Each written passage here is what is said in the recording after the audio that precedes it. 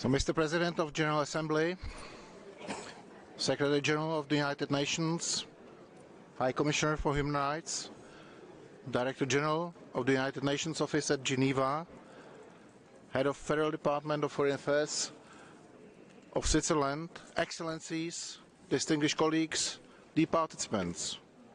It is a great honor for me to open the 52nd session of the Human Rights Council.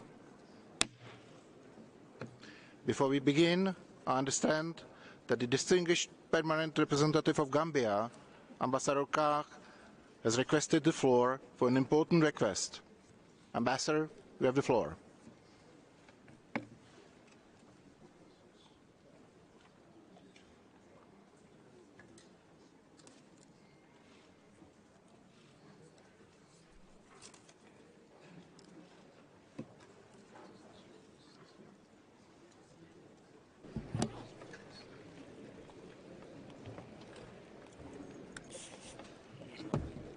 Yeah, he's over there, he's standing.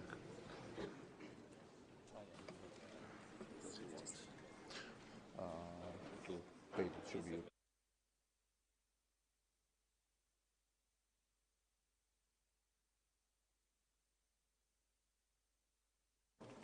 Microphone, please. Republic of the Gambia to request humbly a moment of silence in honor of the victims of the recent earthquake in Turkey and Syria. The earthquake has claimed numerous lives, injured many more, and has left thousands without homes. People's human dignity have been tickled and provoked by the disaster. Let us take a moment to remember those who have lost their lives and to show our solidarity for the peoples of Turkey and Syria during this difficult time. I thank you, and if we may rise for that. Thank you.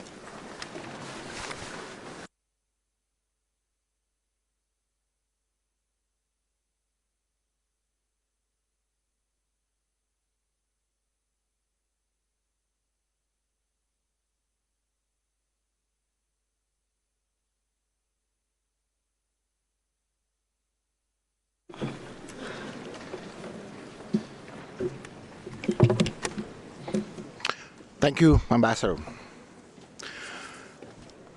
Ladies and gentlemen, this first regular session of the year is in many ways the main session of this Council. Let me take this opportunity to thank all of you for entrusting me with the very important task of presiding over this Council, the most important forum on human rights in the United Nations. I wish to reiterate that a constructive atmosphere and cooperative spirit is essential for the effective functioning of the Council. This allows for an open exchange of views and frank discussion while respecting the dignity inherent in this body. We will begin this session by listening to statements by the President of the 77th session of the General Assembly, His Excellency Mr. Csaba Kőrösi, the Secretary General of the United Nations, His Excellency Mr. Antonio Guterres, the United Nations High Commissioner for Human Rights, Mr. Volker Türk, and the Head of the Federal Department of Foreign Affairs of Switzerland, His Excellency Mr. Ignacio Cassis, representing the host country. I wish to take this opportunity to extend a very warm welcome to all delegations and other stakeholders who will participate in the session of the Council. It is a special pleasure to warmly welcome 14 government officials whose participation has been made possible by the Voluntary Technical Assistance Trust Fund, supporting the participation of least developed countries and small island developing states. We look forward to hearing their voices. I'm also pleased to welcome the delegations that are participating online, thanks to the Council's continued use of modern technologies. Excellencies, distinguished colleagues, dear participants, I now have the honor to give the floor to the President of the 77th session of the General Assembly. Sir, please.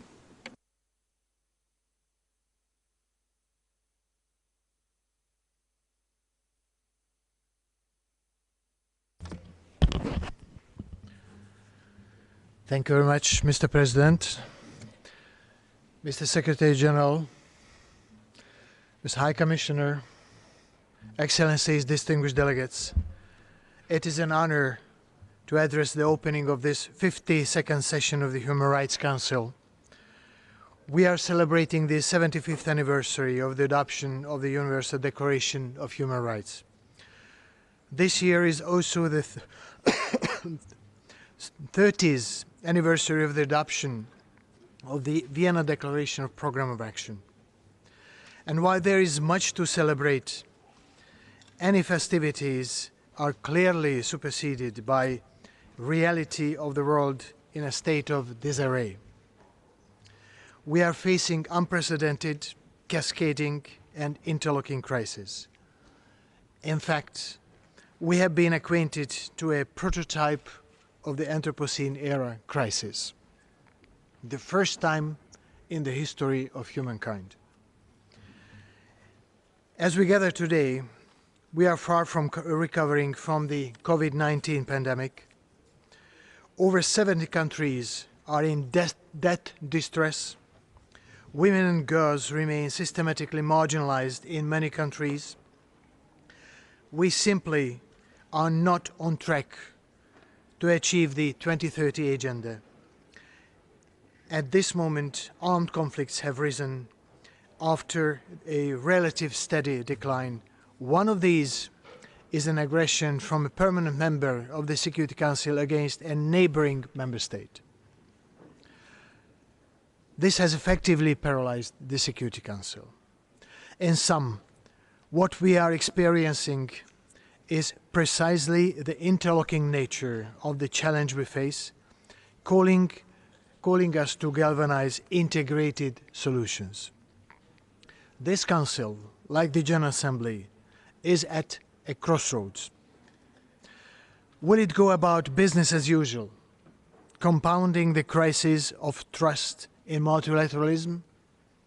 Or will it translate the political consensus on the need to cooperate into transformative solutions? Excellencies, today I want to advocate for a transformation of how we do things. I'm calling for a fundamental shift in how we manage interlocking crises. Now, nowhere is there more apparent than in tackling climate change. Climate change, the crisis of this generation, threatens human rights to water and sanitation, food, health, adequate housing, and in certain cases, self-determination even. Climate change is already threatening the right to life of many. Integrating the grim reality of climate change with the insecurity of human rights, the General Assembly, following the lead of this Council, recognized that a clean, healthy and sustainable environment is a human right. So, what does it really mean? Some member states have signaled that a clean, healthy and sustainable environment is not really a human right, but a galvanized political sentiment. Others have indicated that it is absolutely a human right, worthy of implementing legislation and action. Yet others go further and believe that a clean, healthy and sustainable environment is a human right, but is collective rather than individual. Some scholars say it is both. I welcome the fact that these discussions exist, and I call on this Council to help us go further. After all human rights have their origin in political recognition. Dear friends, human rights violations exist in every country.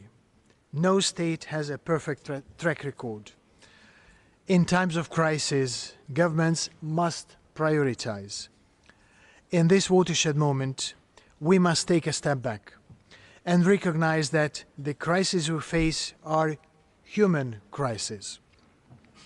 Once we do that, we notice that solutions that do not respect human rights are not solutions at all. Transformation will require the acknowledgement that the effective fulfillment of human rights will only come about by assuming our responsibilities as governments and as individuals. As we embark today together on this transformation, I urge you to continue to advance the rights of those marginalized and in vulnerable situations, and to ensure that women are fully, equally and meaningfully involved in decision-making. Please harness the full power of the treaty body system. On my side, I will continue to urge the General Assembly to mainstream human rights throughout its work. Let's start conceptualizing prevention as a path towards peace and inclusive societies. My hope is that by addressing the crisis of trust head-on, putting the rule of law front and center, we will pave the way for the transformation that our societies and our institutions desperately need in this time of crisis. As Nelson Mandela so eloquently expressed, to deny people their human right is to challenge their very humanity. Sadly, that crime has been committed alarmingly often. As we move forward, please keep this in mind. Transformation will rest on respect for human rights, or there will be no transformation at all. I thank you.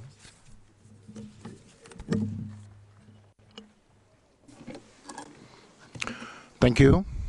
I now have the honor to give the floor to the Secretary General of the United Nations. Excellency, you have the floor.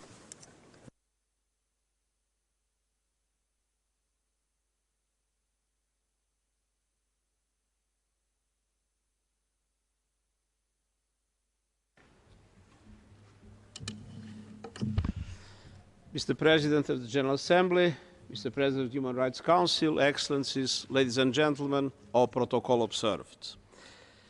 The Universal Declaration of Human Rights was adopted 75 years ago. The Declaration described for the first time entitlements that apply to everyone, everywhere, always. And the most translated document in the world, its English version, is just 1,300 words long. But all human life is there. The Universal Declaration sets out the rights to life, liberty and security, to equality before the law, to freedom of expression, to seek asylum, to work, to health care and education, and more. But as we mark its 75th anniversary, the Universal Declaration is under assault from all sides. The Russian invasion of the Ukraine has triggered the most massive violations of human rights we are living today. It has unleashed widespread death, destruction and displacement. Attacks on civilians and civilian infrastructure have caused many casualties and terrible suffering. The Office of the High Commissioner for Human Rights has documented dozens of cases of conflict-related sexual violence against men, women and girls, and serious violations of international humanitarian and human rights law against prisoners of war, and hundreds of cases of enforced disappearances and arbitrary detention of civilians were also documented. Excellencies, unfortunately, the Universal Declaration of Human Rights, which should be our common blueprint, is too often misused and abused. It is exploited for political gain, and it is ignored, often by the very same people. Some governments chip away at it, others use a wrecking ball. And today's public disregard and private disdain for human rights are a wake-up call. This is a moment to stand on the right side of history. A moment to stand up for the human rights of everyone, everywhere. We must revitalize the Universal Declaration and ensure its full implementation to face the new challenges of today and tomorrow. And my call to action for human rights, launched 3 years ago in this chamber, is the blueprint. Human rights are not a luxury that can be left until we find a solution to the world's other problems. They are the solution to many of the world's other problems. From the climate emergency to the misuse of technology, the answers to today's crisis are found in human rights. Excellencies, human rights are innate to being human. The Hindu Vedas, the ancient Chinese analects of Confucius, the Bible and the Quran all set out very similar duties and rights. The Declaration on the Rights of Man and the Citizen, a cornerstone of the French Revolution in 1789, set out rights to liberty, property, to freedom of speech, the press and religion. But these rights extended exclusively to men who were citizens, not to women, slaves or minorities. When a French women rights activist published a parody of the man-only revolution, she was tried and executed for treason. Less than 90 years ago, in 1875, my maternal grandfather was born. He was an important role model and an inspiration throughout my life. A man who told me so much about his experiences that they became part of my own memories. When he was born, the colonial project, based on massive human rights violations, was flourishing across Africa, Asia, and the Americas. Slavery, the utter denial of human rights, had recently been abolished in the United States, but would continue elsewhere and in other forms for many years. Women everywhere were subjugated by men. And although my grandfather's life began in an era of human rights horrors, we saw incredible progress. Slavery was formally abolished. Most colonies won independence. Women secured the right to vote. There was widespread recognition of civil and political rights, including to free speech and association. At the start of the 20th century, the harmful impact of industrialization brought attention to social and economic rights. Civil society and the trade union movement led the fight for the rights to education, health care, social security, and decent working conditions for everybody. Half a century later, from the carnage of 2 world wars and the appalling crimes of the Holocaust, a transformative moment saw the birth of the United Nations and the Universal Declaration of Human Rights. The Universal Declaration sets out the rights inherent to all people for all time, an unparalleled achievement. And thanks to the efforts of the India women's rights activist, Ansa Mehta, the equal rights of women and men were explicit from the start. All human beings are born free and equal in dignity and rights. My grandfather's generation benefited from a century of progress on human rights that went hand in hand with the remarkable leaps in human development. In 1900, 80% of people around the world lived in poverty. The figure had fallen to less than 10% by 2015. The average person lived 32 years. Today, it's more than 70. 7 out of every 10 people were illiterate. Now it's less than 2. So, Excellencies, instead of continuing this progress, we now have gone into reverse. Extreme poverty and hunger are rising for the first time in decades. Nearly half of the world's population, 3.5 billion people, live in climate hotspots. These vast areas are fast becoming human rights disaster zones, where floods, droughts and storms mean people are 15 times more likely to die of climate impacts. A record 100 million people have been forced to flee by violence, conflict and human rights violations. Just yesterday, yet another horrific shipwreck in the Mediterranean claimed the lives of scores of people seeking a better future for themselves and their children. refugee and migrant rights are human rights. They must be respected without discrimination. While criminal gangs control migration routes, people will continue to perish. We need safe, orderly, legal routes for migrants and refugees. And we must do everything possible to prevent the loss of life by providing search and rescue and medical care as a humanitarian imperative and as a moral and legal obligation. Every day brings new evidence of human rights violations, from summary executions and torture to enforced disappearance and sexual violence. Around the world, anti-Semitism, anti-Muslim bigotry, the persecution of Christians, racism and white supremacist ideology are on the march. Religious, linguistic and ethnic minorities, LGBTQI+, and other minority communities are targeted for harassment and hatred. Women's sexual and reproductive rights are denied, and gender-based discrimination and violence are rampant. Freedom of expression is in free fall, and the number of media works killed around the world last year rose by a horrific 50%.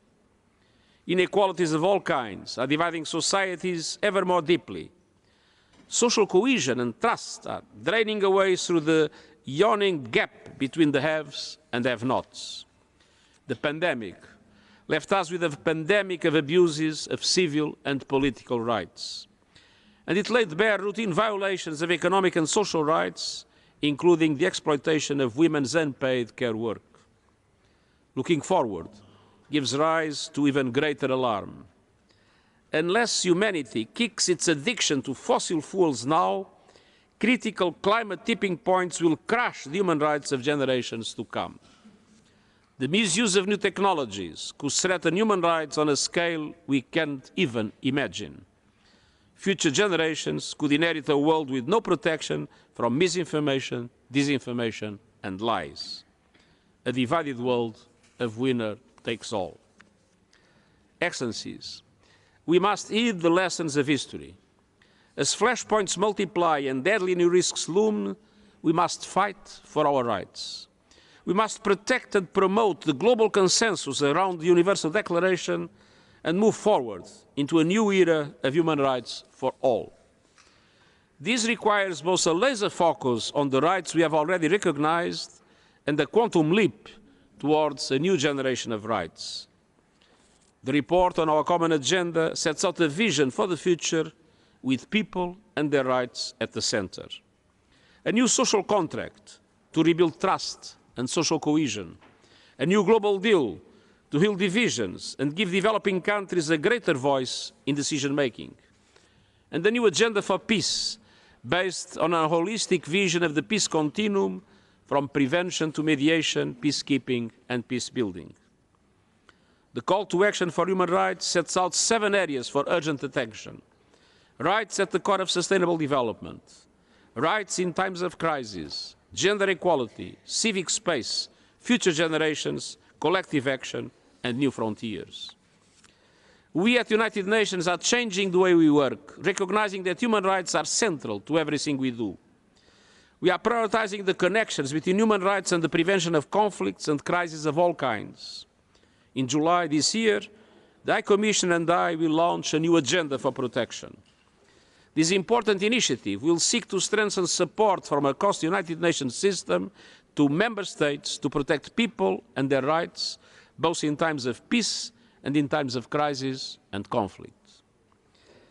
Excellencies, j'ai eu le privilège de travailler avec 3 hauts commissaires, Zeid bin Rad Al Hussein de Jordanie, Michel Bachelet du Chili et à présent Volker Turk d'Autriche. Tous sont des leaders et défenseurs des droits humains remarquables. Ils ont accompli les missions confiées par ce Conseil et ont également publié de leur propre chef plus de 170 rapports nationaux et thématiques importants au cours de ces 10 dernières années.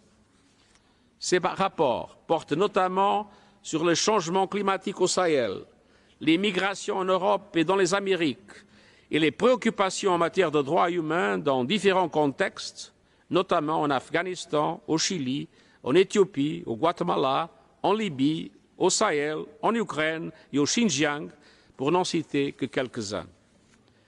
Ce Conseil, vos différents mécanismes, y compris l'examen périodique universel, les procédures spéciales et les organes de suivi des traités, ainsi que le Haut Commissariat, sont essentiels pour créer une dynamique de progrès.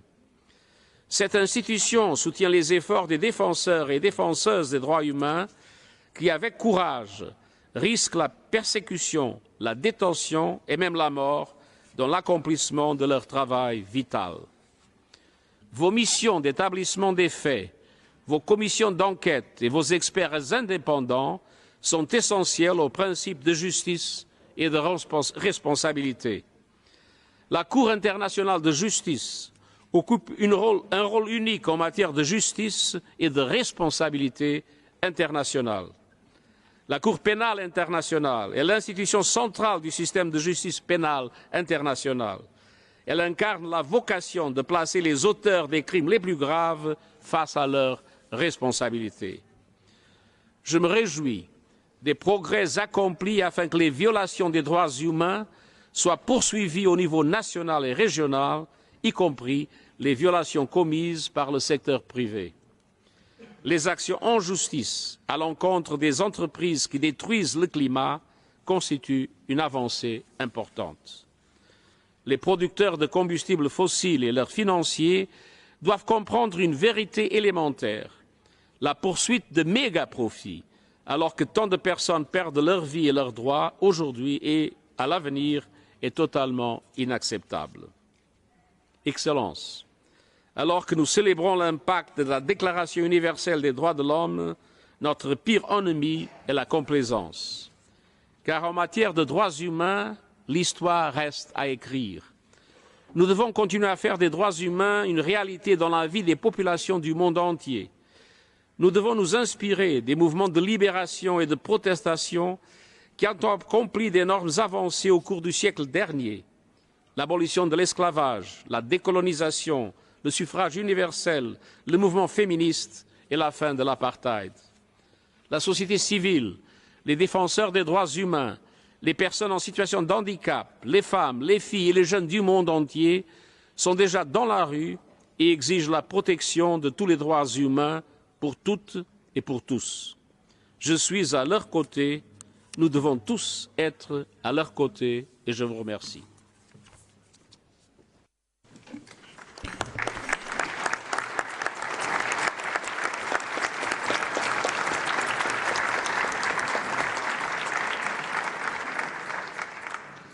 Thank you, Mr. Secretary General. And now I have the pleasure to give the floor to the High Commissioner for Human Rights.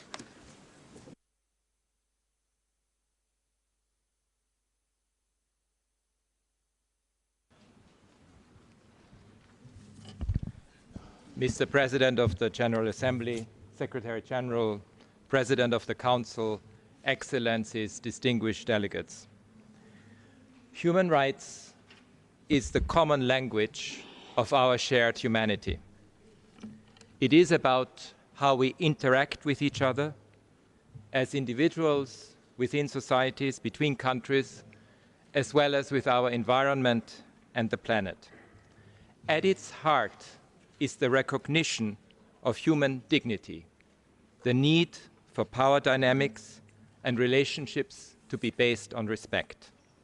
Human rights unifies us, and it can overcome polarization, especially in its striving for equity, shared prosperity and justice.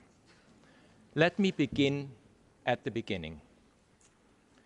Il y a 75 ans, dans un monde secoué par une horreur sans précédent, les mouvements des droits de la personne contemporains a pris sa source dans de nombreux courants, de nombreuses cultures et traditions dans l'histoire sans fin de la poursuite des libertés. La grande vague des mouvements d'indépendance qui ont repoussé la domination étrangère, la colonisation et l'exploitation, les luttes antiracistes et anti-apartheid, et plus loin dans le temps, la lutte pour mettre fin à l'esclavage. Le mouvement ouvrier, le féminisme et plus récemment le combat pour nos vies, pour la justice environnementale et climatique. À une époque de menaces existentielles, des États d'Afrique, d'Asie, des Amériques, d'Europe et du Moyen-Orient ont conçu ensemble un manuel pour la prévention de la misère, de la guerre et du mal. En los últimos 75 años ha habido profundos avances y muchos logros singulares, logros que deben ser honrados, preservados y mucho mejor financiados. Tenemos un sistema basado en tratados y toda una arquitectura institucional para la promoción y protección de los derechos humanos, incluido este Consejo y sus innovadores examen periódico universal y procedimientos especiales. Hoy en día hay mucho más conciencia de los valores y compromisos que los sustentan. We have also seen the growth of other innovative movements that draw on human rights principles, among them movements for the rights of indigenous people, Black Lives Matter, Me Too, and Fridays for Future, to name a few. Young people in particular consistently speak in the language of human rights when giving voice to their concerns. I pay tribute to all human rights defenders of the past and present. Human rights is a force to reckon with, not because it serves the interests of the powerful, but because it has captured the imagination of the powerless. Still, as we know too well today, the oppression of the past can return in various disguises. The old authoritarianism, with its brutal limits on freedoms writ large, and the suffocating straitjacket of patriarchy. The old destructive wars of aggression from a bygone era with worldwide consequences, as we have witnessed again in Europe with the senseless Russian invasion of Ukraine. The new supple artificial intelligence, blurring fact and fiction and raising uncharted risks, and the tumultuous online world where viral deceptions threaten our elections, our health, our security, and more. Let us hope that 2023 will be the moment in which we finally shift the balance from exploitation of digital technology for profit and oppression to greater investment in digital innovation to tackle our biggest challenges, poverty, climate change, and inequality. If there was ever a moment to revitalize the hope of human rights for every person, it is now. Yet, much of the progress made over decades is being reined back and even reversed in some parts, most conspicuously for women and girls, the civic space, and the freedoms enjoyed at times of peace and through sustainable development, and the list is long.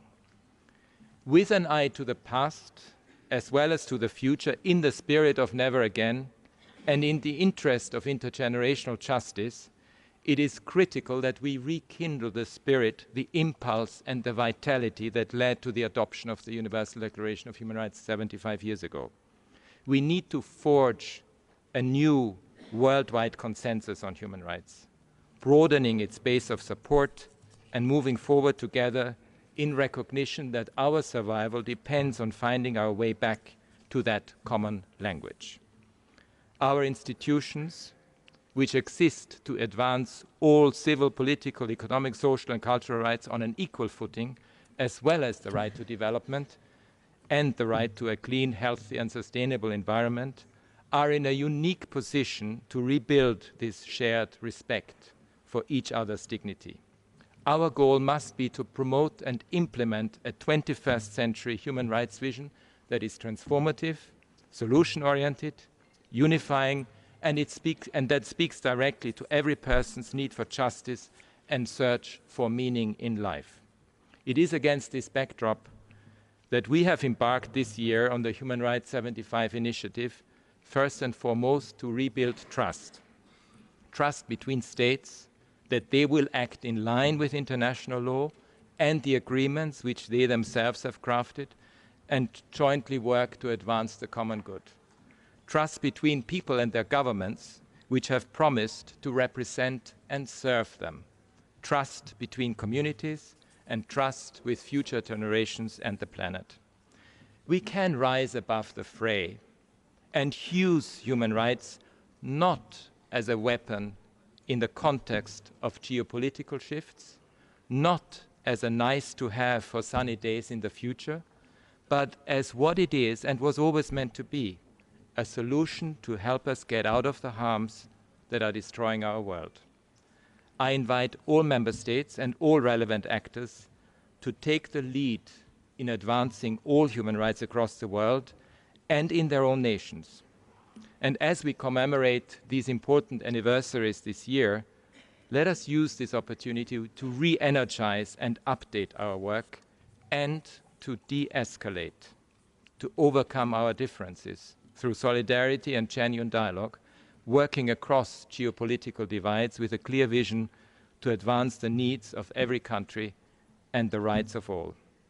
And so I ask all of you to deepen cross-regional engagement, to revive the spirit of universality that is the foundation of our work, and to ensure that important discussions on worrying situations to which no country is immune, as well as on racism and the right to development, move forward in the interests of all.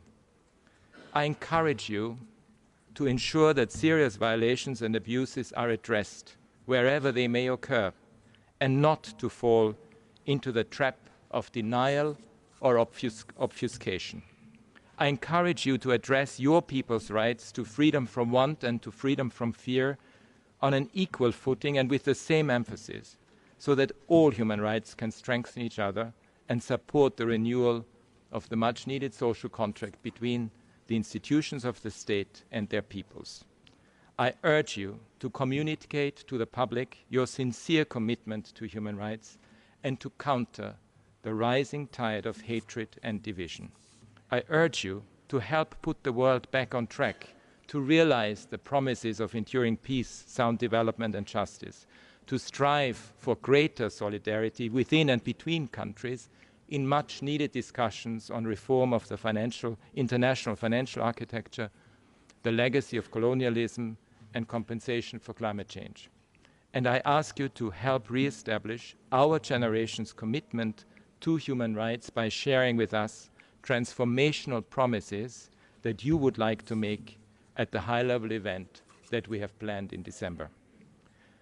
I, for my part, am committed to principled and practical engagement with states. It is my responsibility to reflect back to you the reality that we see in our careful and methodical monitoring and to work with you to assist improvement. And I'm duty-bound to speak out on trends that are detrimental to human rights. As is standard practice, I will provide a detailed global update on specific country and regional situations on 7 March, in addition to the various country-specific statements that form part of the agenda of this Council session. I will always be ready to listen to your concerns, willingness to engage in genuine dialogue, a desire to seek common denominators even in the midst of fierce disagreements is, I believe, core to our common language. Engagement, however, is not an end in itself, but must take us forward and ultimately effect positive change in people's lives. And so I will endeavor to promote advances in all human rights without distinction in every region and across all UN activities. I will do my utmost to fulfill states' requests for cooperation, good offices and guidance, and for my office and the human rights system to be inclusive and responsive. We have more in common than we think. And if we hark back to our origins and to look forward to what the world could be in the future, we can see that the Universal Declaration of Human Rights not only voices ancient wisdoms from all cultures, but will ensure our survival. Thank you, Mr. President.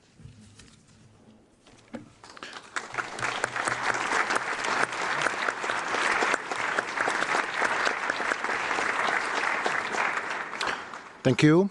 I now have the honor of inviting His Excellency Mr. Ignacio Cassis, Head of the Federal Department of Foreign Affairs of Switzerland, to make a statement on behalf of the host country. Monsieur le Président du Conseil des droits de l'homme, Monsieur le Secrétaire général des Nations Unies, Monsieur le Président de l'Assemblée générale des Nations Unies, Monsieur le Haut-Commissaire des Nations Unies, Mesdames et Messieurs les ministres, Mesdames et Messieurs les délégués, Excellences, Mesdames et Messieurs, soyez les bienvenus dans la Genève internationale pour cette 52e session du Conseil des droits de l'homme. L'année dernière, je m'exprimais ici, devant vous, peu après l'agression militaire russe contre l'Ukraine. Depuis 368 jours maintenant, les forces armées russes violent de manière flagrante la charte de l'ONU. J'ai vu de mes propres yeux à Kiev les dévastations de cette guerre. Je renonce ici à dresser une liste exhaustive des violations horribles du droit international humanitaire et des droits de l'homme commises dans cette guerre. Les rapports d'enquête relèvent des massacres de civils, des violences sexuelles, des camps de détention et de torture, la déportation d'enfants et d'adolescents, la répression et l'emprisonnement des opposants. Nous pensions, dans cette salle, nous pensions, nous tous, ne plus jamais devoir dresser une telle liste en Europe. Nous avions tort. Et ceci ne concerne pas uniquement cette guerre, mais bien de conflits dans le monde entier. Mesdames et Messieurs, nous commémorons, vous l'avez entendu, cette année, les 75 ans de la Déclaration universelle des droits de l'homme. Il y a 75 ans, les États fondateurs de l'ONU se sont engagés ensemble à protéger l'individu contre l'arbitraire. Plus jamais les individus ne devaient pouvoir être privés de leurs droits et libertés fondamentales par un État. Malheureusement, depuis 1948, le monde collectionne les encore des millions de femmes, d'hommes et d'enfants privés de leurs droits individuels absolus. Encore tant de personnes emprisonnées, voire torturées, pour avoir exprimé leur opinion. Encore tant de personnes exécutées sur la base de procès expéditifs et d'aveux obtenus sous la contrainte. Encore tant de personnes contraintes de fuir en raison de leur genre, de leur langue, de leur identité et de leur religion. L'Ukraine est en première ligne aujourd'hui, mais je n'oublie pas tous les drames humains dont ce Conseil est saisi. Bien sûr, au cours des 75 dernières années, des progrès importants ont été réalisés en matière des droits de l'homme. De plus en plus d'États ratifient les conventions pertinentes pour protéger leurs citoyens contre la loi du plus fort. L'un des plus grands progrès est sans doute la création des différents tribunaux spéciaux, sans oublier la Cour pénale internationale. L'accès à l'éducation, à la santé ou à l'égalité des hommes et des femmes devant la loi représente aussi des évolutions positives.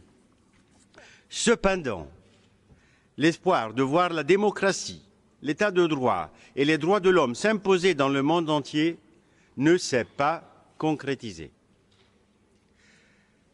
Nous constatons toujours un écart entre l'engagement des États et la réalité. Excellences, c'est là l'importance capitale de ce Conseil des droits de l'homme. Nous devons aborder ici et maintenant les sujets désagréables. Les droits de l'homme sont insuffisamment mis en œuvre, voire systématiquement violés dans de nombreux États. Nous faisons souvent un pas en avant, puis deux pas en arrière. L'agression militaire russe nous le montre.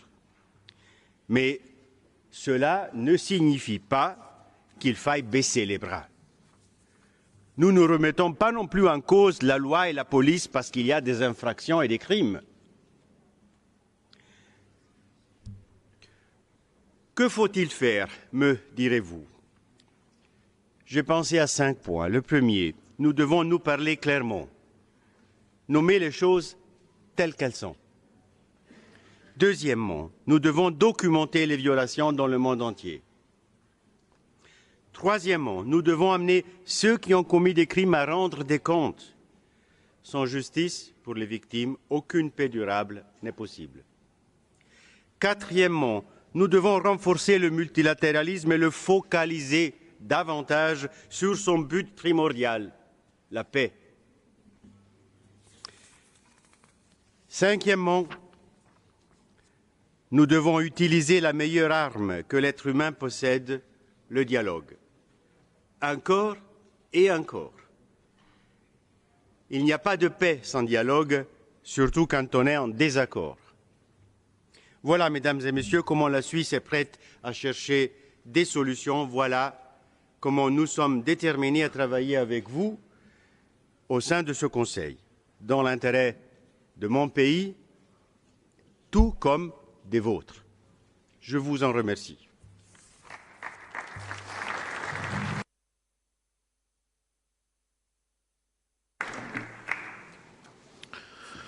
Thank you, Excellency. Excellencies, dear participants, it is now my pleasure to open the high-level segment of this 52nd session.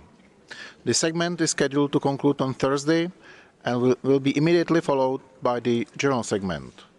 I'm also proud to announce that this year we have almost 150 high-level dignitaries participating from all regions in the world. Ladies and gentlemen, lastly, a few housekeeping points. As in the past, and in conformity with the Council's rules and practices, there is no possibility to interrupt a dignitary statement by way of a point of order. All requests to exercise a right of reply relating to statements delivered during the high-level segment will be accommodated following the conclusion of the general segment. I wish to remind delegations that the length of dignitary statement should not exceed 7 minutes. I would like to kindly ask all delegations to respect the speaking time. By adhering your allocated time, you will help other delegations to deliver their statements as scheduled. Concerning the pre-recorded video statements, I wish to underscore that if the Secretariat does not receive a video in good time, then speaker will be rescheduled on an available basis. I will stop here and the high-level segment can now begin. So let me invite the President of the Democratic Republic of Congo, His Excellency Félix Antoine Tshisekedi Tshilombo. Sir, please come to the podium.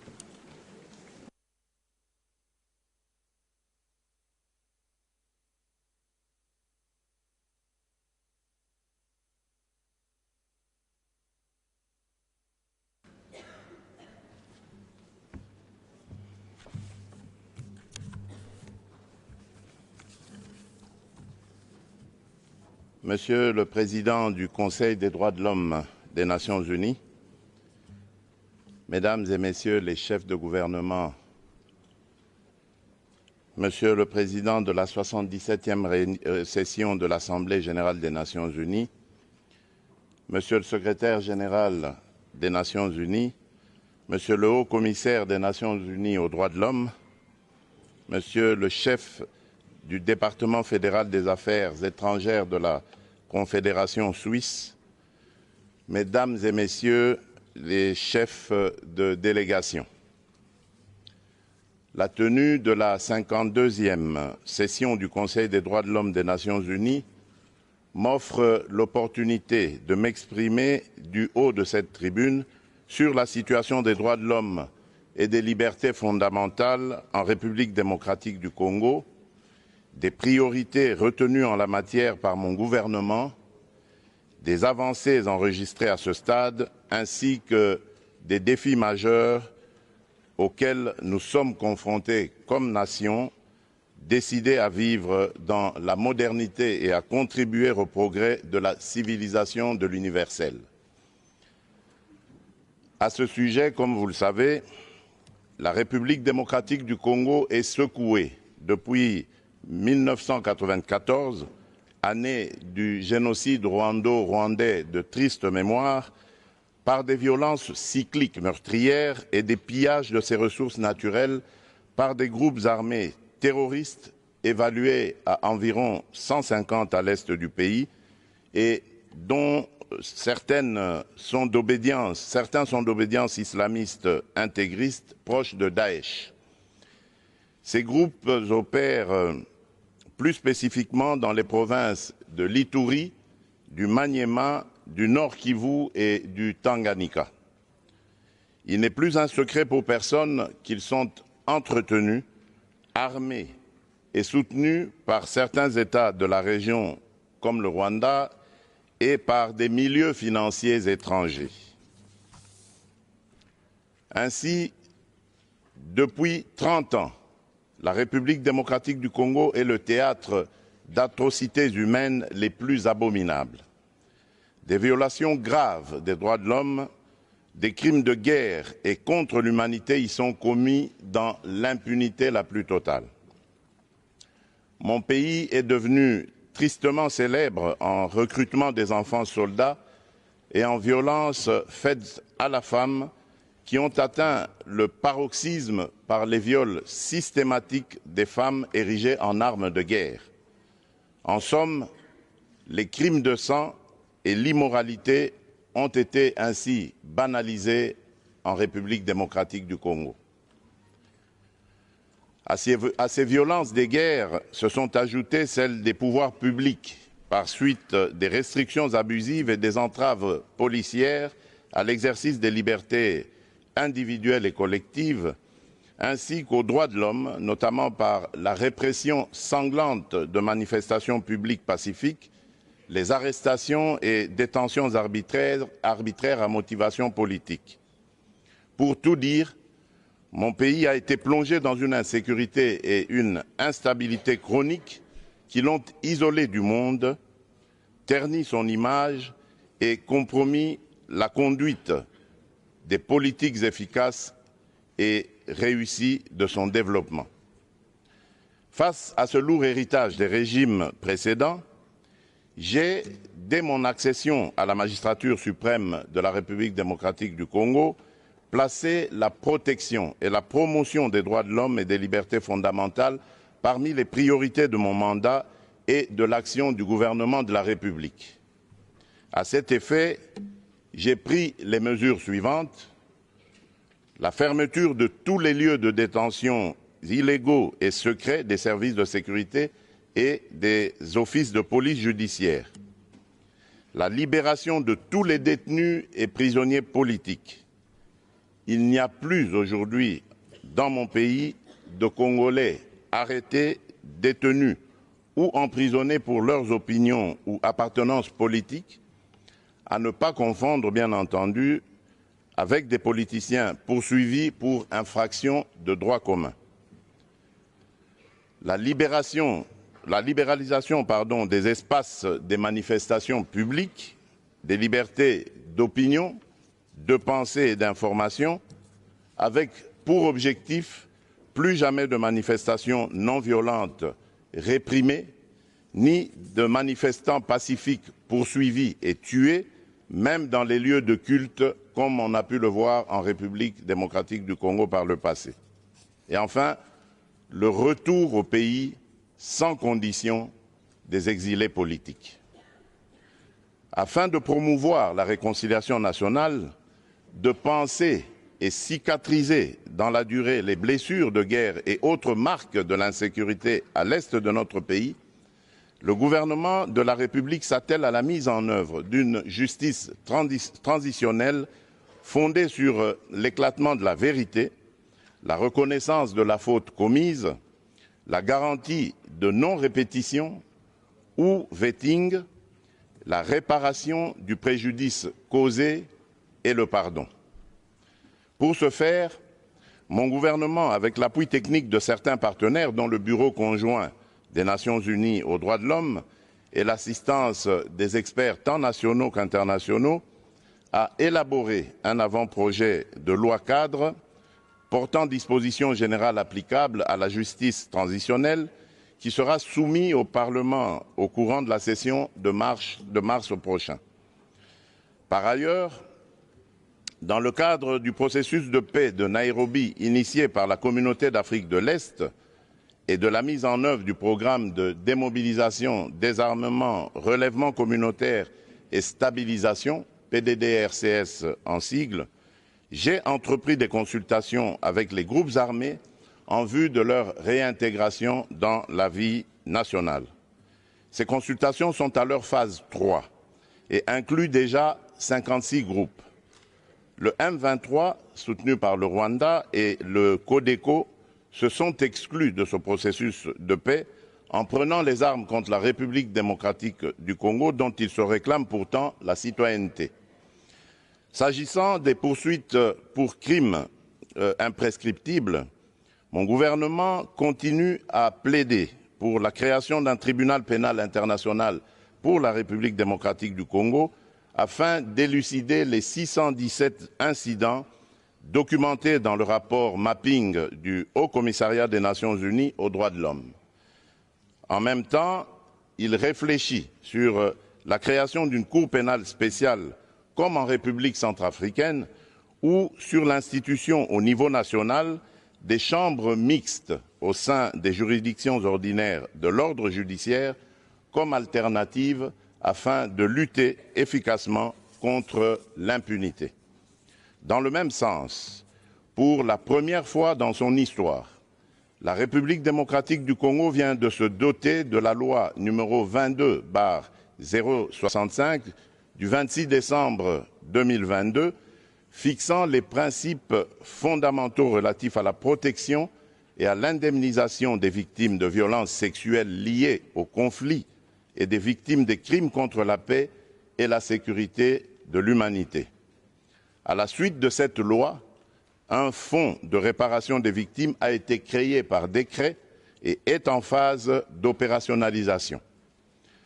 En plus, afin de faire bénéficier à des milliers de femmes et de jeunes filles victimes de violences sexuelles d'une couverture juridique en Afrique, mon pays, qui a eu le privilège d'organiser la première conférence sur la masculinité positive l'année dernière, est résolument engagé en faveur d'un traité international pour lutter contre les violences faites aux femmes et aux filles. Je saisis cette occasion pour lancer un appel pressant aux États membres de l'ONU de se joindre à mon pays, au Costa Rica et à la Sierra Leone, au sein du groupe de coordination et du groupe d'amis pour la conclusion de ce traité.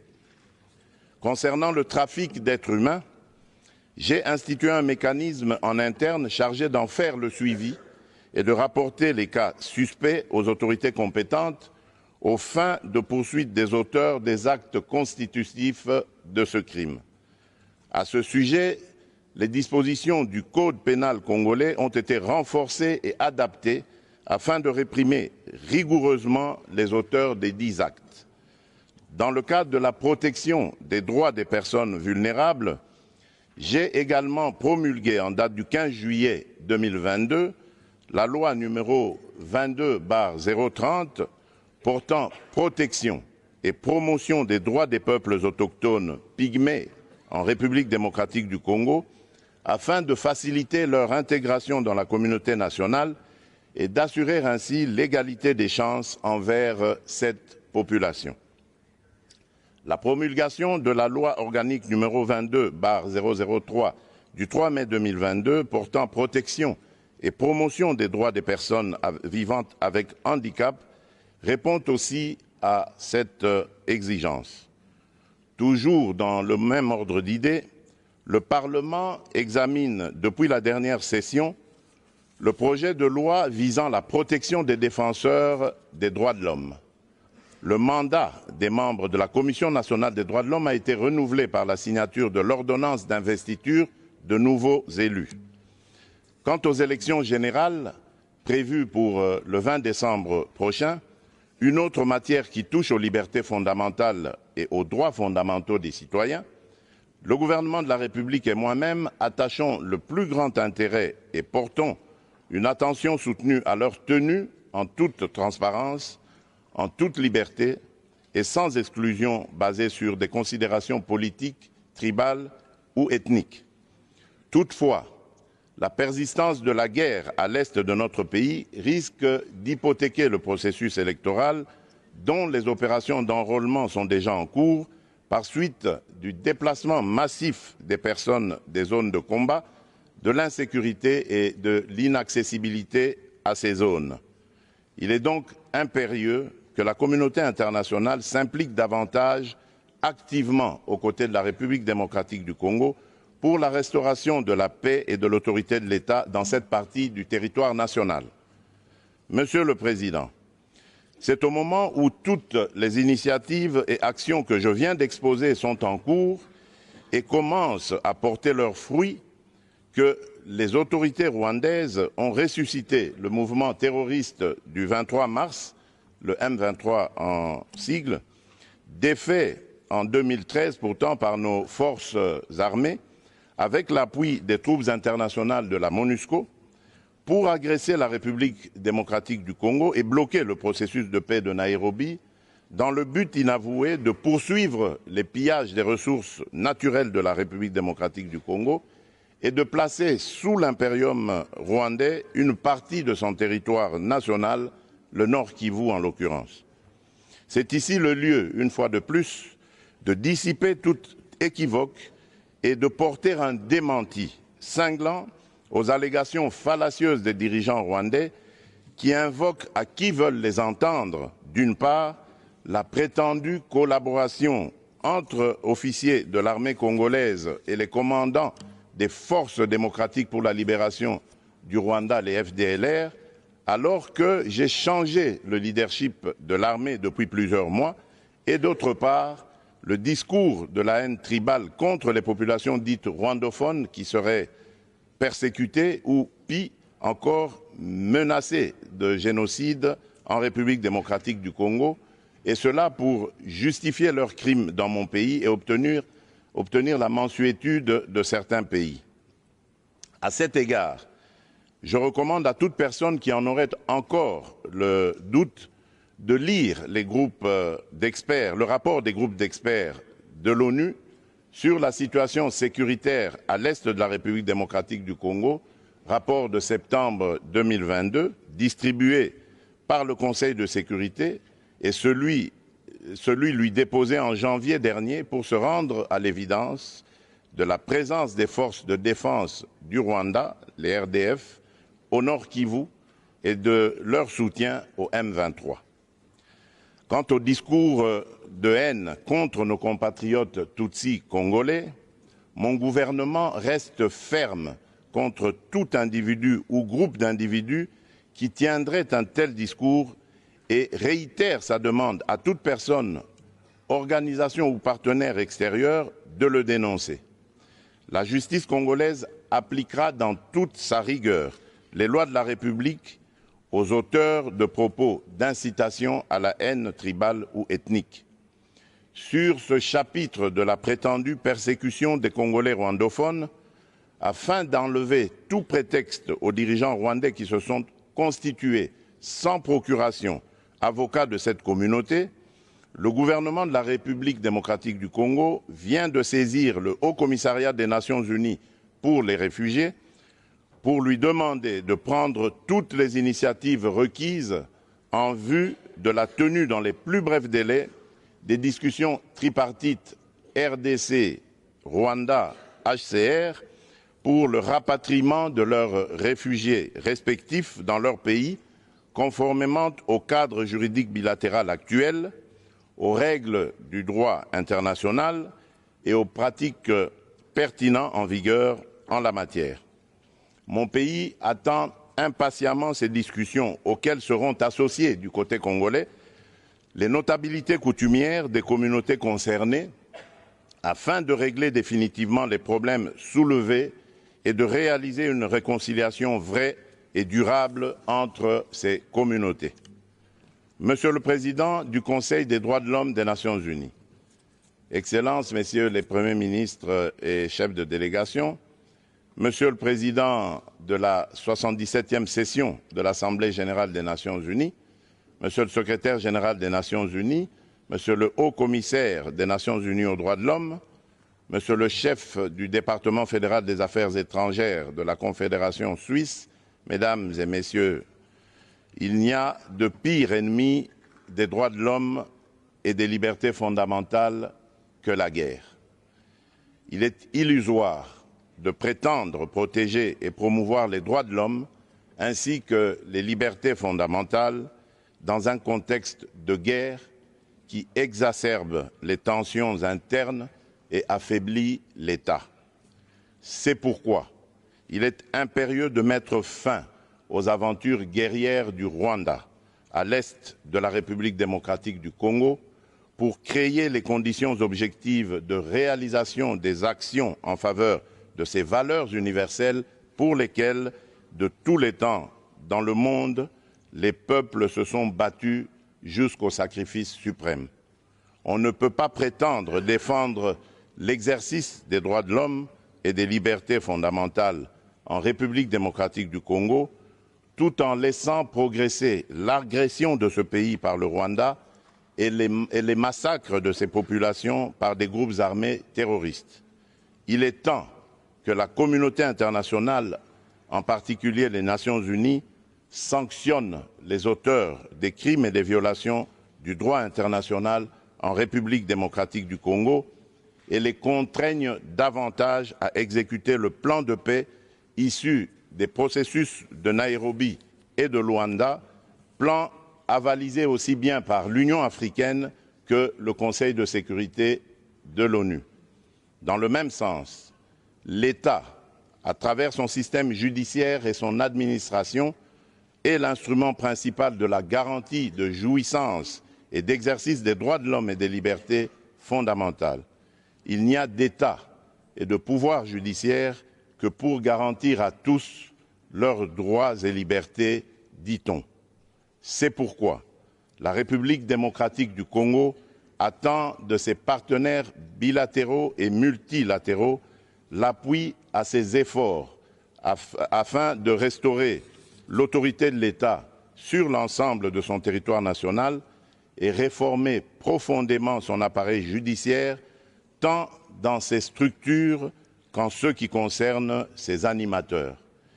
C'est bien de dénoncer les violations des droits de l'homme et des libertés fondamentales, mais c'est encore mieux de contribuer à l'amélioration du rendement des mécanismes et institutions chargés de leur protection et promotion, ainsi qu'à leur enracinement dans la culture sociale, notamment par une plus grande spécialisation de la société civile et la formation des administrations publiques concernées.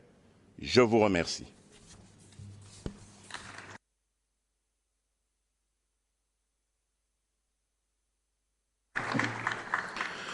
Merci à vous, Monsieur le Président. And now let me invite President of Montenegro, His Excellency Milo Đukanović.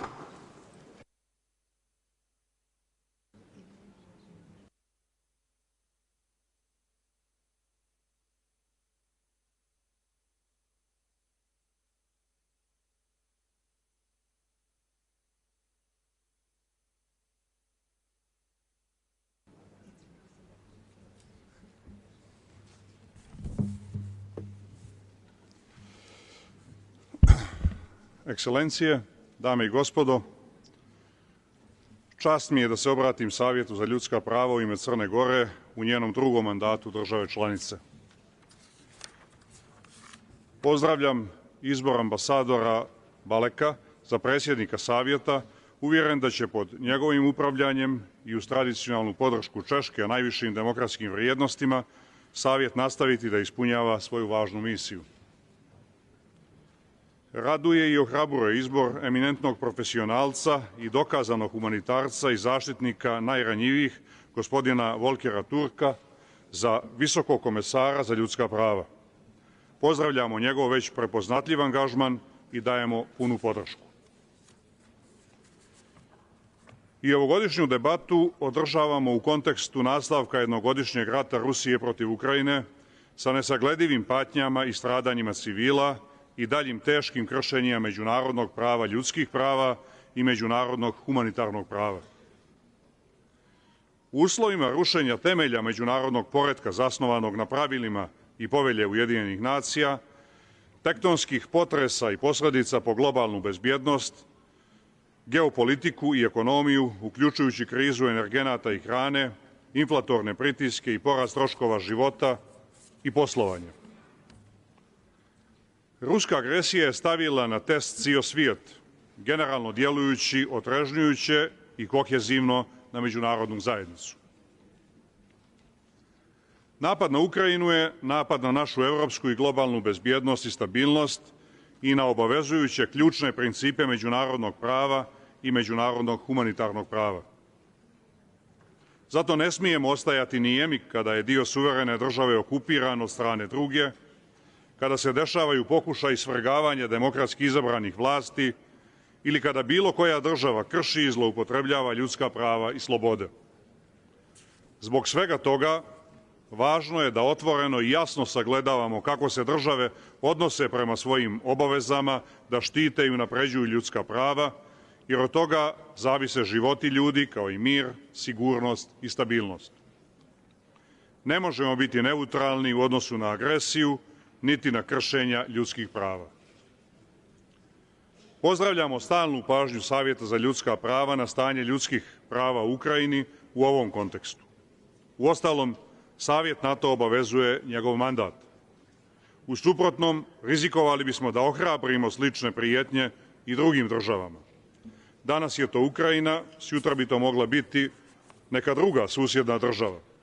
Recimo i Crna Gora, koja je inače duže vremena pod snažnim uplivom takozvane meke moći Rusije i njenih ekspozitura hibridnog djelovanja u zemlji i na Zapadnom Balkanu.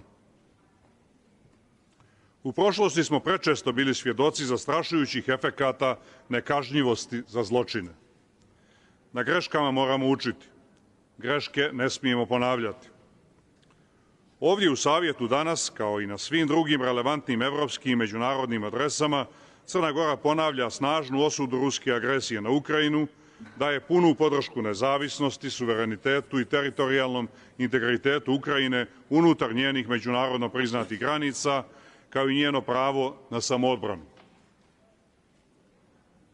Ostajemo snažan zagovornik osiguravanja pune odgovornosti za učinjene zločine, posebno kroz djelovanje Međunarodnog krivičnog suda, ali i drugih nacionalnih i međunarodnih mehanizama. Služenje pravdi i osiguravanje odgovornosti za zločine je ključno za sprečavanje njihovog ponavljanja, kao i za ostvarivanje prava žrtava i preživjelih na istinu, pravdu i obeštećenje.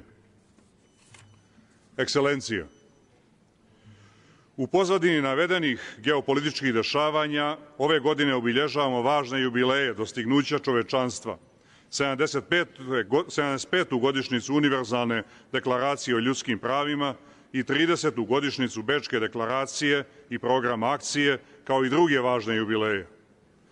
To nas neminovno vraća na podsjećanje da su ovi ključni dokumenti nastali na premisi da su osnovna ljudska prava, sloboda i dostojanstvo inherentni svakoj osobi. Da su kao takvi zajednički standardi UN-a, a ne privilegija ili geografska, kulturološka ili bilo koja druga odrednica koja se vezuje samo za pojedine države ili grupe država i njima svojstvene modele demokratije i razvoja. Da se svijet saglasi oko univerzalnosti, nedjeljivosti i međuzavisnosti ljudskih prava. Da su tako viđena ljudska prava temelj slobode, pravde, mira i jednakosti u svijetu i zajednička vrijednost koja određuje i ujedinjuje čovečanstvo. Ovakva vizija i duh Univerzalne deklaracije, koja je dovela do stvaranja sistema ljudskih prava prije 75 godina, su potrebni našem vremenu i svijetu više nego ikada.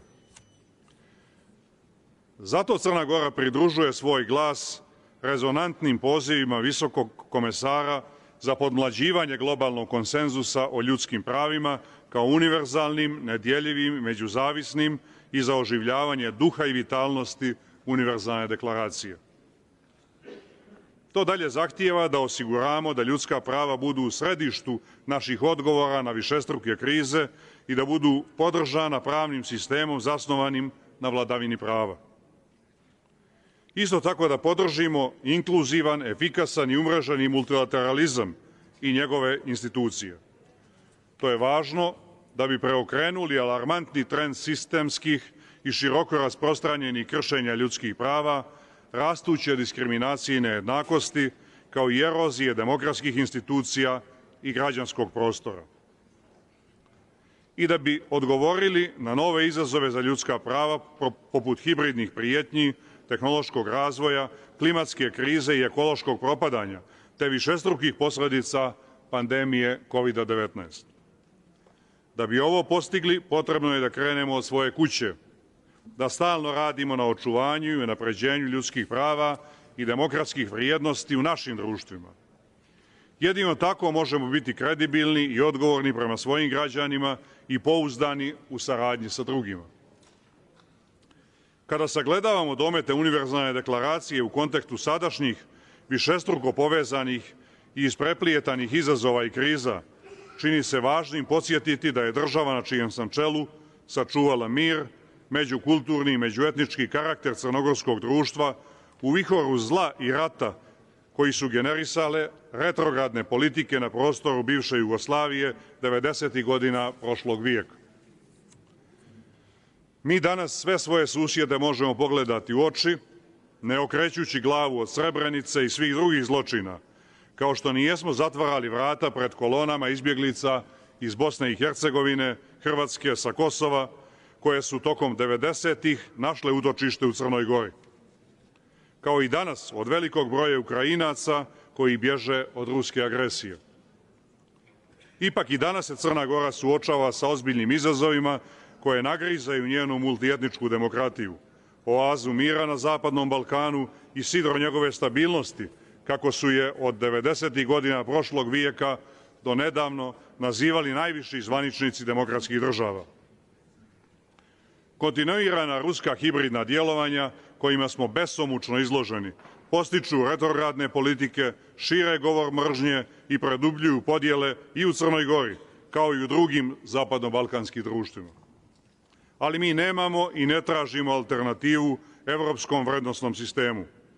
Na vrijednostima pravde, prava, slobode i jednakosti, uz poštovanje najviših međunarodnih standarda, Crna Gora je obnovila nezavisnost, ostvarila članstvo u NATO i našla se u predvorju Evropske unije. I nastavit ćemo evropskim putem. Crna Gora će ostati principijelan glas u odnosu na dramatična kršenja ljudskih prava, krize i sukobe koje su se dešavale i u drugim državama svijeta. U Iranu, Afganistanu, Etiopiji, Mjanmaru i mnogim drugim mjestima. Bićemo snažni podržavaoci prava djevojčica i žena, prava osjetljivih i marginalizovanih grupa, uključujući LGBT, IQ plus osoba. Crna Gora će nastaviti da djeluje u savjetu proaktivno i konstruktivno s ciljem jačanja, poštovanja i očuvanja univerzalnih ljudskih prava svugdje i za sve, i u okviru UPR procesa, i da podupire nezavisnost mandata visokog komesara i kancelarije, kao i da sarađuje sa ostalim UN mehanizmima za ljudska prava. Zahvaljujem na pažnji.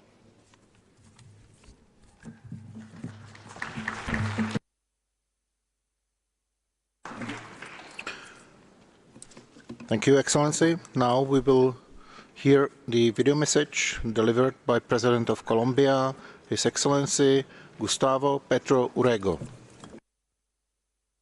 Su Excelencia, señor Václav Valek, presidente del Consejo de Derechos Humanos. Su Excelencia, señor Csaba Kőrösi, presidente de la 77ª sesión de la Asamblea General. Su Excelencia, señor Antonio Guterres, secretario general de las Naciones Unidas. Señor Volker Türk, alto comisionado de Naciones Unidas para los Derechos Humanos. Honorables altos dignitarios, ministros, representantes permanentes, delegados, representantes de organizaciones no gubernamentales y de la sociedad civil, señoras y señores. El gobierno de Colombia se ha trazado el objetivo de superar la violencia para alcanzar la paz total y el buen vivir de la población, con la profunda convicción de que la paz, además de ser un deber y un derecho fundamental, debe ser la base de un nuevo contrato social que propicie la superación de injusticias y exclusiones históricas, la no repetición del conflicto, el cambio de nuestra forma de relacionarnos con el ambiente y una transformación productiva sustentada en el conocimiento y en la armonía con la naturaleza. La paz total es la apuesta para que el centro de todas las decisiones de política pública sea la vida digna, de tal manera que los seres humanos y los ecosistemas sean respetados y protegidos. Se trata de generar transformaciones territoriales, superar el déficit de derechos económicos, sociales, culturales y ambientales y acabar con las violencias armadas, tanto aquellas de origen sociopolítico como las que están marcadas por el aseguramiento irregular de riqueza. Por esta razón, el gobierno colombiano creará el Sistema Nacional de Igualdad y Equidad, liderado por el Ministerio de Igualdad, en cabeza de la señora Vicepresidenta de la República, con el objetivo de formular y ejecutar las políticas y medidas para promover la eliminación de las desigualdades económicas, políticas y sociales e impulsar el goce del derecho a la igualdad, el cumplimiento de los principios de no discriminación y no regresividad, así como la defensa de los sujetos de especial protección constitucional y de grupos discriminados o marginados. El objetivo de la paz total surge de los aprendizajes y conclusiones de la Comisión para el Esclarecimiento de la Verdad, creada por el Acuerdo de Paz entre el gobierno y el grupo guerrillero de las extintas FARC, que ha puesto en evidencia la relación entre la violencia y el narcotráfico, así como las causas históricas y estructurales del conflicto. En este aspecto, Colombia propone una nueva política sobre drogas, con un enfoque de derechos humanos para dejar atrás el prohibicionismo como paradigma dominante, implementando estrategias que atiendan las causas estructurales de este fenómeno, como la pobreza, la falta de acceso a oportunidades, la sociedad de la competencia y la debilidad institucional, entre otras, y generar una regulación basada en el cuidado de la vida, con enfoque territorial, con prevención ambiental y diferencial. Señor presidente, se cumplen 75 años de la Declaración Universal de los Derechos Humanos, en la que se reconoce que el desconocimiento y el menosprecio de los derechos humanos han originado actos de barbarie ultrajantes para la conciencia de la humanidad. Después de 75 años, el anhelo inspirador de la Declaración por un mundo en paz, en el que impere el respeto por la dignidad humana mediante el goce efectivo de los derechos humanos, continúa vigente frente a múltiples y nuevos desafíos. Hoy la guerra se hace presente, hoy la paz debe hacerse presente en el mundo. A 30 años de la declaración y el programa de acción adoptados en la segunda Conferencia Mundial de Derechos Humanos en Viena, quiero hacerles una invitación a reflexionar sobre la imperiosa necesidad de robustecer el sistema de protección de los derechos humanos en el mundo, identificando los principales desafíos y tomando acciones concretas para afrontarlos. Este ejercicio de reflexión y construcción de acciones debería tener lugar en el marco de una tercera Conferencia Mundial de Derechos Humanos, tal como fue previsto hace 30 años, para dar la debida continuidad a las conferencias llevadas a cabo en Teherán en 1968 y en Viena en 1993. Las conmemoraciones de los 30 años de Viena y de los 75 años de la Declaración Universal, en las cuales el Alto Comisionado nos está proponiendo actividades muy importantes, son una oportunidad apropiada para identificar qué derechos requieren especial atención en este momento y cómo fortalecer los instrumentos de protección y prevención de violación de los mismos. La tercera conferencia podría tener lugar en 2025 o 2026, luego de la Cumbre del Futuro en 2024, que también está promoviendo el Alto Comisionado. Todos estos esfuerzos tendrán el respaldo y la colaboración que se requiera del Gobierno de Colombia. El Sistema Universal de Derechos Humanos, del que es parte central este Consejo, fue creado para ayudarnos a superar los retos que subsisten para lograr este anhelo. Por ello, mi gobierno ha decidido profundizar el trabajo que adelanta Colombia con el sistema, ratificando instrumentos como el Acuerdo de Escazú, iniciando el trámite ante el Congreso para la ratificación del protocolo facultativo contra la tortura, reconociendo la competencia del Comité contra la Desaparición Forzada para investigar denuncias individuales y retirando las declaraciones interpretativas al protocolo facultativo de la Convención sobre la eliminación de todas las formas de discriminación contra la mujer, entre otras medidas. Mi gobierno, además, se comprometió a hacer efectiva la invitación abierta a los procedimientos especiales y renovó el acuerdo de sede que regula el funcionamiento de la oficina en Colombia del Alto Comisionado para los Derechos Humanos, dándole continuidad por lo menos hasta el año 2032. Ello permite proyectar el trabajo y la cooperación con la oficina a mediano y largo plazo para dar cumplimiento a la implementación del acuerdo de paz, la correcta marcha del sistema de justicia transicional y la búsqueda de la paz total, de tal manera que Colombia se convierta en una potencia de vida donde los ciudadanos puedan disfrutar de manera efectiva sus derechos fundamentales. Colombia se ha comprometido con la búsqueda de la justicia social y la justicia ambiental como elementos esenciales para consolidar la paz. Por ello, la implementación de las recomendaciones de la Comisión de la Verdad son una prioridad, para lo cual requerimos de la cooperación y el trabajo conjunto con el sistema y la comunidad internacional. Para nuestro gobierno es una prioridad atender las recomendaciones de la CIDH en materia de protección y salvaguarda de la protesta social. La juventud colombiana durante los últimos años ha alzado su voz por defender sus derechos y hacer transformaciones estructurales. Sus reclamos han abordado las profundas desigualdades sociales y han apostado por un cambio. Es por eso que la reivindicación y la reparación a las víctimas del estallido social debe ser parte de la ruta de trabajo para la garantía de los derechos humanos en nuestro país. Colombia aspira a ser miembro del Consejo de Derechos Humanos para el periodo 2025-2027, con el deseo de poder compartir con toda la comunidad internacional las enseñanzas de lo que hemos sufrido en medio de una grave crisis de derechos humanos y de lo que hemos intentado para superarla con nuestros logros, aciertos y desaciertos.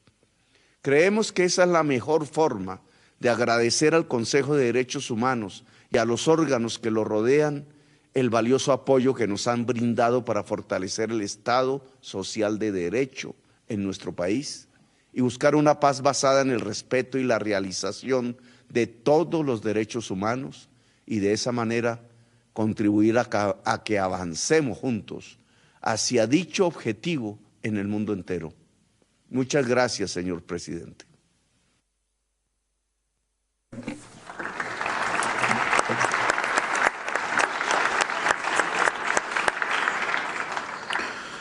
Thank you, Mr. President. The next video message will be delivered by the Prime Minister of the Czech Republic, Mr. Petr Fiala. Mr. President, Mr. High Commissioner, Excellencies, ladies and gentlemen, I am pleased that I can speak to the Council for the first time. For the Czech government, protecting human rights is the highest priority of its foreign policy. We find inspiration in the great ideas of former Czech President Václav Havel, who was a strong advocate of human rights. He believed that all people have the same rights and freedoms which cannot be divided. If someone is denied their freedom, then everybody is. And we cannot be silent when we face evil or violence, because if we are silent, it means we accept it. Basic rights and freedoms should not be taken from anyone, but they sometimes are. This is why we must protect these rights and make sure everyone knows and understands the Universal Declaration of Human Rights. Today, I am glad to greet Volker Türk, who is the new High Commissioner for Human Rights. I wish him all success in his important position. We will continue supporting him and his office. Also, the Czech Republic joins the UN Human Rights Council again and now has a leading role. Thanks to this, we can be active and promote and develop international human rights. Mr. President, now I would like to speak about the situation in Ukraine, which is very important for us. Last week was the first anniversary of Russia's attack on Ukraine. People in Ukraine are suffering from many crimes and violations of human rights done by Russian occupation forces. Czechia supports Ukraine and its brave people in this battle. We have welcomed hundreds of thousands of refugees and will continue to help Ukraine as needed. I appreciate that 1 year ago, this Council acted fast and established a commission of inquiry only a few days after the invasion. Everyone who breaks international law and humanitarian law must be held responsible. I am sure that the Commission will help us achieve this common goal. We must not forget that the attack on Ukraine is making the human rights situation much more difficult also in Russia, where repressions are growing. We are pleased that the Council established a mandate of a special rapporteur to monitor the conditions in the country. Human rights violations also continue in Belarus, where about 1,500 people are in prison for political reasons. It is typical that Czechia focuses on our eastern neighbors, but people in other countries like Iran, Afghanistan, Myanmar or Cuba are still suffering from human rights violations. Like Václav Havel said, we must not be silent about it. Thank you.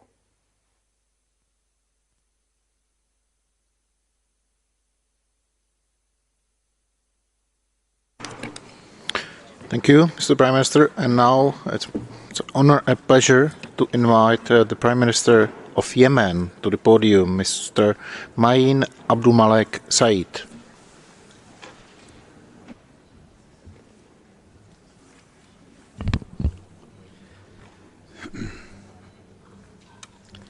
السيد الرئيس، أصحاب المعالي والسعادة، السيدات والسادة الحاضرون جميعا،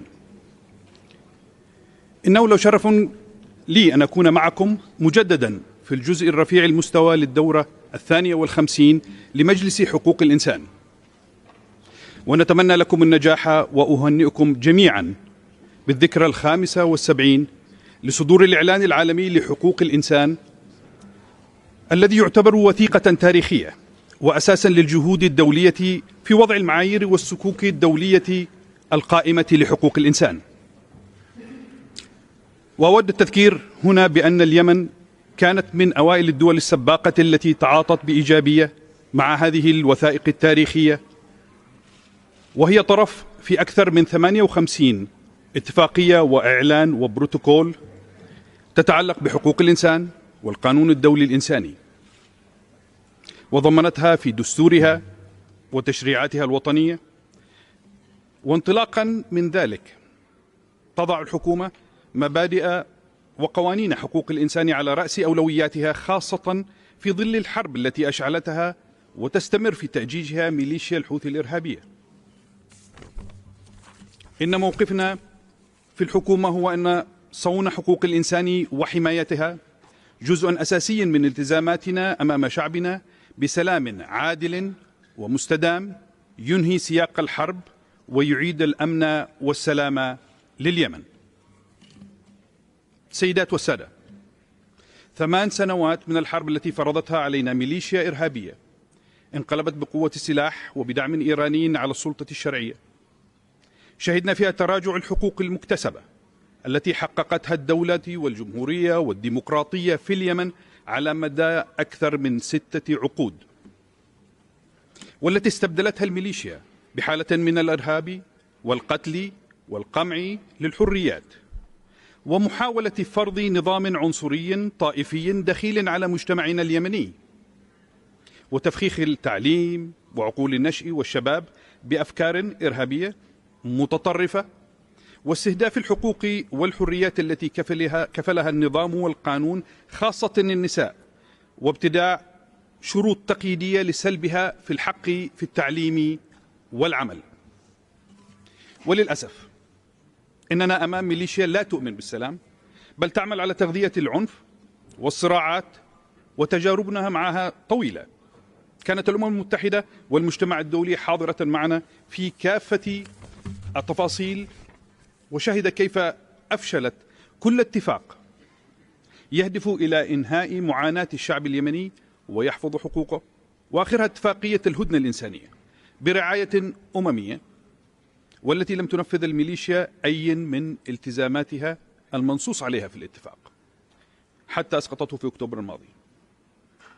لقد انتهكت هذه الميليشيا كل المواثيق والأعراف القانونية والأخلاقية ومبادئ حقوق الإنسان، وعلى سبيل المثال استخدام التجويع كسلاح لإخضاع المجتمع ونهب المساعدات الإنسانية، وتطويع القضاء كأداة سياسية لإرهاب كل من يعارضها، وأصدرت ونفذت أحكام إعدام بحق أبرياء مختطفين من سياسيين وحقوقيين وصحفيين وأكاديميين وغيرهم، وهجرت المواطنين من منازلهم حتى أضحى في اليمن أكثر من 4 ملايين نازح داخليا، وحولت البلاد إلى أكبر حقل ألغام في العالم، إضافة إلى تفخيخ التعليم بأفكار إرهابية متطرفة وتجنيد الأطفال واستخدامهم كوقود للحرب ضد الشعب اليمني، وعمدت إلى نشر الجهل والتضليل، وذلك من خلال حملاتها العدائية ضد اللقاحات مثل لقاح كورونا وشلل الأطفال والحصبة، حتى شهدنا عودة أمراض وأوبئة كنا قد تجاوزناها منذ عقود، ومنها شلل الأطفال. كل ما ذكرته هو جزء من الصورة المأساوية في مناطق سيطرة الميليشيا الحوثي، فإن لم يكن هذا هو الإرهاب فبماذا نصفه؟ لذا كان قرارنا ونتيجة لهذه الممارسات تصنيف الميليشيا الحوثي كجماعة إرهابية، ونكرر دعوتنا لكم لتصنيفها وتسليط الضوء على طبيعتها كأحد أدوات الإرهاب التي يهدد اليمن والإقليم والأمن والسلم الدولي.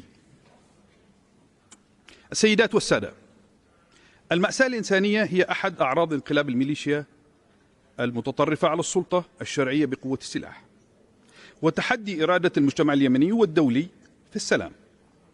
لذا كانت رؤيتنا ولا تزال أن معالجة الجذر الحقيقي للأزمة والمتمثلة في استكمال انهياء الانقلاب واستعادة الدولة والنظام والقانون والحقوق والحريات هو السبيل لذلك.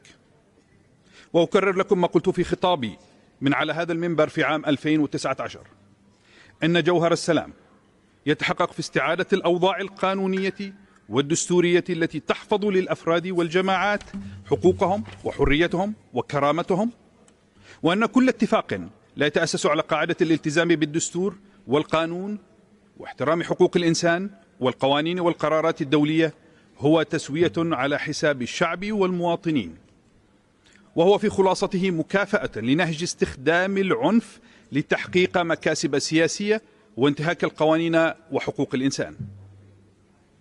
سيد الرئيس، حاضرون جميعا، تولي الحكومة اليمنية ملف حقوق الإنسان اهتماما خاصا، وترى أن المدخل الأساسي لمعالجة انتهاكات حقوق الإنسان يتم من خلال استعادة عمل مؤسسات الدولة وسلطاتها وفقا لضوابط القوانين الدولية والمواثيق، وتفعيل آليات الرصد والمحاسبة، وتمكين القضاء والنيابات واللجنة الوطنية للتحقيق في ادعاءات انتهاكات في حقوق الإنسان. ولتحقيق ذلك تبذل الحكومة جهودا مستمرة في هذا الملف الهام، وبيشكل ذلك أولوية. إنني في الختام أتوجه إليكم باسم الإنسانية أن تنظروا إلى ما يجري في اليمن بعين العقل وقلب الإنسان، فنحن نواجه ميليشيات متطرفة لا تؤمن بالديمقراطية والسلام، بل لا تؤمن أصلا بالمجتمع الدولي ومنظومته الحقوقية، وقد أثبت الواقع أن هذا الأمر بشكل لا يساوره الشك. وشكرا.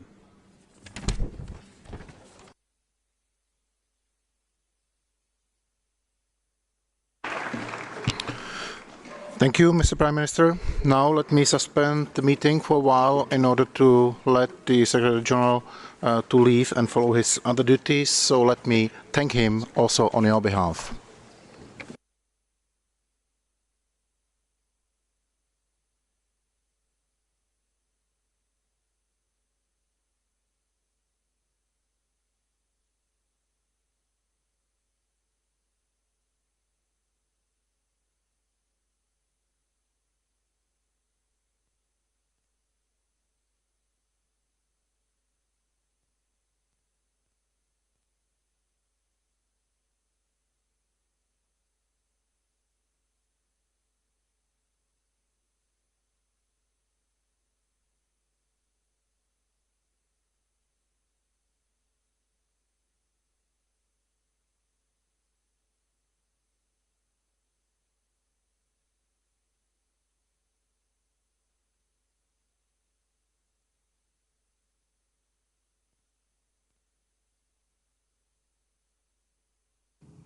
Mr. President.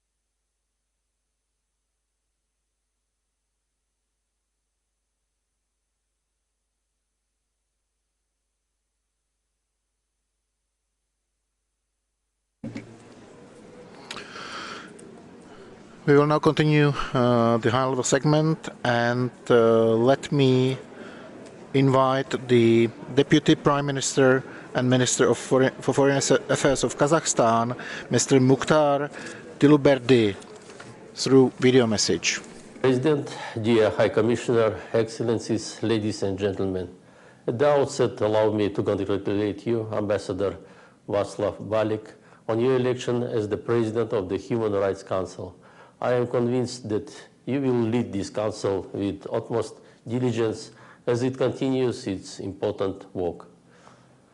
I would also like to take this opportunity to commend the work of the High Commissioner, his office, and Human Rights Council former presidents with their bureaus in ensuring the continuation of the Council's work during these challenging times. As we celebrate two significant milestones in the field of human rights this year, the 75th anniversary of the Universal Declaration of Human Rights and the 30th anniversary of the Vienna Declaration and Program of Action, it's critical to come together to address our most pressing challenges. Excellencies, ladies and gentlemen, Kazakhstan fully stands for the rule of law with the UN Charter as one of the cornerstones of the international multilateral system. Tireless efforts have been made by Kazakhstan last year to further strengthen the promotion and protection of human rights and to build a democratic society on the basis of President Tokayev's political reform packages. Kazakhstan has taken a course of further democratization and liberalization. Significant reforms have been introduced, transforming the entire political system of the country and bringing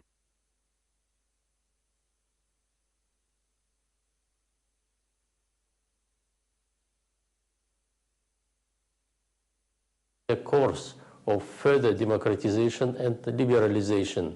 Significant reforms have been introduced, transforming the entire political system of the country and bringing tangible social economic changes. On February 7 this year, Kazakhstan signed the optional protocol to the Convention on the Right of the Child on a communications procedure. This step reaffirms Kazakhstan's commitment to ensuring the right of child and enhancing legal protection of children. It's another example of the transformations taking place in Kazakhstan, along with the ratification of the second optional protocol to the International Covenant on Civil and Political Rights on June 24, 2022. In addition, the National Fund for Children will be established to ensure the well-being of Kazakhstan's younger generation.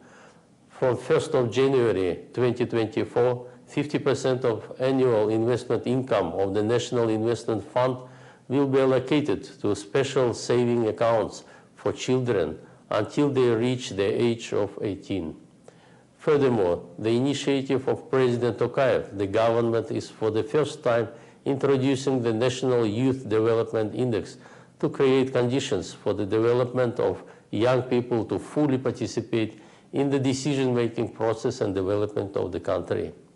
Together with the countries of Central Asia and Mongolia, and with the assistance of the ICDP, we are working to declare our region as the world's first death penalty-free region. Our shared respect for the right to life and peace is reflected in the fact that Central Asia and Mongolia is already a nuclear weapon-free zone. Mr. President, last year Kazakhstan held a referendum on amending the constitution to implement the reforms initiated by President Tokayev. The amendments aim to consolidate the final transition from super-presidential form of government to a presidential republic with influential parliament and accountable government. The constitutional reform significantly strengthens three pillars of power, enhances the system of checks and balances, and increases local governance. Protection of the constitutional rights of citizens is a main priority. As a result of the reform, the Constitutional Court has been created, which began its functions on January 1st this year. Now, citizens can directly apply to the Constitutional Court to protect their rights. It's an important step towards building a legal system based on the rule of law in the new and just Kazakhstan. Furthermore, the constitutional amendments have enshrined in the Constitution the legal status of the human rights ombudsperson.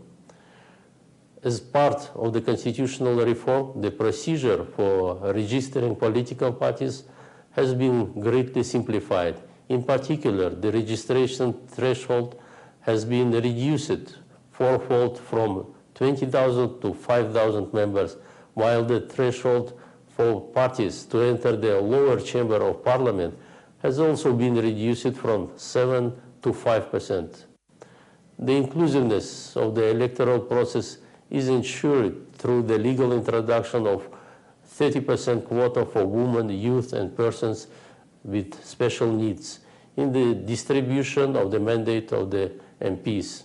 All these institutional changes will strengthen political competition and ensure the openness of the political system. On March 19th this year, parliamentary elections will be held in Kazakhstan. One of the main differences of the upcoming election in comparison to the previous ones is the use of mixed majority proportional model for the lower house of parliament. Now, 70% of MPs will be elected proportionally from political party lists, and the 30% by majoritarian rule from single-member districts. This system will ensure the entire spectrum of views and opinions of voters will be covered. Mr. President, Kazakhstan has entered in the second year of its membership of the Council as trustworthy and reliable partner. We are determined to continue our work in the most constructive and positive manner. This year, Kazakhstan intends to present a draft resolution on safe and inclusive learning environment. We would appreciate constructive engagement and support of the Council.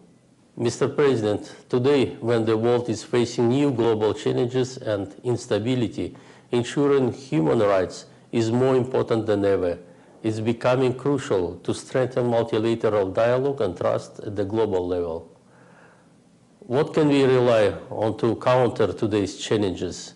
History provides us with only one answer: political will, dialogue, and cooperation.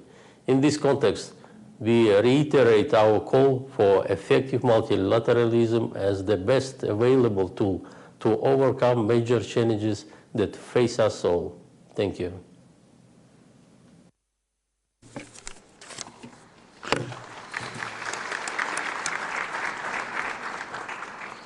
Thank you, Mr. Deputy Prime Minister. Now let me invite the first Deputy Prime Minister and Minister for Foreign Affairs of Serbia, His Excellency Madam Ivica Dačić.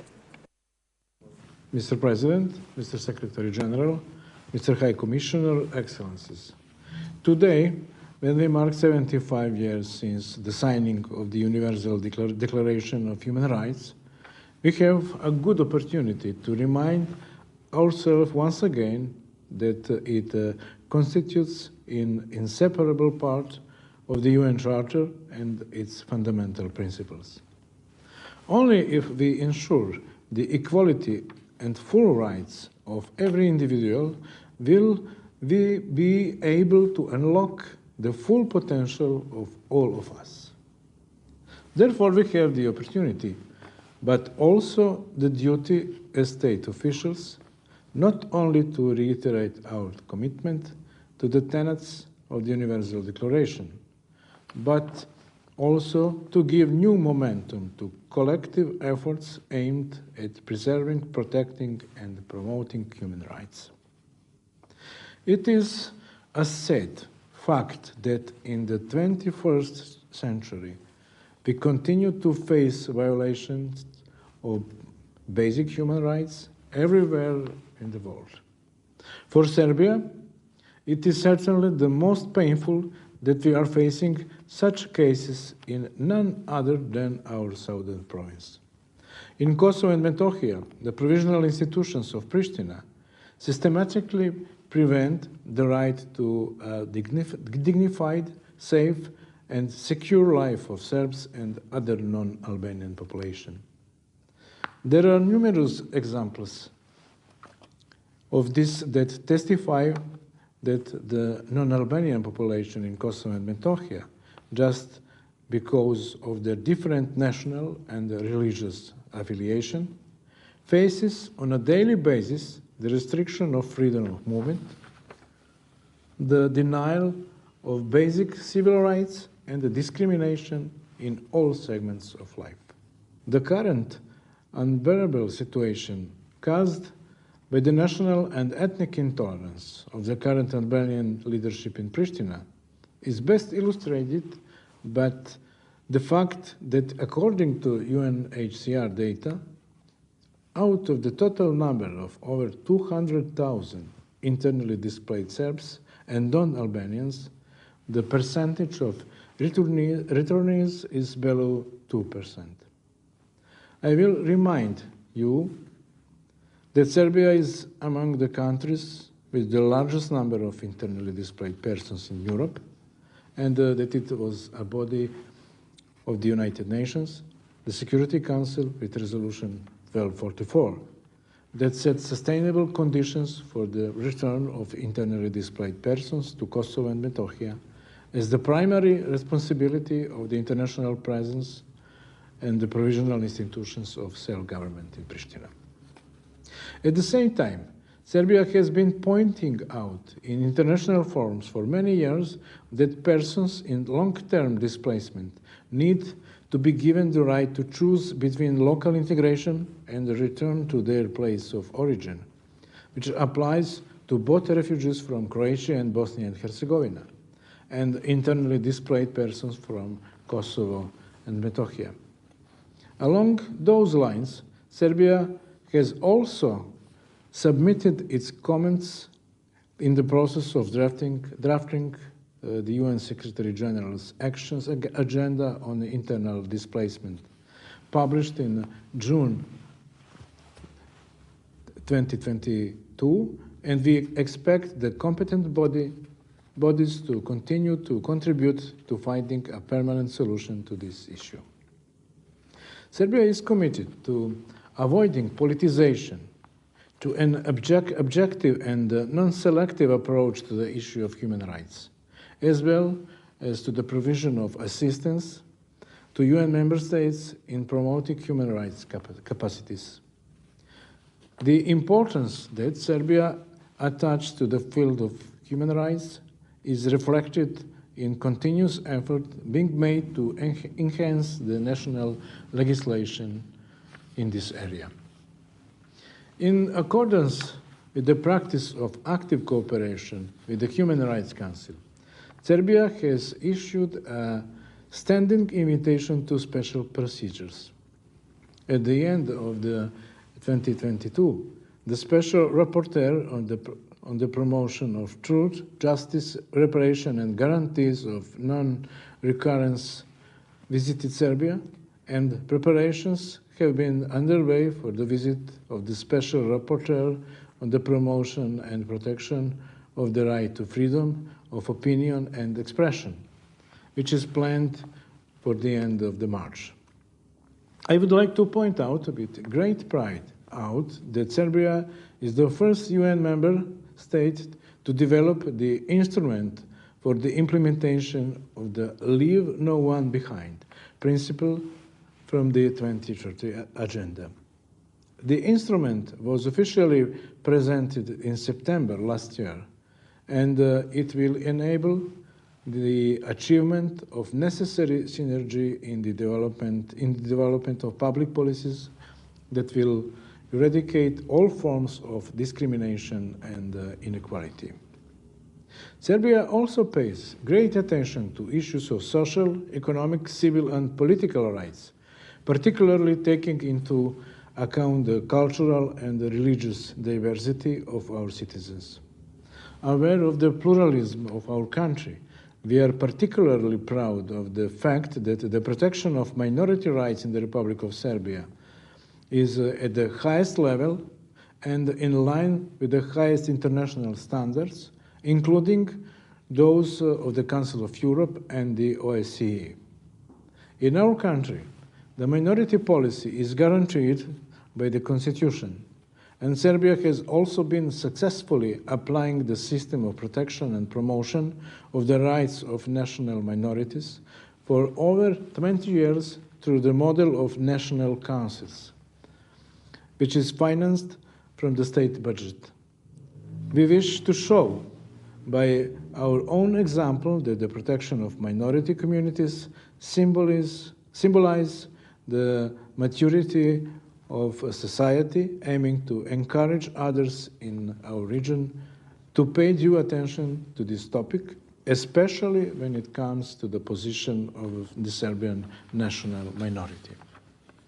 In accordance with its commitment to fulfilling the obligation assumed by the ratification of international instruments on human rights through the implementation of accepted recommendations, Serbia pays special attention to the Universal Periodic Review as a tool which has ensured equal treatment when considering the state of human rights in all countries.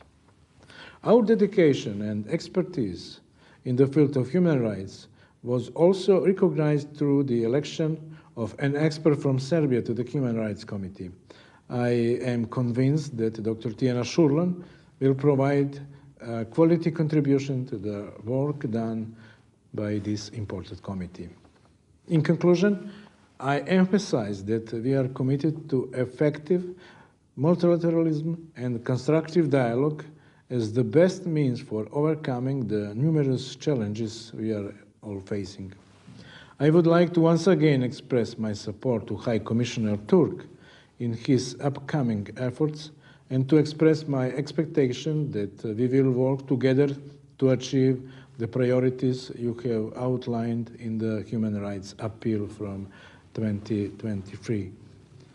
You can count on the active contribution of Serbia, which will continue to cooperate with the competent bodies of the United Nations at all levels with the aim of strengthening and protecting human rights. Thank you for your attention.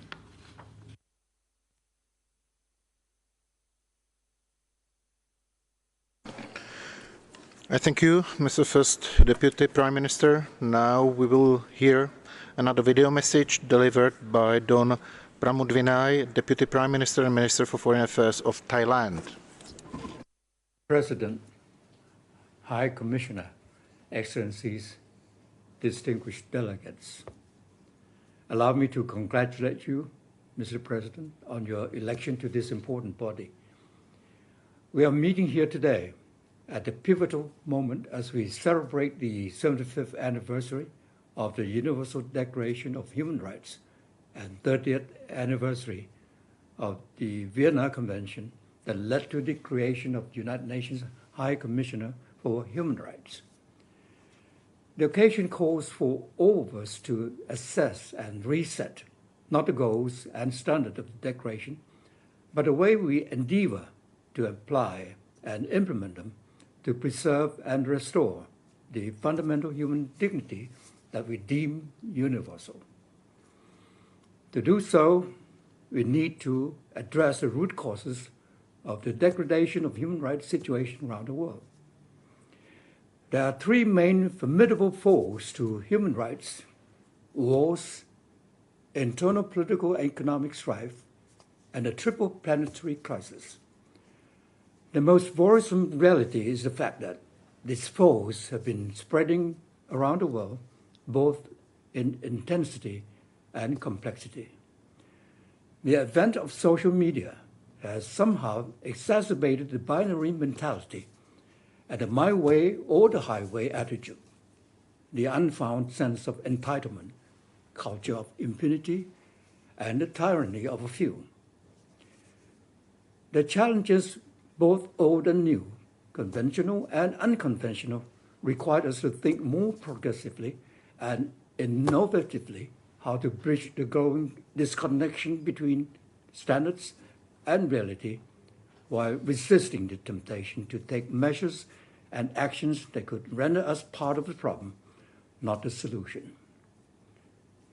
Equal worth of every person is the core driver of our work. Such worth is blind to any political, financial, economic, social, and racial views.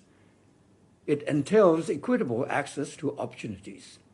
Violence and hatred breed more of the same. Apathy turns human rights injuries into permanent damages. The right to life and human security is decimated by wars, and the reprisal of nature deprives so many lives of their livelihood. These are some of the root and associated causes of human rights deprivation. The Human Rights 75 initiative is a comprehensive response to address the challenges of our time. On our part, Thailand has strengthened our resolve in advancing the principles of freedom, equality, and justice for all, as enshrined in the Universal Declaration of Human Rights.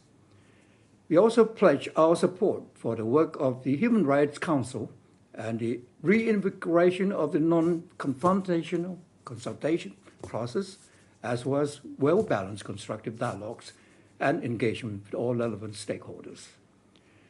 Thailand believes that the Universal Periodic Review, the UPR, is an important mechanism to continuously reinvent and readjust our effort to maintain the hope of human rights. The UPR Plan of Action was recently approved by our cabinet. It signifies Thailand's full commitment to the whole of government and the whole of society approach to support the universality, progress, and engagement of Human Rights Council. Our Universal Health Coverage, UHC, scheme has been one of the most powerful tools to help ensure equitable access to healthcare services while contributing to the efforts to address social and economic inequalities.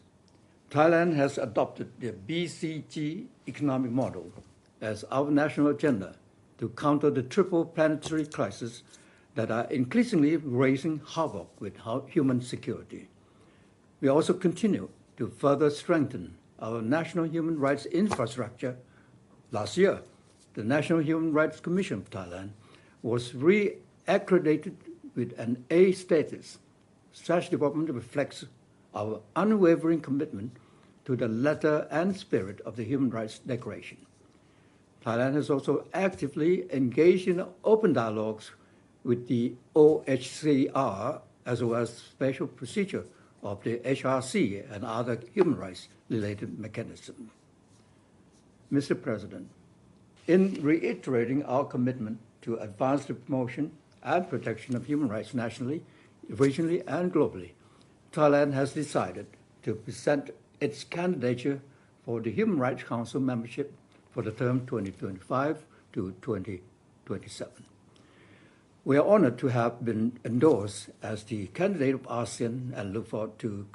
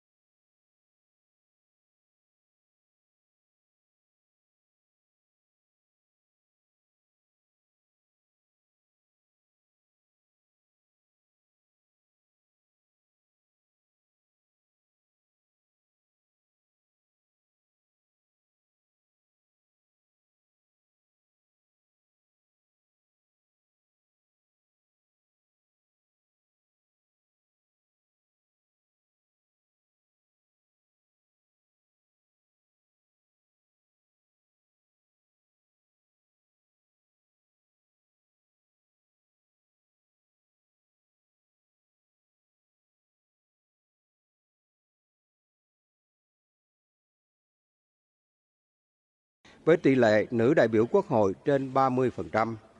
Dù đang là nước có thu nhập trung bình thấp, song Việt Nam nằm trong nhóm các nước có chỉ số phát triển con người cao, tăng 5 bậc trong giai đoạn 2015-2021. Đây chính là cơ sở và động lực để Việt Nam chăm lo hơn nữa mọi mặt của đời sống nhân dân, hiện thực hóa khát vọng trở thành nước công nghiệp hiện đại vào năm 2045. Là thành viên của nhiều cơ chế đa phương quan trọng, Việt Nam cam kết mạnh mẽ với chủ nghĩa đa phương, luật pháp quốc tế và hiến chương Liên Hợp Quốc, sẵn sàng làm cầu nối để làm giảm sự khác biệt, gia tăng sự hợp tác tại Hội đồng Nhân quyền với phương châm tôn trọng và hiểu biết, đối thoại và hợp tác, tất cả quyền con người dành cho tất cả mọi người. Trên tinh thần đó, tôi xin chia sẻ một số suy nghĩ như sau. Thứ nhất, chúng ta đều có khát vọng chung về thúc đẩy và bảo vệ quyền con người, mang lại cuộc sống tốt đẹp hơn cho mọi người dân. Mỗi quốc gia, từng khu vực có thể có cách tiếp cận khác nhau, nhưng do những đặc thù về lịch sử, hệ thống chính trị, văn hóa, kinh tế, xã hội. Vì vậy, cần thông hiểu và tôn trọng những đặc thù đó để cùng tìm ra mẫu số chung, thay vì chính trị hóa, áp đặt hay can thiệp. Thứ hai, không một quốc gia nào có thể tự mình giải quyết những vấn đề toàn cầu ngày nay.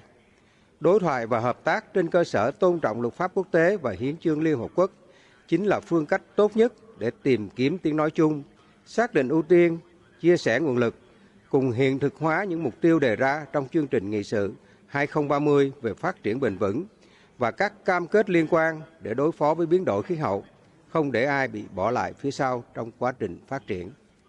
Thứ ba, quyền con người mang tính phổ quát và có mối quan hệ mật thiết qua lại, tạo nên chỉnh thể thống nhất, đòi hỏi cần có cách tiếp cận tổng thể, cần chú trọng bảo đảm tốt hơn việc thụ hưởng các quyền thiết thân, cơ bản nhất như quyền được sống trong hòa bình, quyền phát triển, quyền được tiếp cận giáo dục, y tế, việc làm, chống phân biệt đối xử, thúc đẩy công bằng xã hội.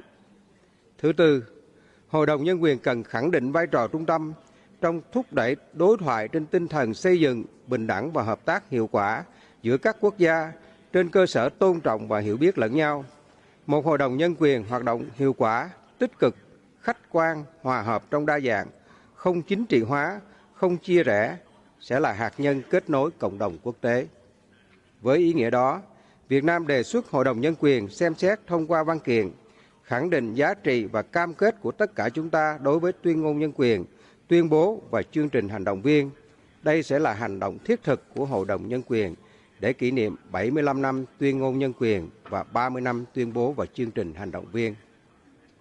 Chúng tôi rất chia sẻ với những phát biểu của Ngài Tổng thư ký Liên Hợp Quốc rằng tất cả các quốc gia cần sự nỗ lực xây dựng một khế ước xã hội mới, lấy con người làm trung tâm cho mọi chính sách và hành động của mình, đồng thời tạo ra một cơ hội cho các nước đang phát triển được nói lên tiếng nói của mình. Với ý thức và quyết tâm cao của một thành viên Hội đồng Nhân quyền, Việt Nam sẽ đóng góp với tinh thần trách nhiệm cao nhất cho công việc của Hội đồng Nhân quyền vì một tương lai tốt đẹp hơn của nhân loại. Xin trân trọng cảm ơn.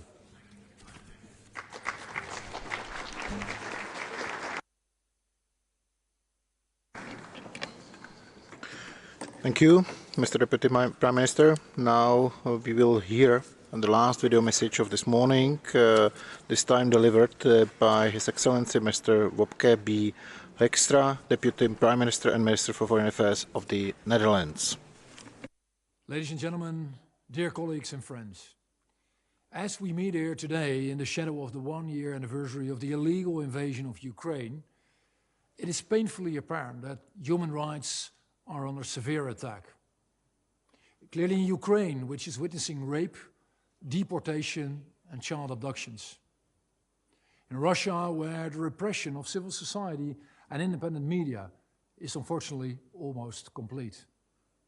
And in so many other parts of the world.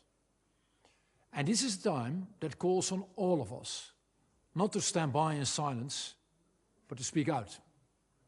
Speak out in support of the international order, in which all countries are treated as equals and might is not right. Speak out in support of the universal values, rights and freedoms as set out in the Universal Declaration of Human Rights, written 75 years ago and still so very relevant today. And that is precisely why the Human Rights Council is so very important, as the world's main forum for protecting and promoting human rights. A forum not only for dialogue and discussion, but also for action. So it is with pride that we announce our candidacy for election to the Council for the term of 2024 to 2026. And we do so knowing that membership is and should not be a free ride, and knowing that it requires us to invest in this role and show backbone by speaking out about human rights violations, sure in the knowledge that nothing will change if we do not stand up for what we believe in, by looking critically also at our own country, because no country has a perfect track record. It is and it will remain always work in progress. And by engaging with each other and reaching out in a spirit of openness, by conducting a constructive, equal dialogue, and by working together. Realizing that working together is the only way to understand each other and move forward. We're very grateful for all the Council's impressive collaborative endeavors, and we want to encourage countries, large and small, to seek election to a seat on the Council. We want the Council to remain fit for purpose. In our vision, the Human Rights Council must protect the human rights of all people, everywhere and at all times. And this means preventing violations and providing assistance, and conducting independent investigations. And we want every member to champion human rights. Human rights can never be optional for any state. And that is why we should always speak out about violations and abuses. Human rights cannot be optional, as they are interlinked and indivisible, be they political, civil, social, or economic rights. And they cannot be optional because they apply to each and every one of us. And that is why we must ensure that women and the LGBTQI community can exercise their rights to the full. That is why we must ensure journalists and human rights defenders can do their work without fear. And that is why we have to strive for accountability, an issue that is very close to our hearts in my country, and close to my own heart. And that is why the Kingdom of the Netherlands wants to be your partner in promoting and protecting human rights. Ladies and gentlemen, even in a year in which human rights are being trampled upon so shamefully, I do see glimmers of hope. In Iran, brave young girls and women, young boys and men are risking their lives to protest for their rights. It is a courage of this kind that our world so desperately needs. And perhaps we should ask ourselves the uncomfortable question: what do we ourselves risk by speaking out? I think that if we are really honest with ourselves, we will see that we risk far more by not raising our voices. So we must listen to each other and have the courage to speak out when we witness injustice. Because only in that way can we promote and protect human rights. I'll thank you very much.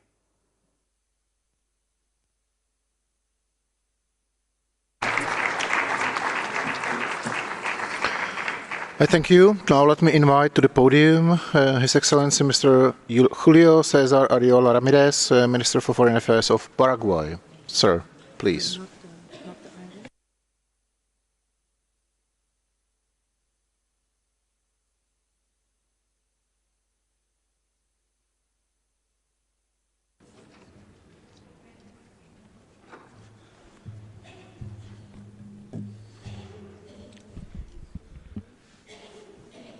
Distinguido presidente del Consejo de Derechos Humanos, Václav Havel, representantes permanentes, excelencias, señoras y señores.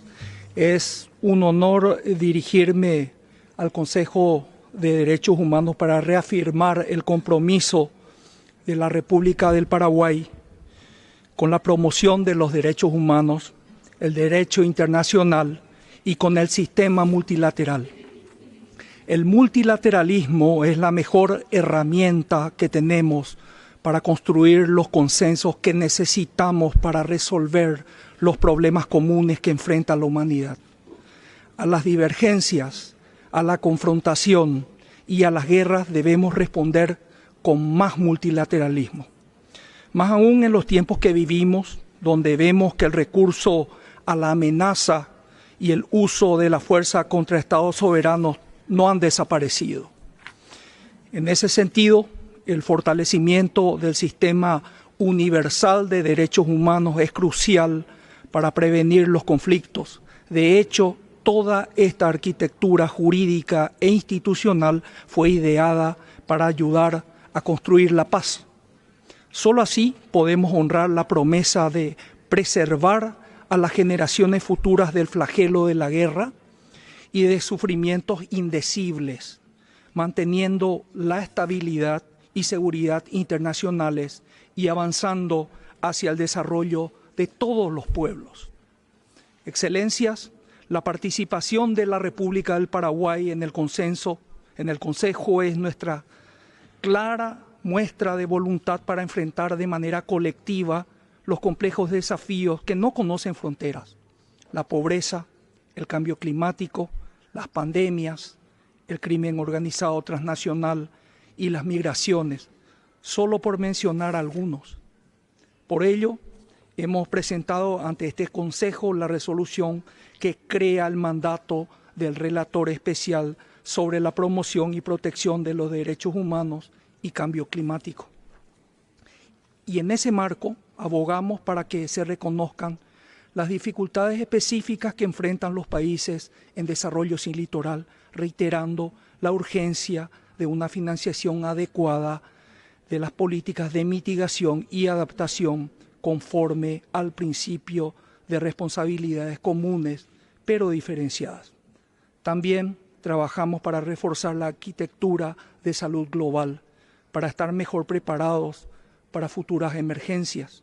Para ello, participamos de manera activa en las negociaciones en el seno de la Organización Mundial de la Salud, como miembros del Consejo Ejecutivo, defendiendo que la equidad sea un principio transversal. Por otro lado, el Paraguay continuará impulsando y apoyando prioritariamente iniciativas enfocadas en la erradicación de la pobreza, con énfasis en los grupos en situación más vulnerable, con miras a fortalecer la agenda de implementación. En este marco, seguiremos poniendo el foco en los mecanismos nacionales de implementación, informes y seguimientos, no solo a través de la presentación de resoluciones, sino también brindando cooperación técnica con base en la experiencia de nuestro mecanismo nacional, Simore Plus. Excelencias, estamos consternados por el creciente deterioro de la situación de los derechos humanos en Nicaragua, donde el espacio cívico está siendo particularmente afectado, con represiones sistemáticas y detenciones arbitrarias a oponentes políticos, defensores de los derechos humanos y periodistas, y el cierre de más de 2.000 organizaciones no gubernamentales. Es obligación moral del Consejo de Derechos Humanos enviar un mensaje claro a las víctimas para que ellas sepan que no están solas y que el sistema las acompaña, asegurando la renovación del mandato del grupo de expertos. Con respecto a la situación en Venezuela, valoramos el trabajo de la Oficina del Alto Comisionado y la reciente renovación del Memorando de Entendimiento por 2 años. Esperamos a que esto contribuya a que ese país implemente sin más dilación las recomendaciones del Alto Comisionado. Asimismo, instamos a Venezuela a que permita el acceso de la misión de determinación de hechos establecida por este Consejo a fin de poder avanzar en las investigaciones tendientes a la rendición de cuentas. Señor Presidente y distinguidos colegas, es fundamental fortalecer el Consejo y todos los procedimientos, mecanismos y estructuras que hacen posible su labor. Primeramente, es necesario reforzar el compromiso de los Estados con las decisiones adoptadas en el seno de este órgano. Solo así podremos consolidar su credibilidad y garantizar la eficacia de las medidas empleadas para la protección de los derechos humanos. Y en segundo lugar, es vital asegurarle recursos suficientes acordes con la relevancia que revisten los derechos humanos. Seguiremos trabajando para que este órgano continúe cumpliendo apropiadamente sus funciones como una de las instancias más importantes para afianzar una agenda de derechos humanos integral que permita avanzar hacia sociedades más justas e inclusivas. Muchas gracias.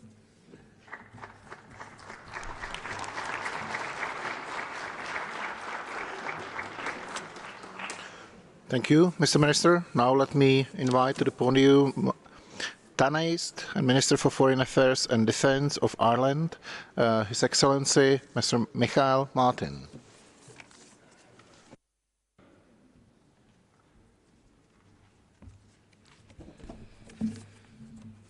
High Commissioner, Mr. President, it's a privilege to address the 52nd session of the Human Rights Council. The illegal and unjustifiable actions of Russia in the past year have demonstrated the need for an effective multilateral system and of upholding the rules-based international order. The Commission of Inquiry established by this Council has found that violations of human rights and international humanitarian law, as well as war crimes, have been committed during the conduct of hostilities in Russia's aggression against Ukraine. The international community must continue to condemn such actions and progress efforts to hold those who breach international law to account. We will continue to call for an end to the conflict and the horrendous violations of international law that have occurred. We must work with others to achieve justice for the civilians who are bearing its brunt, including through actions of this Council. Mr. President, as we commemorate and celebrate 75 years of the Universal Declaration of Human Rights, there is no better time to remind ourselves of the principles of universality, inalienability, indivisibility and interdependence of human rights. All people have the right to live in dignity and to have their human rights and fundamental freedoms respected. And yet, we see worrying trends across all regions. Civil society space is under pressure across the globe. Human rights defenders continue to endure reprehensible attacks. Acts of intimidation and reprisal against those seeking to engage with the UN continue to rise. Violence against women and girls remains pervasive. Gender equality gains are being eroded, and climate change threatens us all, with the most vulnerable at risk. We have a collective obligation to do better, to take meaningful action and address these human rights issues. Mr. President, commitment to human rights is a central pillar of Ireland's foreign policy. We take very seriously our obligation to respect, protect and fulfil human rights, and we are strong advocates for the promotion of human rights internationally. Ireland is a long-standing champion of the role of civil society in Geneva, in New York and across communities globally. We are gravely concerned by the pressures being experienced by civil society worldwide, and in particular by reports of actions that prevent civil society actors and human rights defenders from carrying out their work. Russian authorities continue to crack down on civil society, liquidating yet another prominent human rights organisation, Moscow Helsinki Group, in recent months. Just this month in Algeria, we saw the dissolution of LADDH and RAJ, two of the most important human rights organisations in Algeria. In Cambodia, one of the last independent media outlets in the country, Voice of Democracy, was recently stripped of its licence to broadcast. And in Iran, we have witnessed the repression of young women and their supporters, prevented from protesting peacefully for their rights, and the application of the death penalty to citizens who are exercising their right to freedom of opinion and expression and the right to peaceful assembly and association. Civil society organisations play an essential role in promoting international law, peace, human rights and democratic values, and should have our unwavering vocal support. Mr. President, we are increasingly concerned by the rollback of progress on the rights of women and of LGBTI+ persons in recent years. While the erosion of the human rights of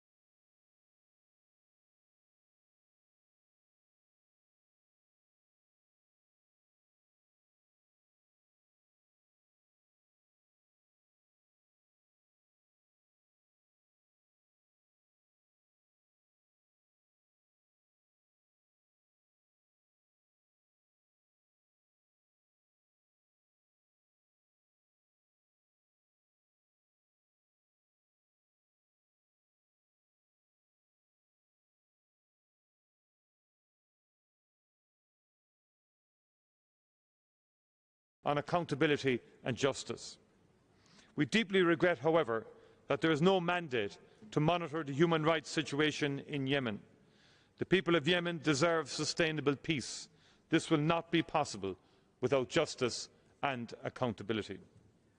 Mr. President, in recent years, the Human Rights Council has taken important and principled action to respond to human rights crises in Ukraine, Iran, Nicaragua, Afghanistan, Sudan and Ethiopia, amongst others.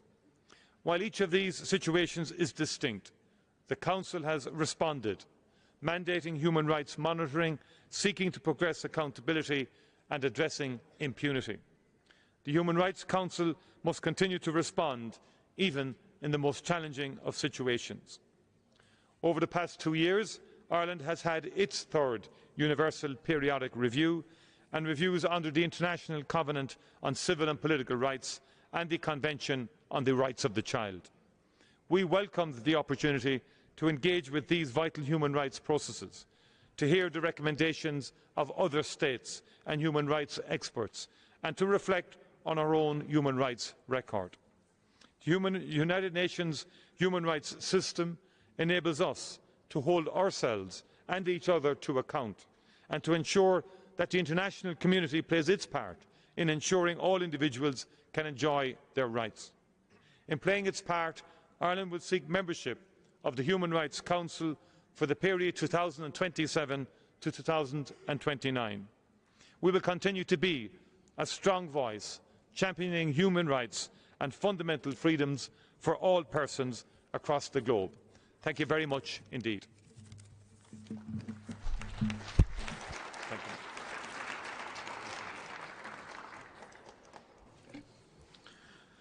Thank you, Mr. Minister. Now let me invite Her Excellency, Madam Antonia Urijoya Noguera, Minister for Foreign Affairs of Chile.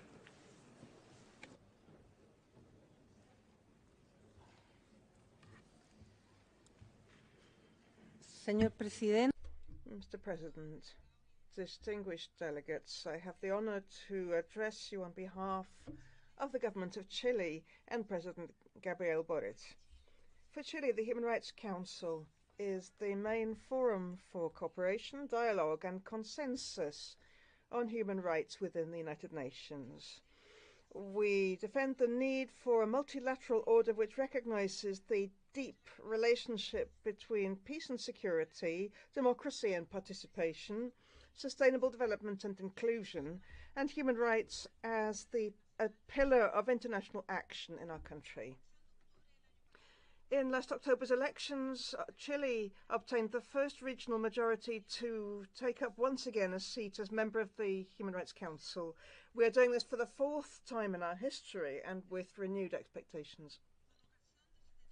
On this 75th anniversary of the Universal Declaration of Human Rights, allow me to recall the role played by the Chilean diplomat Hernan Santa Cruz, who was part of the drafting committee for that instrument, which is the nucleus of the international human rights system. And it is no coincidence that Chile's former president, Michelle Bachelet, played an important role as High Commissioner for Human Rights until last year.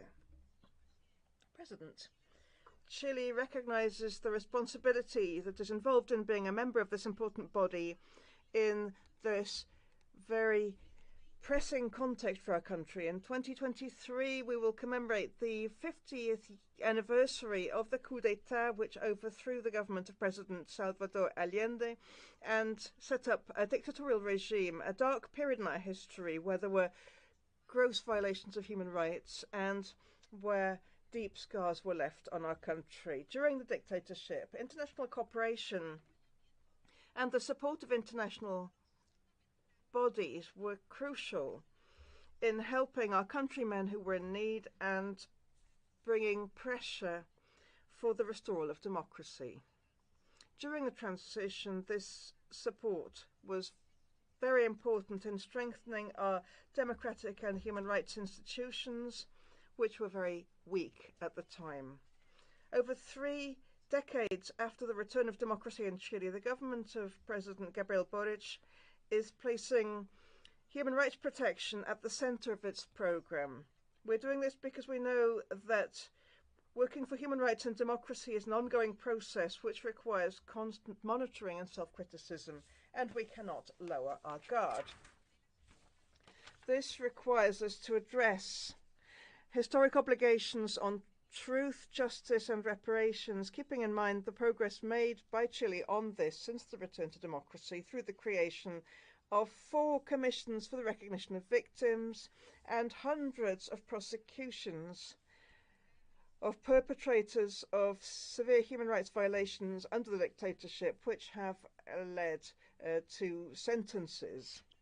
And our government continues to promote the national plan to search for victims. This is a public policy that seeks to make progress on finding victims of the enforced disappearances under the dictatorship. We are also adopting measures to address the many current challenges arising from recent social conflict in our country. This is demonstrated by the establishment of the Initiative for Comprehensive Reparations for Victims of Human Rights Violations during the social rupture, which is now operational. There are recommendations that were made by the Human Rights Council and the American Human Rights Commission. We are aware that no state has a perfect record on human rights. The important thing is to recognize the gaps and challenges, note progress, and everywhere promote respect and protection for human rights. Where there are new crises, wherever they occur, it is important that the system as a whole adopts measures to support the victims. Not to do that, at least for Chile, would be to ignore its own past and the motive that brings us here today. We must not confuse this with any supposed moral superiority or political reproach. It must be seen as a true vocation to promote respect for human rights in good faith. Severe human rights situations such as the Russian aggression against Ukraine, the violation of the rights of women and children in Afghanistan and Iran, the human rights situation in the occupied Palestinian territories, the repression in Nicaragua against opponents to the ruling dictatorial regime require a timely, appropriate response. President, I wish to refer to some of the priorities that my country will be seeking to promote during our period in the Council.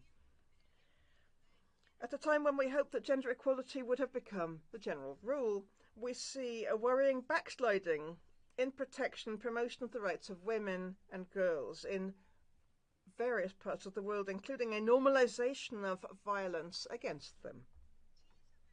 Chile has sought to follow a feminist foreign policy, and it commits its best efforts to combating this regressive trend, seeking to mainstream the gender perspective and protect the rights of women and girls in all of their diversity, especially as regards eradication of gender-based violence in all its dimensions. This is true also for discrimination based on sexual orientation and gender identity. Protecting and promoting human rights of LGBTIQ+ persons is also a goal of our foreign policy, which we seek to bring into our work in the Council. Secondly, we're convinced that a healthy environment is a human right, and thus we have launched a turquoise foreign policy with actions to respond to the triple crisis: climatic, biodiversity loss, and global pollution, based on a just transition and sustainable inclusive development. We are taking measures to implement the Escazú agreement, which provides particular protection to vulnerable environments. And we have sought an advisory opinion from the Inter-American Court for Human Rights to look at the scope of state obligations on human rights and climate emergency. Thirdly, we believe it is important to focus more on guaranteeing enjoyment and exercise of economic, social, cultural, and environmental rights. Guaranteeing these is crucial in order to strengthen democracies and the rule of law, and to achieve the Sustainable Development Goals and the United Nations Secretary General's Common Agenda.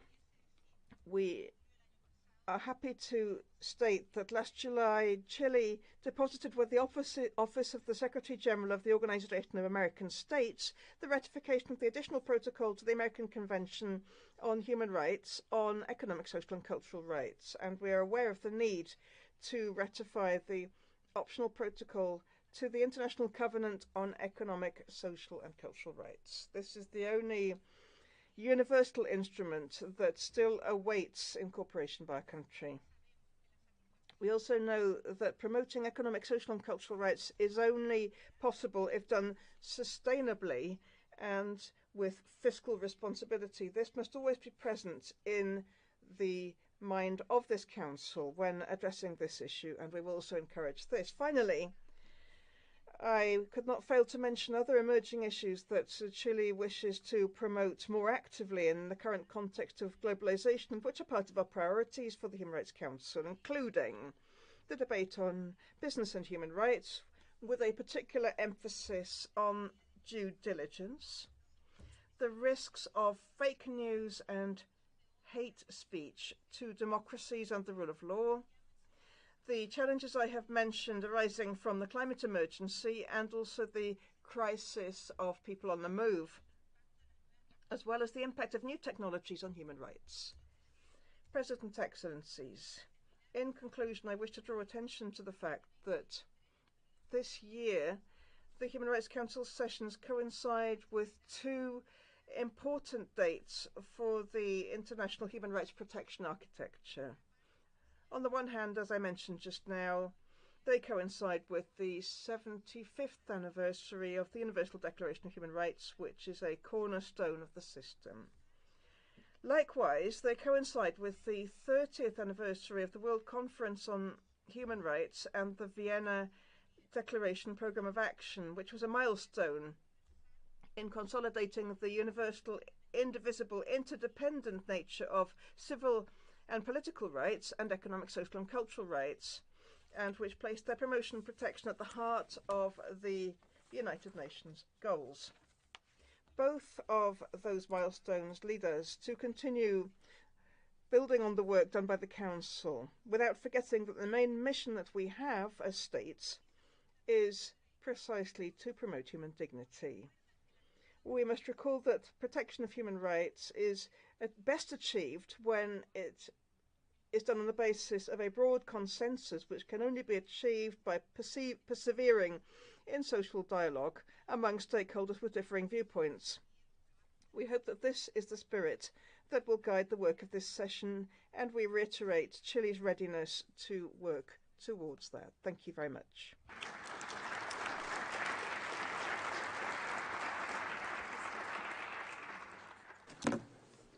Thank you, Madam Minister. Now let me invite His Excellency Mr. Abdelatif Wahbi, Minister of Justice of Morocco. Sir.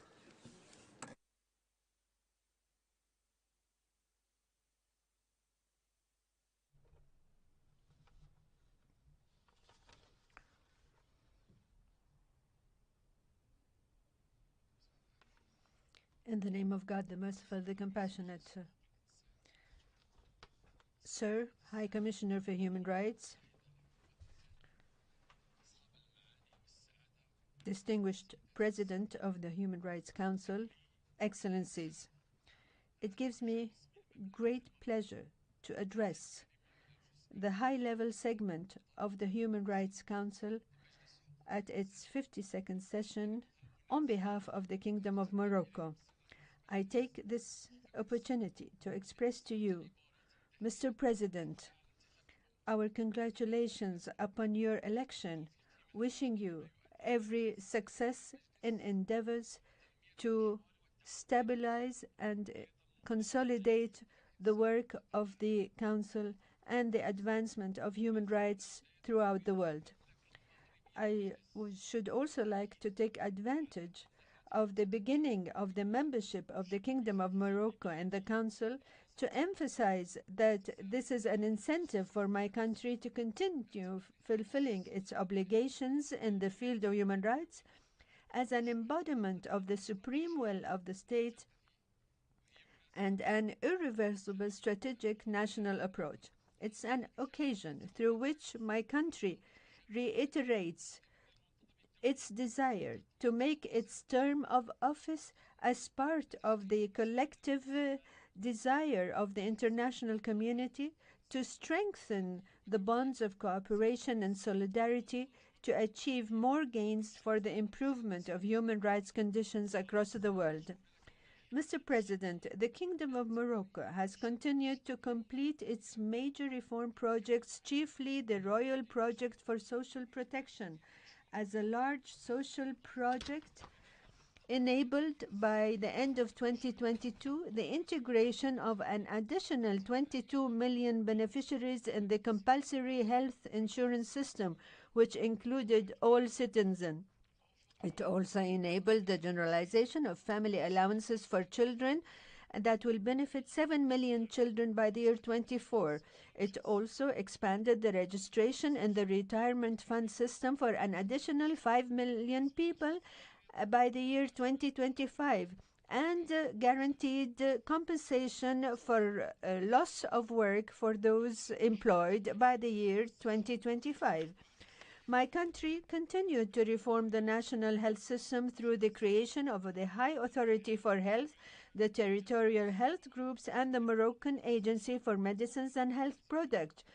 We are working to guarantee human resources in the health profession. We also continue to take care of education issues by allocating capabilities and developing a roadmap 2022-2026 for a quality public school for all. We have given attention to the right to work through the adoption of the Awrash program dedicated to providing work for special groups of citizens, which benefited 100,000 persons in 2022. This effort was also strengthened by the Forza program to encourage entrepreneurial activity for youth by ensuring access to financing. More than 10,000 people benefited during the same year. In the same context, the Kingdom was keen to continue a social dialogue during 2022 called Minutes of a Social Agreement and a national charter for social dialogue, in addition to sectoral agreements with the aim of improving the conditions of working and ensuring the promotion of peace and social security. The year 2022 was marked by royal attention to issues of equality and women's, especially empowering them with their legal rights and adopting the option of revising the family code. The right and promoting constitutional institutions concerned with women's issues. The right to water has also received special attention, be it a vital substance that requires, in the light of its scarcity with the recurrent drought and continuous water stress, responsibility, seriousness, and commitment. My country also engaged in a comprehensive review of the criminal system for the sake of harmony and international standards, societal transformations, and modern developments, as well as the preparation for a new draft criminal law and the Code of Criminal Procedures and a draft law on alternative penalties. Mr. President, at the time when the international context was characterized by difficulties and challenges that severely affected human rights in light of the impact of the corona outbreak pandemic and the devastating effects of armed conflicts, the risk of climate change, the violent extremist narratives, terrorism, racism, and xenophobia, the Kingdom of Morocco continued its efforts for the promotion of the values of dialogue, peace, tolerance, cooperation, and mutual respect between countries by hosting the work of the 9th Global Forum of the Alliance of Civilizations, UNAOC, which culminated in the Fez Declaration. In Marrakesh, we also hosted the first international seminar on national mechanism for implementation, reporting, and follow-up in the field of human rights, which was culminated by the adoption of the Marrakesh Declaration, which falls within the framework of international efforts to strengthen the roles of these mechanisms, develop partnerships and cooperation, and share experiences, a topic that will be the subject of a special symposium tomorrow on the sidelines of this session. The Kingdom's accession to the first optional protocol to the International Covenant on Civil and Political Rights and the optional protocol to the Convention on the Elimination of All Forms of Racial Discrimination Against Women constitutes a very important human rights event and an additional milestone in the great national march towards the supreme will of the state and enshrined in the Constitution. In fulfillment of international obligations, the Kingdom of Morocco submitted in November 22 the national report on the fourth cycle of the UPR and will focus its interaction with your esteemed Council within the framework of the adoption panel scheduled during this session. I take this opportunity to extend my sincere appreciation to the countries that have shown interest in the human rights path of the Kingdom, declaring their readiness to cooperate with various countries in order to ensure the sharing of successful experiences and exchange of best practices. The year 22 was marked also by discussing the combined report of the 5th and 6th periodic reports on the implementation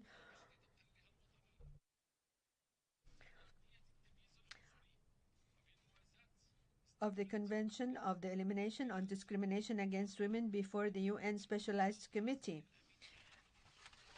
The Kingdom is preparing to discuss the second periodic report on the implementation of International Convention on the Protection of all the rights of all migrant workers and members of their families during next March. The Kingdom will be discussing national reports 19, 20, and 21 on the implementation of the Convention on Racial Discrimination.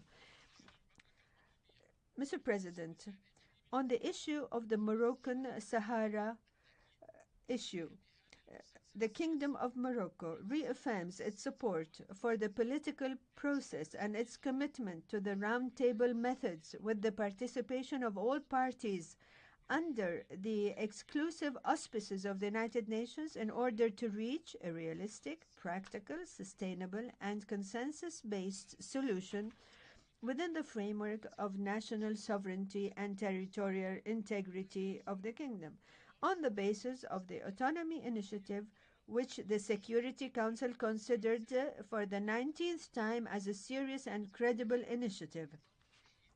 It is the initiative that gained broad support by a number of important countries as being the only framework for resolving this fabricated regional conflict, as emphasized by His Majesty King Mohammed VI, may God grant him victory, in his speech celebration of August 20th, 2022.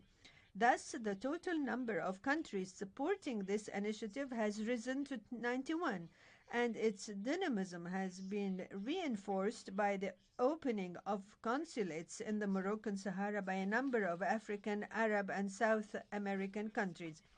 The dynamism is consistent with the international legitimacy, the latest of which was the Security Council Resolution 2654, which reaffirmed the method of roundtables as the only framework for negotiations, and a political solution that is realistic, practical, sustainable, and consensus-based, as demanded by all parties that are engaging in the roundtable process.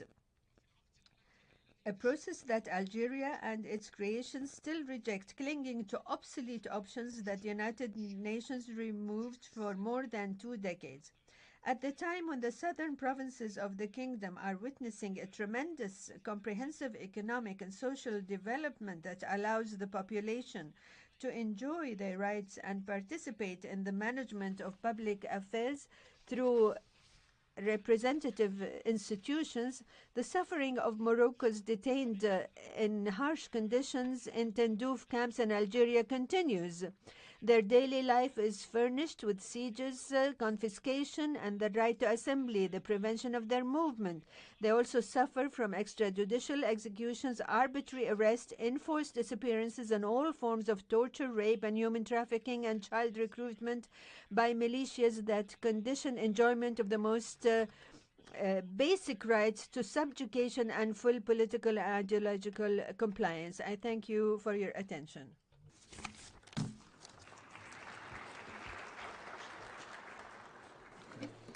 I thank you, Mr. Minister, Excellencies, colleagues, ladies and gentlemen. This was the last speaker on the list for this meeting. We will now take a very short technical break and will reconvene in a few minutes to continue with the high-level segment. I hereby close the first meeting of the 52nd session of the Human Rights Council. Thank you.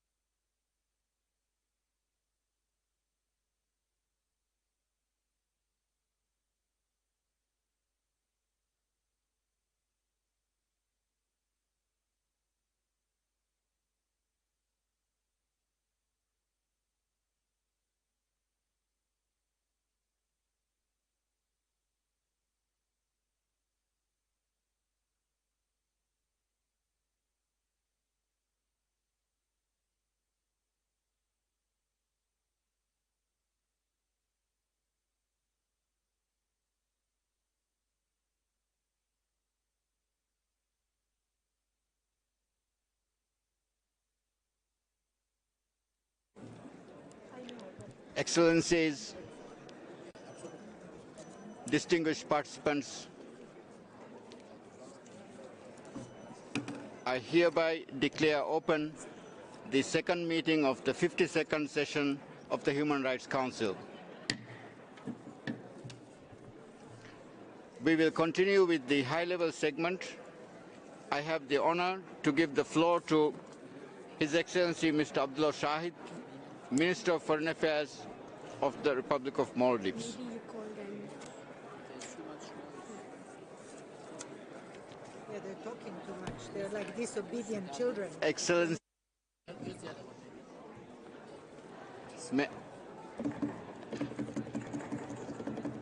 Excellencies, may I request all delegations, participants to show respect to speakers and to cooperate in keeping the noise level down in the room. Thank you.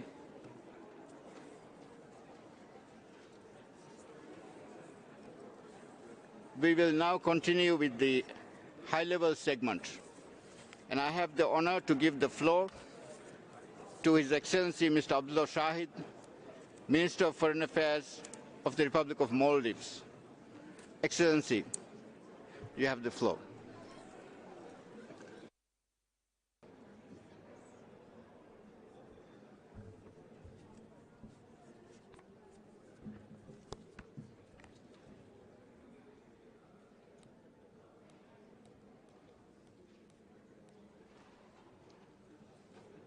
Bismillahir Rahmanir Rahim. Mr. President, Mr. High Commissioner, dear Ministers, Excellencies, ladies and gentlemen, a very good afternoon to you all. 75 years is a blink of an eye in the scale of human history. Yet, the progress we have made since 1948 is truly astounding. It was 75 years ago that the United Nations came together to affirm the innate rights of all human beings in the Universal Declaration of Human Rights. In the years since, the Universal Declaration has given rise to a golden age of multilateralism. The Universal Declaration recognized that all human rights are universal, indivisible, and interdependent. It sets out a path, a rights-based approach towards freedom, equality, and dignity. It paved the way for a robust framework of over 70 human rights treaties, all based on a common standard of achievement for all peoples and all nations. On the 75th anniversary of the Universal Declaration, we can and we must reflect on the progress achieved. We must reaffirm our commitment to keep human rights at the heart of all our developmental efforts, to build a more just, resilient, and inclusive world. Mr. President, the value of the Universal Declaration rests in its true universality. Countries from around the world met in 1948. They shared their diverse perspectives, and they arrived at the core universal truth of humanity, that we are all born free and equal in dignity and rights. To fully realize this simple truth of universal equality, to accomplish the mission of this Council, we must ensure all countries are given an equal voice. It is with this need for diversity and inclusion in mind that the Maldives is pleased to once again serve as a member of this Council. We are also indeed honored to serve as the Vice President from the Asia-Pacific Group this year. Mr. President, the Maldives' foreign policy is premised on three core pillars: protecting human rights, promoting democracy and good governance, and combating climate change. These are the pillars that will underpin our engagement at this Council. Since President Ibrahim Mohamed Saleh assumed office in 2018, the Maldives has been on a path to strengthen democracy and good governance at home and abroad. We have renewed our commitment to democratic principles through extensive legislative reform and policy. This includes new laws to strengthen accountability for the judiciary, to secure the right to free association, and to protect the right to a fair trial. It also includes changes to enhance the independence and accountability of Human Rights Council, efforts to enhance transitional justice, of major reforms to the governance of police through the Police Act and a new Civil Procedures Act. We are committed to the promotion and protection of human rights. This is why we have extended and reiterated standing invitations to all special procedures mandates holders in 2019. To date, Mr. President, we have received 5 mandate holders despite COVID-19 travel restrictions. We believe this demonstrates our commitment to cooperate with special procedure mandate holders, as well as our commitment to promoting and protecting human rights at home. During our Universal Periodic Review in 2020, the Maldives fully accepted the 187 recommendations and partially accepted 5. We are continuously monitoring these and other commitments made under individual treaty body reviews through the National Mechanism for Reporting and Follow-up. Mr. President, enhancing inclusivity will underpin our priorities at the Council, whether it is the participation of women and young people or the participation of small states or stakeholders. This year we are commemorating the 30th anniversary of the 1993 Vienna Conference on Human Rights. The Vienna Declaration and Programme of Action was a milestone in many aspects, but it was a watershed moment for women's rights, with the universal acceptance that women's rights are human rights. I participated in this conference as a young diplomat. It instilled in me the strong belief in gender equality. I am proud of the achievements we have made in empowering and promoting women's rights in the Maldives. The Decentralization Act of the Maldives was amended in 2019 to allocate 30% of local council seats for women. On the international front in 2020, we withdrew several reservations to the Convention on the Elimination of All Forms of Discrimination Against Women.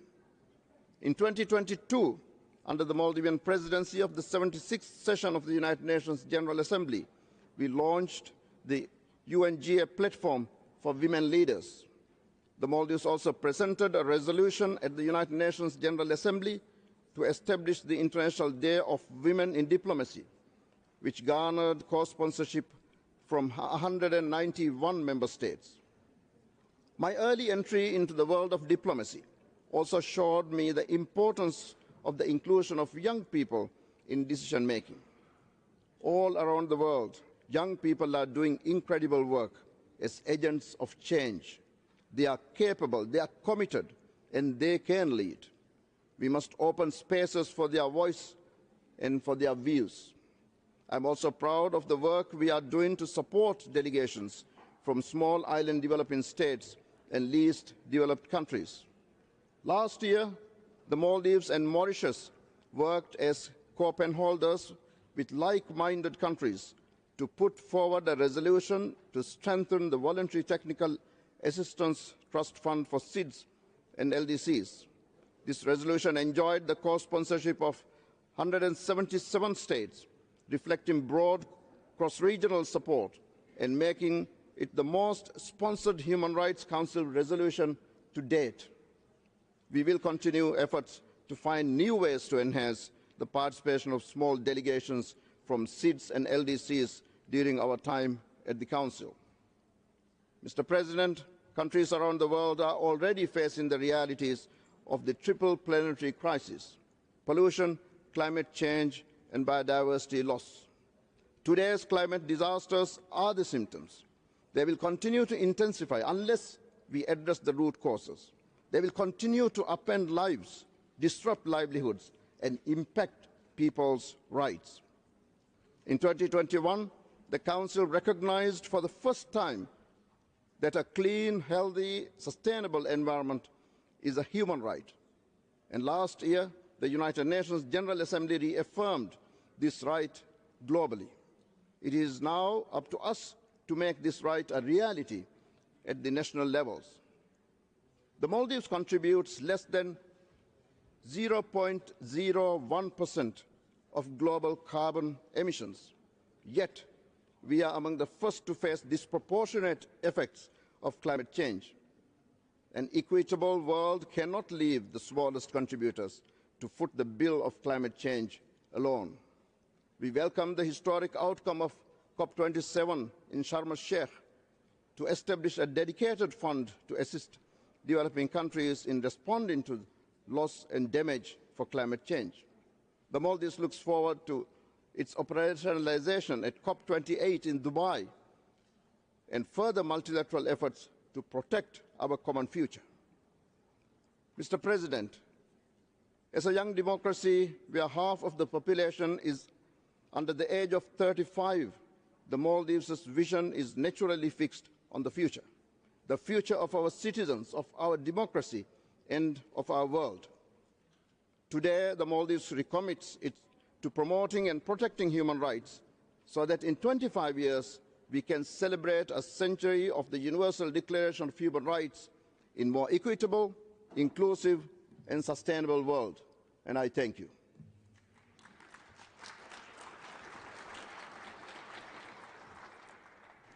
Thank you. I have the honor to give the floor to His Excellency Mr. Dan Jorgensen, Minister for Development Cooperation and Global Climate Policy of Denmark. Excellency, you have the floor.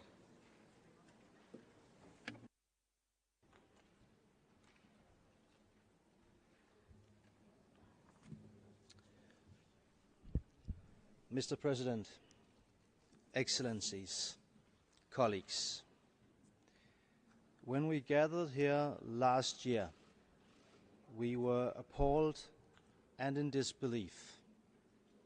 We condemned the act of aggression by Russia against Ukraine. Today, more than a year later, these blatant violations of international law and of the human rights we are here to protect continue.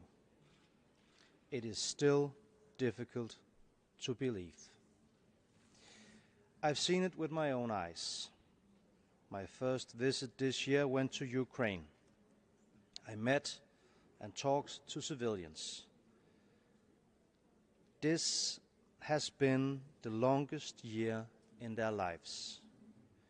They fight to survive every day. People whose rights we as states are here to protect. A year ago, the decision to establish an independent international commission of inquiry on Ukraine was timely and needed. It was needed to document the serious human rights abuses happening during the past year, happening now. Attacks on universal human rights. We are 8 billion people. We are all connected. The whole world is affected by Russia's violation of the very fundamentals of our coexistence, directly and indirectly, from energy and food supply to justice and rule of law. Mr. President, in too many places, human rights are violated. In Afghanistan, this past year has been devastating, especially for women and girls. Their human rights are being stolen from them one by one. Their right to education, their right to movement, health care, food and water. This poses a threat not only to them, but to the families they care for and the societies that they are a part of. Women and girls whose rights we states are here to protect. Ethnic and religious minorities experience widespread discrimination. Media workers and human rights defenders are living their lives in fear. And lately, the Taliban has reintroduced brutal public corporal punishments and executions. In Iran, we witness a wave of protests all over the country, following the tragic death of Mahsa Amini. Protesters have been met with violent crackdowns, with mass arrests, with death penalties and executions. The Iranian authorities must guarantee due process, freedom for torture, and freedom of peaceful assembly. The fact-finding mission established by this Council was an important signal that the international community will not accept impunity as these violations continue. In China, Uyghurs and other minorities in Xinjiang face an alarming array of serious human rights violations. According to the assessments of the OHCHR, the violations may constitute international crimes, in particular crimes against humanity. We strongly urge China to work with the UN to implement its recommendations. Mr. President, in too many places, human rights are violated. In Russia, restrictions of freedom of speech and of assembly are not only shrinking, but crushing civil society space. The establishment of a special rapporteur on the situation of human rights in the Russian Federation was an important response to an alarming human rights situation. Rights we as states are here to protect. Mr. President, in too many places, human rights are violated. But in these dark times, we are deeply encouraged by small but significant lights in the dark, by the brave people who fight for human rights every day on the ground, who fight for their own rights and the rights of others. Mr. President, the important mandates given by this Council documents what we almost cannot comprehend. But the time is not for disbelief. The time is for action. In this, the 75th year of the Universal Declaration of Human Rights, Denmark remains deeply committed to take action on human rights, the rights we as states are here to protect. Thank you.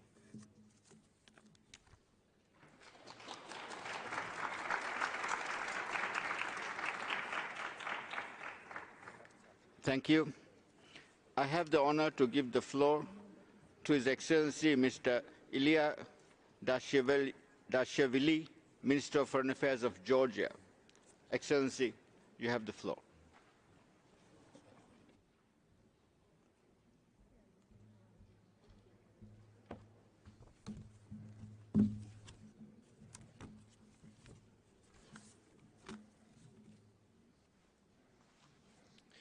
Mr. President, at the outset, I would like to congratulate you with the election to the position of the President of the Human Rights Council and wish you and the members of the Bureau every success in all endeavors. Georgia stands ready to contribute to this end. Excellencies, unfortunately, the Council has to deal with the ever-increasing instances of human rights violations in different parts of the world on a regular basis. Just recently, we have marked 1 year since Russia's aggression against Ukraine, which already has claimed lives of tens of thousands and made several millions to flee their homes. Excellencies, as a result of Russia's invasion in Ukraine, we continue to witness mass violation of international humanitarian law. Such actions are unacceptable. It is of paramount importance that justice is served through international legal mechanisms. In this regard, we emphasize the importance of the respective international human rights mechanisms in Ukraine. Russia must comply with the international norms and principles, immediately cease the aggression, completely and unconditionally withdraw all its troops and military equipment from the whole territory of Ukraine, and respect the sovereignty and territorial integrity of Ukraine within the internationally recognized borders. Excellencies, as a Council member, Georgia sees more opportunities to contribute towards effective implementation of the HRC mandate, in close cooperation with all stakeholders. In addition to our focus on the advancement of the rights of the most vulnerable groups, We will prioritize mainstreaming of environmental dimension into human rights and exploring opportunities of new digital technologies for the promotion and protection of human rights. Let me also reiterate Georgia's strong support to the UN human rights mechanisms. Georgia continues receiving special procedures mandate holders in accordance with the standing invitation policy. We remain committed to upholding universality of the UPR. Georgia regularly submits periodic reports to the UN human rights treaty monitoring bodies and pays utmost attention to the implementation of their recommendations. Allow me to also emphasize that Georgia has taken further legislative and institutional steps to meet its human rights commitments. Distinguished delegates, while my country spares no efforts to further advance higher standards of human rights protection on the government-controlled territory, the situation in Russia-occupied Abkhazia and Tskhinvali regions of Georgia is continuously deteriorating. Population on the ground and those living adjacent to the occupation line are suffering from illegal militarization, installation and erecting razor wire fences along the occupation line, and other grave violation of the human rights in Georgia's occupied regions.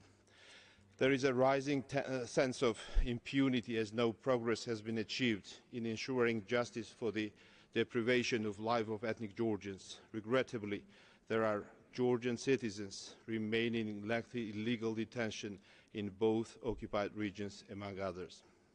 Hundreds of thousands of IDPs and refugees forcefully expelled from the occupied regions and are still deprived by the occupying power of their fundamental rights to return to their homes in safety and dignity.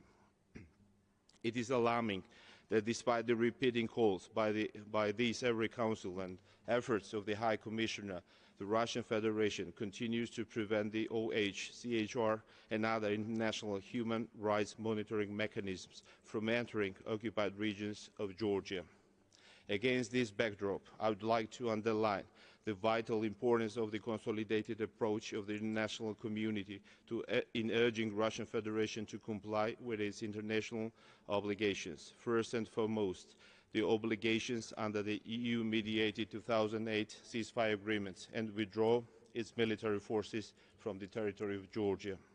Ladies and gentlemen, above-mentioned grave human rights situation in Russia-occupied regions of Georgia requires urgent international efforts. In this regard, we will be retabling a draft resolution on cooperation with Georgia, which calls for immediate and unimpeded access for the OHCHR and other international human rights mechanisms to both regions of Georgia, and we count on your continued support.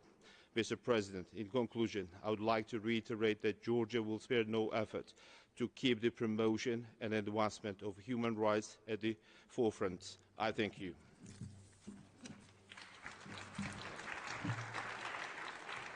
Thank you. I have the honor to give the floor to His Excellency Mr. Arnoldo Andre, Minister of Foreign Affairs and Worship of Costa Rica.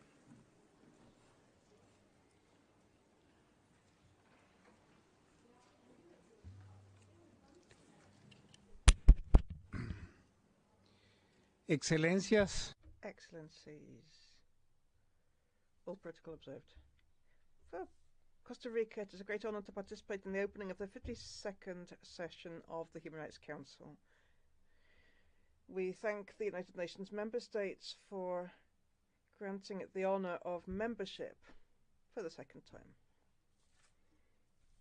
In this year, we celebrate the 75th anniversary of the adoption of the Universal Declaration of Human Rights, which is based on common universal values and is the cornerstone of the universal human rights system, whose basic core idea is that of equal dignity for all persons. We are also celebrating the 30th anniversary of the adoption of the Vienna Declaration Programme of Action, which, under the leadership of my country and the support of the region of Latin America, led to the creation of the Office of the United Nations High Commissioner for Human Rights. and is one of the greatest contributions of our region to the United Nations system. We're also celebrating the 75th anniversary of the Convention Against Genocide. We are living through serious social and political upheaval. Democracies are being weakened, leading to the loss of the division of powers, rigging elections, reducing the judicial and legislative powers to the category of simple marionettes of tyrants, expelling those labelled as dissidents into exile and statelessness. We continue in that connection to be particularly concerned with the human rights situation in the brotherly country of Nicaragua.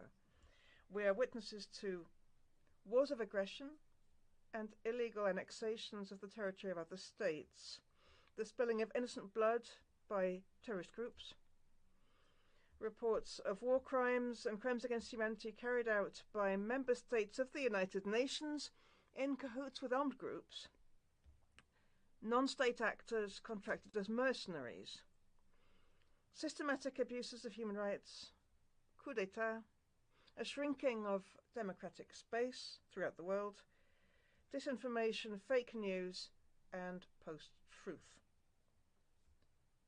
Distinguished representatives, Costa Rica is a member of this Human Rights Council seeking to support the high standards for the promotion and protection of the rights of all, without discrimination.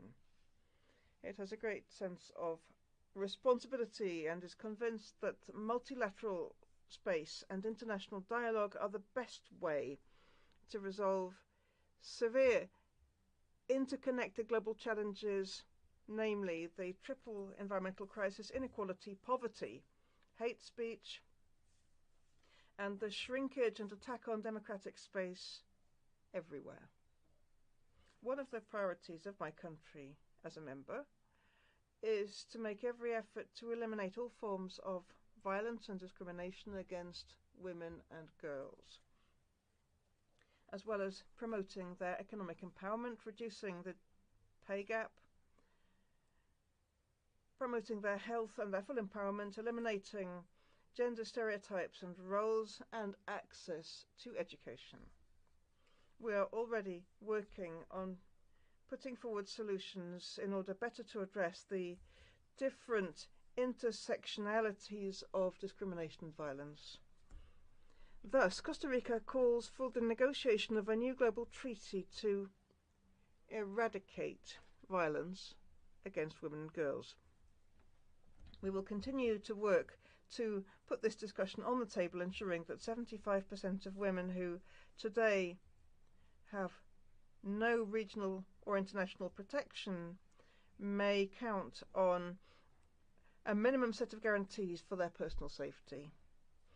Another pillar of work is continuing the promotion of implementation of human rights, the human right to a safe, clean, sustainable environment. This is recognized both in this forum and universally. Its recognition was led by Costa Rica together with Slovenia, the Maldives, Morocco and Switzerland in 2021 to 2022. My country will step up efforts to ensure that the international architecture effectively and in timely fashion responds to the adverse impact on human rights of situations arising from the climate crisis, the loss of biodiversity, contamination and environmental degradation, as well as harm to the oceans. Ladies and gentlemen, Costa Rica has always been characterized by its attachment to the principles of universality, interdependence and progressivity in human rights, promoting open, transparent dialogue to seek solutions to the many human rights crises throughout the world, ensuring that no country should be above scrutiny by this body and no person and no group should be deprived of the care of the Human Rights Council or international law as a whole. We therefore support initiatives that seek to combat multiple or intersectional discrimination with particular attention to the situation affecting people of African descent, persons with disabilities, indigenous peoples, and LGBTI+ persons. In that context, human rights defenders will also be supported by Costa Rican diplomacy. My country is committed to human rights, to international law, to democratic principles and values, and to implementation of the 2030 Agenda and the SDGs. These principles are the cornerstones that allow us to live in peace without an army, and despite the many challenges, with one of the highest living standards in the region. In these 3 years, my country will leave its mark on the Human Rights Council, ensuring that it continues to be an unshakable and fundamental pillar of the United Nations, the forum par excellence for states with the significant participation of civil society organizations to hold free dialogue without pressure and build a more prosperous, a more caring international community that cares for the human rights of all. Thank you. Thank you. I have the honor to give the floor to His Excellency Mr. Pekka Haavisto, Minister of Foreign Affairs of Finland. Excellency, you have the floor.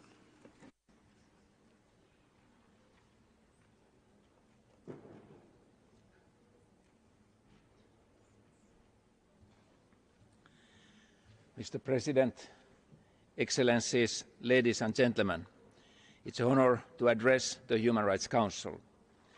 Finland works to ensure that gender equality is always a top priority for the Council. Women and girls have the right to full political and economic participation in society. They have the right to make informed decisions over their future and their own bodies.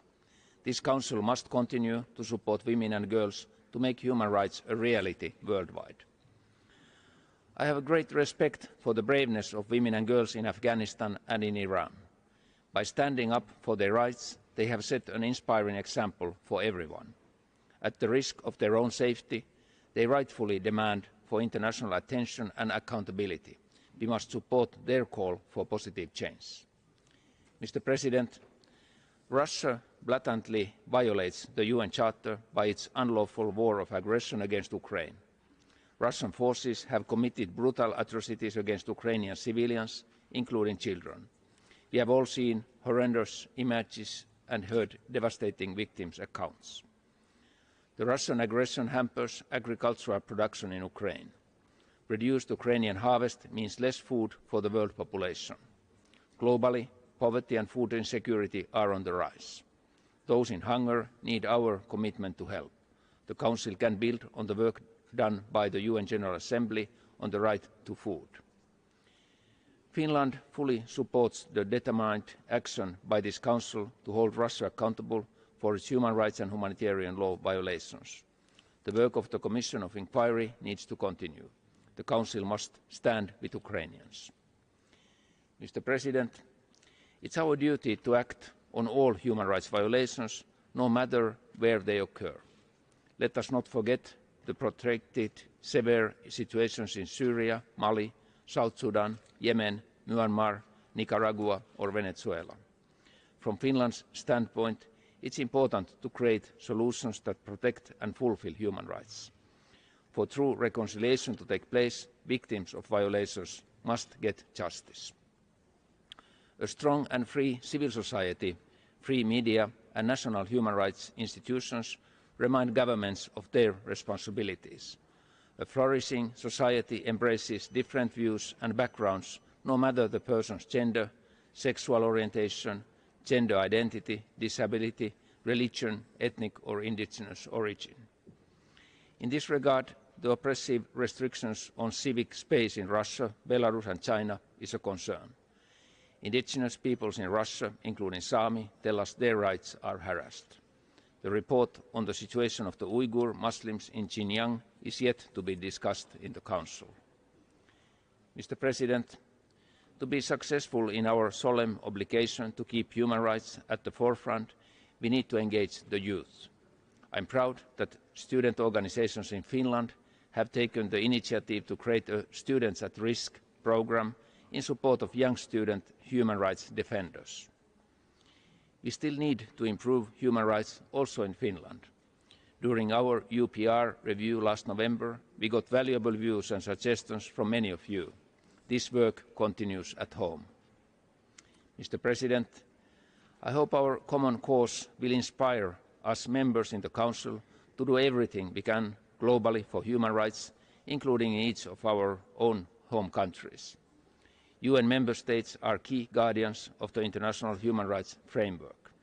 The work of the Human Rights Council is vital in promoting dignity of every human being. It is also vital for global peace, security and sustainable development. This Council has achieved a lot. I am confident that we can do even better. In doing so, we have to cooperate with civil society and support the independent work of the UN Human Rights Office.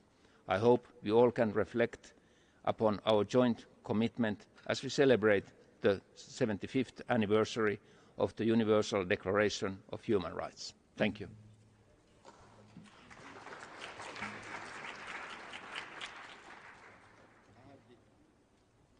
Thank you.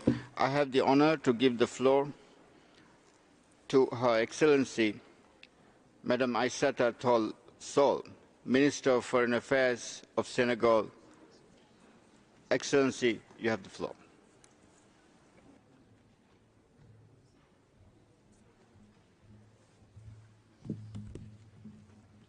Je vous remercie, Monsieur le Président.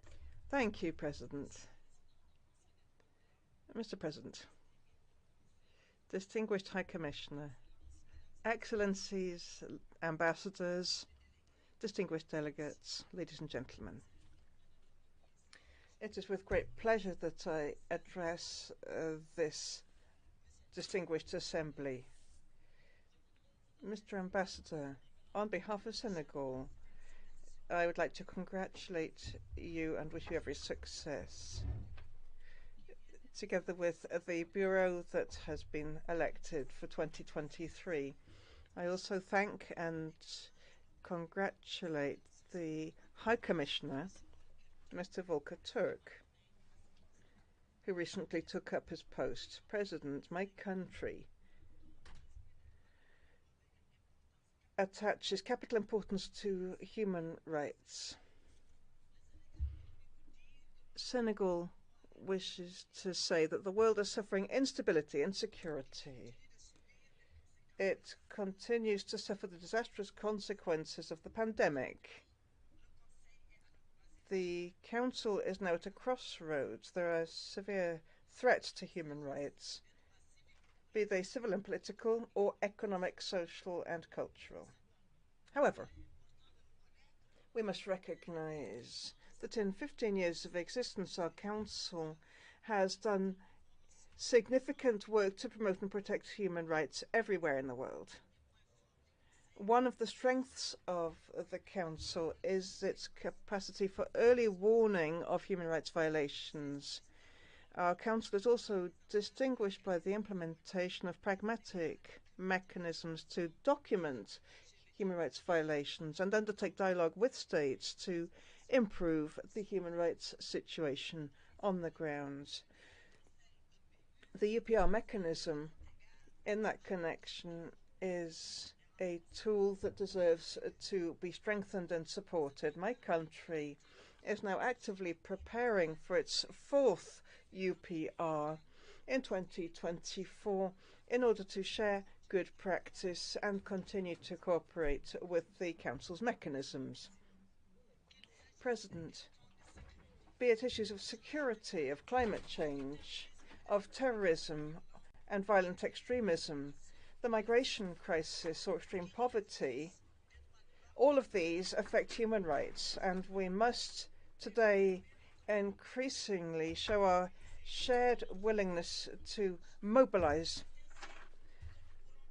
Thus, we can increase the dignity of human beings. We must all contribute effectively to ensure that preserving human dignity continues to be our shared goal. And in that connection, the Human Rights Council must remain a tool that continues to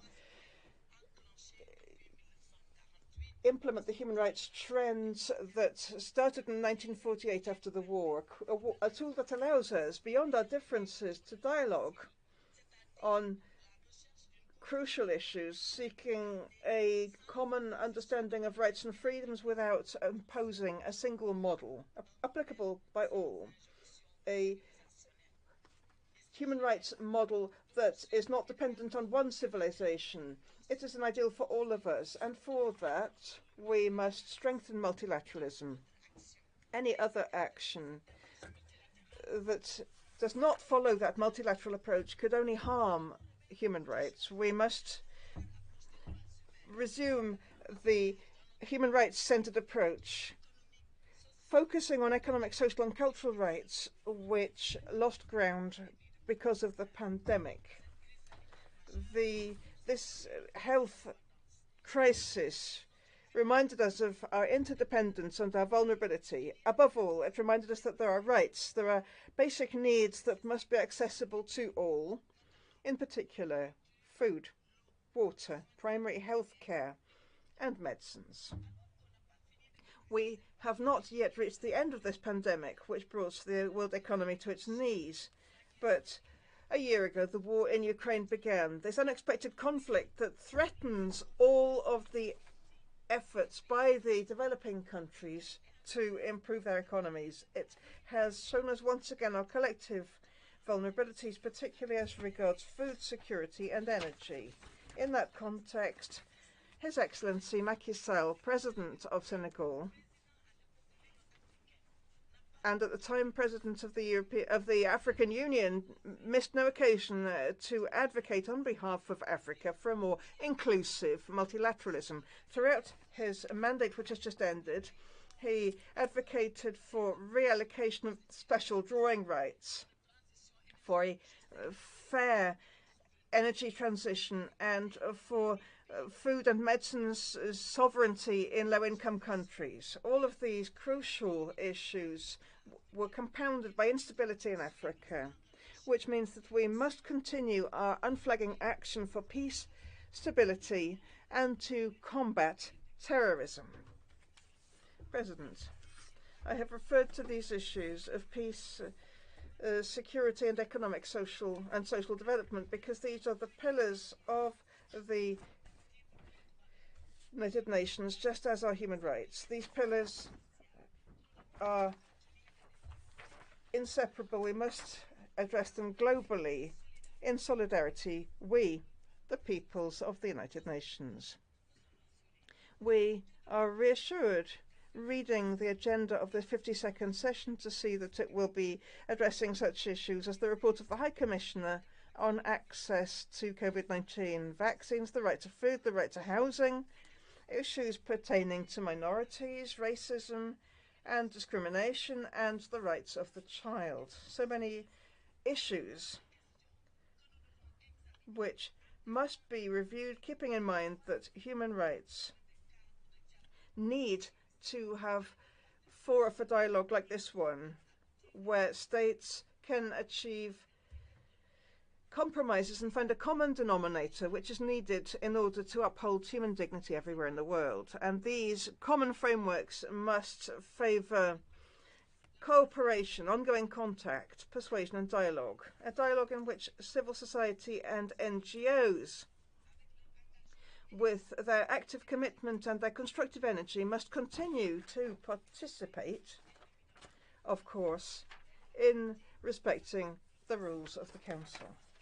President, over 5 years that Senegal has held 2 consecutive mandates, we have been committed, together with all other stakeholders in this august body, to promote human rights everywhere in the world.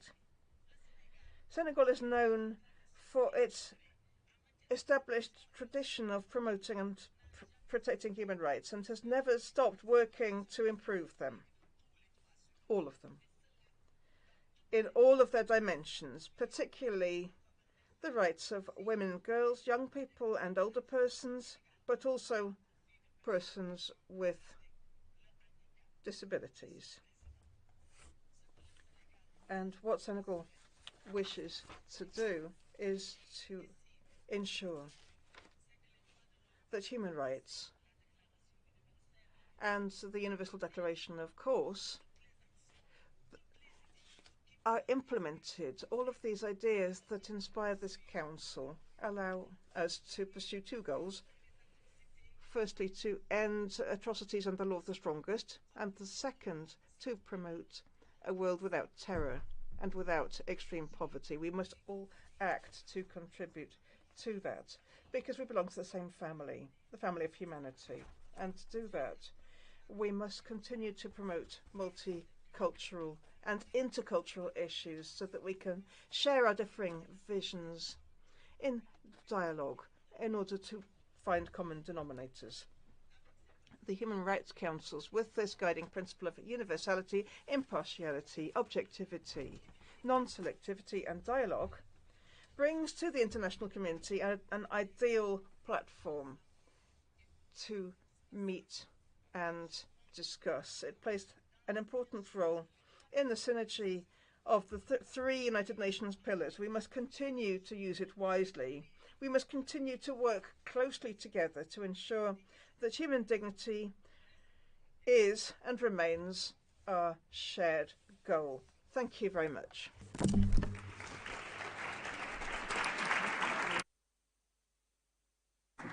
Thank you. I have the honor to give the floor to Her Excellency Madam Maria Ubach Font, Minister of Foreign Affairs of Andorra. Excellency, you have the floor.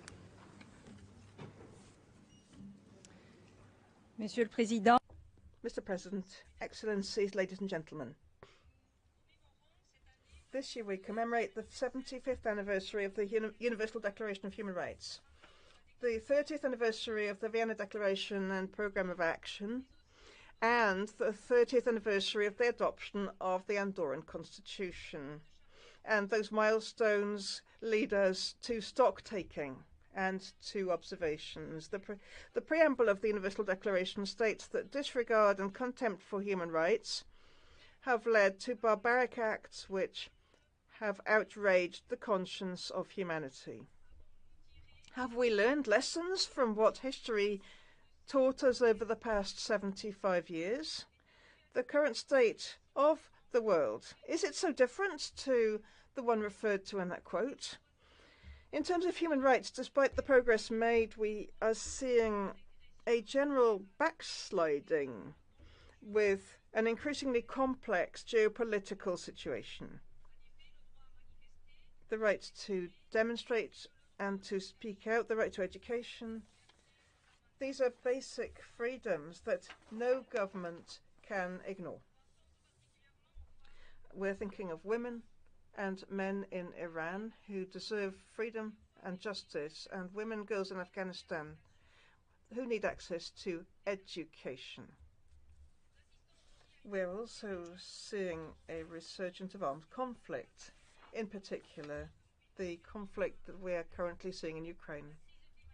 The climate crisis giving rise to heat waves, fires, water shortages, extreme phenomena giving rise to environmental and human catastrophes. And in this context, we welcome the recognition by the Human Rights Council in 2021 of the right to a safe, clean, healthy environment, sustainable environment. This is major progress for my country.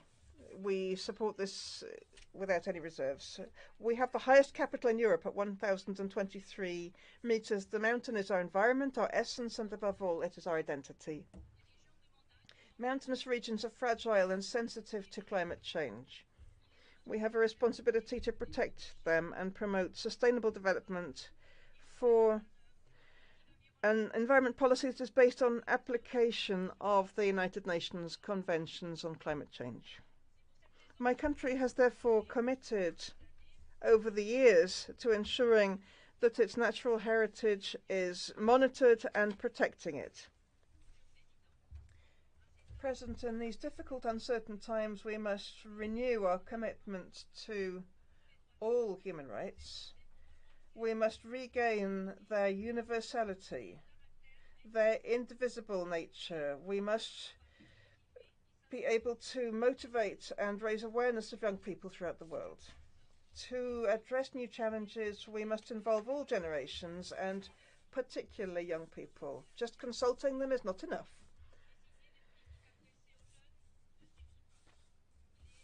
Drawing up policies for young people is not enough. We must have a process so that young people can participate now in tomorrow's policies and be more involved in public life. We must promote education for democratic culture. We welcome the progress made during the European Year of Youth in 2022, which emphasized the importance of young people in building a better future and building future-facing policies for young people. President, the international celebrations this year are also in the year of the 30th anniversary of the adoption of Andorra's constitution, which incorporates the text of the Universal Declaration of Human Rights in its legal order. That date was the start of Andorra's presence on the international scene, and in particular its entry into the United Nations in July 1993. For 30 years, we have been building our international image around our commitment within international organizations. Defending human rights, international humanitarian law, international law, and the rule of law will always be at the heart of our international action. The same is true for the defense of caring multilateralism, a reflection of Andorra's society. Andorra responds effectively and in solidarity to humanitarian crises, and its development cooperation policy demonstrates this. I take the opportunity today to express our solidarity with the governments and the people of Turkey and Syria following the earthquakes that took place in February. Over the past 30 years, Andorra's legislation has developed through its accession to over 40 human rights conventions and conventions on fundamental freedoms. It continues to pass legislation on human rights and social rights within the Constitution. It is true that our country is, in territorial and demographic terms, a small one, but it has never used that as a pretext to fail to respond to international and national responsibilities and challenges. We fully support the monitoring mechanisms of human rights conventions and the Universal Periodic Review.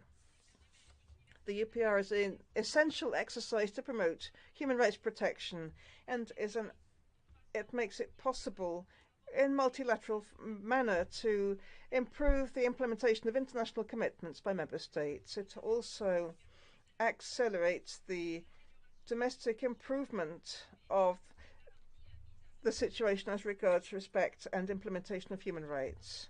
In conclusion, I wish once more to reiterate my country's commitment to inclusive multilateralism, leaving no partner behind, and working together to ensure peace and prosperity for future generations. Thank you very much.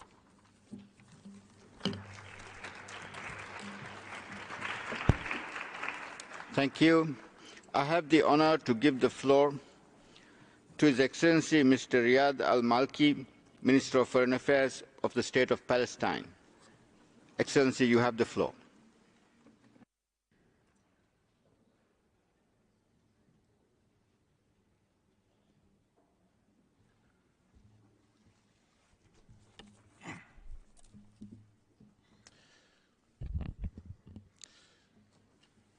Thank you, Mr. President. Allow me to begin by reaffirming the Palestinian people's sincere condolences to the Syrian and Turkish peoples who have endured a natural disaster of overwhelming proportions. We stand with Turkey and Syria as they recover from the horrific aftermath of the earthquakes and endeavor to provide recovery and humanitarian assistance to the millions affected. When disaster struck Syria and Turkey, people and governments sprang to action because rhetorical statements of solidarity and sympathy were of no use to the victims. In fact, had solidarity stopped at statements rather than translate into assistance, no matter how humble, they would have only added insult to injury.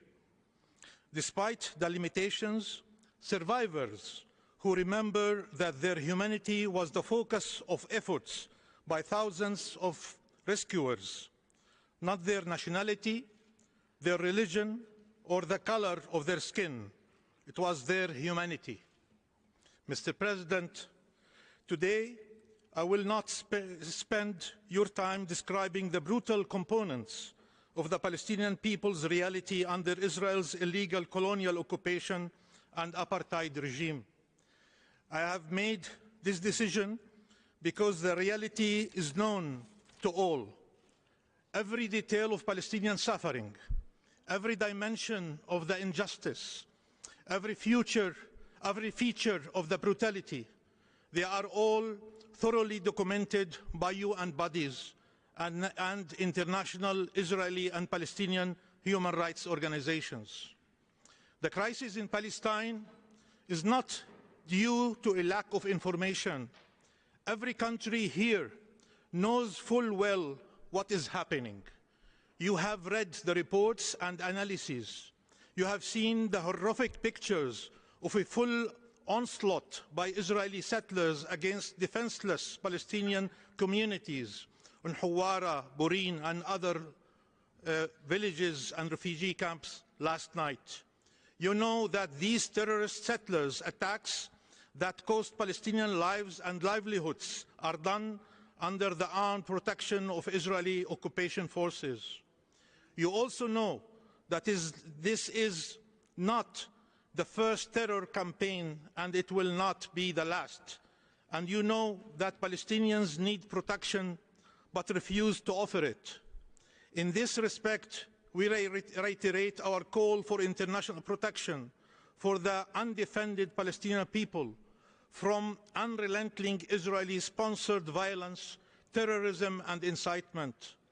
The UN has a duty to do that, particularly given its historical responsibility towards the question of Palestine and as per its resolutions.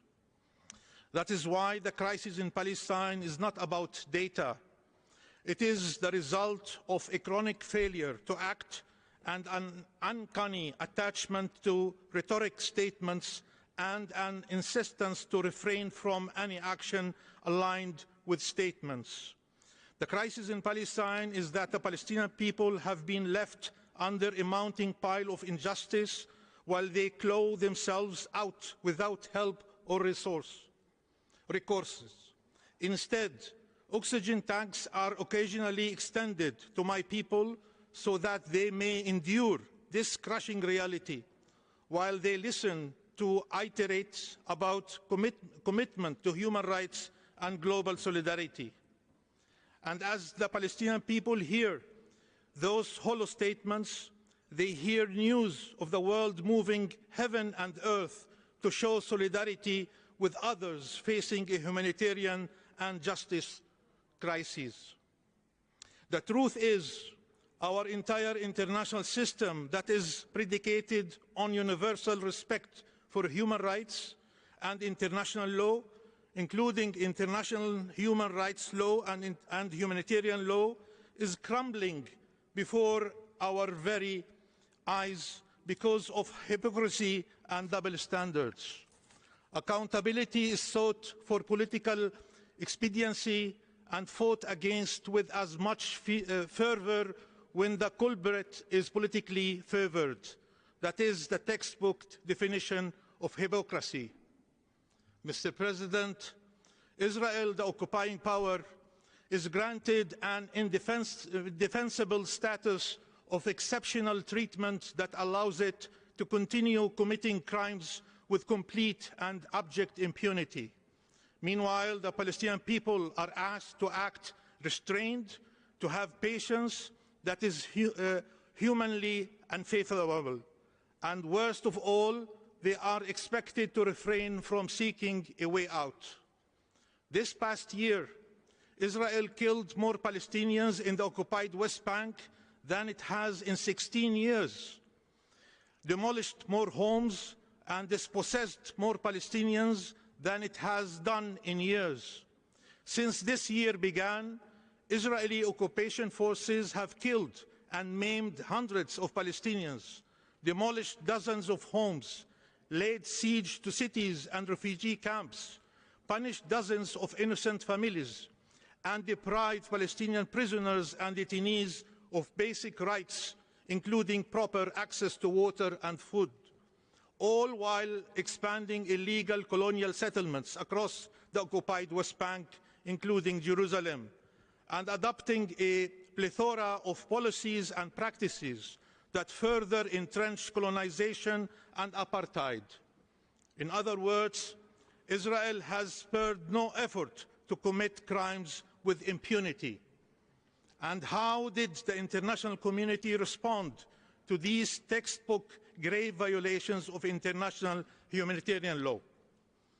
Did it really or rally to take action to hold Israel accountable? Did it sanction the occupying power for committing international crimes? Did it assist the Palestinian people in seeking redress at the International Court of Justice? No, it did not. Instead, many international actors used their political clout to shield Israel from accountability and to bully the Palestinians out of seeking justice. In fact, some went as far as nominating Israel a prolific violator of human rights and a country that stands accused of committing the crime of apartheid, among others, to sit on the UN committee that is charged with reviewing the United Nations Charter. Consequently, some international officials have been encouraged to issue statements that perverse and twist reality, as well as undermine the core values of international law.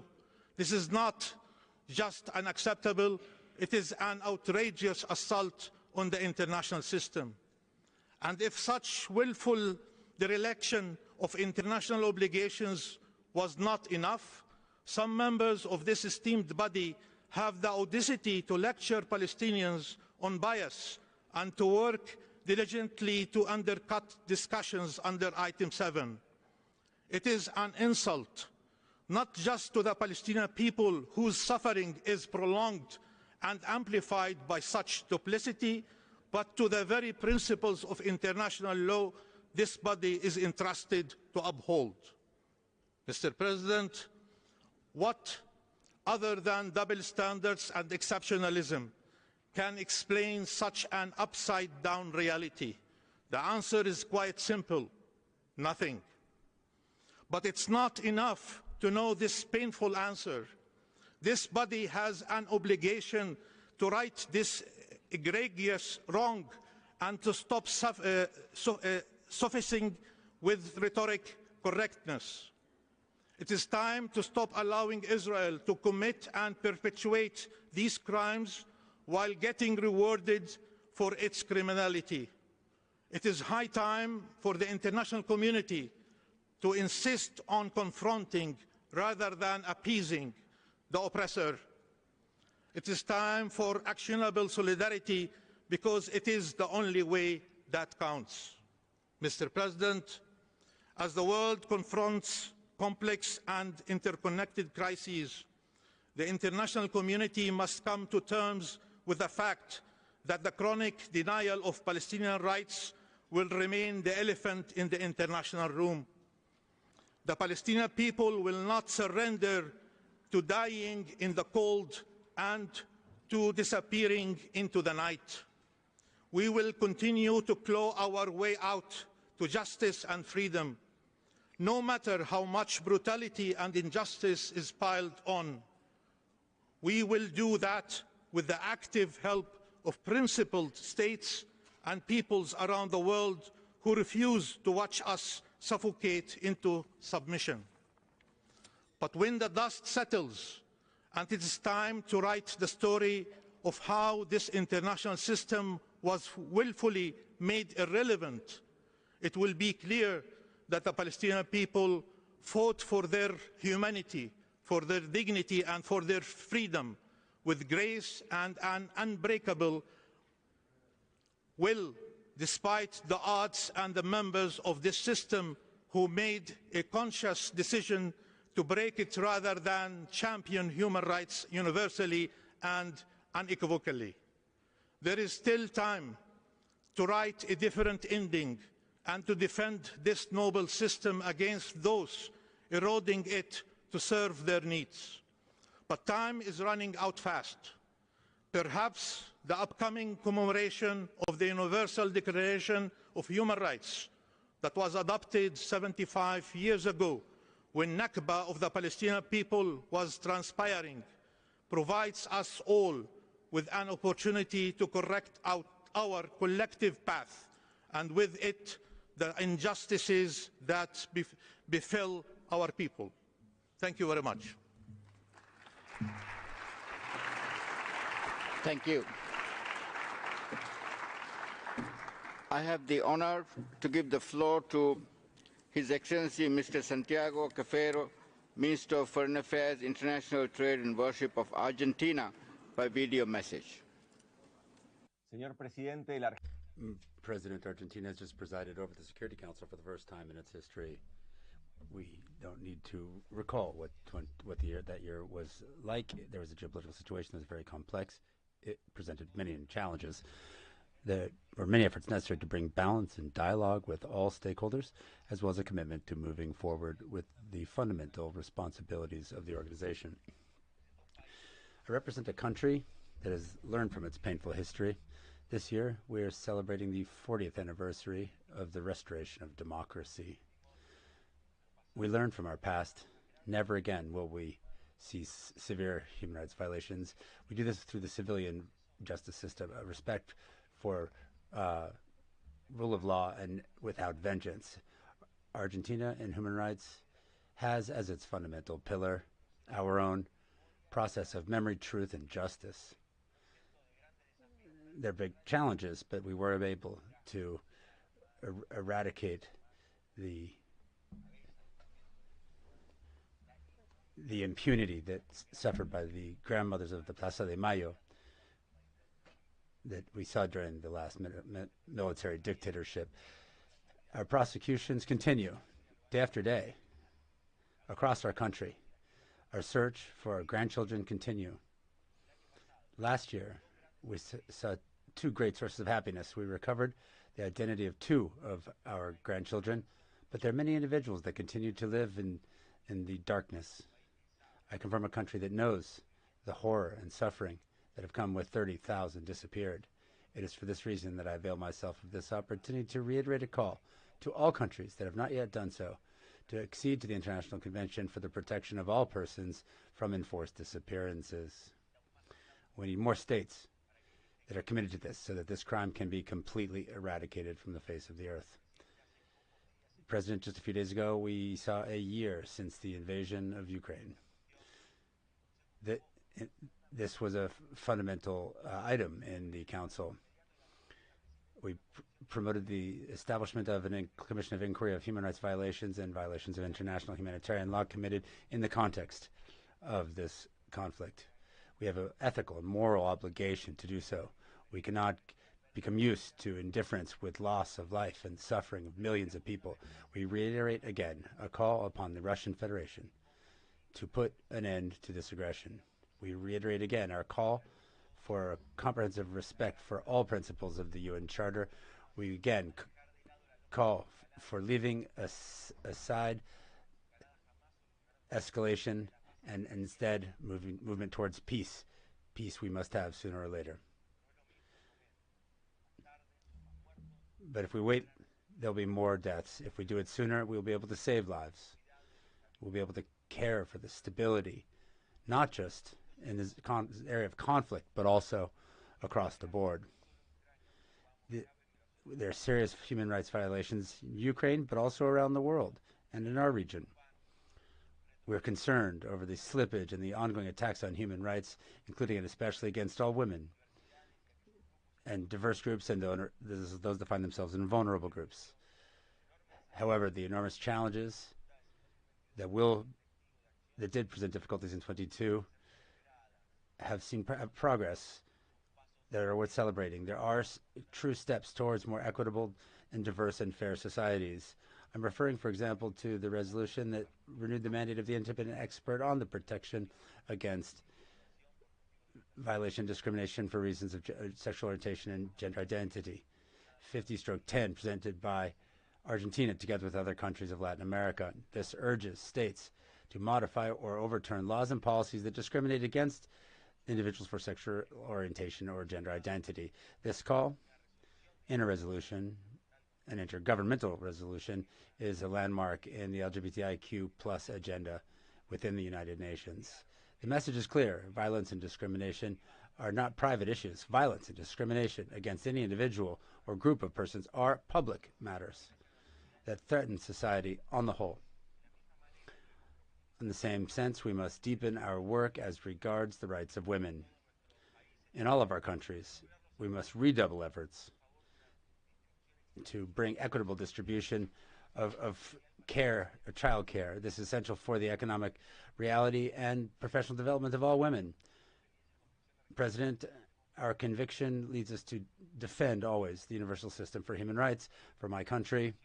Cooperation with the special procedures and the treaty bodies is essential. We will maintain our open invitation for visits from these bodies.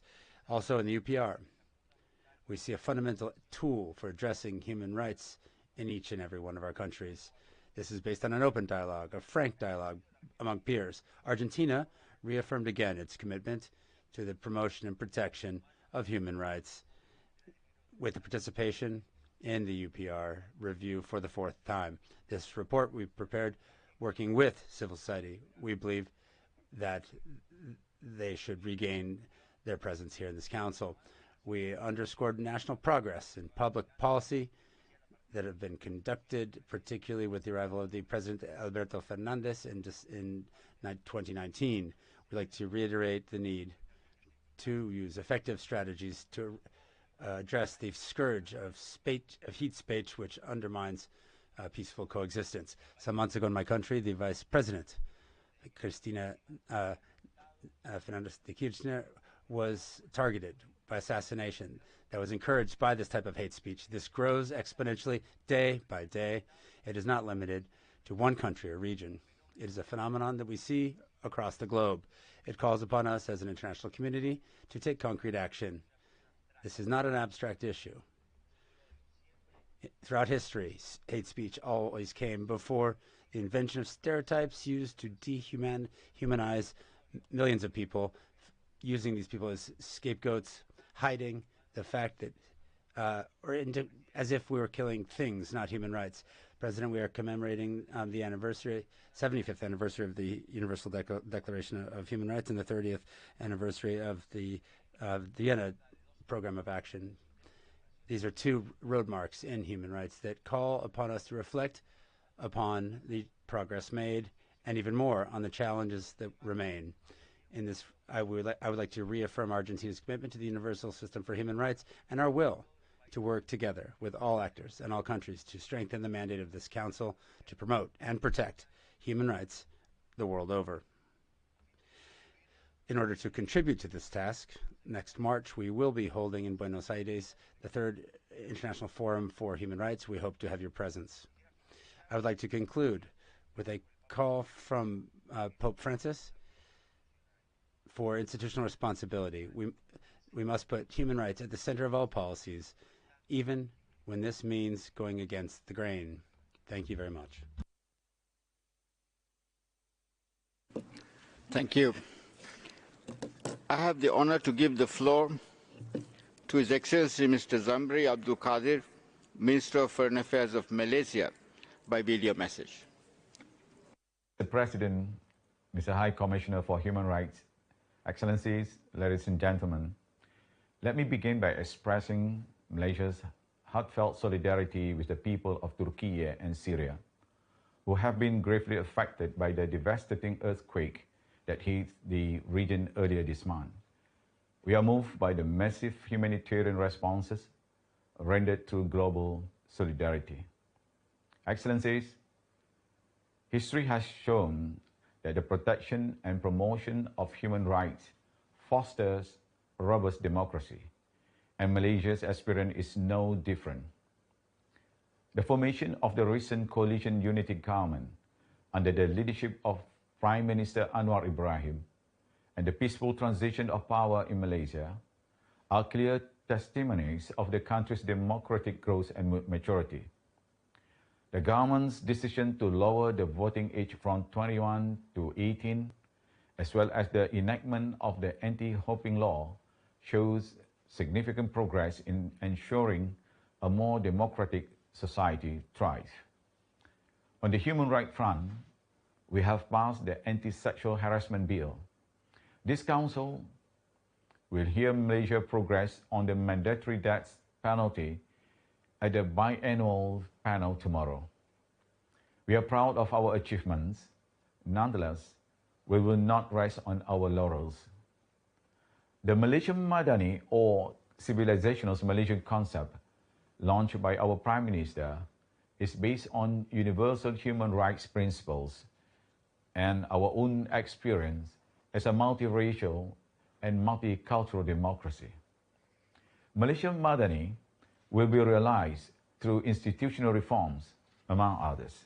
The reforms will be implemented through broad engagement and active discussion with all stakeholders, including civil society. Malaysian Madani values will make us stronger as a nation. Malaysia Madani is also at the heart of our efforts to advance human rights and the SDGs through transparent, accountable, and efficient public service. Malaysia will advocate this issue in resolutions at this session. We hope to count on everyone's support in this. Excellencies, Malaysia is gravely concerned with challenges brought about by conflicts, climate change, environmental degradations, and food insecurity, which in turn threaten humanity's very own survival.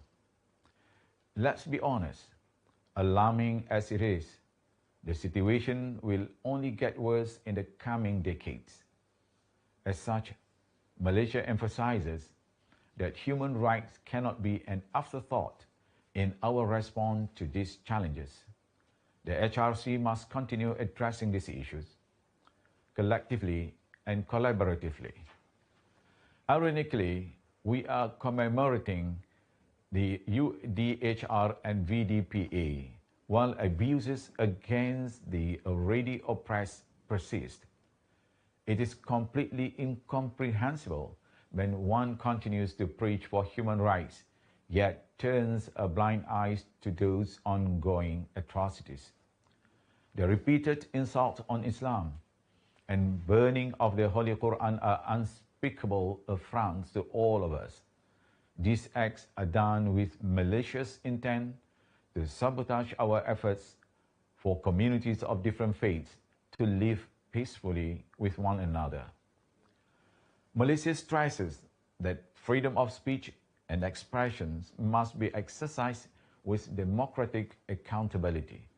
It should never be carelessly abused to disseminate and protect hate speech. It goes without saying, impunity breeds bigotry and fuels extremism. Malaysia, therefore, urges all parties to take stronger steps to prevent similar incidents from occurring. Defamation of any religion must be punishable by law.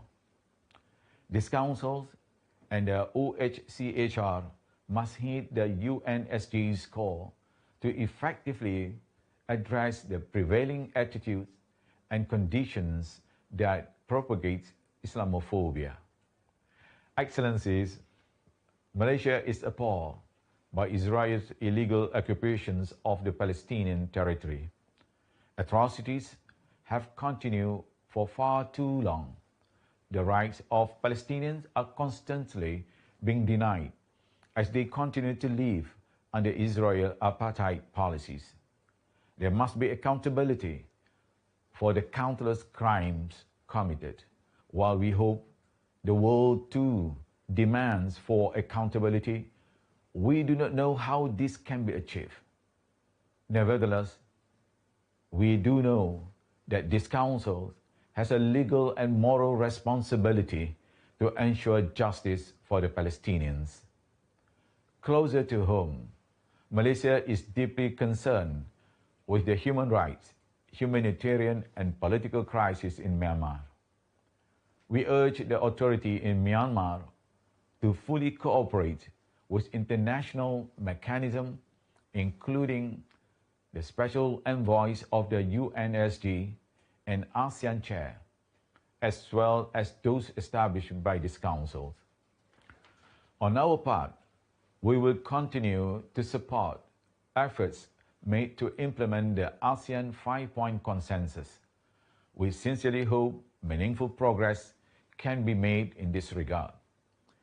As host to more than 200,000 Rohingyas, Malaysia will continue to support efforts to create conducive conditions that facilitate their repatriation to Rakhine. Addressing the root causes of the Rohingyas crisis, which include ensuring justice to victims, must remain a priority for the international community. Excellencies, Malaysia values the important work of these councils and reiterates its support to the President and the 2023 bureaus. On this, we will continue collaborating with the OHCHR to bring human rights closer to all Malaysians. In closing, I reaffirm Malaysia's commitment to a human right-based approach in accordance with its national law, international human rights obligations, and the SDGs in advancing human rights for all. Terima kasih. Salam hormat. Peace be upon everyone. Thank you. I have the honor to give the floor to His Excellency Mr. James Cleverly, MP, Secretary of State for Foreign, Commonwealth and Development Affairs of the United Kingdom of Great Britain and Northern Ireland, by video message. Mr. President, 75 years ago, Eleanor Roosevelt dubbed our newly adopted Universal Declaration of Human Rights an international Magna Carta. She was referring, of course, to that great charter's role in laying the first of many foundation stones on which the concept of human rights have been built. In 1215, it established that sovereign power is limited by legal constraint, that states are answerable to their citizens, and that justice requires due process. Inspired by Magna Carta, generations of lawyers and statesmen in the United Kingdom and around the world created what we now call the rule of law. But for centuries, the rule of law stopped at national borders until 1948, our predecessors took a gigantic step forward for humankind and made the rule of law universal. I'm proud of my country's long role in the struggle for human rights, a struggle that continues today across the world. Russia's invasion of Ukraine and illegal so-called annexations are a blatant violation of international law and the UN Charter. The Commission of Inquiry, which this Council established last year, has concluded that war crimes have been committed in Ukraine. Abuses and violations of human rights have been committed by Russian forces on a systematic scale. Torture and killing of civilians, rape and sexual violence, forced deportation. The Human Rights Council must condemn Russia's actions. We cannot allow this behaviour to go unanswered. These barbaric acts must never be repeated. The Ukrainian people must have justice. That is why this session must renew the Commission of Inquiry's mandate. We remind Russia of its international human rights obligations, which it has freely undertaken. and of its obligations under the UN Charter. We call upon Russia to enable humanitarian access to Ukraine and safe passage for civilians, restore human rights within its own borders and outside, and to immediately withdraw its forces from Ukraine. But the Ukrainians are not Putin's only victims. We call for the release of those detained in Russia on political grounds, including Alexei Navalny, and for those imprisoned for their opposition to Russia's illegal war in Ukraine, like Vladimir Kara-Murza, to be freed. Together with our international partners, the UK has invoked the OSCE's Moscow mechanism, which evidenced Russia's repression of its own people. We will support the UN Special Rapporteur's work on human rights in Russia. We will attend the trials of human rights defenders in Russia. And we will use sanctions to hold human rights violators to account. Last year, the High Commissioner for Human Rights published a report that found evidence of arbitrary detention, torture, sexual and gender-based violence, forced sterilisation, and the destruction of religious sites taking place in Xinjiang. And it found these abuses may amount to crimes against humanity. Surely, such serious and well-evidenced findings merit further and proper discussion by this Council. But instead, China has consistently sought to deny these findings and obstruct discussion. I now urge China to engage with the Council and uphold the international obligations into which it has freely entered. Last year, the Human Rights Committee published its report on the implementation of the International Convention on Civil and Political Rights in Hong Kong. Under the national security law, independent media outlets have been closed down. The right to freedom of speech and assembly guaranteed in Hong Kong's basic law has been eroded. Those who speak out, including journalists or businessmen like Jimmy Lai, have been arrested. We call on the Hong Kong and Chinese authorities to uphold the Sino-British Joint Declaration and urge them to implement the recommendations of the HRC report. In Afghanistan, curtailment of women's human rights, including the ban on women going to university, is unacceptable. We will continue to press the Taliban on these issues. And in Iran, the killing of Mahsa Amini last September was yet another shocking reminder of the regime's callous disregard for the lives of its own citizens. Since October, we've introduced 5 separate sanctions packages targeting those individuals and entities responsible for serious human rights violations. We reaffirm our commitment to support the fact-finding mission established by this Council in November. We must ensure that the voice of the Iranian people continues to be heard.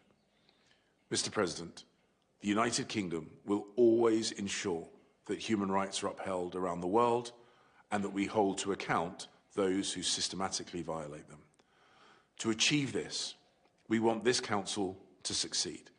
We will work with our international partners to ensure that it does. And we will back up our words with actions. Thank you. Thank you. I have the honor to give the floor to His Excellency Mr. Ziambi, Minister of Justice, Legal and Parliamentary Affairs of Zimbabwe. Excellency, you have the floor.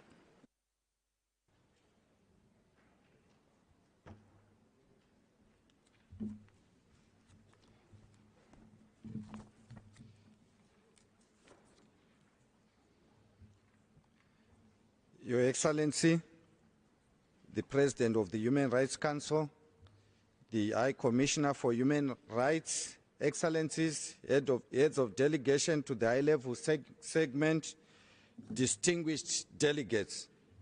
Allow me at the outset to congratulate you, Mr. President, on your election as President of the Human Rights Council. We take this opportunity to express our utmost confidence in your leadership, particularly in steering the business of this high-level segment of the 52nd session of the Human Rights Council.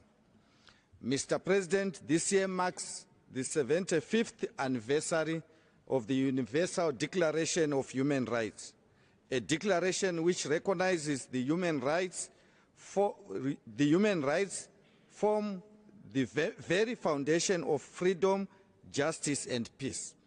As we mark this milestone, my government renews its commitment to equality for all, to the sanctity of human life and dignity, and to the protection of all fundamental human rights. Mr. President, as we convene today, our hearts go out to the people of Syria and Turkey, whose lives and livelihoods have been devastated by the catastrophic earthquakes which have claimed more than 40,000 lives and have left millions homeless. Our thoughts and prayers are with all those affected by these traumatic events. Mr. President, my government remains committed to cooperating with key human rights mechanisms, both regional and international, and to compliance with the international human rights obligations arising from the various treaties to which we are party.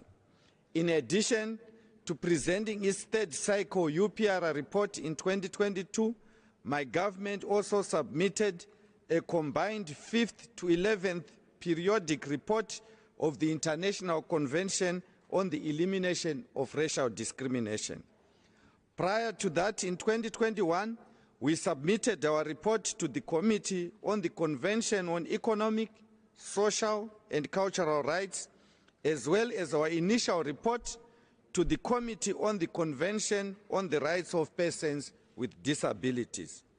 At regional level, we have completed multi-stakeholder consultations on the 16th periodic report on the African Charter on Human and People's Rights, with civic society organizations and the general public in all the 10 provinces of our country.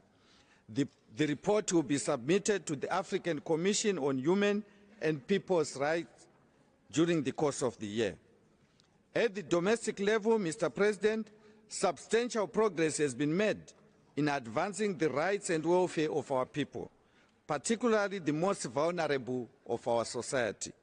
My government is committed to the implementation of key constitutional provisions which safeguard and promote human rights. In this vein, we are continuing the process of aligning the country's legislation with the Constitution. Mr. President, under this reform process, a raft of legislation has been lined up to strengthen the realization of human rights. These include the promulgation of the New Marriages Act and the Guardianship of Minors Amendment Act, whose provisions entrench rights such as the equality of spouses before the law, protection of property rights among married couples, and crucially, the outlawing of child marriages. The advancement of the best interests of the child in all spheres of life has taken center stage in my administration's legislative agenda. Currently, we await the enactment of 2 pieces of legislation, namely the Child Justice Bill and the Children's Amendment Bill, which are undergoing parliamentary processes.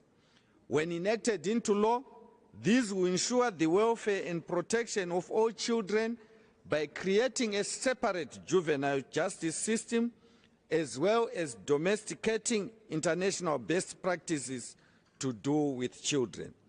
Further, my government has enacted the Independent Complaints Commission Act, establishing an independent commission responsible for receiving and investigating complaints from members of the public on the conduct of members of the security services and for remedying any harm caused by such conduct.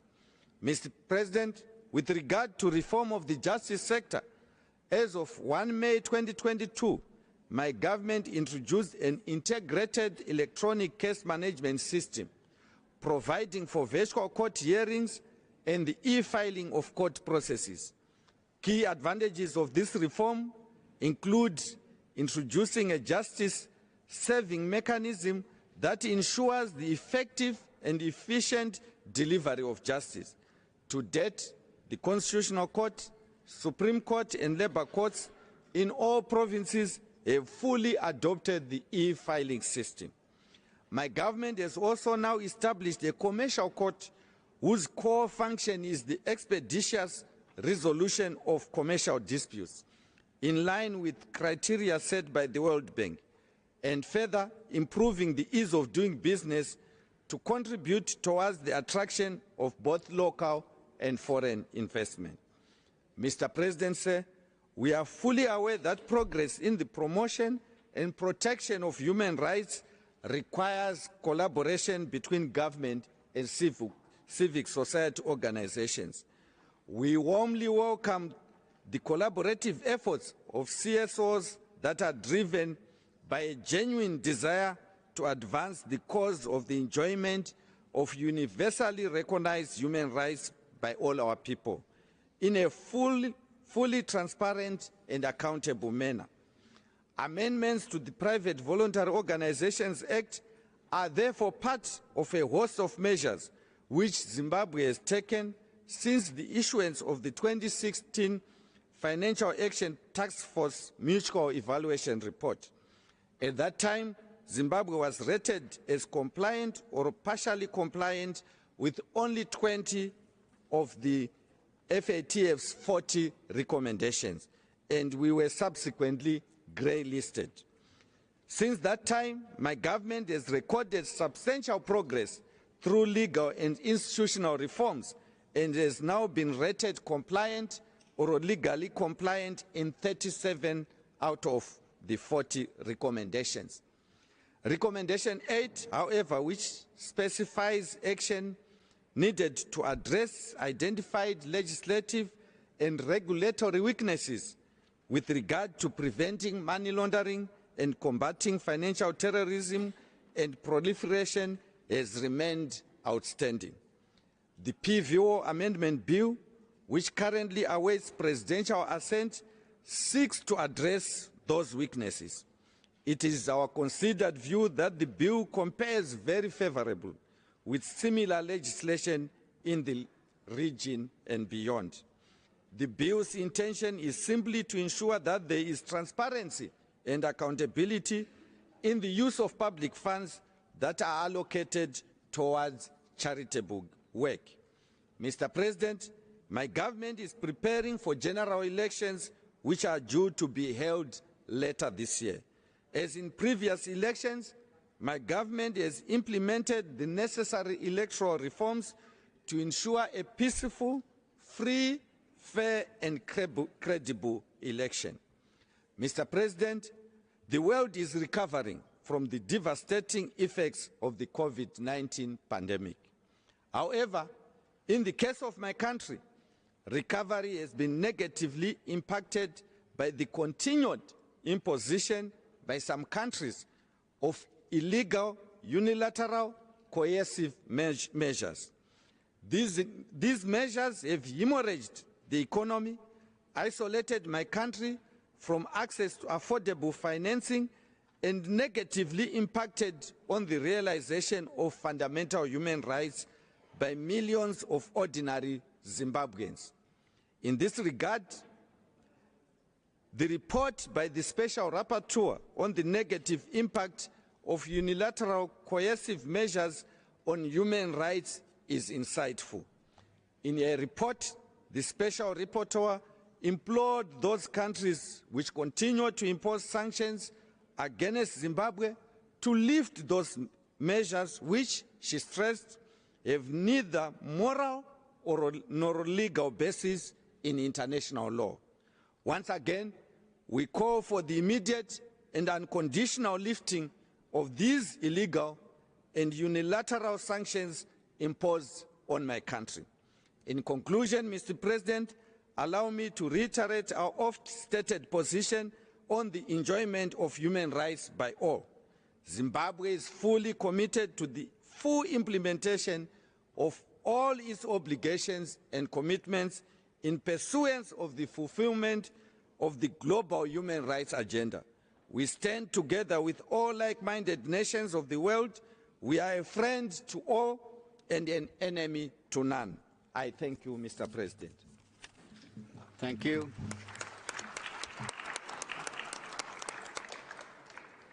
I have the honor to give the floor to Her Excellency Ms. Annalena Baerbock, Federal Minister of Foreign Affairs of Germany. Excellency, you have the floor.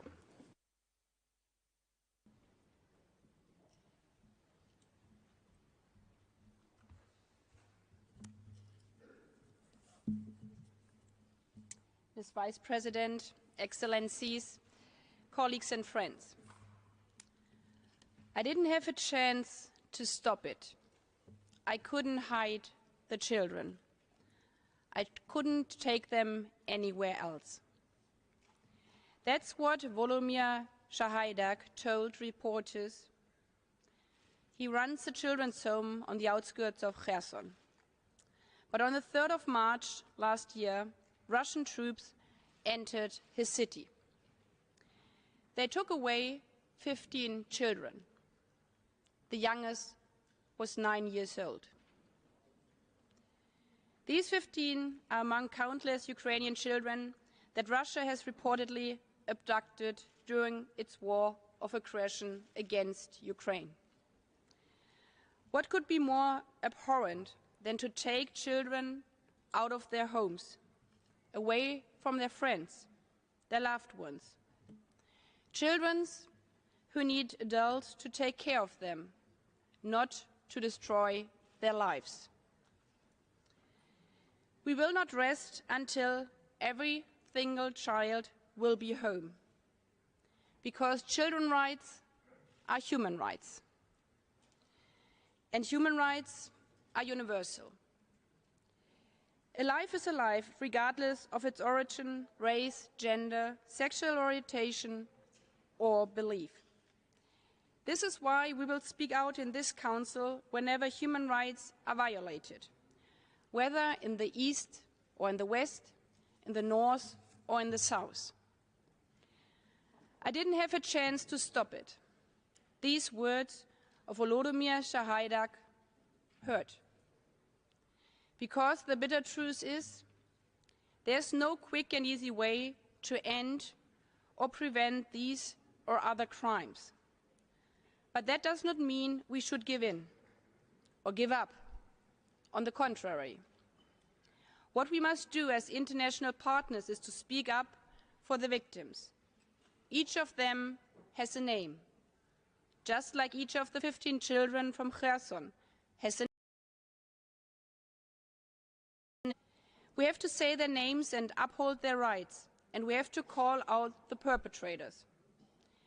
This is why it's crucial for this Council to prolong the mandate of the Commission of Inquiry and to empower it to investigate the cases, each and every single case of the children abducted from Ukraine. Because impunity prevents justice. It hurts to see that our power to protect the victims is limited. We also see these limits every clearly day with regard to the situation in Iran. But we have not folded our hands in resignation. In November, this Council here voted in favor of setting up a fact-finding mission to document the human rights violation in Iran, the brutal suppression of protesters, the death of hundreds of women, men, and children. I met so many courageous human rights activists who told me after our vote, this gives us hope that the world has not forgotten us. I can assure you, in Iran, we will not forget you. We stand with you every single day. We call upon the authorities in Iran to finally grant the fact-finding mission access to the country, to stop the violent crackdown on the peaceful protests, and to refrain from imposing and carrying out the death penalty. No one in the 21st century should be able to trample on human rights without facing consequences. And I'm glad that the High Commissioner today especially pointed out the need to promote women's rights. Because women's rights are not only human rights. Women's rights are also an indicator of the state of justice in a society. That especially is true in Afghanistan, where the Taliban have forced women and girls out of all areas of public life, from universities and high schools, and even from parks. These women are surviving. But what kind of life are you then living? Being forced to stay every hour, every minute at home. What we are witnessing are the most brutal and systematic violation of human rights one can imagine in Afghanistan with regard to the women. And these actions must have consequences. That is why in the European Union we pushed for tough sanctions against those in the Taliban's regime who are responsible for these blatant violations of women's rights. And we should not forget that these measures add to hardship and the suffering that we are already seeing in Afghanistan. There are 26 million Afghans in need of help. But if women are not allowed to work, especially in the humanitarian field, many women and girls are cut off from aid because they are not permitted to receive aid from men outside their families. Therefore, we will make sure to continue to help all Afghans who need water, who need food, who need medicine. And at the same time, we will not become the willing helpers of those who fundamentally breach women's rights by excluding them from work.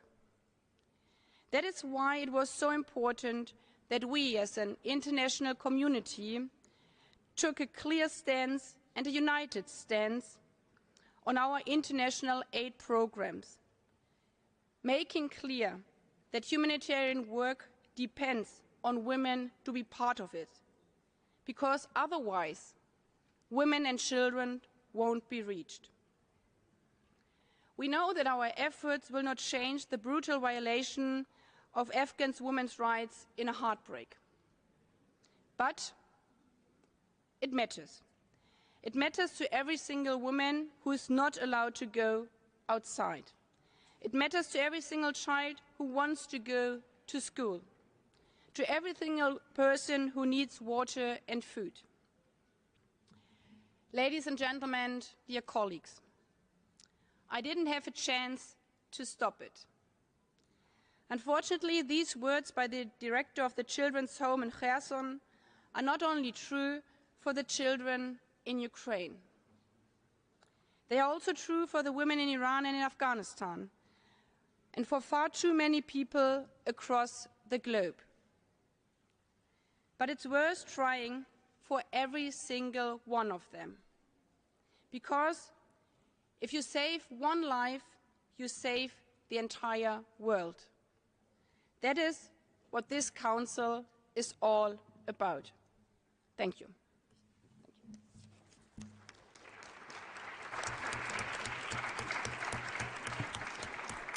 Thank you. I now have the honor to give the floor to Her Excellency Ms. Ana Cecilia Gervasi, Minister of Foreign Affairs of Peru. Excellency, you have the floor.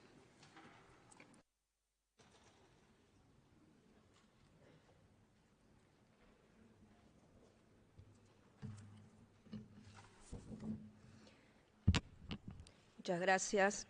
Thank you very much, President, Excellencies, ladies and gentlemen. It is a high honor for me to participate in this high-level segment of the 52nd session of the Human Rights Council of the United Nations.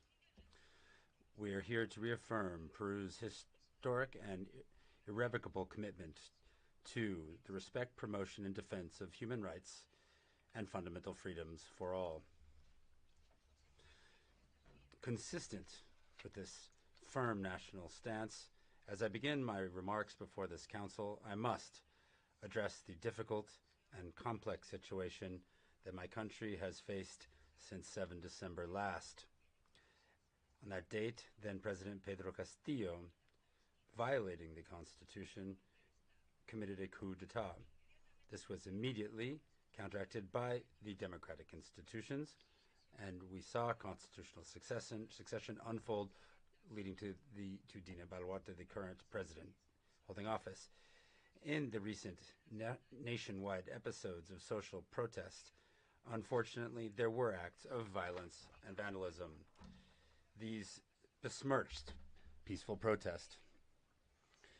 Given this reality, I should like to express the deep condolences and sadness of the government of Peru facing the tragic loss of life of our compatriots. With the firm commitment of ensuring the right to truth, our authorities are undertaking, with impartiality, independence, and without delay, investigations under civil law. We hope to have, as quickly as possible, the results of these investigations. These investigations, as I indicated, have been unfolding with full impartiality. The goal is that, once concluded, we can see the prosecution and punishment of those responsible for these attacks on life, safety, and public and private property in step with applicable legislation. Likewise, the government has established a multi-sectoral commission. It will address debts to the deceased and those who were seriously injured during these protests. The work of this commission includes invitees, among others, such as representatives from the Ombudsperson's Office and the Resident Coordinator of the UN. It has brought support and solidarity for family members of those deceased and those wounded in the protests. The Commission has also identified needs as regards physical and mental health, education, housing, and in other areas. The idea is to provide comprehensive support. It is important to underscore that the Public Defender's Office of the Ministry of Justice and Human Rights ensures the rights to the legal defense of those who participated in the social protests. Support has been provided to 115 family members of persons killed and wounded in the protests throughout the country, and legal support has been provided to 432 detainees. Working together with the Ministry of Culture, we have contracted interpreters for Quechua, Aymara, and Ashininka with a plural linguistic focus. The administration of President Boluarte is convinced that the solution to this difficult state of affairs is social dialogue. It must be broad and inclusive. We recognize the support that could come from organizations such as the UN. This can complement our efforts to build bridges between in tackling common challenges. It is based on this conviction that Peru has addressed recent events with full openness and transparency before the international and regional human rights bodies. At the invitation of the Peruvian government, we saw visits from the Inter-American Commission on Human Rights, as well as a special envoy of the High Commissioner for Human Rights of the United Nations. The idea is to get a first-hand view of the situation and of the actions taken by the government. For these visits, the Peruvian state fully facilitated all interviews with authorities, representatives of civil society, and those affected by these unfortunate events.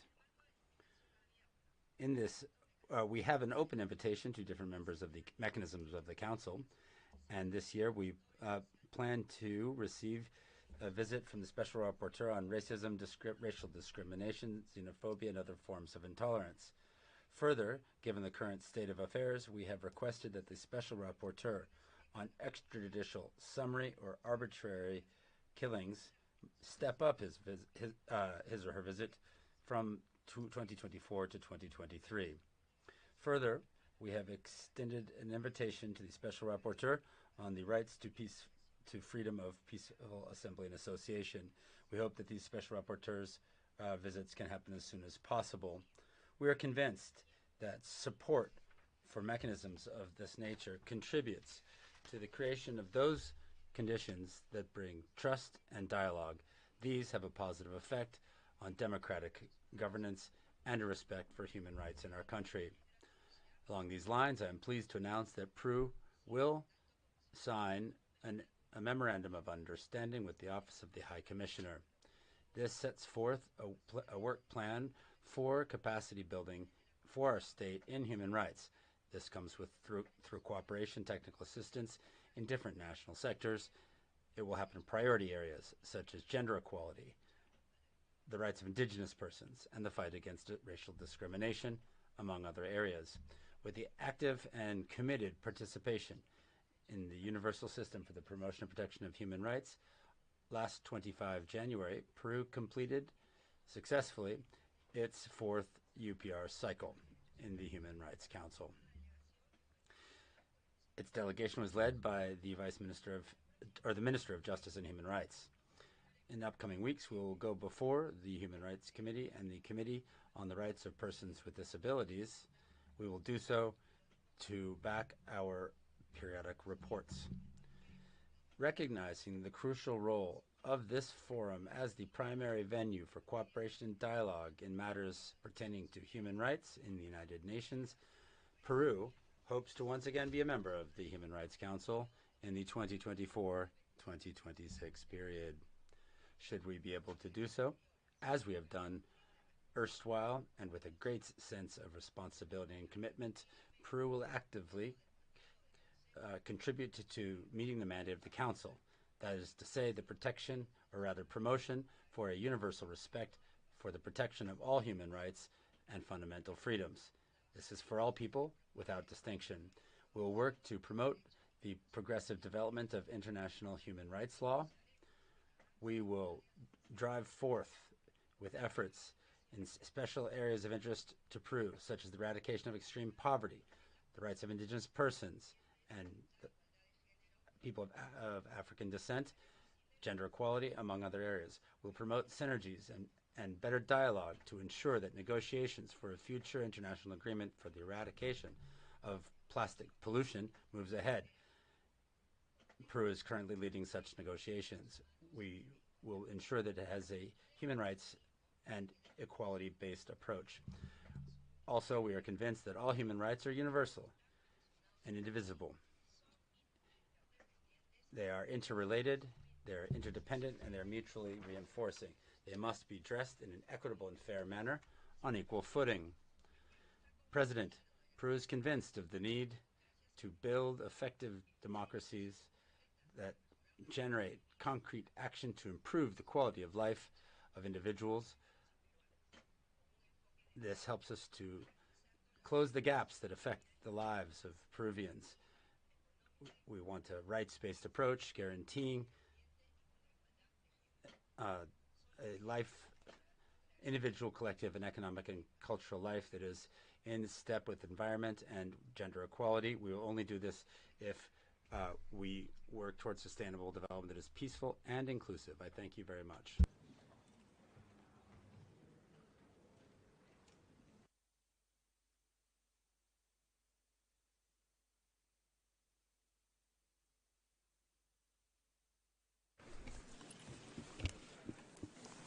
Thank you so much.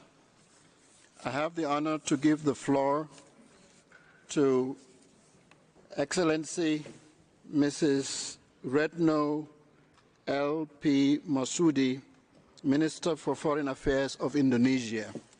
You have the floor, ma'am.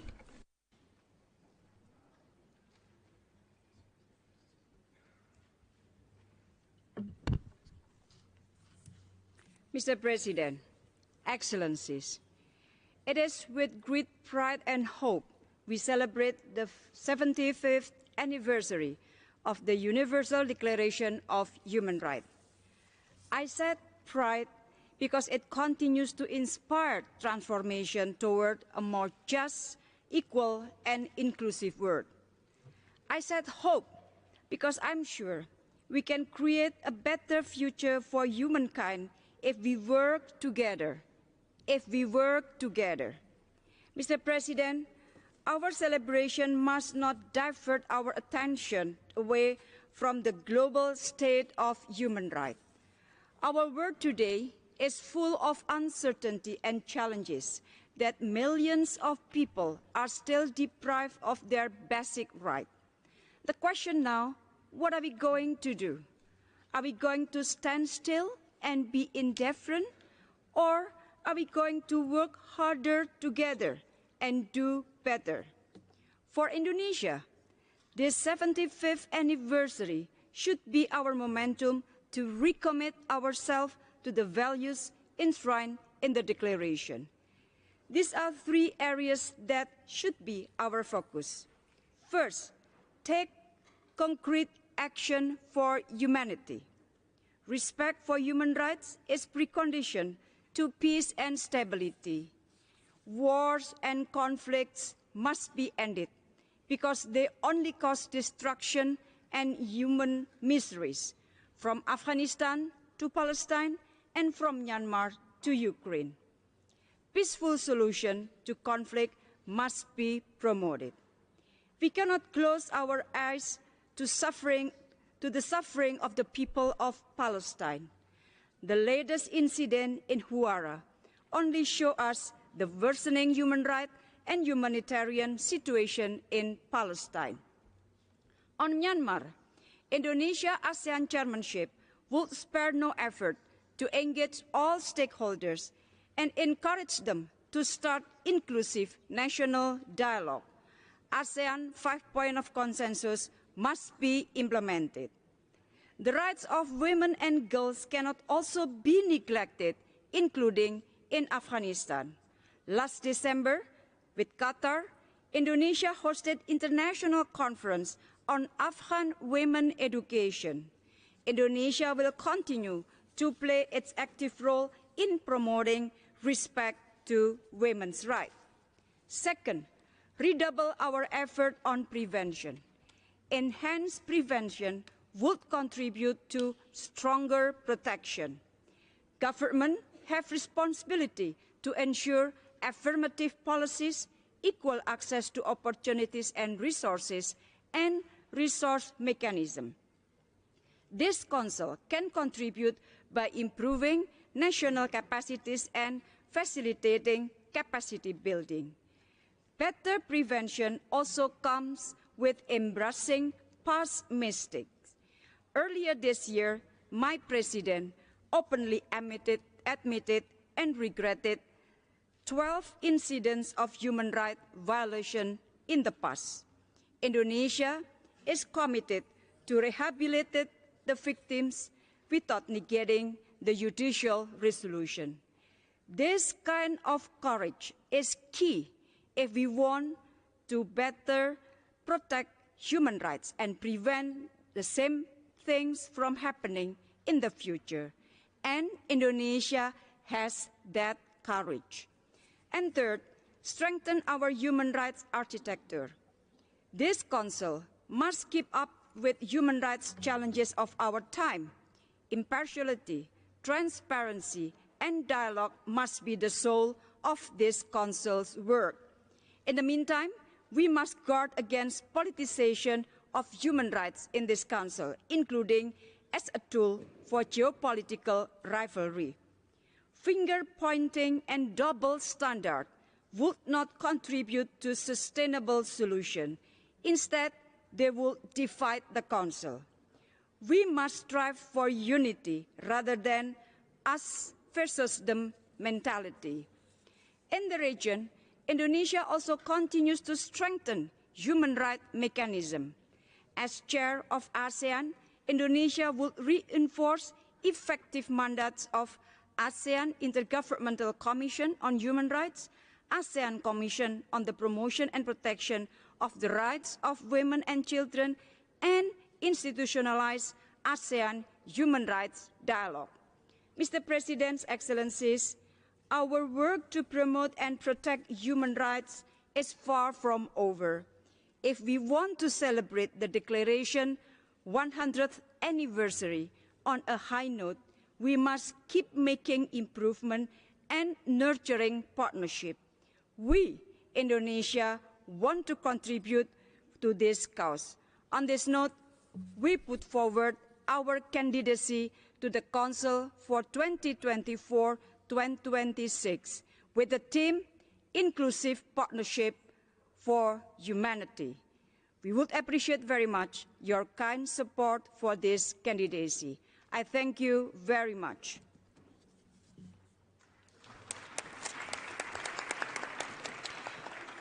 Thank you. I now have the honor to give the floor to His Excellency Mr. Hussein Amir Abdullahian, Minister of Foreign Affairs of the Islamic Republic of Iran. Excellency, you have the floor.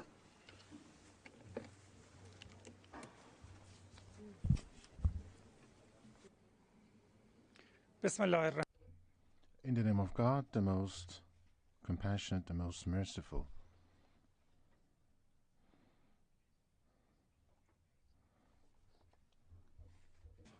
Of the Islamic Republic of Iran. Our thoughts and views concerning human rights and the mechanisms established for its sake. Protection and promotion of human rights is a shared sentiment for all nations. No state or a group of states should entitle themselves to claim exclusive ownership of human rights, nor should any state coerce others into submitting to any self-styled interpretation of human rights. For us, respect for human rights and dignity is a core value that is deeply rooted in our national tradition and profoundly embedded in our religious beliefs. I would like here to outline a few points concerning the human rights. 1. The resolution that established the Human Rights Council reaffirms quite purposefully the purposes and principles such as developing friendly relations among nations based on respect for the principle of equal rights and self-determination of people. In practice, though, the Council has been forced to take up certain agenda that neither serve such purposes and principles, nor do they contribute to friendly relations among nations. 2, human rights are all important. Human rights are all important and must be treated in a fair and equal manner. Economic and social rights should not be treated as second-class rights after civil and political rights. The right to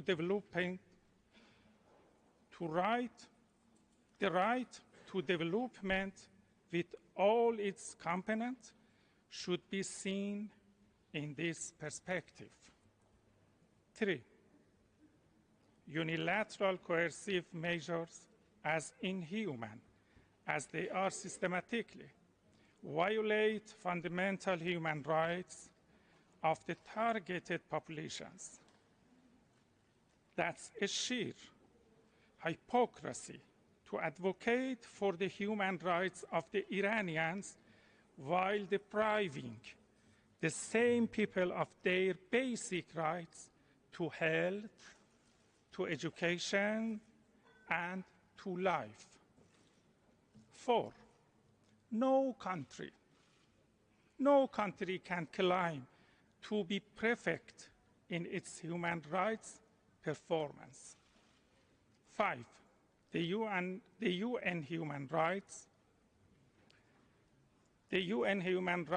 mechanisms could and should contribute to the promotion and protection of human rights through genuine dialogue, constructive interaction, and respectful capacity building cooperation.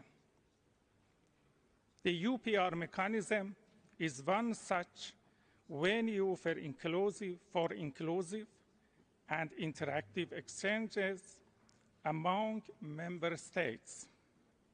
Mr. Vice President, ladies and gentlemen, the peaceful assemblies that took place in my country following the sad death of Mahsa Amini manifested the Iranian spirit of solidarity for a fellow young Iranian woman.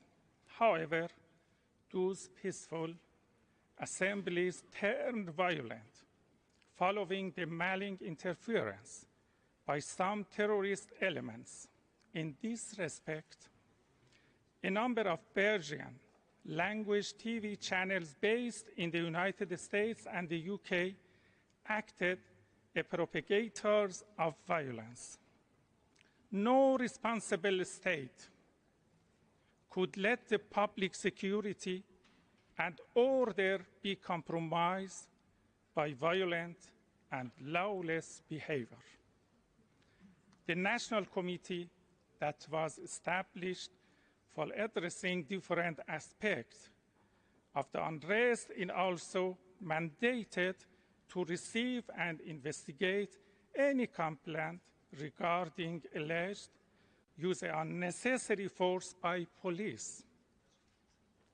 It is noteworthy that all of those who were arrested released. The National Committee shall conduct thorough investigations into the unrest and submit its report to relevant authorities for necessary follow-up. Mr. Vice President, one of the main challenges of the present era in the emergence of terrorist groups across the world, the Islamic Republic of Iran has been always at the forefront of counterterrorism. Our region will not forget. Our region will not forget the struggle of General Qasem Soleimani against the Daesh terrorism. The role of anti-Iran terrorist groups in the recent crisis in my country was evident. Some states were involved in terrorism laundering while applying double standards. They provided considerable financial and logistical facility to some violent and terrorist elements during the unrest. Ladies and gentlemen, the systematic violence of human rights and crimes against humanity and crimes against humanity by the Zionist regime should immediately stop. The Islamic Republic of Iran is resolute in its commitment to protect and promote human rights and strongly defends the rights of the great Iranian nation. I thank you for your attention. Thank you. Thank you. I have the honor to give the floor to His Excellency, or Her Excellency, Mrs. Anniken Huitfeldt, Minister for Foreign Affairs of Norway. Ma'am, you have the floor.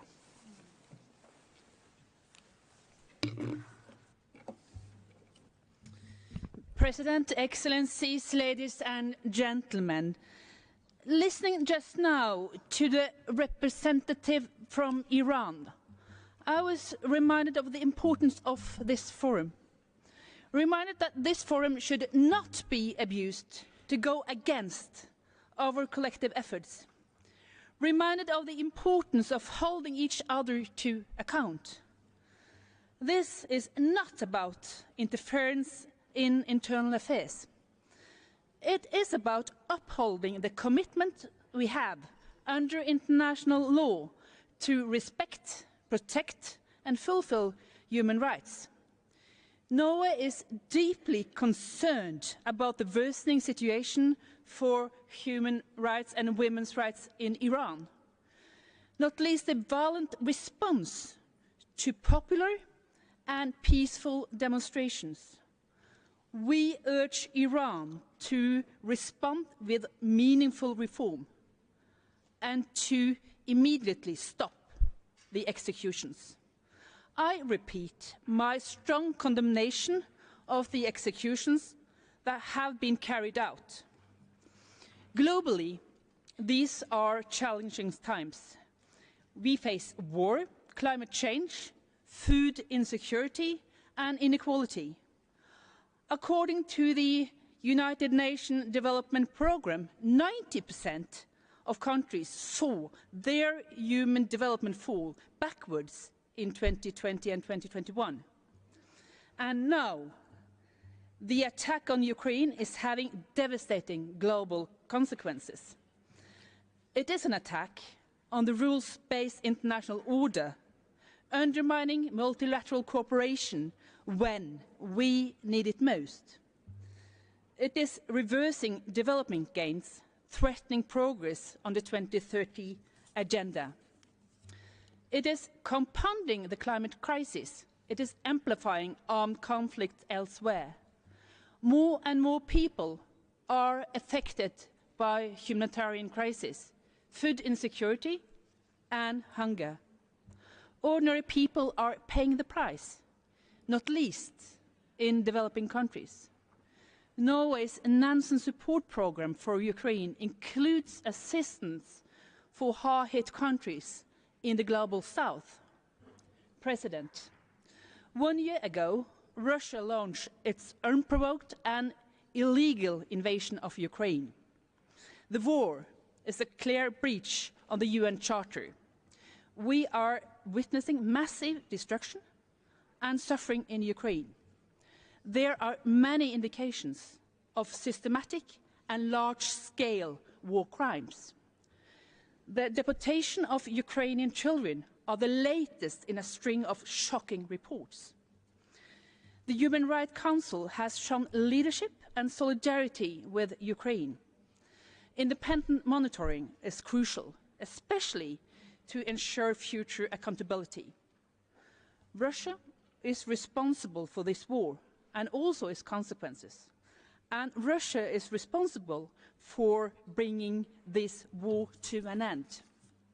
President, the war is also an attack on respect for universal human rights and fundamental freedoms, on democracy and the rule of law. Democracies are united in responding to the challenges. Democracy is resilient and strong. At the same time, let us be clear about what we are dealing with.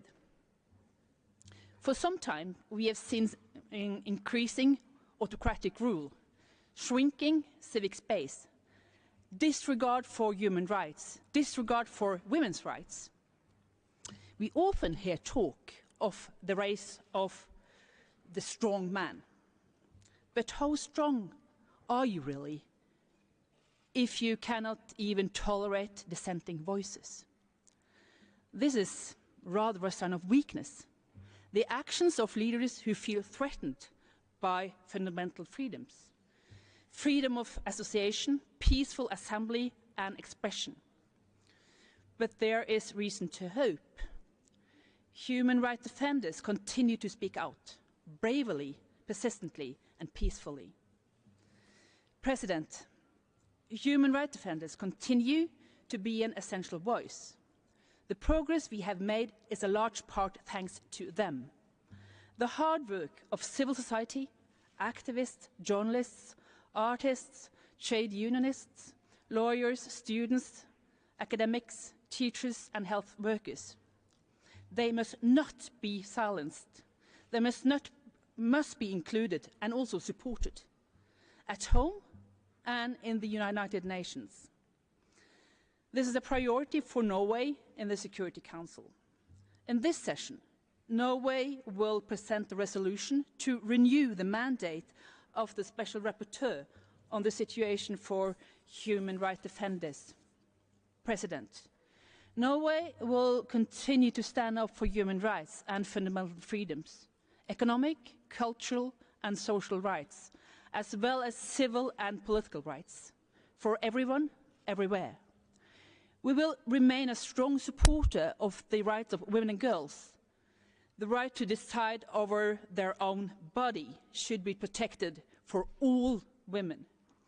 We need to renew our joint commitment to the Universal Declaration of Human Rights and recall the consensus we had 75 years ago. Safeguarding human rights is crucial to ensuring inclusive and sustainable development. And in times of conflicts and war, it is crucial for achieving just and lasting peace. Thank you.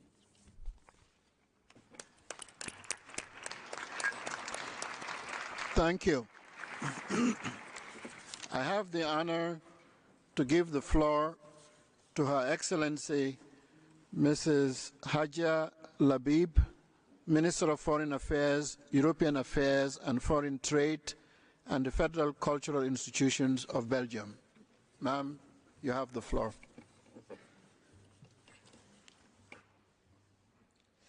Monsieur le Président. Mr. President, Mr. Secretary General, Mr. High Commissioner, Excellencies, colleagues, ladies and gentlemen. It is a privilege for me to take the floor today at the start of Belgium's new mandate as a member of the Human Rights Council.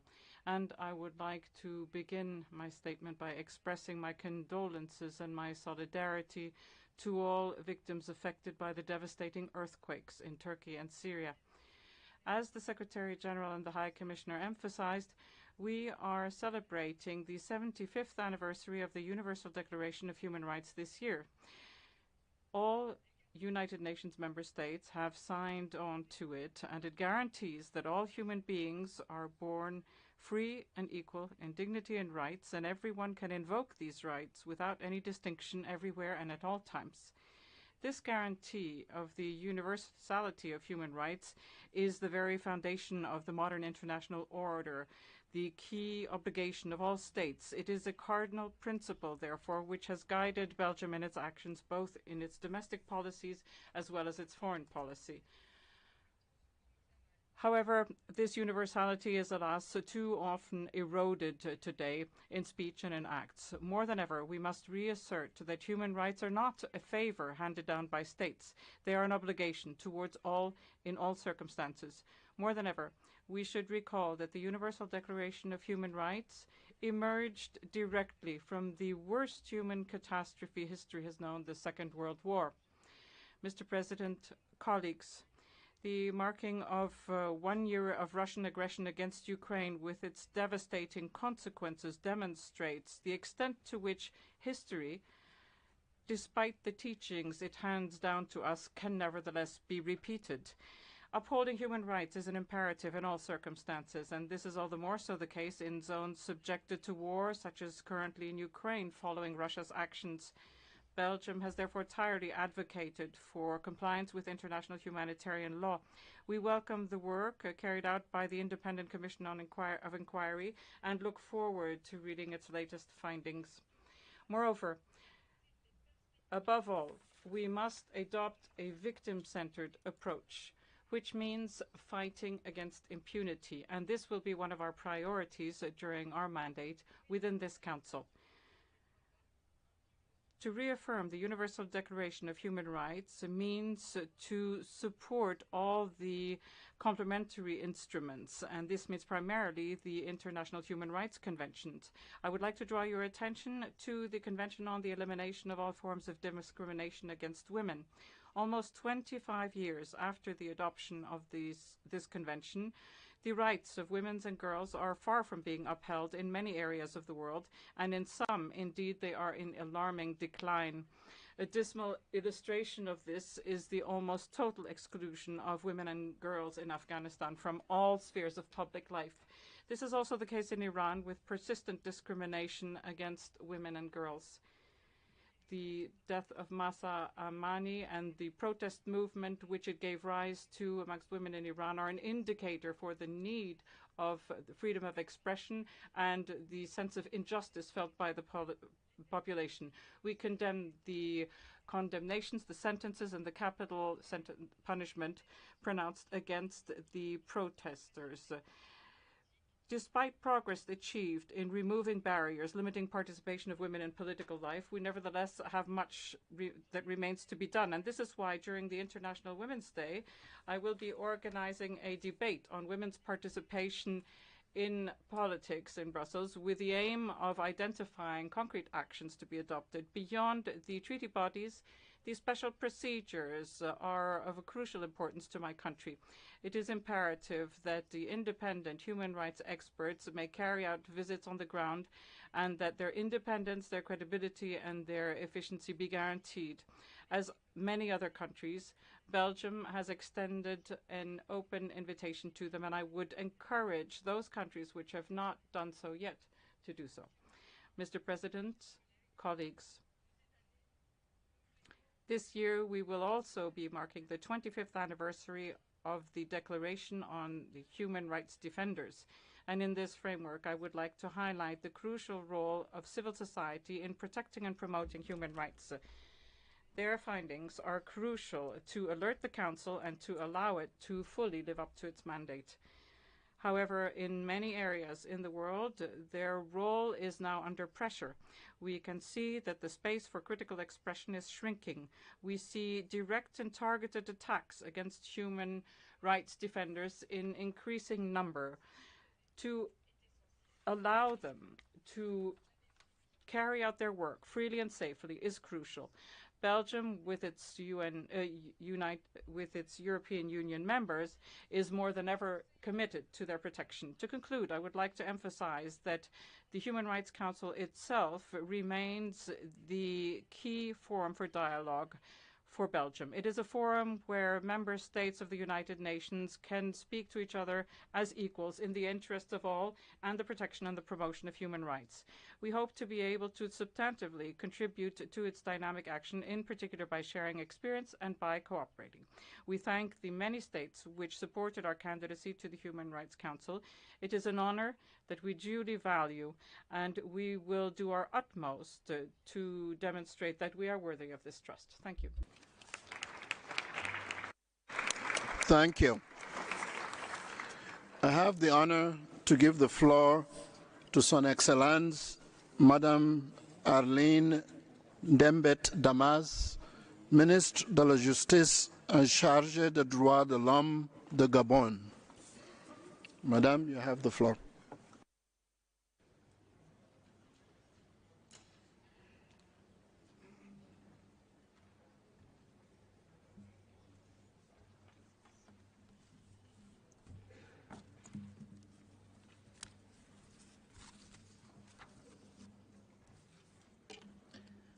Monsieur le Président du Conseil des Mr. President of the Human Rights Council, Mr. Secretary General, Mr. High Commissioner for Human Rights, Excellencies, ladies and gentlemen.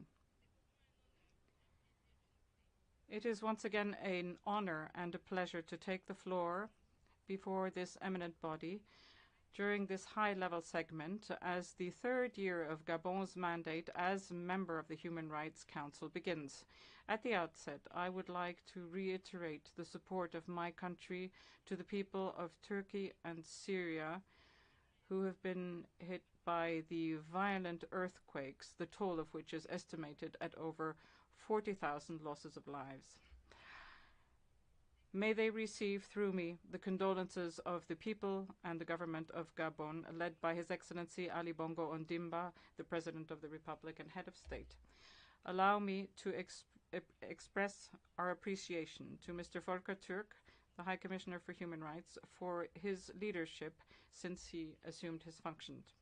I would like to also extend our sincere congratulations to His Excellency Mr. Václav Balek, the Ambassador and Permanent Representative of the Czech Republic to the United Nations in Geneva, on his election to the presidency of the Human Rights Council for the year 2023. Mr. President, ladies and gentlemen, 2023 marks the 75th anniversary of the Universal Declaration of Human Rights, as well as the 30th anniversary of the Vienna Declaration and Programme of Action. In this context, the High Commissioner, through the UDHR 75 initiative, urged us last December to rethink our actions in order to re-establish the indivisibility and universality of human rights. This high-level segment is therefore an opportunity for me to formally reiterate the support of my country to this important initiative. The Universal Declaration of Human Rights, signed by all member states, guarantees the universality of human rights, which is a cardinal principle guiding my country's actions in terms of international as well as national policies, as demonstrated by the special interest that we pay to the mechanisms for human rights, the treaty bodies and the special procedures to which we have addressed a standing invitation since 2012. Similarly, within the Human Rights Council, Gabon intends to pursue a policy of proactive involvement in order to promote all human rights, whether it be through our own initiatives or through our support to initiatives undertaken by partners and groups that we belong to. We remain particularly focused on the effective functioning of the Universal Periodic Review mechanism, which we believe is a crucial instrument to improve human rights worldwide. Mr. President, ladies and gentlemen, referring now specifically to the 30th anniversary of the Vienna Declaration and Programme of Action, which have contributed to the establishment of the High Commissioner's Office for Human Rights, I would like to commend the path that this body has come, and especially the resolve with which it has carried out its mission entrusted to it by the community of states. It is particularly thanks to its unfailing support that my country, over the past few years, has seen a marked progression in the promotion and protection of human rights. In this context, I would like to reiterate the commitment of the government of the Republic of Gabon to step up its efforts to effectively guarantee all human rights in line with the recommendations made by the relevant mechanisms. This resolve was reflected most recently by the adoption of a set of measures on priority issues such as the 2023 electoral process, the protection of the environment and sustainable development, the protection of vulnerable groups, in particular women and persons with disabilities. With regard to the 2023 electoral process, we have organized awareness-raising campaigns for policymakers, civil servants, and civil society, renewed the Bureau of the Gabonese Center for Elections on a consensus-based framework, and held at the request of the President of the Republic a consultation with all political stakeholders within the majority party in power and the opposition. And this translates our will to achieve free, transparent and peaceful elections.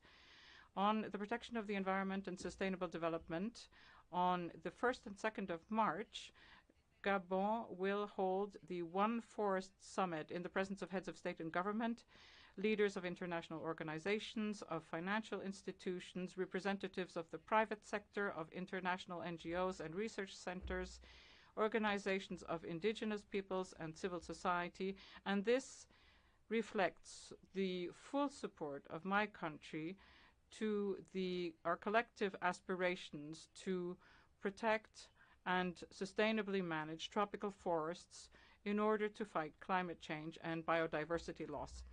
With regard to the other aspects relating to promotion and to the promotion and the protection of human rights, as you know, my country was reviewed in January within the framework of the Universal Periodic Review.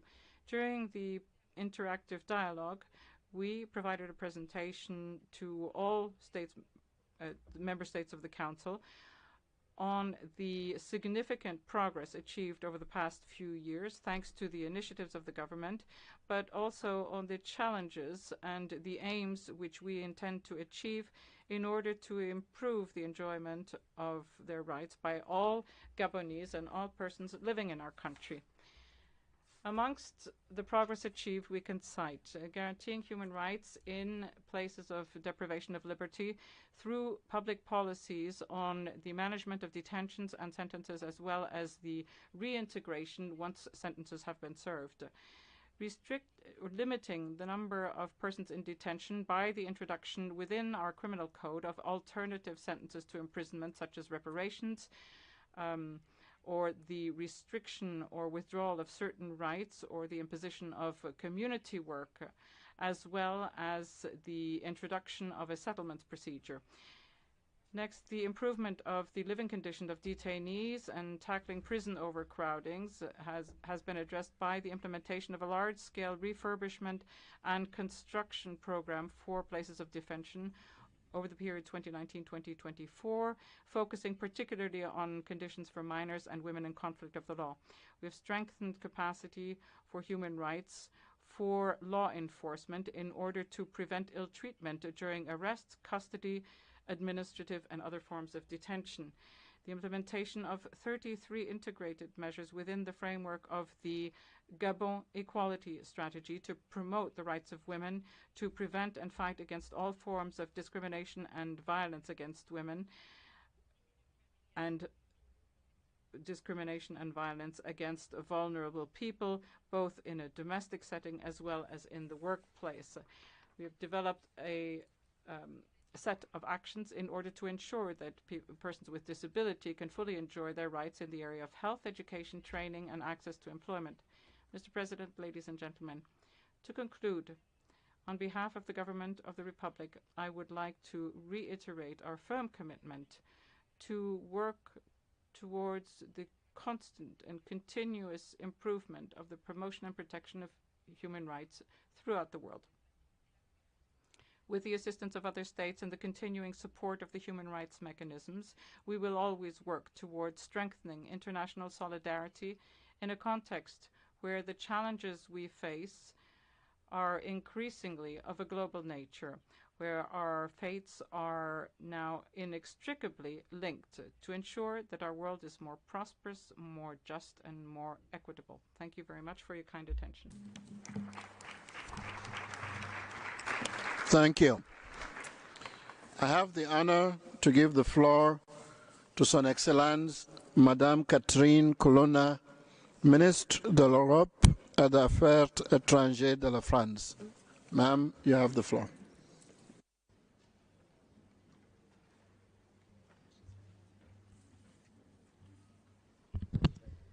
Monsieur le Président, Mr. President, Madam Deputy High Commissioner, ministers, delegates. It's a little more over a year ago that Russia has triggered and conducted its illegal war of aggression, which is unjustified and unjustifiable against Ukraine. Russia is violating the United Nations Charter, the sovereignty and territorial integrity of Ukraine in a shameless fashion. It is systematically violating international humanitarian law and human rights. It inflicts unspeakable suffering on the Ukrainian people. There are generalized atrocities against civilians, mass murder and rape, deliberate attacks against hospitals and maternity wards, enforced displacement of populations, and the deportation of children. Those who are responsible for these war crimes and crimes against humanity will have to be held accountable. We will continue to repeat it, that there is no lasting peace without justice. This justice is one that we owe to Ukrainians, and we also owe it to ourselves, as there is no humanity without human rights. We therefore support the International Criminal Court, the Ukrainian jurisdictions which are competent, and the Commission of Inquiry, which was set up by this Council. We deplore the fact that Russian atrocities are committed elsewhere in the world as well. For example, in Mali, where the Wagner mercenaries have committed such atrocities, as the MINUSMA and others have noted. Almost 70 years ago, the Universal Declaration of Human Rights was signed in Paris to ensure that the atrocities of the Second World War never be repeated. To commemorate it is to launch an unflinching appeal to uphold human rights everywhere. We cannot be resigned. We cannot give in. We must act, holding in mind the crimes of the past. Human rights are universal and indivisible because they are the very foundation of our humanity. They are the pillar of the equal dignity of the human person, and states have made a commitment to uphold these rights and ensure that they are upheld by others. When others, however, violate freedoms and hold rights in contempt, there is a need to act. This is the case in Iran, where human rights defenders, particularly women, are targeted, and this must stop. Iranians have the right to freedom and justice. I would like to pay tribute to their bravery, and I think of Mahsa Amini and others, the many women who are defending liberty. Along with our European colleagues, we have already developed 5 tranches of sanctions against the perpetrators. This council cannot accept the policy of hostage-taking practiced by the Iranian government. All foreigners must immediately be released, and these shameless forms of blackmail must be stopped. Honoring international human rights is relevant in Afghanistan, where the Taliban are segregating women and girls who are progressively hounded out of public life, universities, schools, the economic center, and even humanitarian action, which would be of benefit to the Afghan population. This systematic violation goes beyond major deprivation of liberty and social control. Afghan women and girls, by obscurantism, are condemned to obscurity. The intolerable takes root in intolerance, and this is why France will never give in its struggle to uphold liberties and fundamental values, and we must all act in that fashion. This is an action that we wish to undertake within the Human Rights Council, and France is a candidate for the period 2024-2026. We have a solid experience that we can defend, and for next term we intend to work with others to create a more just, more free and more equitable society. We are working to defend equalities and freedom without any concessions, equalities between men and women, and the freedom of women first and foremost. The women must be able to enjoy their right to be treated on an equal footing with men everywhere, to participate in decision-making in public and private life, to work, live, to move free from sexist violence, and to fully be in control of their own bodies, meaning to enjoy full reproductive and sexual rights. The work to universalize the Istanbul Convention is continuing, and I would like to pay tribute to the women risking their lives for this. I met several of them in Paris on the celebration of the 8th of March.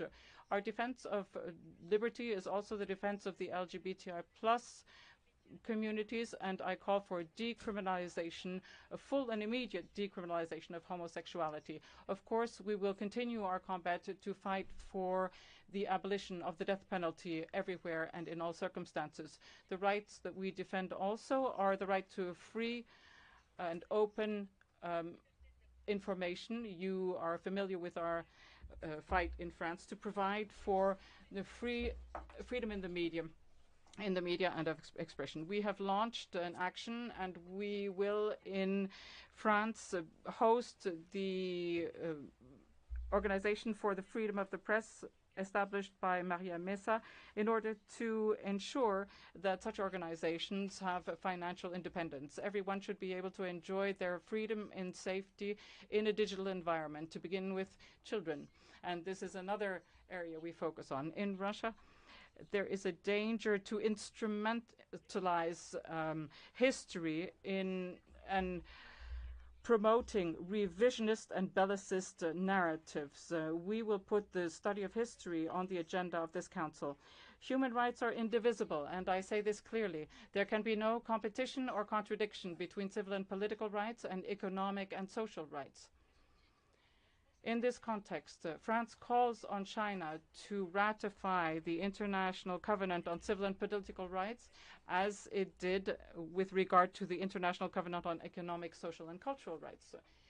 Since 2015, we have our Common Agenda for Sustainable Development and our 2030 Agenda to uphold development and human rights. Everywhere in the world, a person must have the right to say what they think, what they believe, and the right to live in a healthy environment just as much. We are committed to solidarity, and this will be part of our actions, including within this Council. And finally, France is committed to fight against impunity. Injustice is an obstacle against peace and reconciliation, and therefore fosters renewed cycles of violence. I saw this work be carried out in Ethiopia, which I visited with my German colleague Annalena Baerbock, and this is essential work. Mr. President, no one should be resigned to observe all the numerous human rights violations without acting. You can count on France to continue defending progress and societies which protect rights, hand down justice, and protect equality. Thank you. Thank you. I have the honor to give the floor to His Excellency Mr. Silvio Luis de Almeida, Minister of Human Rights and Citizenship of Brazil. Sir, you have the floor.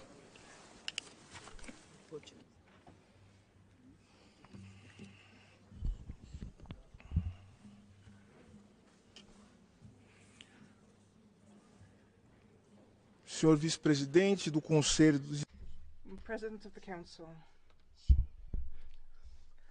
High Commissioner of the United Nations for Human Rights, permanent representatives, members of the Secretariat, ladies and gentlemen. At a time when we take the floor, my heart is and my conscience are certain that my country and the world are living today at the crossroads of history, as Nelson Mandela saw when he took up his post as President of South Africa. I also feel that for us Brazilians and citizens of the world, it is the time to heal the wounds, the time to overcome the gap that divides us, the time to build. And that is the feeling with which I come before this Council today to say Brazil is back.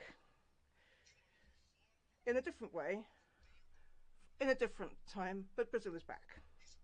And this is because we are entirely aware that many of the problems are problems of humanity, of which we are part because everybody is, and our destinies are interconnected.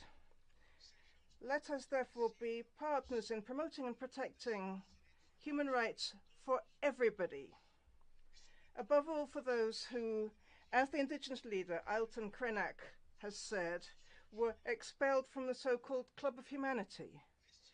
In this year, when we celebrate 75 years of the Universal Declaration for Human Rights and 30 years since the World Conference in Vienna, we must look back and reflect on everything that we have been able to do. We must also have courage to look in front and to see what still remains to be done to guarantee human dignity, peace and prosperity for our peoples.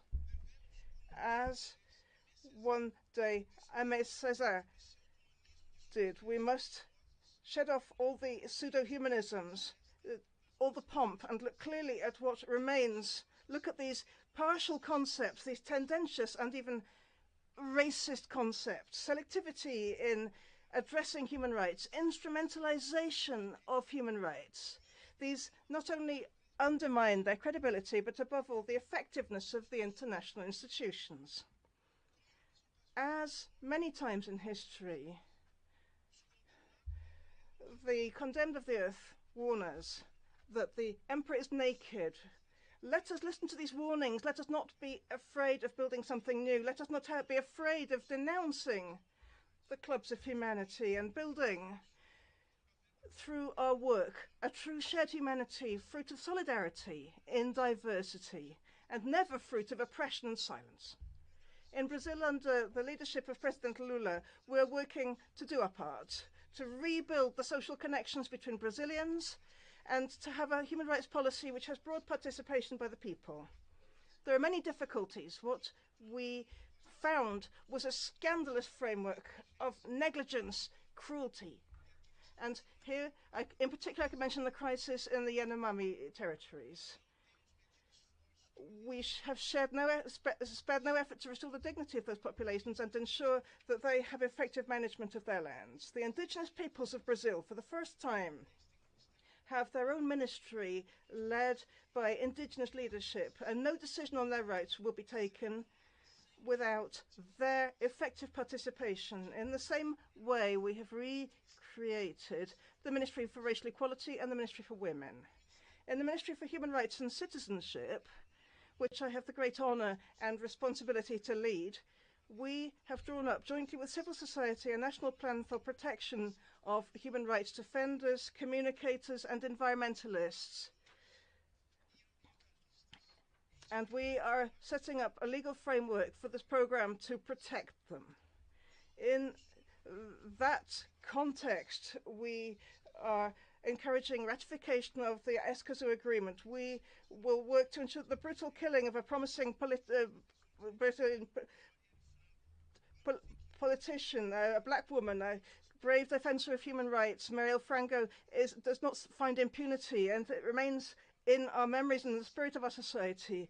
The same goes for the cowardly killing of Bruno Pereira and Dom Phillips and so many other human rights defenders. They will never be forgotten. We will also not forget the Brazilians who, because of their political positions or their academic activity, had their physical integrity threatened and had to leave our country recently. And I wish to express solidarity with them and my commitment as a minister to build a political environment that is free of hatred and of persecution. Ladies and gentlemen, in combating slavery, which is still a challenge here in the 21st century, we're once more giving attention to gender and racial issues, to domestic slavery, to reintegrating victims, to the relationship with trafficking and the development of business, their connection with that. The issue of business and human rights has become central in the daily activities of the transnational corporations and the regulatory asymmetries among countries. We will act decisively on this in the domestic and international contexts. We are committed to combating violence, above all state violence, which was used en masse against the poor black youth of the country, with summary executions, torture, and all manner of inequalities. For the first time in our country, we have a national ministry for the rights of LGBTQIA+ people, led by Simi Larat, who is within our delegation here. We're also setting up a directorate for the promotion of the rights of the persons living on the street, which seeks to help them regain their dignity.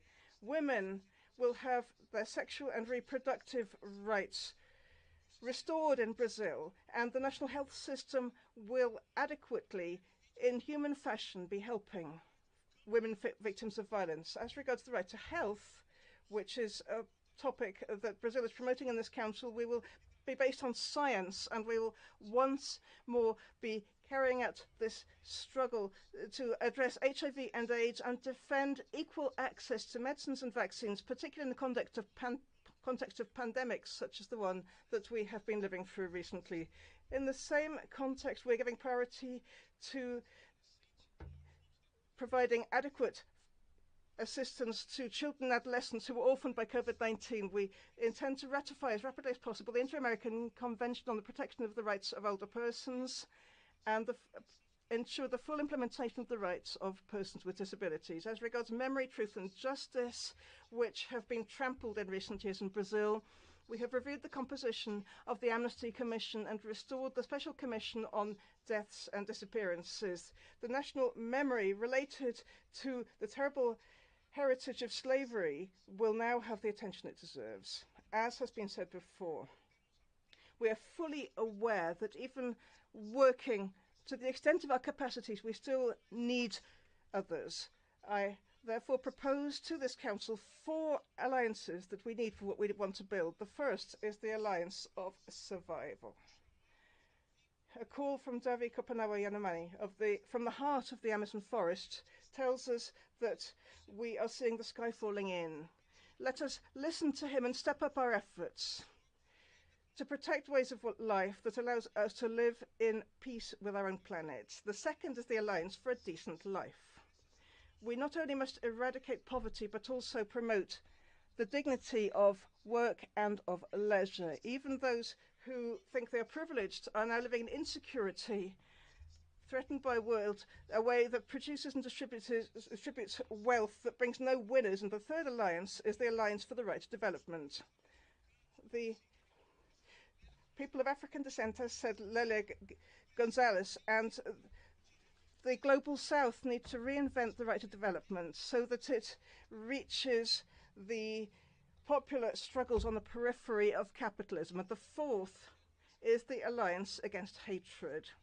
Our countries are perplexed by the rapid spread of hate speech based on racism, xenophobia, sexism, and LGBT phobia. The extreme right and fascism are on the rise, and they are linking up through networks that know no borders. Let us ensure that love, solidarity, and peace also know no borders. Let us believe in the strength of cooperation and dialogue in order to uphold the promises in the United Nations Charter. In that connection, we reiterate our commitment to the mechanism of the Universal Periodic Review, which treats on an equal footing the human rights situation of each country and the special procedures and treaty bodies. I take the opportunity to announce that the new government has reviewed the 306 recommendations of the last cycle of the UPR in order that the new national human rights policy is reflected in our positions on the international level. And at this time, we are cooperating with Paraguay, initiating the implementation of a monitoring mechanism for these and other recommendations. In conclusion, I would like to recall Brazil's candidacy to a seat in this Human Rights Council for the mandate 2024 to 2026. And to that end, I request the support of the country's representatives so that we may once more contribute to the promotion and protection of human rights everywhere and for everybody. Thank you very much.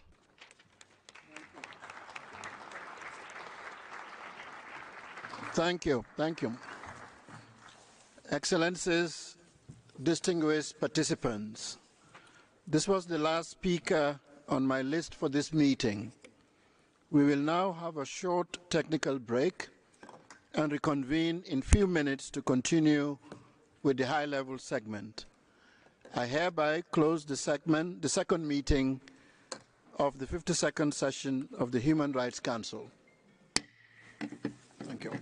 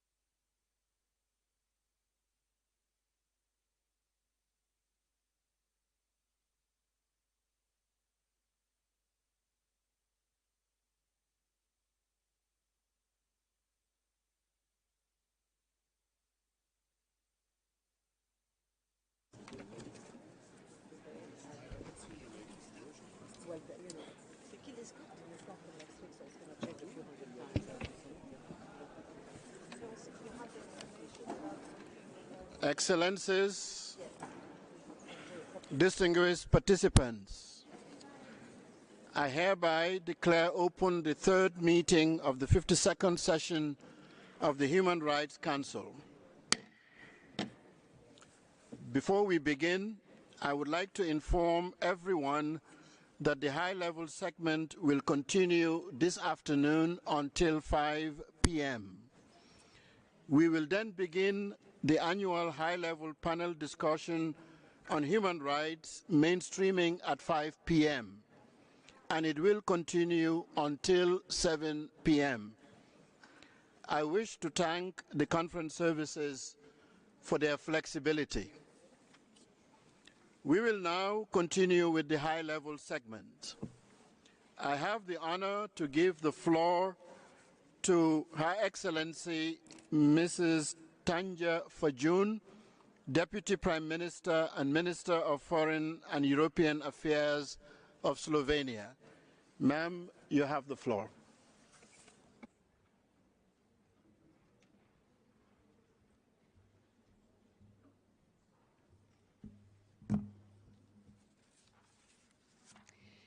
Mr. President, Excellencies, we are meeting in the shadow of the devastating earthquakes in Turkey and Syria, a brutal war in Ukraine, and many other humanitarian tragedies, conflicts, and human rights violations around the globe.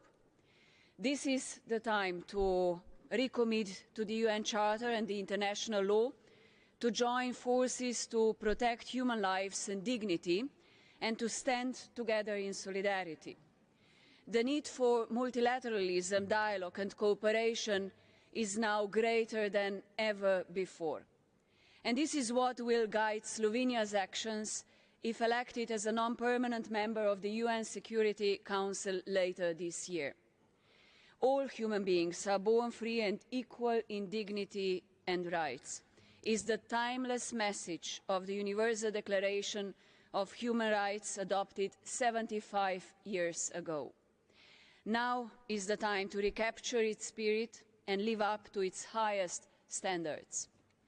Out of respect for our common humanity, we have to find the determination to protect all human rights for all in this era of global insecurity.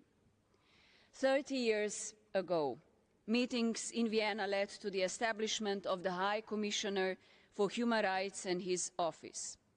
As a staunch supporter of the High Commissioner's mandate and his independence, I would like to take this opportunity to wish him every success in fulfilling this important mission. Slovenia will continue to support the office financially and advocate for more predictable funding. It will also continue to contribute to the Trust Fund for participation of LDCs and SIDS in the work of the Council. Mr. President, there are no first or second-rate rights. What matters is making sure that we do not regress from what has been achieved so far and work together better to ensure that the most vulnerable and underprivileged also gain access to the world's resources and riches. Women's rights are human rights. Women and girls hold immense potential for a better future. Gender equality and full participation of women and girls in all segments of our societies are fundamental to achieving the SDGs, Sustainable Development Goals. This is Slovenia's priority, both nationally and its foreign policy. Our development cooperation supports women and girls across the globe, from training Venezuelan women in mediation and conflict resolution, beekeeping workshops for Afghan refugee girls in Iran, to medical care for women and girls in Afghanistan and for Syrian refugee women and girls in Lebanon. I remain deeply troubled that the Taliban in Afghanistan denied the right to women and girls to higher education, work and freedom of movement, and that Iran is limiting the freedom of expression and assembly and imposing the death penalty on peaceful protesters. Slovenia stands in solidarity with the women, men and children whose lives are affected by the unjustified Russia's aggression against Ukraine. We are voicing grave concerns over the reports of growing numbers of civilian casualties and alarming testimonies of sexual and gender-based violence and forced deportations of children. Indiscriminate attacks against civilians and deliberate destruction of critical infrastructure constitute the most serious crimes. All those responsible must be held to account. Slovenia supports the efforts to achieve a comprehensive, just and lasting peace in Ukraine, consistent with the UN Charter and international law. Mr. President, we have to act now to address the challenges of the future, such as planetary crisis and demographics. Slovenia is proud to be in the core groups of countries promoting two groundbreaking initiatives. Firstly, the Human Rights Council and the UN General Assembly recognize the human right to a clean, healthy and sustainable environment. Our engagement is an expression of Slovenia's broader commitment to climate and water agenda. The next step is making sure that this right is implemented. And secondly, for over a decade, Slovenia has engaged in addressing the human rights of older persons on the international level. The High Commissioner made it clear in his report to this Council, with a rapidly aging global population and the fragmented system of international protection of older persons, the time is ripe to take a step towards a legally binding instrument. My country stands ready to contribute to this process. Ladies and gentlemen, we cannot have prosperity and peace without respect for human rights, and the protection of the most vulnerable groups is essential. The protection of minorities and ensuring full implementation of their rights in keeping with international legal obligations remains at the top of Slovenia's human rights agenda and a vital element of cooperation with our neighbours. The solutions we need must be global.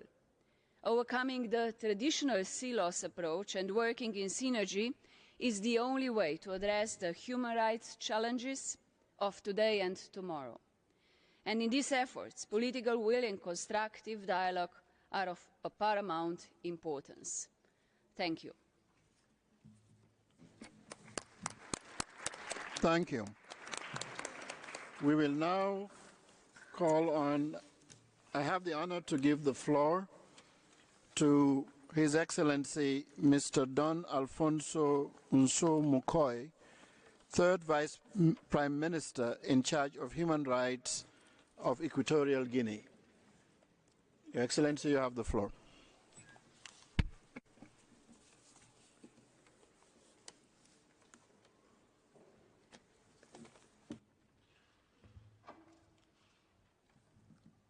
Señor Presidente, Mr. President,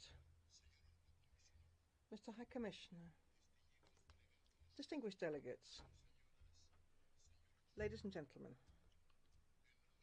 on behalf of the Republic of Equatorial Guinea, its government, and its President, His Excellency Obiang Nguema Bazogo, I convey greetings in peace, care and solidarity. We echo the congratulations expressed by previous speakers to the President of the Council and the High Commissioner for Human Rights. In a context of the tribute which you deserve as you take up your responsibility to lead this 52nd session of the Human Rights Council. We look forward to a successful session. President, distinguished delegates, I have the honor of addressing you once more to speak of the human rights situation in Equatorial Guinea and the efforts that our democratic institutions are making based on the promotion and protection of human rights. President, Equatorial Guinea has stepped up its efforts to consolidate a state committed to guaranteeing and protecting human rights and implementing the obligations and actions arising from the international treaties to which it is party. We reiterate Equatorial Guinea's commitment to the international human rights systems and reiterate our readiness to cooperate closely with the Human Rights Council and with the Office of the High Commissioner for Human Rights. In recent years, we have been implementing activities and achieved considerable success, including combating trafficking persons, combating corruption, carrying out periodic inspections in all police facilities and in public prisons to identify possible arbitrary detentions or illegal arrests, strengthening the capacities of the police and the gendarmes to ensure better application of Law 6/2006, dated 2nd of November, on prevention and punishment of torture. With support from UNICEF, we have been implementing a project to modernize the birth registry, and we have developed a draft law on civil registration in Equatorial Guinea. President, the unemployment rate in Equatorial Guinea has been reduced, bringing over 4,000 young people into the public service as officials via a selection process based on merit, following a public competition. In the context of implementation of the recommendations from the last cycle of the UPR, Equatorial Guinea adopted Law 4/2022, dated 17th of August, as well as the Criminal Code, whose Article 26 states that in application of sentences, the death penalty is entirely abolished in Equatorial Guinea. This new criminal code is the appropriate instrument adapted to the legal requirements of our national society, and it includes various amendments in order to bring it into line with human rights standards and guarantees. Equatorial Guinea has committed to building a strong democracy where we promote the independence of the judiciary and a legal guarantee in international relations, all in the context of scrupulous respect for the Constitution. We have reached agreements on the promotion of human rights with UNDP, UNICEF, and the Centre for Human Rights and Democracy of the United Nations for Central Africa. Equatorial Guinea is now working on strengthening its capacities in order to have an independent national human rights institution compliant with the Paris Principles. President, distinguished delegates, in 2017, Equatorial Guinea suffered attempts to destabilize it. There was an attempt at mercenary invasion organized by enemies of peace. All of those involved in the mercenary invasion have been tried in keeping with all procedural guarantees and are now serving their sentences. President, my delegation participates in this council. We note that the attitude of Spain seeking to disturb the internal policy of Equatorial Guinea brought the European Parliament to adopt resolution dated 16 February 2023 on violence against opposition activists in Equatorial Guinea. And in particular, this applies to the case of Julio Obama Mifuman 2023/2552 RSP. The European Parliament's resolution is based on speculation. There is no evidence that the trial against these persons was carried out without the appropriate guarantees, or evidence that Obama Mifuman died as a result of torture. On the contrary, it is noted that Mr. Obama Mifuman had various chronic conditions and died as a result of those. His death was therefore natural, and at all times he had medical assistance which was received in various national hospitals at the cost of the government and had Spanish consular assistance. The people of Equatorial Guinea are deeply offended by the content of this resolution. On the one hand, without prior review, it takes up Spain's thesis on Equatorial Guinea, and on the other, it does not conduct any objective examination of the country's realities. It adopts unilateral positions against the Republic of Equatorial Guinea.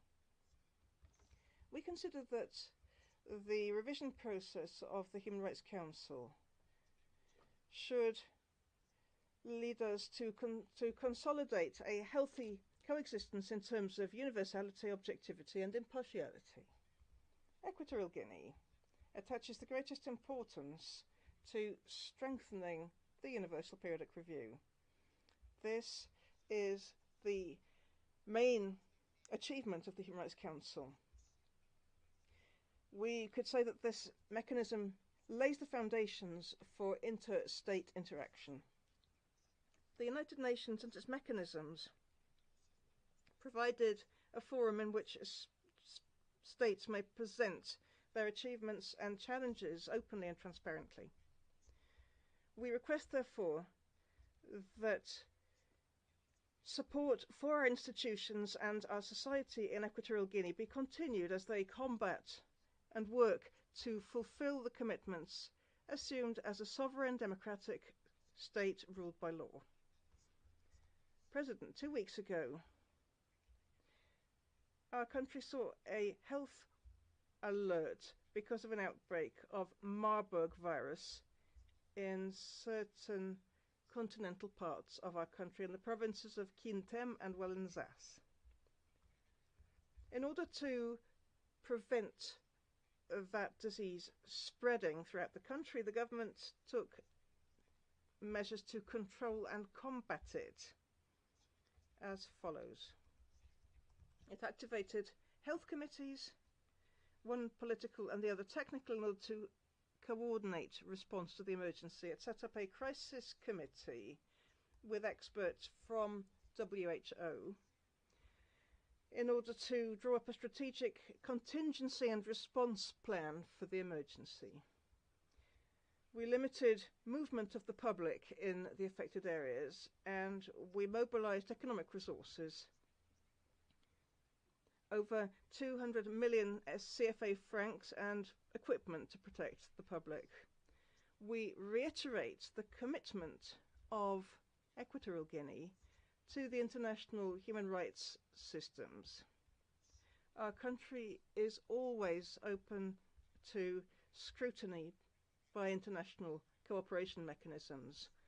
My government expresses its readiness to continue improving this cooperation and looks forward to receiving technical assistance in various areas of human rights. Thank you very much. Thank you. I have the honor to give the floor to His Excellency Mr. Johan Forssell, Minister for International Development, Cooperation and Foreign Trade of Sweden. You have the floor, Excellency.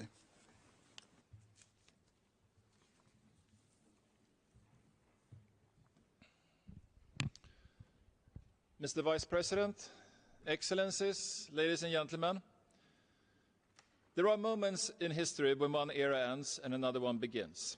The 24th of February last year, almost exactly 1 year ago, was such a date. Russia's illegal full-scale invasion of Ukraine marked a clear turning point. I welcome the Human Rights Council's condemnation of Russia's aggression against Ukraine, which is not just an unprovoked attack on a sovereign state, but also a violation of international law, including the UN Charter. We salute the heroic efforts of the Ukrainian people, defending not only their country, but also the principles of freedom and sovereignty. Totalitarian states, regardless of their brutality, can never take away our firm belief in freedom and the rule of law. Sweden will continue to support full accountability for the crimes committed as part of Russia's aggression in Ukraine. The executions, the torture, the sexual violence and the illegal deportations, all crimes must be investigated. All those responsible must be brought to justice. It is imperative, as a matter of justice for the victims, as a deterrent against future human rights violations, but also to uphold respect for international law. The reports of the International Commission of Inquiry on Ukraine and of the High Commissioner will be important contributions to the international efforts to ensure that there will be no impunity. Mr. Vice President, this year marks the 75th anniversary of the Universal Declaration of Human Rights. A great achievement, and its importance and impact are hard to overestimate. The Declaration and all the human rights treaties that followed have transformed our societies and our world in profound ways. The past 75 years have proven that human rights, democracy and the rule of law are not just words on a paper. If respected, they are a blueprint that can and have shown us to build societies that are more free and more just, with less hunger and less fear. That is our heritage, and that is what we now must build on, because the work is far from over.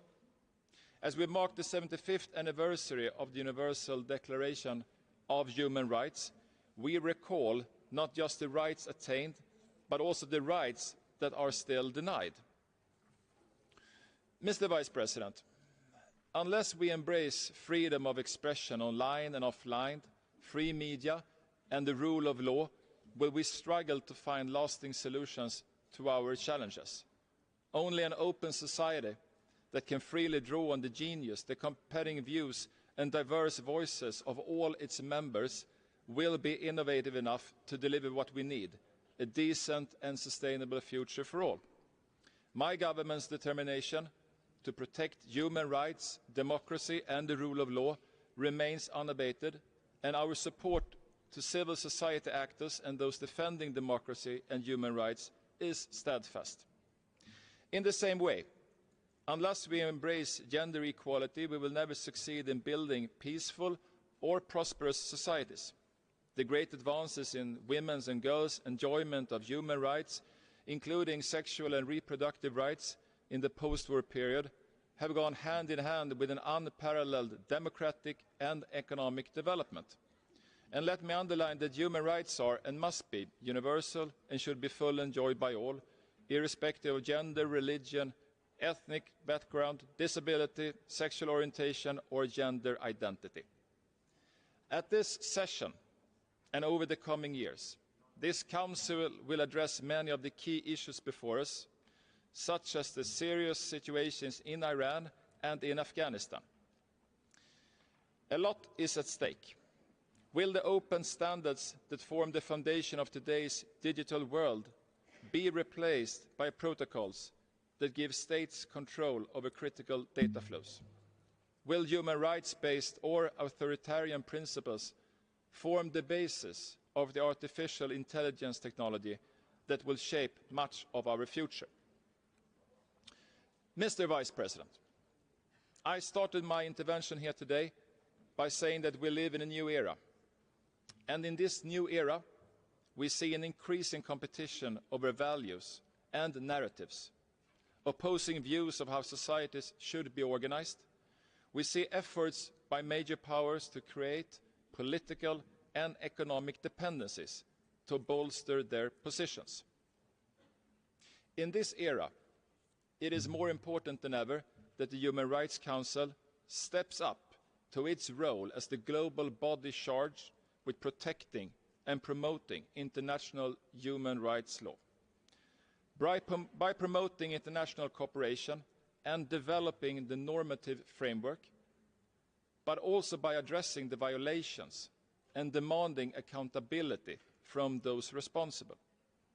Civil society, human rights defenders, and victims of human rights violations must be able to make themselves heard in this Council without fear of reprisals. The new High Commissioner and his office must be empowered and financed to carry out their work with full independence. Mr. Vice President, human rights, freedom, democracy, and the rule of law are core values for Sweden. We will always react when there is systematic oppression and when rights are violated or abused. And we will always believe, like the drafters of the Universal Declaration 75 years ago, that the best world is a world where freedom and equal value of every one of us is respected. Thank you. Thank you. I have the honor to give the floor to His Excellency Hala Maziad Al Tuwai, President of the Saudi Human Rights Commission of Saudi Arabia. High Excellency.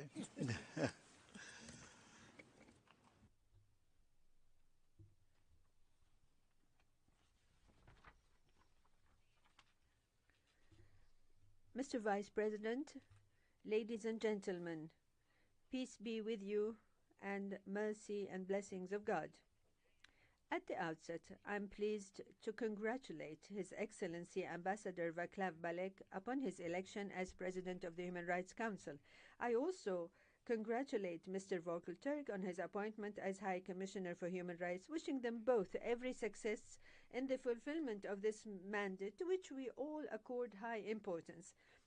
Ladies and gentlemen, the Kingdom of Saudi Arabia's Vision 2030 constitutes a framework for the human rights, and the memory and the celebration of the 75th year of the Universal Declaration of Human Rights proves that we have been making headway in embodying the values and core objectives of this Universal Declaration.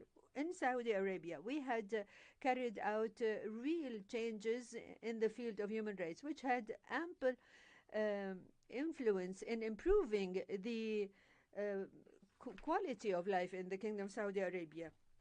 For example, we had a vision on 3 axes.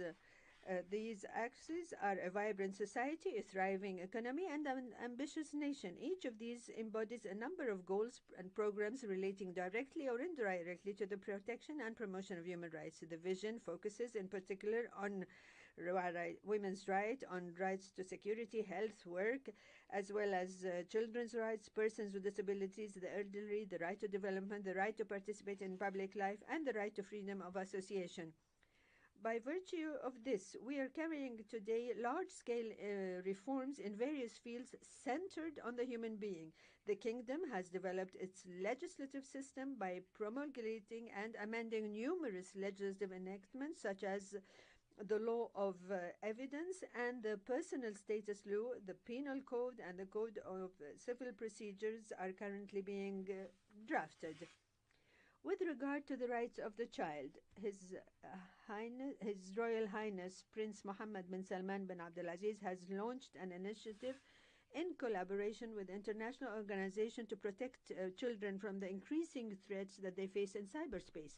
A national policy in the prevention of life labor has also been enacted in order to provide a safe and child-friendly social environment in which children can enjoy all their rights. With regards to the right to work, the unemployment rate recorded a significant drop during 2016 to 2022 from 11.6% to 5.8%. A national policy has been issued to promote equal opportunities and equal treatment in recruitment and professional employment with a view to eliminating any discrimination. In housing sector, the rate of home ownership by citizens has increased from 47% in 2060 to more than 60% today. With regard to the right to a healthy environment, the Kingdom is committed to meeting the increasing challenges of climate change. In this connection, the Saudi Green Initiative and the Middle East Green Initiative have been launched as part of the Kingdom's endeavors to strengthen its regional and international partnerships designed to meet and overcome environmental challenges. The Kingdom announced contributing $2.5 billion to support the initiative's project and the budget of hosting its secretariat for the next 10 years. Ladies and gentlemen, in recent years, the Kingdom has made considerable progress in promoting the empowerment of women in the fields in keeping with its Vision 2030. One of the strategic goals of which is to increase the level of women's participation in labor markets. Therefore, a Center of Gender Balance was established in 2021. As a result of these endeavors, women's proportional participation increased in 2017 to 2022 from 21.2 to 34.7. Women's economic contribution increased during the same period from 17% to 37%. Women's representation in middle and higher level administrative posts rose during 2017 to 21 from 28.6 to 39%. Ladies and gentlemen, the Kingdom is very keen on the right to education, and its endeavors to support the right have transcended the national and extended the regional and international levels in keeping with its fundamental role that education plays a pivotal role in human development and achieving human aspirations. To this end, the Kingdom has provided more than $3 billion in development and humanitarian assistance. In addition, my country's government has sought to enhance food security to many countries to the value of $3 billion. My country's government has diligently also shown solidarity with Syrian and Turkish victims after the devastating earthquake that caused tremendous losses of life and property. In order to alleviate the consequences of this disaster, the custodian of the two holy mosques ordered an airlift to transport medical shelter, food, logistics, assistance, and a nationwide campaign that was organized in order to raise funds to the value of $160 million. The same assistance was given to our brothers in Yemen to the value of $10 billion. Furthermore, the Saudi Development and Reconstruction Program for Yemen has developed projects up to $1 billion. Ladies and gentlemen, based on the Kingdom's values, leading role, and seeking to maintain international peace and security, the Kingdom of Saudi Arabia has spared no effort to support human rights.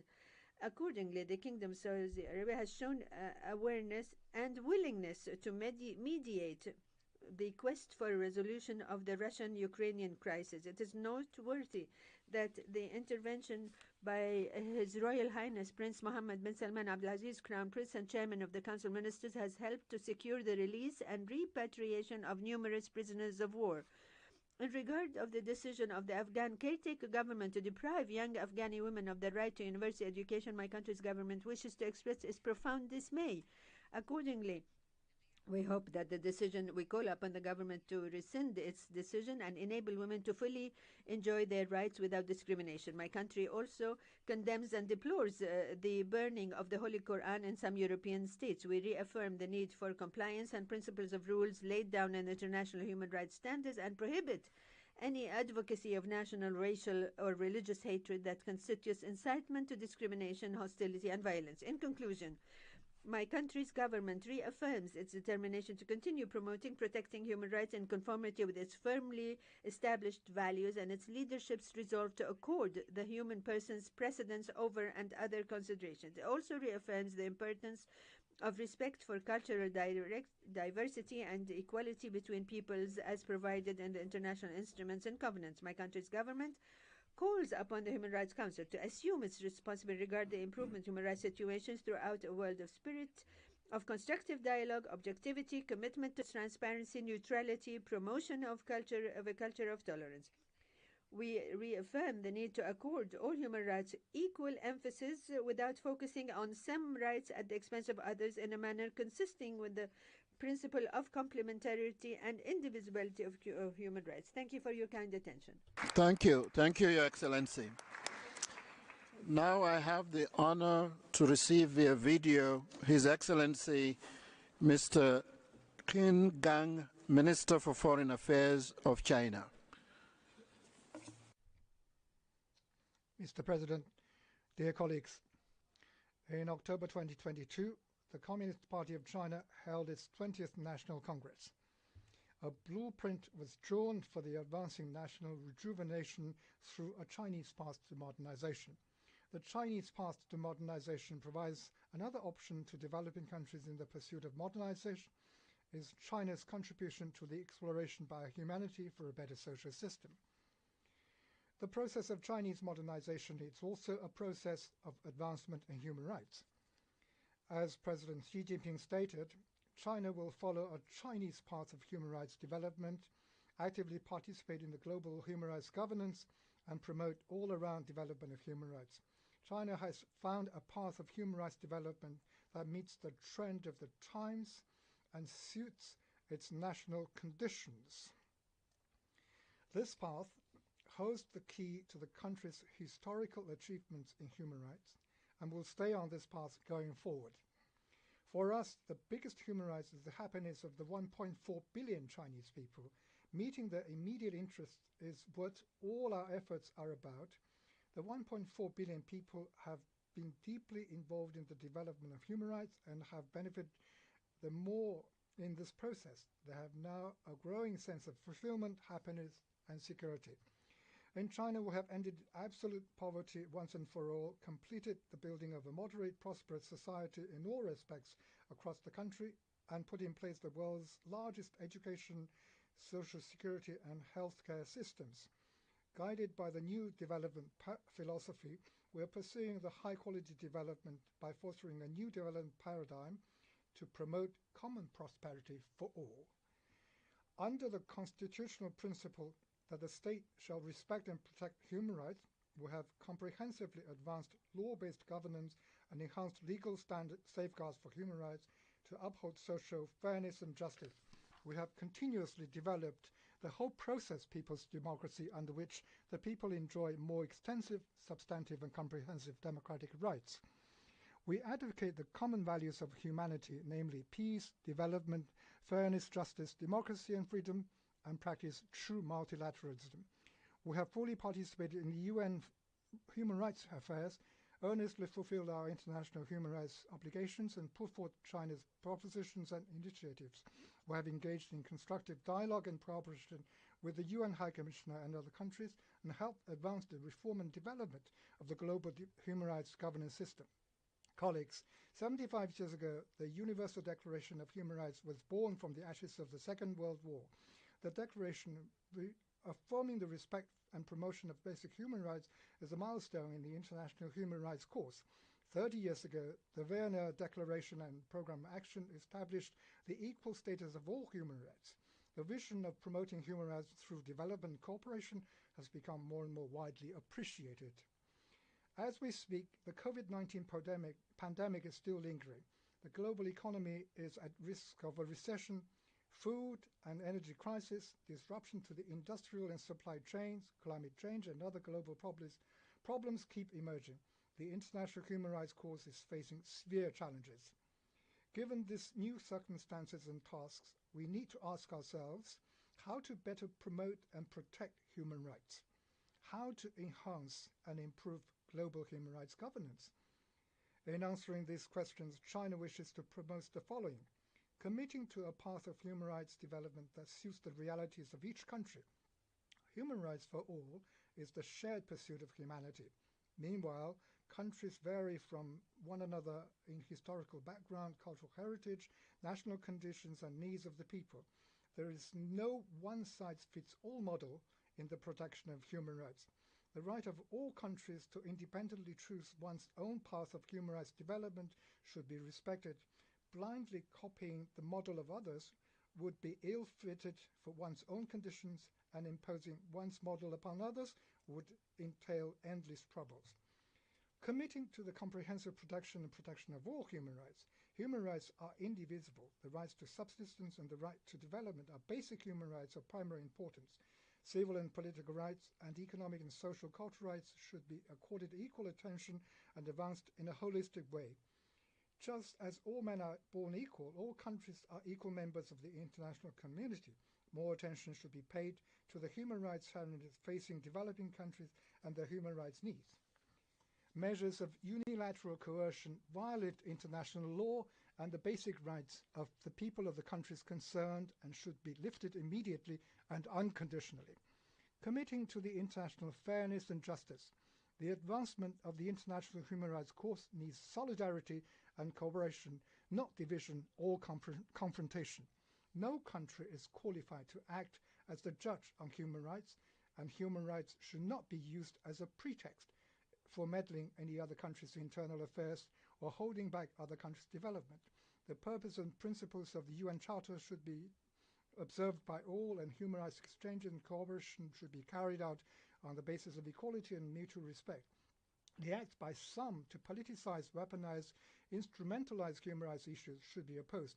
The practices of lecturing and finger-pointing on others' human rights while ignoring and failing to solve one's own serious human rights problems should be rejected. Committing to dialogue and cooperation. The Human Rights Council should be a stage for constructive dialogue and cooperation rather than an arena for political manipulation or bloc confrontation. The Council should be UN membership-led. The human rights treaty bodies and the special procedures should operate within their mandates, build bridges of communication with member states. Only by following the principles of impartiality, objectivity, non-selectivity, and non-politicization can the UN human rights system function well and bring continuous positive energy to the international human rights cause. Colleagues, China is a unified multi-ethnic country. Its 56 ethnic groups, diverse yet tight-knit, are closely united by the seeds of pomegranate. Together, they form a community of solidarity and mutual assistance of the Chinese nation. Some forces will, with hidden agenda, keep hyping up issues related to China's Xinjiang and Tibet in an attempt to smear China and suppress its development. We are firmly opposed to such moves. We welcome all fair-minded people from across the world to China to visit more places and see more things, to learn what is truly happening on the ground. Since the legislation on safeguarding national security in Hong Kong took effect, the city, standing as an international financial, shipping and trading center, has strengthened. Hong Kong remains in the lead of multiple global index rankings concerning the rule of law, safety and security, and business climate. The lawful rights and freedoms of its residents are better protected. Hong Kong is now at a new stage where it has restored order and is set to thrive.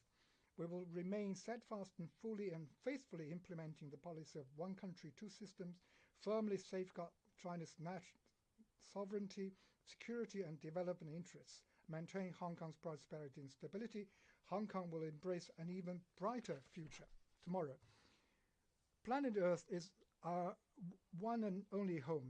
When the Japanese government decided to release contaminated water of the Fukushima nuclear plant into the sea, this decision bears on the security of the global ecosystem and the right to health of the people around the world.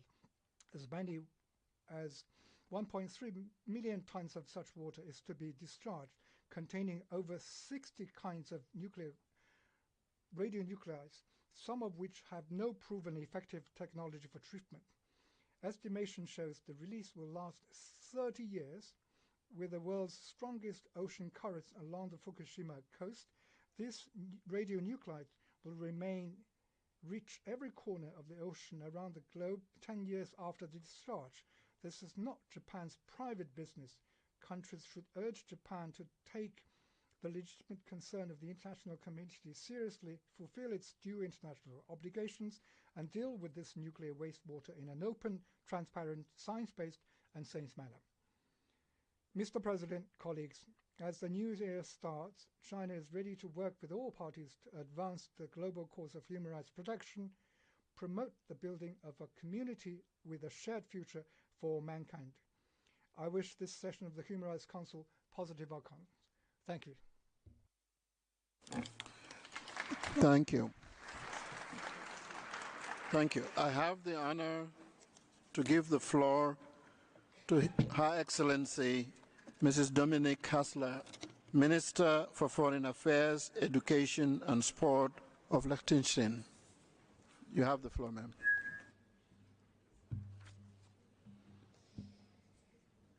Mr. Vice President, Excellencies, colleagues, dear ladies and gentlemen, let me start by expressing my sympathy towards the thousands of victims of the catastrophic earthquake in Turkey and Syria. Liechtenstein expressed its solidarity with the victims in both countries from the first minute and immediately decided to provide emergency relief. And we will consider further contributions in due course. Mr. President, 1 year ago we met at the Human Rights Council in complete shock about the tragedy that the Russian aggression against Ukraine has brought to the Ukrainian people. Now, 1 year into this unprecedented and unprovoked war of aggression, we are still in shock over the overwhelming evidence of crimes that have been committed, as well as the human rights and humanitarian crisis that has unfolded.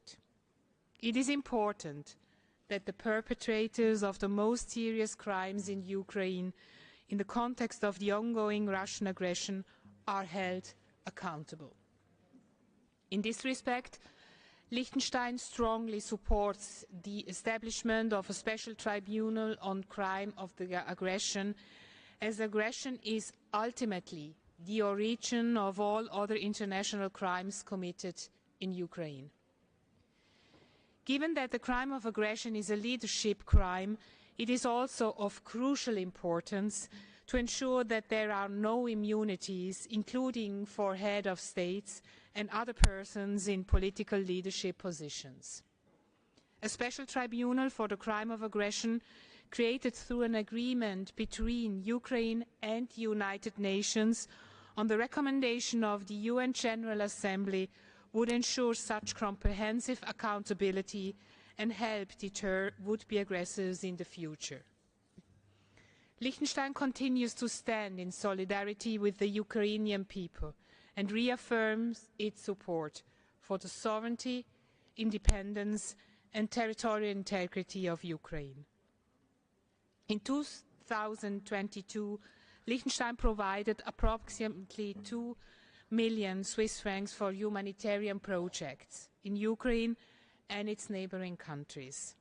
We have focused on emergency relief, support for displaced people in and from Ukraine, as well as on projects to ensure accountability for the most serious crimes.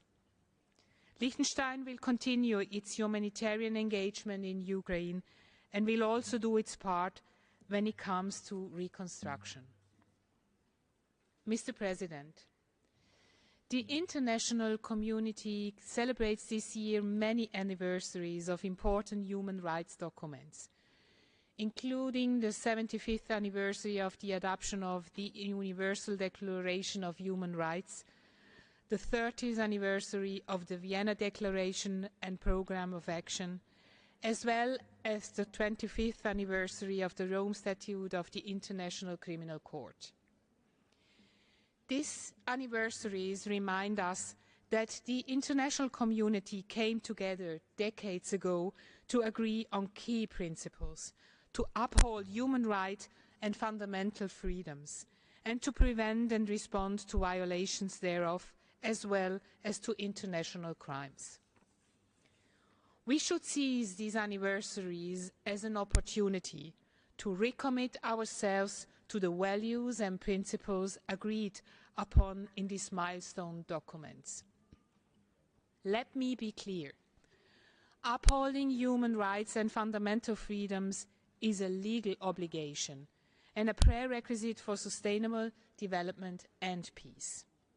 And whenever governments or de facto authorities decide not to uphold human rights, it has dire consequences for large parts of the populations.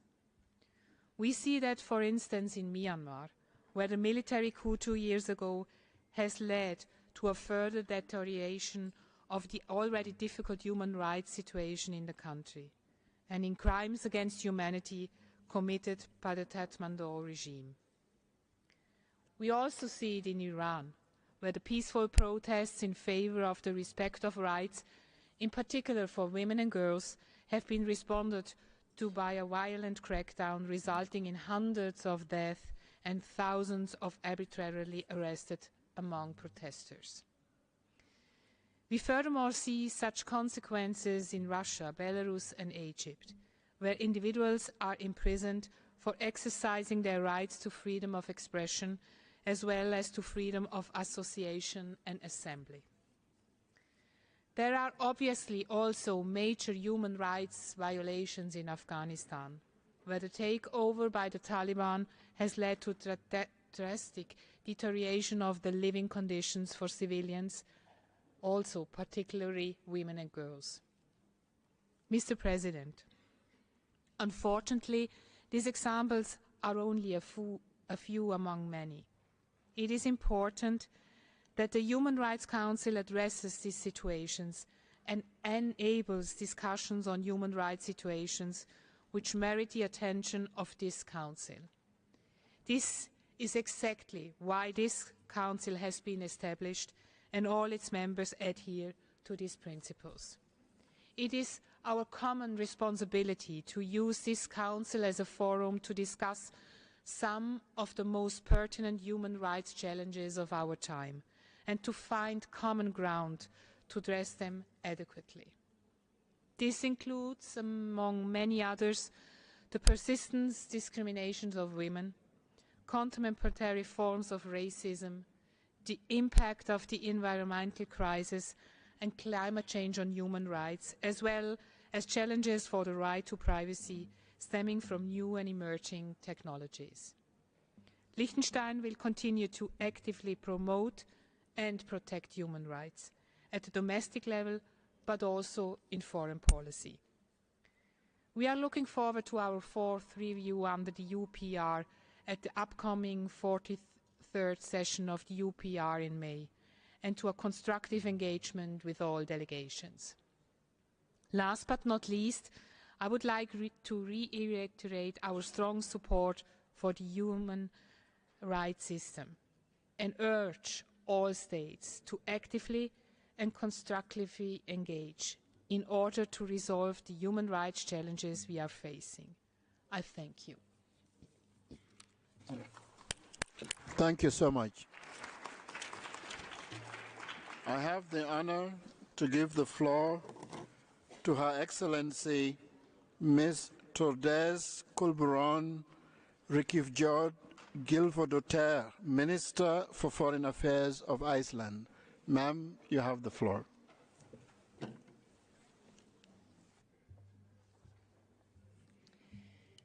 Mr. Vice President, High Commissioner, Excellencies, the past year has been a year that has brought on many disappointments, but it has also been a year of inspiration.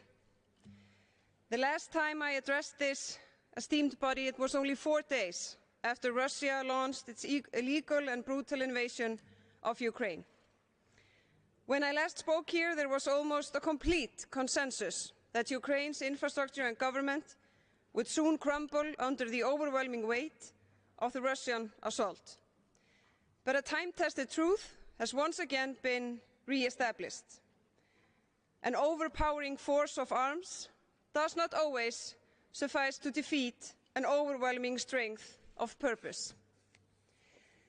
I mention this here today because I believe that the world has drawn inspiration from the magnificent courage of the Ukrainian people and the dynamic and often poetic words of their leader, President Zelensky. As I said in my speech a year ago, Putin's war is waged against the advance of tolerance, against understanding, against peace. The worldview that the Russian president is offering to the world is based on repression, a stifling of free thought, violent nationalism, and fear of the other. It persecutes those who challenge authority. It stigmatizes for those who, by choice or by nature, are different and unique. For these and many other reasons, Russia's war and Ukraine's defense are relevant to the entire world. The invasion strikes at the heart of the UN Charter and the international rule-based order and is intended to undermine the fundamental human rights that all member states of the United Nations have undertaken to defend. At this juncture, it is encouraging a great majority of all UN member states have stated their clear opposition of this grave assault on the system we have built since the end of World War II. Last week, 141 nations again voted in favor of a resolution demanding the immediate withdrawal of Russia's forces from within Ukraine's internationally recognized borders and emphasized the need to hold those accountable who have committed crimes against international law. Horrendous reports of atrocities, rape, stealing and deportation of children, and forced deportation of children, and other grave human rights violations and abuses have fueled a sense of urgency that we all feel of ending this war and securing a just peace for the people of Ukraine. Iceland remains unwavering in its support and solidarity with Ukraine, and we are committed to playing our part, including in our presidency of the Council of Europe. We also stand with the people of Belarus in their fight for a free and democratic society denied to them by authorities that have also been enabler of this war. The relentless struggle of Svetlana Tsikhanouskaya for the rights of her people is an inspiration to all of us who value human rights. Mr. President, Mr. Vice President, in the past year, the world has also been inspired by those in Iran who have risked their all to fight for human rights and an end to the subjugation of women by the state itself. In November, this Council took a stand against the injustice, the blows and the bullets which the Islamic Republic of Iran used in trying to stamp out peaceful protests by establishing a fact-finding mission. I am proud that Iceland played a role in this process. Unfortunately, the people of Iran are still being subjected to brutal violence and arbitrary actions by the state. In Afghanistan, the Taliban are committing the gravest violations and abuses of human rights by excluding half of Afghanistan population from society and the right to education. We call on the Taliban to lift the vast restrictions on women. Mr. Vice President, human rights are a fundamental part of Iceland's foreign policy, and over the past few years, we have increasingly become active in the Council, both as a member in 2018 till 2019 and an observer. As part of our commitment to the Council's work, Iceland is running for a seat on the Human Rights Council for the term 2025 until 2027. Our candidature is supported by all the Nordic states. If elected, we will be resolute in our support for the Council's mandate and will encourage all Member States to live up their human rights obligations and commitments, including through cooperation with the High Commissioner and the Council's mechanism. Mr. Vice President, in too many countries, people are persecuted because of their faith, their political views, or their sexual orientation. Human rights defenders and journalists risk their lives and liberties every day for calling out these injustices and for engaging in an open, democratic debate. We have a collective duty to promote and protect human rights and freedom of all. And let us not forget that the fundamental freedoms of individuals, including the freedom of assembly, expression, conscience and freedom of thought, are needed to fuel human creativity and innovation, which in turn are the foundation of economic and social progress. The critical importance of this Council has perhaps never been clearer. I wish you all peace and freedom. Thank you. Thank you, Excellency. Now I have the honor to receive by video His Excellency Mr. Nikolaos Georgios Dandias, Minister for Foreign Affairs of Greece. Mr. President, Excellencies, ladies and gentlemen, before I begin, allow me to convey our sincere condolences for the tragic loss of lives following the earthquakes in Turkey and Syria. Greece has expressed its solidarity right from the beginning. Now it is an honor to address the 52nd session of the Human Rights Council. I would like to congratulate Ambassador Balek on assuming the presidency of the Council. I also wish a warm welcome to the new United Nations High Commissioner for Human Rights, Mr. Turk. We're looking forward to working with him in the difficult task he has assumed.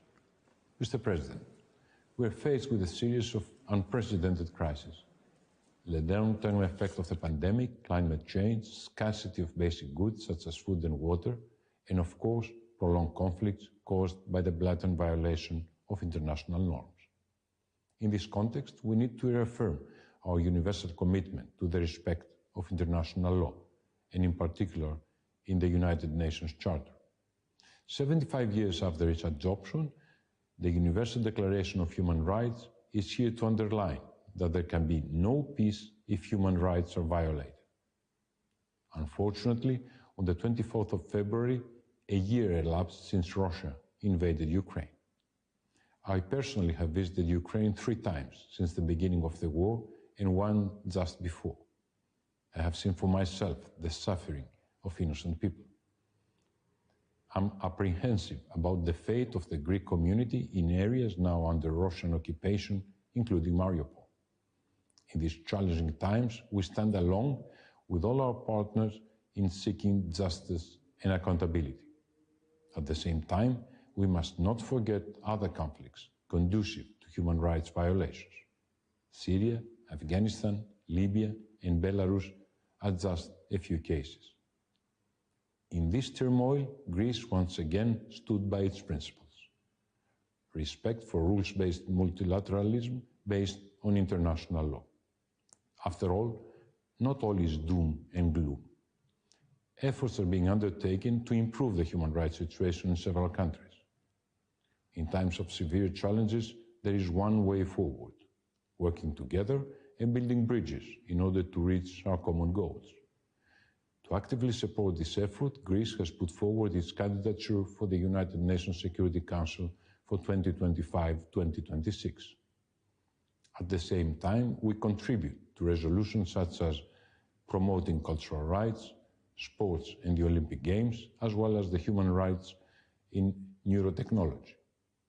Mr. President, it is with these priorities and principles that we aim to promote the vital work of the Council. In this vein, Greece presented its candidature for the Human Rights Council in 2028-2030. Greece has never had the chance to serve in the Council before. We will continue working in a spirit of international synergy and dialogue with all relevant United Nations bodies and member states, because we are convinced of the added value of effectiveness of consensus-based approach. Thank you. Thank you.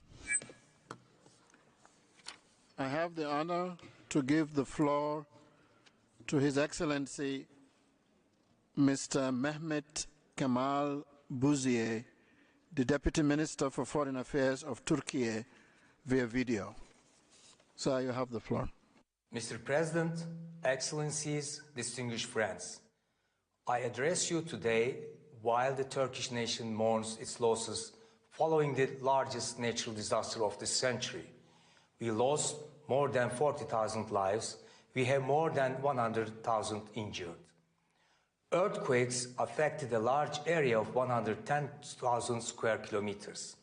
Statistically speaking, this is an area larger than almost 150 states. Many regional countries felt the impact, most particularly Syria.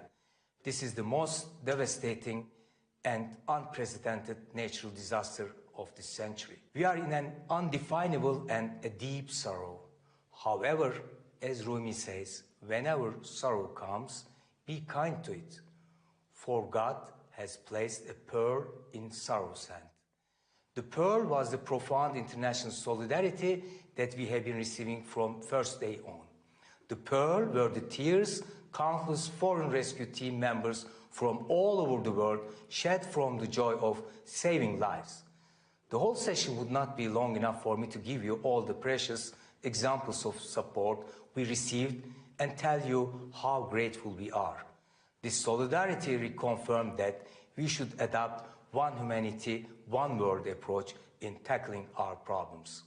Dear friends, despite all the difficulties, Turkey will continue to engage with UN Human Rights Council for protection and promotion of human rights for all. Turkey is committed to Ukraine's territorial integrity and sovereignty, including Crimea, as well as diplomatic efforts to reach a just peace. This is what we did by brokering Istanbul grain deal, mediating prisoners exchange, and facilitating talks on Zaporizhzhia nuclear plant. We reiterate our support for Crimean Tatars' right to live freely and safely in their homeland. Turkey denies all sorts of discrimination, be it in the form of Islamophobia, anti-Semitism, racism, or xenophobia. Most recent despicable acts against our holy book Quran yet again made one thing clear. Hate crime is a hate crime and should not be allowed. Pushbacks, systemic violations of rights of migrants and refugees continue to cause major concern as well. We should not let desperate human beings die, neither in Mediterranean nor at the borders. In Syria, Turkey is trying to revitalize political process, enable safe, voluntary and dignified returns, and eliminate terrorist threats such as PKK, YPG, and Daesh. We facilitated humanitarian assistance to Syria from additional border gates after the earthquake.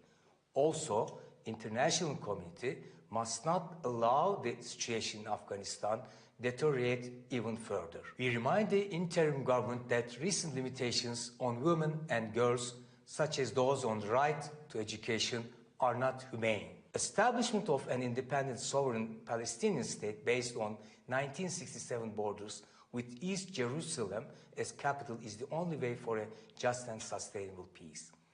The recent escalation will serve nobody's interest. In Libya, free, fair, and nationwide elections under the UN's guidance is key to stability and peace. In South Caucasus, we will continue our sincere efforts for stability, including normalization process with Armenia. While respecting China's sovereignty and territorial integrity, we attach importance to the protection of the rights and freedoms of the Uyghur Turks and other Muslim minorities. It is important that recommendations of High Commissioner for Human Rights be implemented. Turkey wishes a peaceful resolution of the situation in Jammu Kashmir on the basis of UN Security Council resolutions. We reiterate our call for restoration of democracy and improvement of the Rohingyas' living conditions. Finally, let me touch upon Turkish Cypriot people. They were deprived of their inherent rights, namely sovereign equality and equal international status, by force in 1963. They still cannot exercise their basic human rights due to unjust and inhumane embargoes. Their situation should be addressed by this Council. Mr. President, distinguished friends, 2022 was a difficult year with multiple intersecting crises that know no boundaries. The only way to deal with these challenges is through more dialogue, engagement, and cooperation. As the most generous nation per GDP, Turkey has been underlining the importance of international solidarity. This is the approach that will unite us. Once again, from the bottom of our hearts, thank you all for your solidarity. Thank you so much, Your Excellency. I have the honor to give the floor to His Excellency, Mr. Muzaffar Hussein Zoda, Deputy Minister of Foreign Affairs of Tajikistan. Sir, you have the floor. Thank you, Mr. Chair. Distinguished participants of the session, Tajikistan, from the early days of its independence, has taken a course towards building a secular and democratic state, where the human rights and freedoms are recognized as the highest values. Our country attaches great importance to cooperation with the United Nations structures, including the special procedures. The recommendations made by the special procedures following their visit to Tajikistan are included in the 2021-2023 Action Plan to implement the National Human Rights Strategy for the period up to 2030.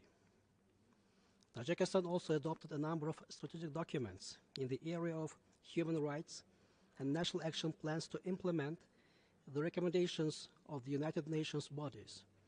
These plans provide a set of measures aimed at implementing the recommendations of the United Nations human rights mechanisms, as well as specifying the time frame for carrying out the measures and the government bodies responsible. Distinguished participants, we value the important role played by civil society in actively promoting human rights and engage in collaboration with the civil society institutions. The civil society institutions and international organizations participate in the interagency commissions in an advisory capacity. They are members of the interagency working group established to implement the National Action Plan to prepare for the ratification and implementation of the Convention on the Rights of Persons with Disabilities, covering the period of up to 2024, as well as the Commission on the drafting of the National Health Development Strategy for the period of 2030. Distinguished ladies and gentlemen, Tajikistan is committed to elimination of stereotypes and discriminatory attitudes towards women and ensuring equal rights between men and women in all spheres. Under the government gender policy, women's activism in the public sphere is being encouraged. Strengthening women's political participation and increasing the number of women in public service is a priority of the National Development Strategy for the period up to 2030. And the 2017-2024 State Program for the Education, Recruitment and Appointment of Gifted Women and Girls to Leadership Positions. Distinguished participants, climate change and its consequences have a profound effect on the enjoyment of human rights for billions of people. Alongside the increase in mud flows and floods, water scarcities and droughts, today the accelerated melting of glaciers, primary source of fresh water on the planet, is of great concern. To this end, our country is actively promoting an integrated approach to addressing water and climate issues. On the 14th of December last year, the United Nations General Assembly, at the initiative of Tajikistan, unanimously adopted the resolution to declare 2025 as the International Year of Glacier Preservation and March 21st as the World Day of Glaciers. At the same time, Tajikistan is dedicated to fulfillment of its obligations to improve access to clean drinking water and sanitation. The Drinking Water Supply and Wastewater Disposal Act were adopted on 19th of July 2019. On the 2nd of April 2020, there was adopted a water code which guarantees the right of access to safe and clean drinking water as an integrated component for the realization of all human rights. Human rights to water and sanitation are essential for eradicating poverty and building peaceful and prosperous societies in which no one is left behind. On 21st of March, we will gather for the most important once-in-a-generation event in New York, the UN 2023 Water Conference. This will be a crucial moment not only for the water sector, but for everyone working in sustainable development to review and evaluate the progress made and the gaps and obstacles we have encountered in realizing the goals of the water decade, and most importantly, agree on concrete measures and actions. I thank you. Thank you, Your Excellency. I have the honor to give the floor to Son Excellence Madame Louise Mushikiwabo, Secretary General de la Francophonie. Ma'am, you have the floor.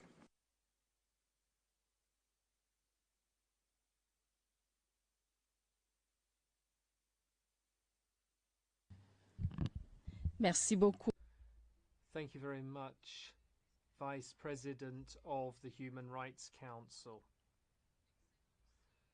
Excellencies, ladies and gentlemen, ministers and other state representatives, ladies and gentlemen, I'm honoured to once again take part in the work of the Human Rights Council in the high-level segment of the 52nd session in my capacity as Secretary General of the Francophonie. I would like to take this opportunity to hail the decisive action taken by the group of French-speaking ambassadors here in Geneva who constantly strive to further respect for human rights in their own countries and around the world. Ladies and gentlemen, I'm here to represent the International Organization of Francophonie, which brings together 88 states and governments across the 5 continents. They're brought together by the French language and the values at the heart of the Universal Declaration of Human Rights. And this year we are commemorating its 75th anniversary. This liminal text is part of humanity's common heritage, and Francophonie has built on this within its own sphere by adopting the Bamako Declaration in 2000, which is a blueprint of standards for promoting and safeguarding freedom, democracy and human rights. The 75th anniversary gives us an opportunity to take stock of the progress made implementing the Universal Declaration as well as the Vienna Declaration and Programme of Action. Despite some significant difficulties, the French-speaking world has made a number of achievements over the past 20 years. The member states and observers have shown great commitment to international human rights instruments. Initially, it was a rather low commitment, but it has grown significantly, so that nowadays 95.2% of our member states have ratified the International Convention on Civil and Political Rights, and the same amount have ratified the Convention Against Torture. 84.3% have acceded to the Refugee Convention, 88% to the Convention on the Rights of the Child. And one of the major achievements has been to abolish the death penalty in around 3/4 of our organisation's member states. 11 have done so since 2009, including the most recent abolitionist countries, the Central African Republic and Equatorial Guinea, who abolished the death penalty last year. So almost all our states can now be considered as de facto abolitionist. Now, when it comes to the International Covenant on Economic and Social and Cultural Rights, some progress has been made. Nevertheless, further attention must be paid in particular to the health sector, as the pandemic has recently showed us, and more consistent action should be taken on the right to education as well as women's rights. Failure to fulfill economic and social rights poses a risk to democracy and human rights. It's a source of crises and conflicts and thwarts development. I would also like to hail the wonderful cooperation that we've had with the High Commissioner for Human Rights through his support for our member states, and also the support that we've had in the Universal Periodic Review, which is a true turning point. This partnership must be strengthened in order to meet our member states' expectations, as was shown at the 6th Francophone seminar on the UPR last September. This seminar highlighted the need for an inclusive approach to promoting and protecting human rights involving national human rights institutions. Ladies and gentlemen, this 75th anniversary then is a good time to take stock, but it should also allow us to look towards the future. We must look how we can best ensure the promotion and protection of human rights in a context which is epitomised by a number of new and emerging challenges. So the Francophonie organisation must pay greater attention to the respect for the rule of law and human rights by implementing appropriate legal frameworks in some of our member states, fighting corruption which undermines the rule of law and triggers possible discrimination which could lead to a whole array of violations. We must also fight against fake news and hate speech. These seriously undermine people's dignity and can foster instability. So I would like to congratulate the member states' work to fight against fake news, particularly over the past 2 years. We must also pay greater attention to equal access to vaccinations and diagnosis and treatment tools.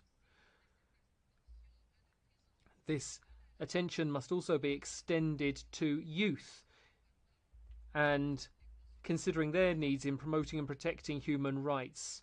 The Francophonies consultations show that, like other people around the world, our young people want a more inclusive society where each and every one of us can exercise their rights effectively, including environmental rights. That's one of the main claims of our young people. They also want equal access to the digital world because otherwise inequalities will only be exacerbated online, particularly social and economic inequalities.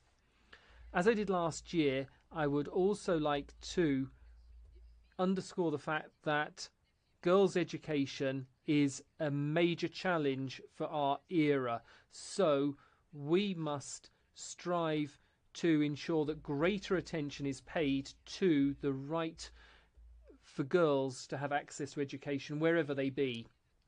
It is also our collective responsibility then. So we would like in this context to hail the role played by the Human Rights Council, which has had a sincere, constructive and demanding dialogue.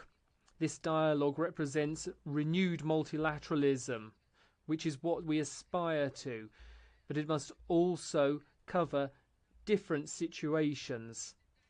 I'm sure that you'll agree with me and the organization's member states who in the Gerba summit issued a declaration on linguistic diversity in international organizations.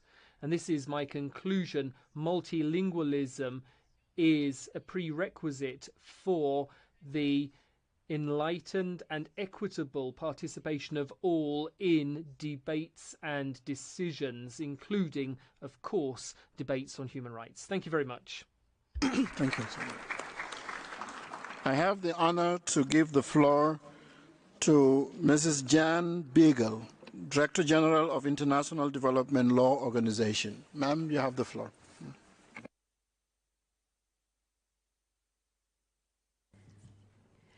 Mr. Vice President, Office of the High Commissioner, Excellencies, it is a pleasure to address the Council on behalf of the International Development Law Organization.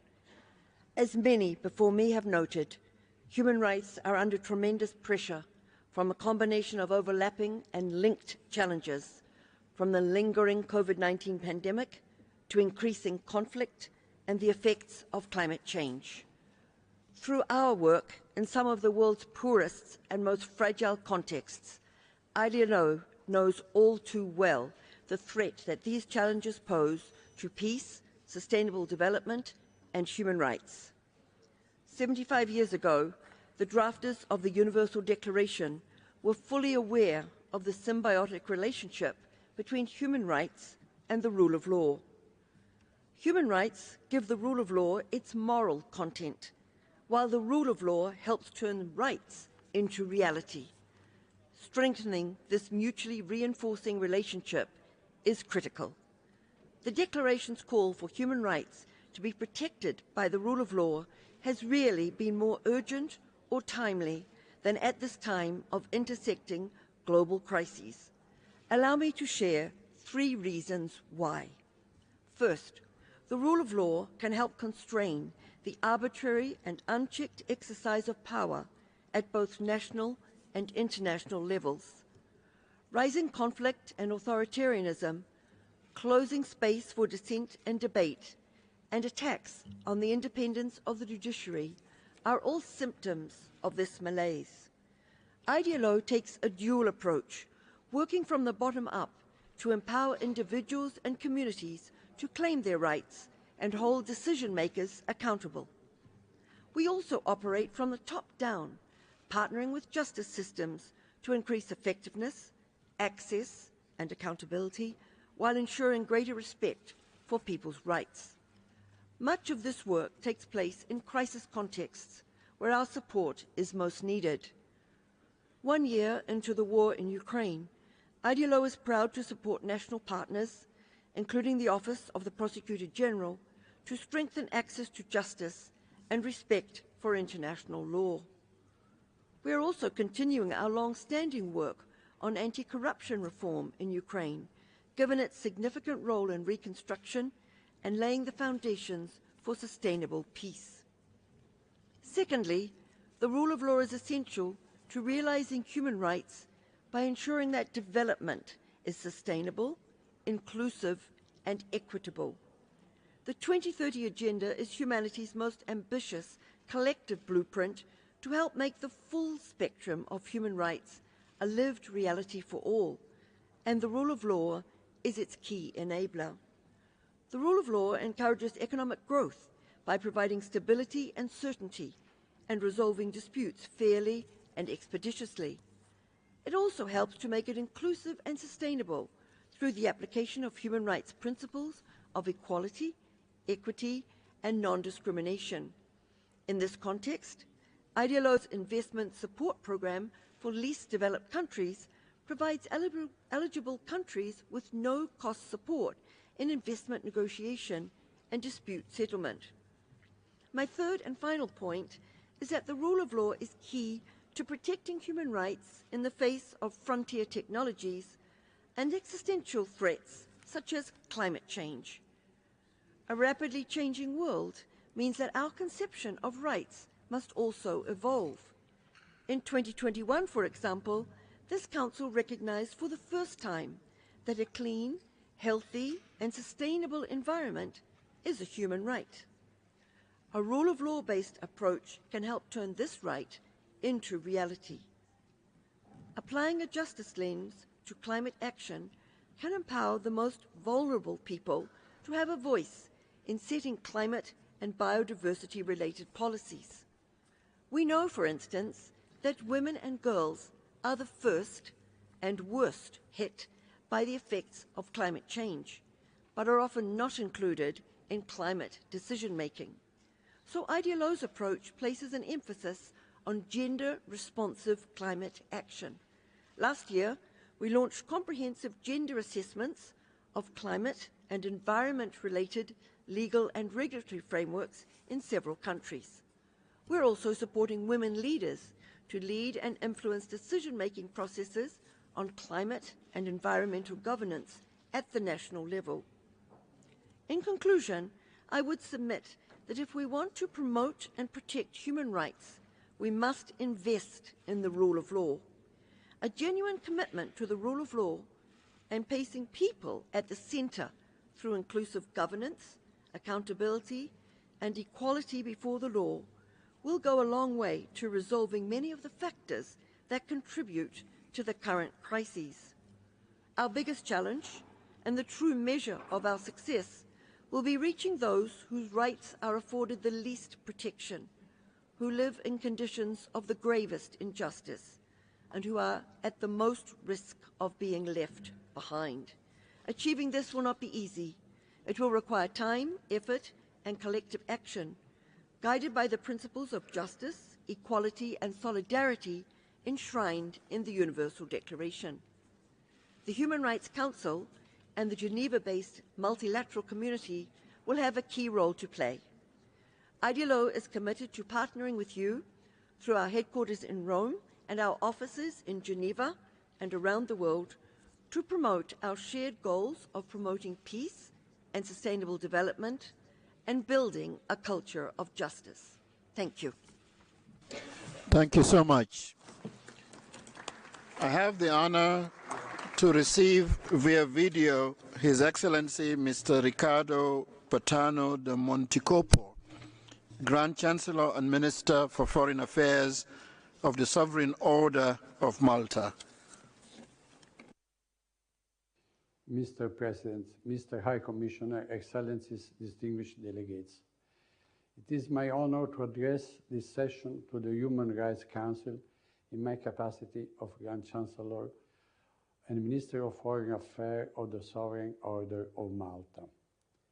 The Human Rights Council plays an essential role in promoting the respect for human rights and human dignity worldwide, especially for the most vulnerable. I wish to thank the High Commissioner and in this office for their commitment and action to protect human rights and address violations worldwide. Mr. President, the Order of Malta remains deeply concerned by the continuous and massive violation of human rights in times of conflicts, in particular in the context of the war in Ukraine. We deplore the enormous human suffering and call for immediate stop of hostilities. All parties must comply with their obligation under international humanitarian and human rights law and ensure humanitarian access. At the beginning of the war years ago, we immediately responded and continue to this day to assist civilians in Ukraine and across Europe. The Order of Malta International and the national entities and partners have to this date delivered more than 4,500 tons of humanitarian aids in Ukraine, distributed 500,000 hot meals to IDP, provided 19,000 beds in shelters and trained 13,000 people in first aid. We are also present in Hungary, Romania, Poland, Slovenia, Slovakia, Latvia, Lithuania, assisting refugees through medical, social projects, psychological support, providing healthcare, food, and shelters. Mr. President, the Sovereign Order of Malta attach great importance to the fundamental rights of freedom of religion or belief and enshrined in Article 18 of the Universal Declaration of Human Rights. We are committed to upholding this right through our humanitarian action and diplomacy.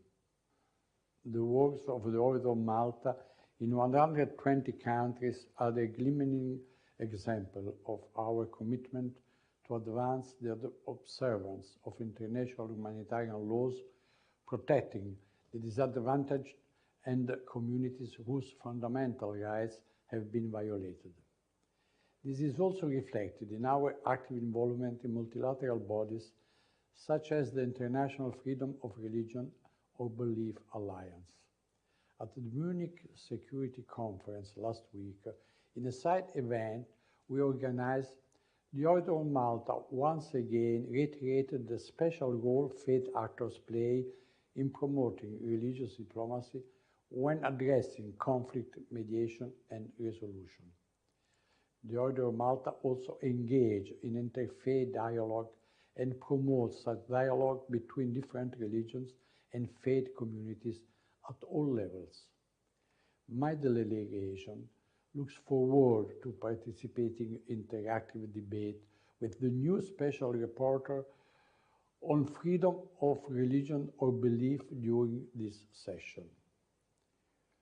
Mr. President, following the recent devastating earthquake in Turkey and Syria, the long-term impact on the human rights of the affected population will be dramatic, especially in terms of right to food and housing. The Order of Malta has instantly undertaken emergency humanitarian relief activities and continues to assist those in need. With regard to the right to health, we must note that the impact of the COVID-19 pandemic on human rights is still consequent and may last in the coming years. The health crisis might be over, however, the inequalities it has deepened or created persist. The Order of Malta fully supports the inclusion of the respect for human rights, supporting the World Health Organization negotiating body which is drafting a new international instrument on pandemic prevention, preparedness and response. Mr. President, my delegation will also participate and contribute the Order of Malta expertise for the topic of the rights of children in the interactive debate on the sale of children, violence against children, children in armed conflicts, as well as on the right to food. Finally, I wish and hope that this 52nd regular session of the Human Rights Council will prove fruitful and that it can substantially contribute to the promotion, protection, and implementation of human rights for all. Thank you. Thank you, Excellency. I have the honor to receive via video Mr. Hashem Steiner, Administrator of the United Nations Development Programme. Thank you. Of the Human Rights Council. Secretary General, distinguished President of the United Nations Human Rights Council, High Commissioner, dear Volker, Excellencies, ladies and gentlemen. It is a privilege to address this high-level segment of the Human Rights Council. Thus, I would first like to take this opportunity to congratulate His Excellency Ambassador Václav Bálek on his election as President of the Human Rights Council. On behalf of the United Nations Development Programme, let me also say how deeply saddened we are by the loss of life and suffering following the devastating earthquakes in Syria and Turkey. As part of the United Nations family, UNDP will support affected communities in the coming days, weeks and months as they recover from this tragedy. As we mark the 75th anniversary of the Universal Declaration of Human Rights this year, it is a moment to reflect on the progress that our global community has made. It has propelled freedom and development. It has also helped to dismantle structures that perpetuated racial and gender discrimination. Most recently, the global community has come together and recognized the right to a clean, healthy, and sustainable environment. Yet, human rights are coming under enormous pressure in this era of polycrisis. That includes shrinking civic spaces and human rights backsliding in many parts of the world. Human rights defenders including journalists and civil society leaders, are also under increasing threat. Indeed, UNDP's latest Human Development Report shows how trust is breaking down, which may then beget more instability. Some of the worst human rights violations occur during violent conflicts, now at their highest level since 1945, whether from Ukraine to Yemen to Syria and beyond. That includes also gender-based violence against women and girls. Indeed, there is a need for more concerted efforts to tackle intersectional forms of discrimination and violence, including against girls with disabilities. A new UN interagency statement, just endorsed also by UNDP, outlines a clear set of recommendations for the full realization of their right to live free from violence and discrimination, from legislation to finance. In 2023, the right to development remains a defining issue. As dire as some economic forecasts continue to be, the issue is not that we do not have enough finance. Global wealth has been estimated today at over $463 trillion. The real issue is where money is spent and by whom, and who benefits or not. In short, there is a pressing need for financing and debt relief to respond to the development needs of communities now without shortchanging the future. We must also address gaps in technical cooperation. Last year, I referenced the need to export the findings of human rights mechanisms more consistently into development practices and policies. That is now happening, including through supporting countries to fully leverage the Universal Periodic Review Process, or UPR. With the fourth cycle of the UPR commencing, we will support member states to turn conclusions of reviews and recommendations into actions and ultimately future reality. Albania has already used the process to support women facing discrimination, including the Roma community. Or look to Sierra Leone, which used the UPR process to help abolish the death penalty. UNDP, in partnership with the UN Human Rights Office, is strengthening our practical support to countries. That includes our partnership with GUNRI to support national human rights institutions, a cornerstone of human rights systems across the globe. This support, enabled by a tripartite partnership, will be scaled up in 2023 in all regions with the support of Norway. To take just one example of this engagement, consider the Asia-Pacific region, where we support these institutions to protect the rights of the LGBTI community. We will also assist these vital institutions to put the right to a clean, healthy and sustainable environment into practice worldwide. UNDP is also working with partners to ensure that the business sector fulfills its human rights obligations. With support from Japan, Sweden and the European Union, UNDP is today working to equip companies in 28 countries across 5 continents with new tools to advance human rights in business. In the last 12 months alone, some 2,000 companies have participated in business and human rights academies, from Mexico to Ghana to Indonesia. Distinguished President of the UN Human Rights Council, High Commissioner, as part of the UN family, UNDP will continue to answer the UN Secretary-General's call to action for human rights. That involves using human rights as one of the most powerful problem-solving tools for development choices and decisions, and ultimately to advance the global goals. Indeed, the entire UN family and our partners are torchbearers for the Universal Declaration of Human Rights across the world. We have a responsibility to rekindle its powerful message and keep its fire burning, helping to ensure that all people can gain freedom, equality, and dignity. Thank you for this opportunity to address you today. Thank you so much.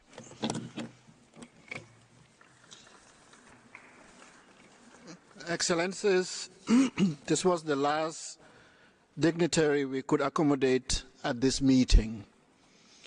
We will suspend the meeting for a few minutes before the annual high-level panel discussion on human rights mainstreaming. Thank you so much.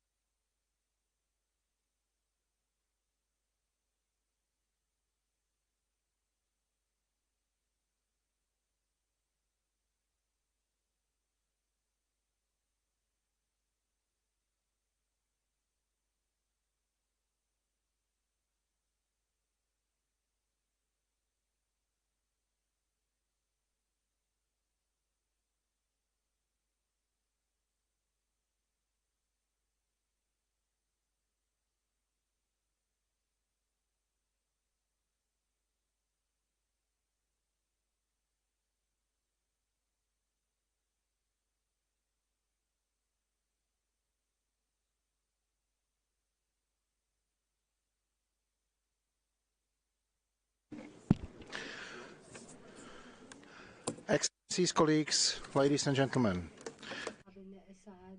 high-level panel discussion on human rights mainstreaming held pursuant to Council Resolution 16/21 to promote the mainstreaming of human rights within the United Nations system. The theme of this year's panel is a reflection on 5 years of the United Nations Youth Strategy, Youth 2030, mapping a blueprint for the next steps. It is my honor to welcome back to the podium Mr. Volker Türk, United Nations High Commissioner for Human Rights, who will deliver an opening statement. We will also hear an opening statement from Ms. Yatma Vikramanayake, Envoy of the Secretary General on Youth, by video. I also wish to welcome our distinguished panelists, Ms. Diana Keita, Assistant Secretary General and Deputy Executive Director of the United Nations Population Fund, Ms. Annalisa Thompson-Flores, Director of the United Nations Educational, Scientific and Cultural Organization Liaison Office in Geneva, Ms. Christine Saloum, Representative of the International Coordination Meeting of Youth Organizations within the High-Level Steering Committee of the United Nations Youth Strategy, and Mr. Sang-Yeon Lee, Director of the Employment Policy Department at the International Labour Organization. Mr. Gilbert Hungbo, Director General of the International Labour Organization, will deliver his panel statement via video message. Excellencies, colleagues, the list of panelists, or list of speakers, will close in 15 minutes. Speakers are encouraged to intervene in an interactive way through comments and questions, taking into account and reflecting on the interventions of the panelists. Let me remind you that the speaking time limit is 2 minutes for all, and that a maximum number of 30 speakers will be accommodated. Representatives who have not been able to take the floor because of the time constraints will be able to upload their statements to the online system to be posted on the extranet. We have an excellent list of participants and many interested delegations, so I would like to kindly ask everyone to respect the speaking time limit. And now I have the honor to give the floor to the United Nations High Commissioner for Human Rights. Sir, you have the floor. Well, thank you very much, Mr. President, Excellencies, colleagues, friends, my co-panelists. Very great to be here again. And it's obviously a very important topic, and I think we will hear in particular from you what it is that you will keep us on our toes and see how this youth, the 5-year youth agenda has actually, and strategy has actually been implemented. So we will very much bear that in mind. If one looks at countless surveys and interviews, the topics that come up and are at the forefront of young people's concerns are climate change and human rights. It demonstrates the power and relevance of human rights, which, after all, are the principles that ensure justice and fairness and that lead to solutions to some of the greatest fears of our time. It also indicates that, taken as a whole, young people are deep thinking and far-sighted, and that we would all do well to listen to and take on board their ideas. So especially welcome the young people who are with us today and on screen, and it's really important that we hear and listen to you and that we learn from you in your strive for a better world. The purpose of this discussion is to ensure that the UN system is working to amplify your voices and to advance your rights, and that we are supporting you with tools and capacities that you need. 5 years ago, this youth strategy, the Youth 2030, was adopted to step up efforts to work with and for young people throughout the United Nations. To date, we have to ask ourselves, how far have we advanced the youth agenda, and what lessons can we learn from it as we move forward and look at 2030? I welcome very much the establishment of the UN Youth Office, which was, as you know, one of the recommendations that was contained in the Secretary General's report, Our Common Agenda, and which really was a call from young people themselves that we have picked up. I'm also glad that the inclusion of human rights as a priority area of the youth strategy has provided a clear framework for action with concrete benchmarks across all areas of human rights, development, peace and justice, including climate justice. Listening to young people and working with them to secure their rights have become central to the way that my office and other parts of the United Nations system work. The Step Up campaign that was launched by UN bodies in June 21 promotes the rights of young people and future generations to a healthy environment. My office has also established OHCHR 4 Youth Network, including in Fiji, Guatemala, Kyrgyzstan, Lebanon and Senegal, working on promoting and protecting young people's rights. And I've met some of those who participate, some of the young people who participate in this network. We also support young people with concrete tools that can assist them to stand up for their rights and engage with the United Nations. It's clear that youth engagement, and I've mentioned it on other occasions, will be central to our own Human Rights 75 initiative on the occasion of the various anniversaries that we have this year. A youth advisory group will help to guide us through all the activities and ensure that we take young people's needs and recommendations on board throughout the year and beyond. It is important to remember that those needs and recommendations will be diverse as young people themselves. We need to engage with young people of every ethnicity and from every income and educational background, of every political opinion, sexual orientation or other distinction. Despite all our progress, some institutions continue to engage with young people in a superficial, sometimes almost tokenistic way. They may have formal structures that acknowledge the importance of young people's views, but they are unlikely to seek out voices that are diverse or unfamiliar, and even less likely to act on what they say. And more broadly, even though overall young people have never been more affected, they continue to face significant obstacles to achieving their full potential, as well as discrimination that blocks their access to many human rights, restrictions on health care, including in relation to sexual and reproductive health and rights, inadequate labor rights and discrimination in access to decent work, including for young women, undue limits to conscientious objection to military service. These are difficulties met by young people simply by virtue of being young. Young women, LGBTIQ+, young people, young migrants, youth with disabilities, and those in conflict with the law face multiple and additional challenges. In many countries, severe restrictions on civic freedoms also alienate young people from the structures that are supposed to represent them. Many young people have a lack of trust in the ability of existing institutions and leadership to meet their concerns. Protests by young people often express their frustrations with these undue obstacles, and I think we have seen this over the recent year or so, where indeed young people have been at the forefront of protests. I also want to emphasize the worry of many young people, even the despair about the future of our world. Climate change and environmental damage darken their horizons and may sharply constrict their future. It is absolutely essential that young people be given the space to voice these concerns and to lead and participate in shared work to address them. By fully implementing Youth 2030, we can ensure that this space is opened up. We can ensure that pervasive discrimination is countered, and that our people and societies are able to realize their full potential.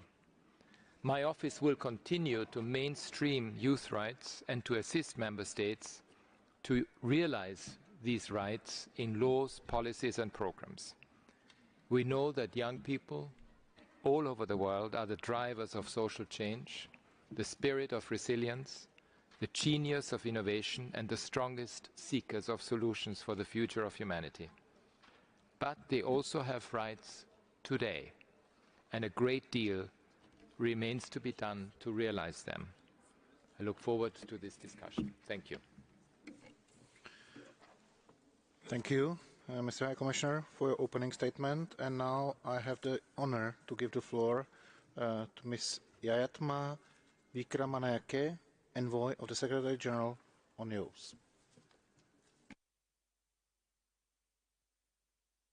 Excellencies, distinguished delegates, colleagues and friends, it is my pleasure to participate in this high-level panel on human rights mainstreaming. The topic of this year's discussion, a reflection of 5 years of Youth 2030, is timelier than ever, and I welcome the opportunity to discuss how to further advance the youth agenda across the United Nations system. It is clear that young people face numerous challenges and barriers in exercising their human rights, and it is pertinent that we identify potential next steps on how to address this issue at the UN, including in the Human Rights Council. We need not only to protect, but also to promote the human rights of youth. The establishment of the new UN Youth Office is an important step to strengthen our capacity to step up to this challenge. Please allow me to thank the member states who unanimously adopted the UN General Assembly Resolution 76/306 on the establishment of the UN Youth Office, showing your commitment to youth and embracing meaningful youth engagement in the UN and beyond. Your support and championship of youth issues will continue to be critical and invaluable for the fulfillment of the new office's mandate, including the commitment to provide youth with a nurturing environment for the full realization of their rights, as is stated in the resolution. Excellencies, distinguished delegates, recognizing that young people have a pivotal role to play in achieving sustainable, inclusive and peaceful societies around the world, Youth 2030, the first ever UN Youth Strategy, was launched by the Secretary General in 2018 with a vision to ensure a world in which the human rights of every young person are realized, a world where every young person is empowered to achieve their full potential, and a world that recognizes the agency, resilience, and the positive contributions of young people as agents of change. As of today, we have 130 UN country teams and 51 UN agencies participating in the Youth 2030 implementation, supported by a Youth 2030 Secretariat established in my office to ensure system-wide coordination. Foundations for system-wide implementation are also in place through scorecards for performance measurement and accountability of both UN entities and UN country teams, and these scorecards are fully integrated for a routine reporting of the UN system on the implementation of the strategy. To this date, 2 progress reports have been developed based on these scorecards. Baselines for the implementation of Youth 2030 have also been established. Youth 2030 indicators have been integrated into the quadrennial comprehensive policy review monitoring framework, QCPR 2021-2024, and the first reporting was completed in 2022. Knowledge products, including guidances, toolkits, analytical reports, have been produced and supported by the implementation of the strategy. Finally, we have started addressing some priority system-wide issues like tracking investments in youth, internships in the UN, and working for and youth with disabilities. youth as essential partners and the current lack of their meaningful participation is further recognized in the Secretary General's call to action on human rights and his report on our common agenda, which is a statement of solidarity with current and future generations. As quoted directly from our common agenda, young people tell us that our systems do not listen to them meaningfully and that our systems are short-sighted and do not take their concerns seriously. End of quote. To address these concerns and with the view to improve the way that UN deliberative and decision-making processes, such as the ones in the General Assembly, the Economic and Social Council, and the Security Council, engage young people, the Secretary General has tasked me to prepare recommendations in consultation with the world's young people for more meaningful, diverse, and effective youth engagement. I hope these recommendations will be of inspiration to the UN system at large, and I urge the Human Rights Council to concurrently consider not only possible methods of improving, but institutionalizing the participation of young people in its work in a permanent, structured, and meaningful way. Excellencies, distinguished delegates, colleagues, and friends, as laid out in Youth 2030 and reflected in the title of today's panel, it is time to review the implementation of Youth 2030 and update the strategy to make it fit for the present and for the future as needed. It is my hope that the next phase of Youth 2030 implementation will see increased accountability towards young people and for more parts of the United Nations system to engage strategically with the strategy as a tool to mainstream our work with and for youth. One immediate step could be to ensure recurring briefings on the progress of the implementation of the strategy to the Human Rights Council. Furthermore, I encourage member states and representatives of human rights mechanisms to consider answering two key questions when discussing how to better integrate youth throughout their work. First, how to ensure the mainstreaming of youth rights into their existing work in order to address the human rights violations and concerns that specifically affect youth populations. Second, how to guarantee the continuous participation of diverse groups of young people, especially young women, indigenous youth, youth in rural communities, youth with disabilities, LGBTIQ youth, youth without access to technology, and others, to ensure that this mainstreaming process happens together with young people and truly reflects their needs. As I conclude, let me thank partners and donors for your trust and support in the implementation of the United Nations Youth Strategy. I'm looking forward to strengthening our close partnerships and collaboration for the empowerment and meaningful participation of young people, especially those most often left behind. Thank you. Thank you.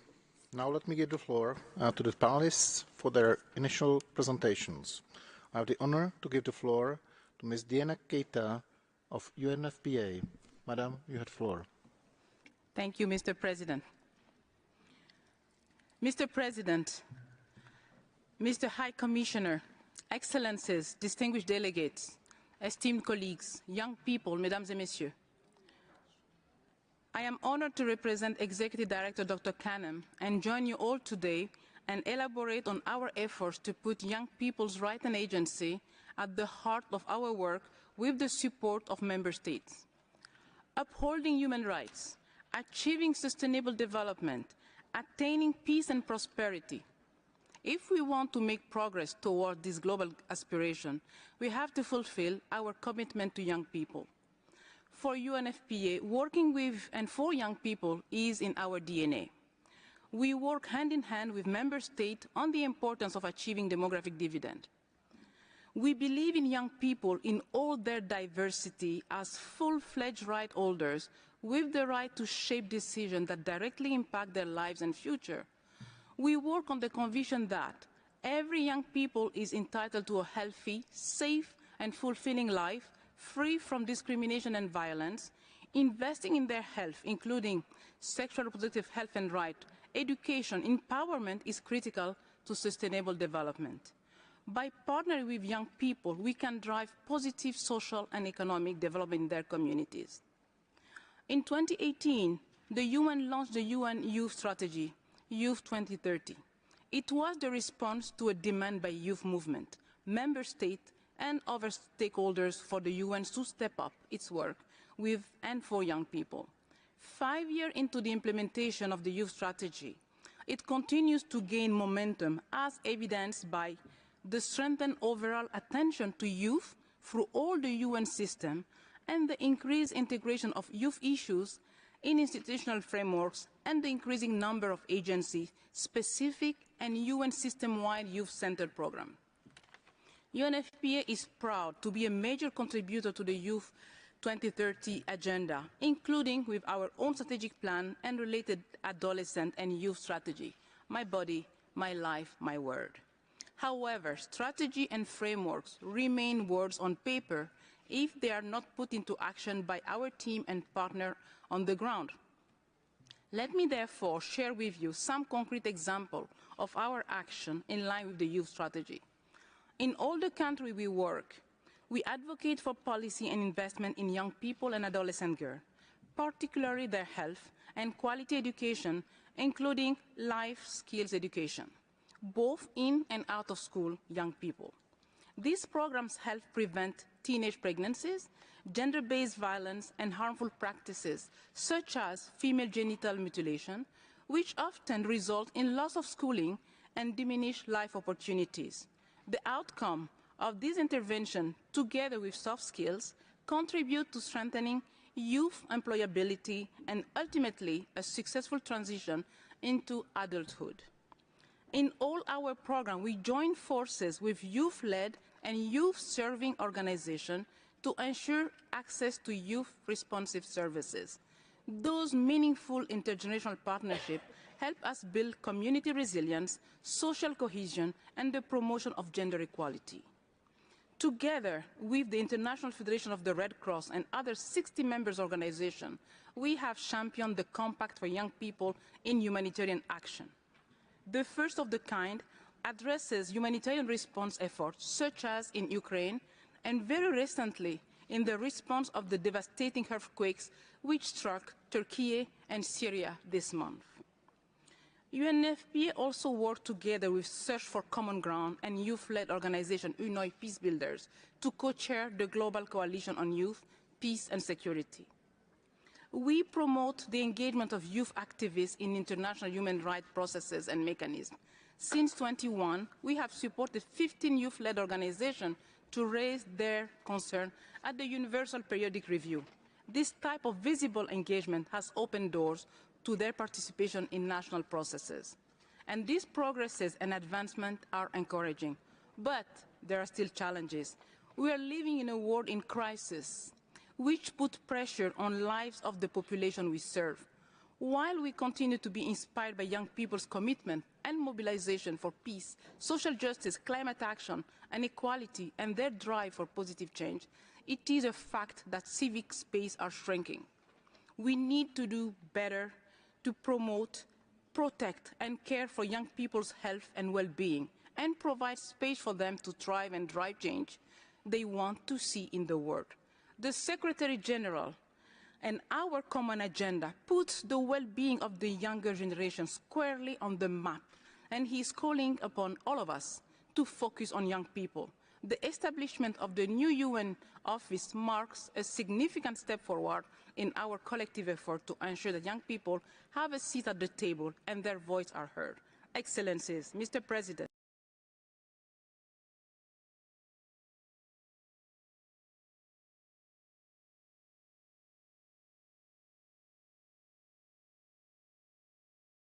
need to be involved in discussion on how normative frameworks can be applied and further developed to provide the specific human rights protection they need. While a youth forum to discuss development policy already exists at the ECOSOC in New York, a similar arrangement for the human rights pillar in Geneva could be considered. As the High Commissioner mentioned this morning in his statement, that he will endeavour, I quote, to promote advances in all human rights without distinction and in every region and across all UN activities, end of quote, we at UNFPA stand right by his side to help him achieve his noble goal in close collaboration with every member state. If we are to achieve a world with 8 billion of us can thrive and prosper, we must ensure cooperation at all levels, be clear on our duty towards the future in terms of intergenerational and multicultural dialogue, and focus on human rights and choices of the youth of the world. As we celebrate the 75th anniversary of the human rights, more than ever, we need to raise the voice of the vulnerable ones among the youth. Their own diversity is critical, as one size does not fit all, to allow them to grow and fulfill their potential as balanced and happy human beings. Je vous remercie de votre aimable attention. Thank you very much for your attention. Thank you, Madam. Now we will listen the video statement of Mr. Gilbert Hungbo, DG ILO.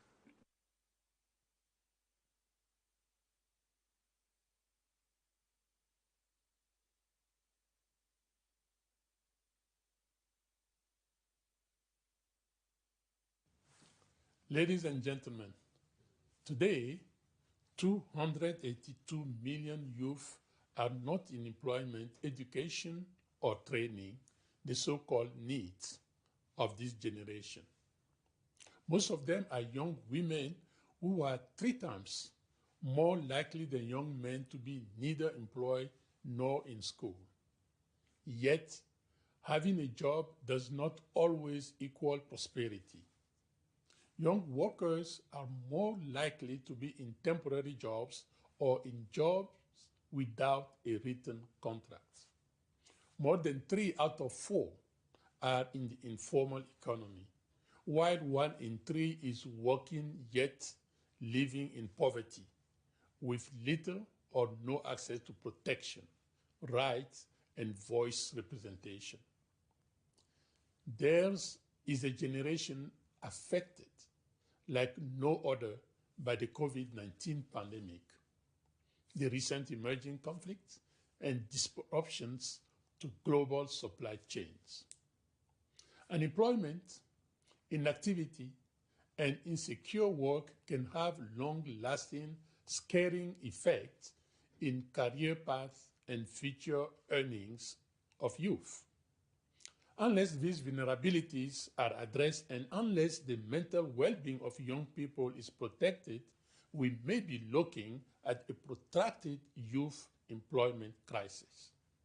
Our efforts, both individually and as partners in the implementation of the 2030 Agenda and the UN Youth Strategy, must, above all, protect the rights of those who we are serving. I am sure you have all heard the argument that any job is better than no job. But I'm equally sure this audience knows all too well that a low-paid, dangerous, demeaning job can all too easily become a trap for which people never escape. There is plenty of evidence that improving working conditions can go hand in hand with increased productivity.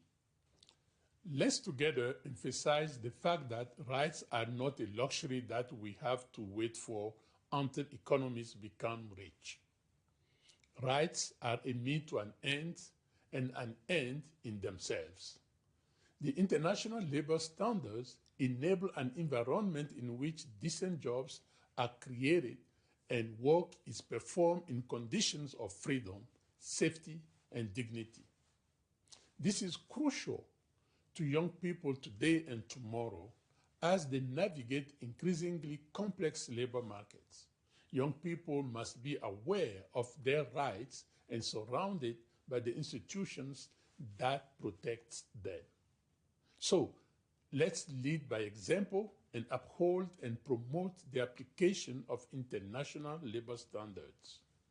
Let's ensure our actions are right-based and strengthen youth voices in key policy-making processes and in social dialogue.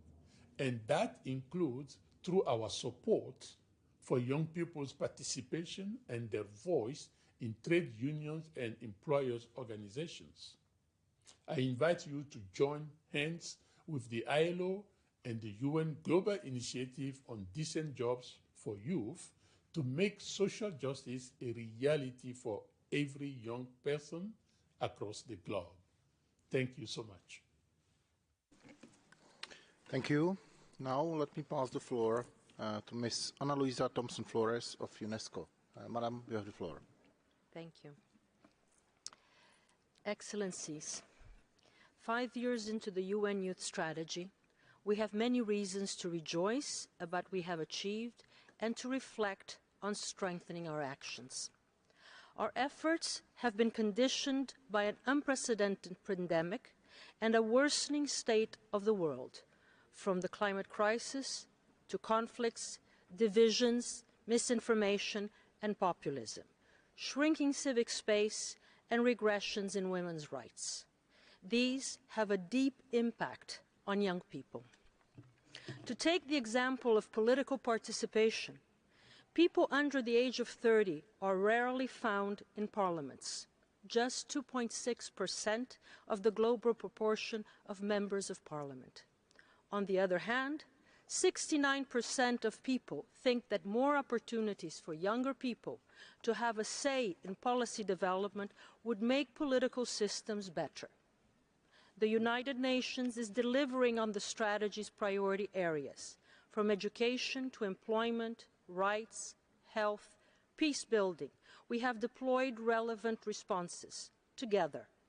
Let me cite the UNESCO UNOCT project, Prevention of Violent Extremism through Youth Empowerment in Jordan, Libya, Morocco, and Tunisia, or the Education Plus initiative, empowering adolescent girls and young women in sub-Saharan Africa, implemented jointly by UNAIDS, UNESCO, UNFPA, UNICEF, and UN Women. In doing so, we are acting on the conviction that the engagement of young people is essential in and through all of UNESCO's field of action. UNESCO is working with its youth climate networks on new solutions for our planet. This is also what we are doing in our biosphere reserves around the world, where support youth-led initiatives that raise awarenesses of the environment and biodiversity while creating opportunities for local communities. Our World Heritage Youth Forum has, for 25 years now, brought together students and teachers, fostering intercultural learning and exchanges about heritage and heritage conservation. Through our media and information literacy program, we are also working with youth to build their capacities on using new technologies. Yet, more efforts are needed on the strategy's foundational areas, particularly on youth knowledge and engagement to achieve tangible policy impact. We should continue investing in youth research so that young people define their solutions, placing research at the core of policy processes and our actions, as we did for UNESCO's Youth as Researchers program, engaging 10,000 youth worldwide. It resulted in knowledge and recommendations, including on the right to health and participation in public life, which led to concrete member states' commitments. Youth knowledge production for policy processes is also underway through national and regional research initiatives. To support this at UNESCO, we also launched a global youth grant scheme to support youth research and impactful actions. I invite you all to join us. UN entities and member states still need to reinforce capacities to dialogue and work with young people in policies and programming in a free, active, and meaningful way. We have been doing so at UNESCO since 2017 and will soon launch an innovative toolkit for national stakeholders. Only by changing our institutional cultures will we be able to truly place young people at the core of our actions. As we look ahead, we must reinforce tailored approaches to realize the rights of young people. staying away from amalgamations that are blind to diverse identities, needs, and aspirations. We need to connect better with youth in promoting human rights and anti-discrimination. The 75th anniversary of the Universal Declaration on Human Rights is an occasion to do so. We must also leverage the opportunities provided by our common agenda, particularly the work on the Declaration for Future Generations and the Summit of the Future, to reverse systemic challenges that affect the rights of present and future generations alike. This must build on existing commitments to preserve the rights of present generations without endangering those of future ones. I thank you. Thank you, Madam. And finally, I have the honor to give the floor to Ms. Christine Salom. Madam, you have the floor. Greetings to you. I would like to express my gratitude to share on this platform as a young person. My name is Christine Saloum, and I'm representing a network of youth-led organizations under the umbrella of the International Coordination Meeting of Youth Organization, ICMEO. Through the engagement of young people in various constituencies, we are involved in the implementation of the World Programme of Action for Youth, the implementation of Sustainable Development Goals through the UN Youth Strategy, Youth 2030, Habitat 3, the implementation of UN Security Council Resolution 2250, and the implementation of UN System-Wide Action Plan on Youth. Speaking of accountability, I will touch base on the good practices, highlight some challenges, and propose ways to ensure accountability from the youth perspective, being part of the decision makers or the process, and holding leaders accountable for meaningful partnership is a way of driving youth accountability at all levels. Back in 2014, UN Secretary General Ban Ki-moon stated, "Accountability is essential to assess progress and achieve results. This should happen at the national, regional, and global levels. All actors, including government, the UN system, civil society, and the private sector, should be accountable for honoring their commitment. We need an inclusive, robust, yet flexible accountability framework. Consequently, accountability without support is a form of cruelty."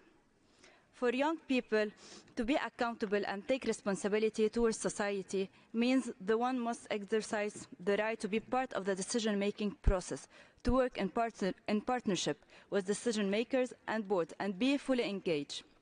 And acknowledging the importance of youth needs assessment from our knowledge, experiences, and perspective of youth helps in addressing the issue of the highest priority. Most importantly, the recognition of the value of investing in and empowering youth is unavoidable. For instance, the International Federation of the Red Cross, in a document related to community engagement and accountability toolkit, stated that evidence, experience, and common sense show us that when communities play an active role in designing and managing our programs and operations, the outcomes are more effective and more sustainable.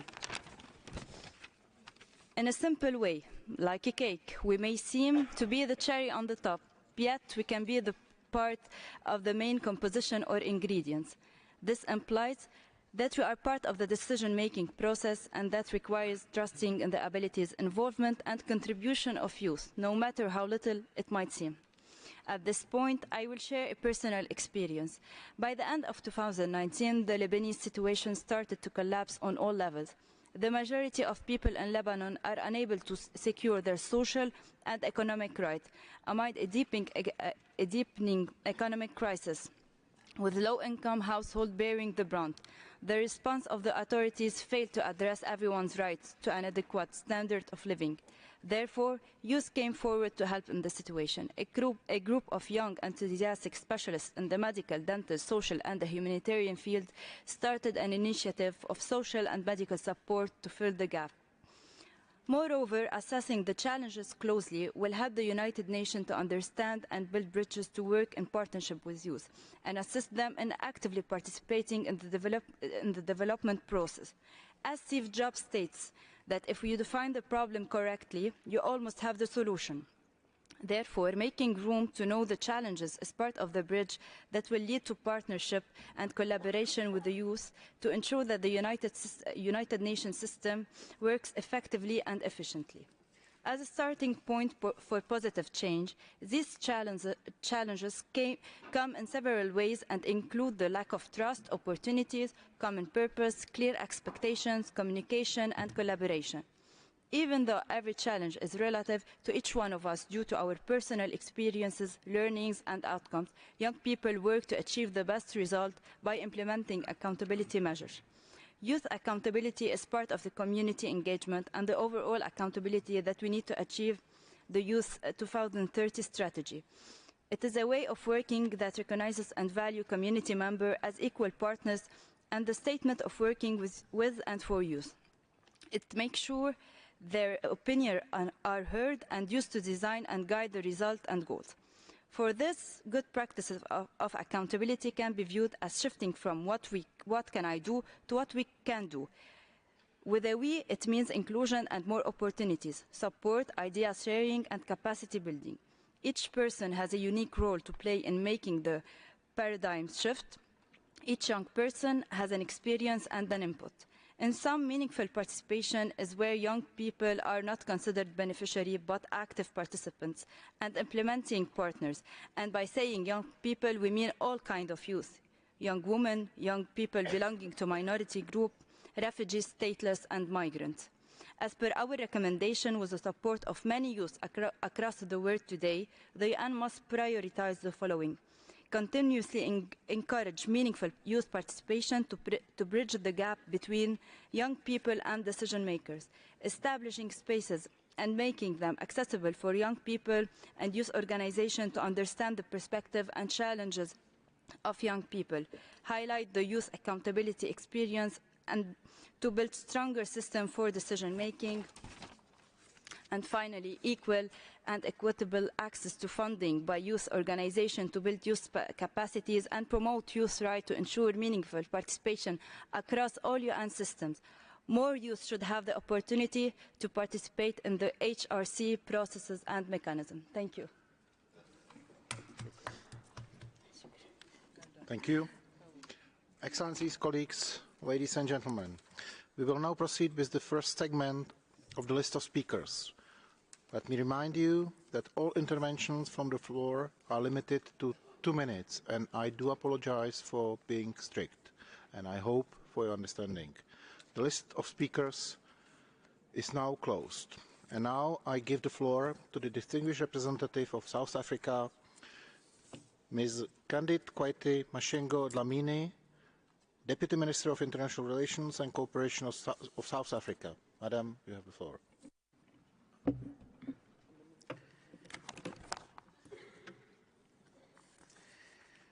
Mr. President, in 2018, the 73rd session of the General Assembly took a bold and timely step with the launch of a UN first ever strategy on youth. The Youth 2030 strategy recognizes the need to work with and for the youth of this world. Today, the global youth population is estimated at 1.3 billion. This is the largest generation of young people in history.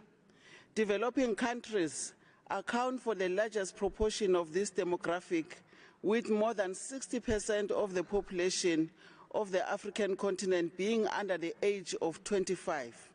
Mr. President, today young people are confronted with multiple of intersecting challenges which have been exacerbated by the COVID-19 pandemic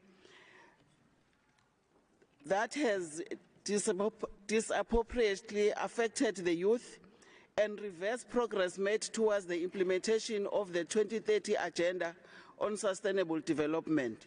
As a result, the world is experiencing unprecedented level of unemployment, poverty, hunger, inequality, racism, and discrimination.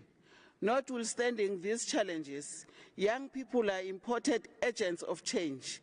In the past 5 years, we have seen youth-led protests across all regions, fueled by rising unemployment, cost of living, poverty and inequality. In my own country, the youth played a key role in fight of human dignity, freedom and democracy against the pernicious apartheid government. The culmination in the June 1976 youth uprising. It is for these reasons that South Africa's National Youth Policy 2020-2030, which was developed in consultation with the young people, is inter alia underpinned by the principle of non-discrimination, social cohesion, diversity, gender responsiveness, and transparency. It is therefore important that young people are included. I'm really sorry for jumping in, but we have agreed on certain rules and principles, and one of them is 2 minutes speaking time. And I'm really sorry, I do apologize, but this is the rule which is going to be applied to everybody. Now let me pass the floor to the delegation of Cabo Verde on behalf of CPLP. Thank you.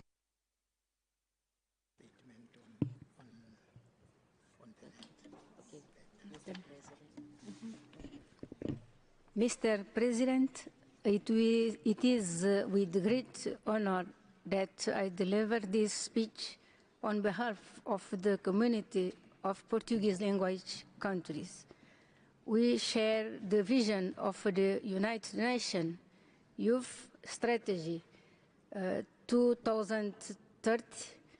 We desire a world in which the human rights of every young person are realized, a world that ensures that every young person has the necessary condition to reach their full potential, and a world that recognizes the resilience and positive contribution of young persons as agents of change. Conscious of the strategic role of young, there are several CPLP initiatives aimed at empowering youth and creating conditions to enhance their activity role in community. First of all, I wish to rally the approval of the CPLP into Charter in 2013, which realities our community's commitment to the sustainability of new generation, combating unemployment and job insecurity, promoting professional training, employment and youth entrepreneurship, and guaranteeing their participation in public decision making. Moreover, I wish to mention the creation of the CPLP Young Parliament in 2019 within the scope of the United Nations recommendation for the creation of space for reflection on citizenship and peace and the further development of democracy. Madam. I'm really sorry for jumping in again, but please, let's stick to the time allocated to each and every delegation. Now let me pass the floor to the delegation of Uzbekistan, speaking on behalf of a group of countries. You have the floor. Thank you, Mr. President. I have the honor to deliver this statement on behalf of the members and observers of the Organization of Turkic States. Young people have an enormous capacity to transform the world for the better. Promotion of the rights of young people to education, employment, and health will help achieve peace, security, justice, climate resilience, and sustainable development for all. Yet globally, young people face numerous challenges to realize their potential and human rights. We note with satisfaction the Council's recent resolutions on the human rights implications of the COVID-19 pandemic on young people and on youth and human rights. Organization of Turkic States recognize the value of investing in and empowering youth. Human rights education equips them with the knowledge to advance their rights. Youth platform established in 2017 strengthens coordination and cooperation among more than 100 youth organizations of the Turkic states. Young leaders forms enables to prepare the future leaders of Turkic states with an increased awareness of social problems. The organization announces 2022 as the year of support for youth initiatives in the Turkic world. And in this year, we are planning to hold the International Congress of Science and Innovation of the Youth in the Turkic world. In the framework of the United Nations Youth Strategy, Youth 2030, Turkey proposed to establish a youth center in Istanbul. I thank you. I thank you for your speech and for respecting the others. Now let me pass the floor to the delegation of Lithuania on behalf of a group of countries. Thank you, Mr. President. I have the honor to speak on behalf of the Nordic Baltic countries, Denmark, Estonia, Finland, Iceland, Latvia, Norway, Sweden, and my own country, Lithuania. Today we see active, determined, and concerned young people. The international community has an obligation to provide a safe and prosperous future for the next generation. But the main global urgencies remain, including armed conflicts, climate change, disparities in education and employment, both within and between countries, digital inequalities, and social exclusion of vulnerable groups. In order to make progress on these issues, we fully support the UN Youth Strategy, and we are determined to continue engaging and working for and with youth. As a next step for tangible results, we see the need for strengthening cooperation among the private sector, governments, and civil society. Only by working together, we can provide platforms for young people to express their concerns and participate in decision-making processes. Furthermore, we believe it is important to provide opportunities for active youth participation in the labour market and ensure increased youth employment without any discrimination or age-related exploitation. It would allow young people to improve their skills and balance labour demand. Our goal is to hear, learn, and work together with youth. We are looking forward to engage in further implementation of the UN Youth Strategy. I thank you. I thank you, Excellency. Now let me pass the floor to the delegation of the European Union, speaking on behalf of a group of countries. Thank you. I have the honour to deliver this statement on behalf of India, the EU and its member states, as well as a group of other countries across the regions representing 87 countries in total. We welcome the focus of this year's discussion. Young persons are powerful agents of change for our societies. We recognise the significant contribution of young persons towards building a more inclusive, just and sustainable future. Young persons worldwide are essential partners in the implementation of the 2030 Agenda, the Paris Agreement, Women, Peace and Security Agenda, the World Programme for Human Rights Education, as well as the 75th anniversary of the Universal Declaration of Human Rights. Global crisis and instability disproportionately impact young persons, especially girls and young women who increasingly face multiple and intersecting challenges. The climate crisis and the COVID-19 pandemic have exacerbated gender inequalities and increased the digital divide in education. We call for a digital transformation in education that ensures access to inclusive quality education for all. We also call for the promotion of full, equal and meaningful participation of young persons, including girls and young women, young persons in vulnerable situations, and youth organisations in decision-making at all levels. We stress the need for the protection of young activists and human rights defenders. Only by engaging and working for and with youth, supporting them in standing up for their human rights, and creating the conditions allowing them to play an active role, can we achieve enduring peace, security, climate resilience and sustainable development for all. Thank you.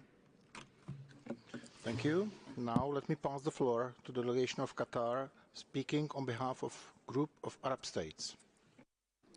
Thank you, Mr. President. I have the honor to present this statement on behalf of the Arab group. Youth are the force behind achieving peace and security, sustainable development in all countries. It goes without saying that many challenges that youth face in various parts of the world require comprehensive perspective on their issues and take account of their real needs, interests, and priorities, and above all, their aspirations for a secure and prosperous future. The Arab world, the Arab region, is one of the youngest regions in the world. Arab countries, though through their relevant national measures and policies, have taken care of the youth and have adopted many initiatives at the national level, especially with regard to providing quality education, decent job opportunities, investment in construction, and developing youth capabilities in all aspects of life. Our countries have also raised awareness of youth issues and challenges to include them in national plans to enable them to work in technology and media and economy and sport, etc. However, there are remaining initiatives and fears that threaten their future, such as the conflict and political instability, as well as unemployment and climate change. And in order to respond to the strategy 23 youth, there are many steps have been taken in order to develop their capacities by cooperating with the United Nations and the international community. Thank you, sir. Now let me pass the floor to the European Union. Mr. President, I have the honor to deliver this statement on behalf of the European Union and its member states. We welcome the focus of this year's high-level panel discussion on human rights mainstreaming on youth. At a time marked by multiple challenges impacting young persons, especially young women and girls, there is a need to strengthen our partnership with young persons to achieve positive change. In this spirit, the European Commission designated 2022 as the European Year of Youth to bring young persons' voices and needs back to the center of the EU policies and actions. To keep building on this legacy, the Commission adopted the Youth Action Plan for 2022 to 2027. Mr. President, the EU is committed to creating more inclusive societies where young persons take part in decision-making processes, not just at the regional and national level, but also at the UN level. Empowering and engaging young persons is essential to build stronger, inclusive, peaceful and democratic societies where human rights and the rule of law are respected and the interests of future generations are taken into account. I thank you. I thank you. The next statement will be delivered by the delegation of El Salvador on behalf of a group of countries. Señor Presidente. President, I'm making this statement on behalf of the group sponsoring the resolution on youth and human rights of this council. The list of countries will be published on the extranet. We wish to thank the UN representatives and the panelists for their contributions in recognizing the global, regional and national progress that has been made in the 5 years since the implementation of the UN Youth Strategy. We recognize significant progress in terms of inclusion, empowerment and participation of young people in different strategic areas for bringing about the 2030 agenda. Nevertheless, young people face many challenges that are a violation of the full enjoyment of their human rights. We are particularly concerned at the repercussions of the COVID-19 pandemic, which persists and has a negative impact on the life of young people, such as physical and mental health, the lack of access to education, the lack of decent jobs, difficult economic situation, amongst others. We need to tackle these challenges urgently and adopt comprehensive actions to build an environment which allows young people to really reach their maximum potential.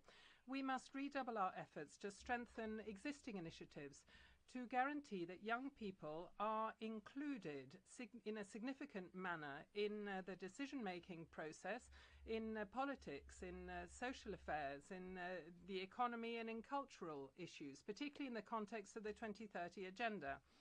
We need to contribute from the multilateral sphere to guarantee the full realization of all the human rights and fundamental freedoms of young people. We also need to work together with the new office of the UN for Youth. Thank you. Thank you, Madam. Now let me pass the floor to the delegation of the Kingdom of the Netherlands. You have the floor. Excellencies, esteemed panelists, ladies and gentlemen, thank you for your valuable contributions today. The Kingdom of the Netherlands aligns itself with the EU-India joint statement. Young people will live the longest with decisions made by today's policymakers.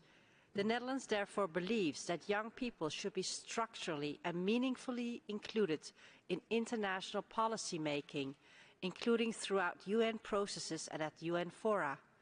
This implies we work with them as leaders, partners and beneficiaries, that we attentively listen to what matters most to them, that we take their views, concerns and suggestions into account in our policies, strategies and programs.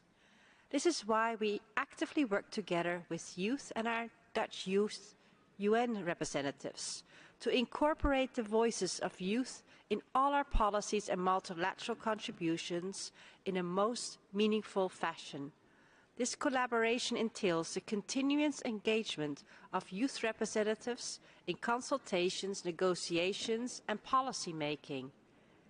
Meaningful youth participation involves more than cooperation and consultation with youth organizations and youth representatives on matters that feature high on our agenda. Young people should also have the opportunity to speak out about their own ideas, hopes and concerns. As a vital part of the participation process, we thus need to ensure that young people are fully informed about the issues at hand and the processes they are engaged in. Young people can form the bridge between the present and the future. Intergenerational dialogue is essential to ensure the sustainability of human rights. This demonstrates how critical it is to not only include young people in our conversations now, but to also advance the inclusion and interests of generations yet to come. I'm proud that our Youth at Heart strategy Thank you very much. Let me remind you about the buzzword 2 minutes. Please, please. Now, I would like to invite the delegation of Qatar. You have the floor, Madam. Thank you, President. The state of Qatar pays considerable attention to youth and women specifically by investing in education, training, and providing employment opportunities, including leadership positions and decision-making positions. Youth centers, both of a general and specialized nature, have been established in order to improve their competencies in all areas. Qatar has adopted a national strategy for youth, which is a national vision and strategy that determines the needs and priorities related to youth, including involving them in development and decision-making processes in order to enable them to participate in solutions that have to do with global challenges, including the SDGs and the Reach Out to Age project. Since 2009, we have been organizing youth empowerment conferences in the framework of Qatar's initiatives to support youth at the regional and international level. The Silatek Foundation, created by Sheikh Moza bin Nasser, is also empowering youth both socially and economically by providing them with opportunities and resources to create and develop their own enterprises. This foundation offers global and innovative solutions for youth, working with international and national partners, including the United Nations, and has created projects in 17 countries to help youth escape unemployment and poverty. We also have an agreement with the European Union to the tune of €10 million to help youth in provinces. Thank you.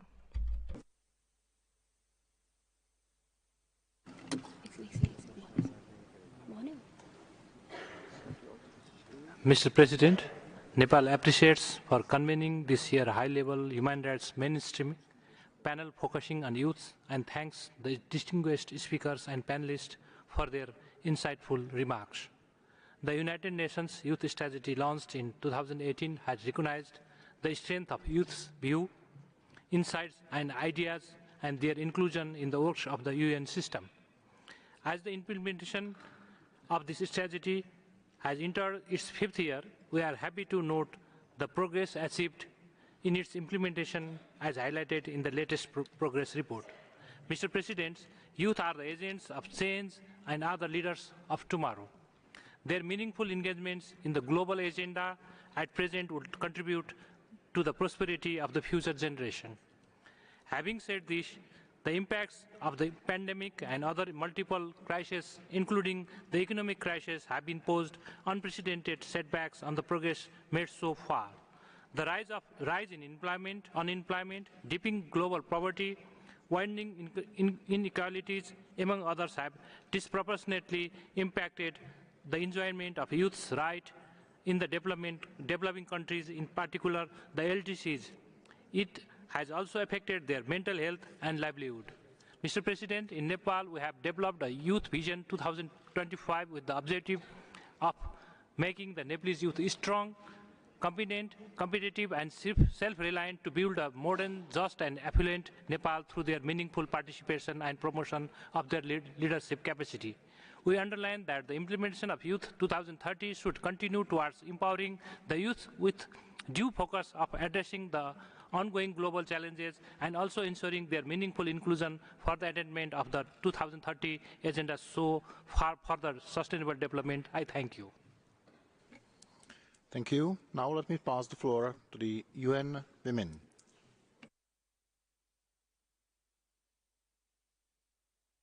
Microphone for the speaker. Microphone, please. Thank you, Chair. The empowerment of young people, the protection and fulfillment of their fundamental human rights is an indispensable precondition for just, inclusive, peaceful, and sustainable societies and the achievement of gender equality. Young people are mobilizing worldwide to demand and catalyze change on critical global issues. They are at the forefront of initiatives aimed at transforming society towards social justice, gender equality, and sustainability. At the same time, young people face unique barriers in exercising their human rights. UN Women acknowledges these barriers and the importance of approaches that value co-creation, dialogue, shared perspective, and centering the voices of historically excluded groups. Youth leadership, especially for women and girls, in all of their diversity, is well aligned with UN Youth 2030 strategy, which aims to scale up global, regional, and national actions to meet young people's needs, realize their human rights, and increase their agency. By including young people in our work and in their wider United Nations system, we hope to not only support the protection and fulfillment of their human rights, but also raise awareness about youth and adolescent issues and increase their participation in decision-making processes. As we work towards the realization of gender equality, we remain committed to prioritizing their perspectives and the needs of young people in creating a more equal and just world for all. Thank you. I thank you. Now let me pass the floor to the World Vision International. Thank you, Mr. President. World Vision, Save the Children and Child Rights Connect welcome the UN increased focus and work on youth issues, recognizing that much more needs to be done to address challenges and barriers that young people face in enjoying their human rights and the need to empower them. The important and welcome gains for youth participation and agency have also benefited children, as the term youth often includes adolescents. However, the lack of an internationally agreed legal definition of youth often results in the exclusion of children from discussion and processes that have an impact on their rights. Subsuming children in the youth terminology contributes to blurring the lines between children and young adults, despite children constituting a group of distinct right holders as laid out in the Convention of the Rights of the Child. As the empowerment and safeguarding of children requires dedicated expertise, there is a bias in practice towards youth representing both children and young people, with a risk in undermining the voices of persons under 18. We therefore encourage more synergies between the work on youth and children. We welcome the forthcoming Secretary General Guidance Note on child rights mainstreaming, which will help address existing gaps. This is even more critical at a time where there is an unprecedented pushback against child rights, in particular on issues of children agency and participation. which is an essential element of the child rights approach. Therefore, we call on the UN and member states to recognize the specific rights and needs of children and frame the discussion around children and young people and not exclusively on youth, and explore how existing youth mechanisms can be expanded to ensure children's representation, outreach to children's network, and accountability to children, and finally to ensure the upcoming Secretary General guidance note on child mainstreaming is implemented by all UN agencies. Thank you, Mr. President. Thank you for the joint statement, and another joint statement will be delivered by IAMA. Thank you, Mr. President.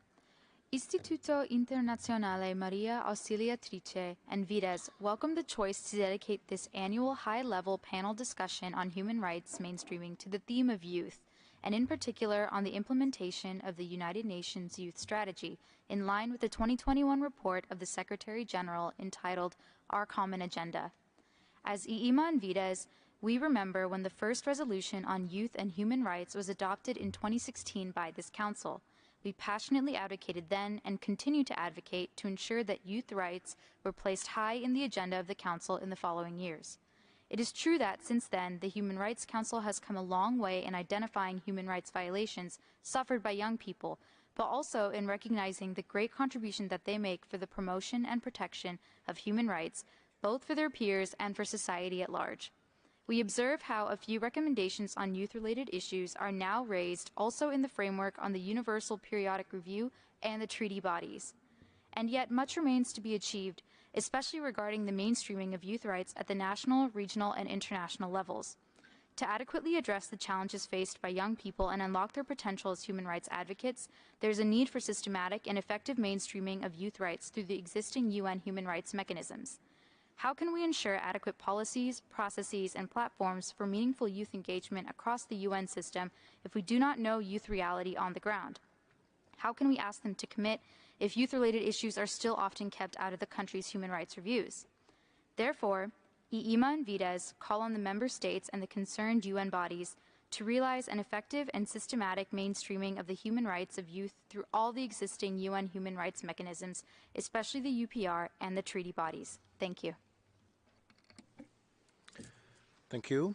And the last speaker on my list for this first segment is Youth Parliament for SDG. You have the floor. Mr. President, Euromed Monitor and Youth Parliament for SDG would like to highlight the difficulties that young migrants and refugees encounter when it comes to accessing educational facilities and proper political guidance. In 2021 alone, EU member states received 23,255 asylum applications from unaccompanied minors, most of which were forced to flee their homes due to political persecution, child labor, underage military recruitment, trafficking, sexual exploitation, unequal living standards, and violence. In most cases, unaccompanied minors who are seeking asylum do not have access to education and are exposed to harsh living conditions such as detention centers and foster care services, where they are unable to access human rights institutions. Due to these restrictions, young migrants are either unable to identify their basic rights or fear political persecution, which hinders their ability to advocate for their rights in institutions such as the United Nations. The cases of these minors are especially concerning as they are already suffering previous trauma, discriminatory treatment, unequal educational opportunities, and often lack civic engagement whilst they are in the process of receiving their refugee status in completely foreign countries. These young migrants and refugees are at the heart of human rights violations in Europe and should have access to a platform to be able to engage with policymakers, member states, and international organizations to address the concerns they have. Euromed Monitor and Youth Parliament for SDG stressed that in the process of strengthening the implementation of the United Nations Youth Strategy, young migrants are given the priority in decision-making to ensure they receive equal opportunities and are provided with the attention and safety assurance needed to integrate the youth with the work of the United Nations. Thank you. Thank you. As I've indicated already, we have exhausted the first segment of the list of speakers. So we will now proceed with the second segment of the list of speakers, but please keep in mind that 2 minutes limit remains in place.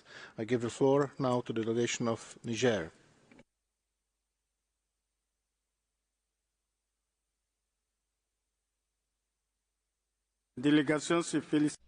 President, my delegation welcomes the organization of this high-level roundtable on the mainstreaming of human rights, particularly emphasizing the youth. In Niger, where over 49% of the population is under 15 years of age, and the 15 to 35 age group amounts to over 72% of the population, the issue of the youth is of central importance in the governmental policies. Since his accession to head of state, the President of the Republic, His Excellency Mohamed Bazoum, is personally involved in encouraging the significant segment of the population, specifically emphasizing girls, to participate effectively in the process of socioeconomic development and political governance through access to high-quality education for all, the promotions of creativity, merit, civic responsibility, and citizenship. The actions taken to develop human capital in Niger also involve protecting and strengthening the capacity of the youth through adopting the National Youth Policy and its strategic plan, territorial activities in centers of promotion of youth, and strengthening access for youth in rural and urban areas.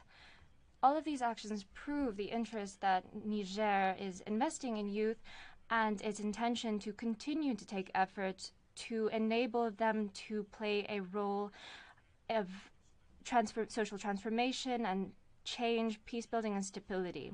To conclude, we commend the progress made in the framework of the UN Youth Strategy, and we call on the international community to revitalize its global efforts to support youth at all levels and to achieve the goals set. I thank you. Thank you very much. Of Jamaica.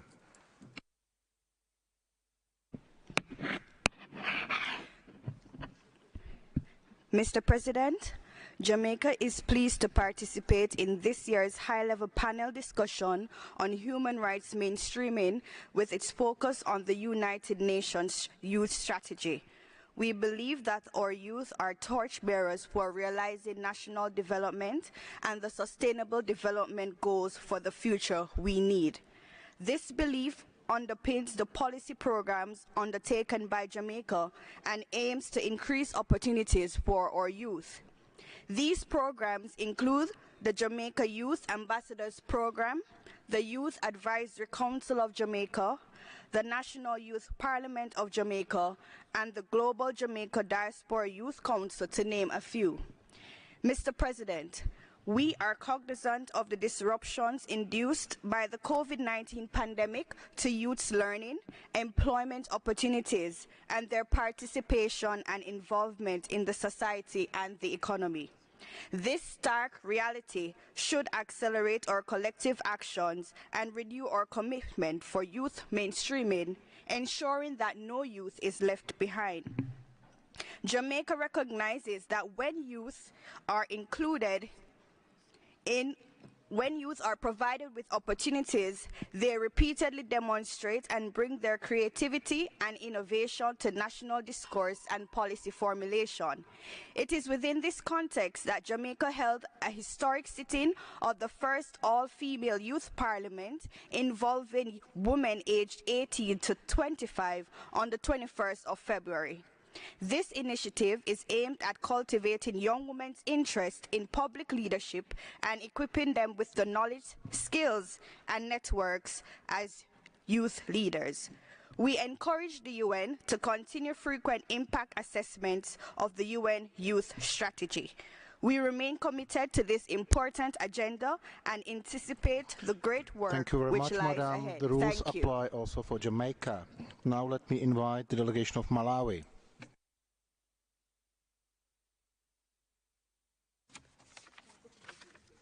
Mr. President, High Commissioner and Excellencies, Malawi welcomes this panel discussion and thanks the panelists for their insightful presentations.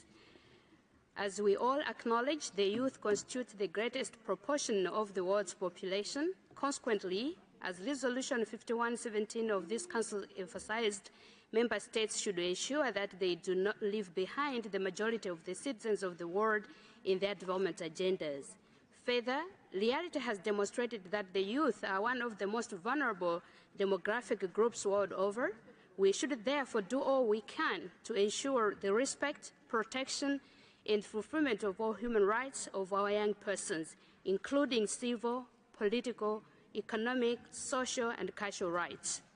The need to include the youth in every layer of our development agenda is even more paramount as we face mounting challenges such as COVID pandemic, climate crisis, and conflicts. Resolution 5117 stresses that states should promote new initiatives for the full, effective, structured, sustained, and meaningful participation of young people in the relevant decision-making processes in political, economic, social, and cultural spheres, including in designing and implementing various policies, programs, and initiatives. In this regard, Malawi ensured effective youth participation in the development of our National Development Blueprint, Malawi 2063, and we continue to ensure their involvement in the implementation of the development agenda and other initiatives. We continue to empower the youth through education, skills development, and access to economic opportunities. We remain committed to working with the young people and other stakeholders to ensure that the voices of young people are heard and their rights and needs are addressed in every cycle of our national development agenda. Thank you. I thank you. Now let me invite the delegation of Burkina Faso.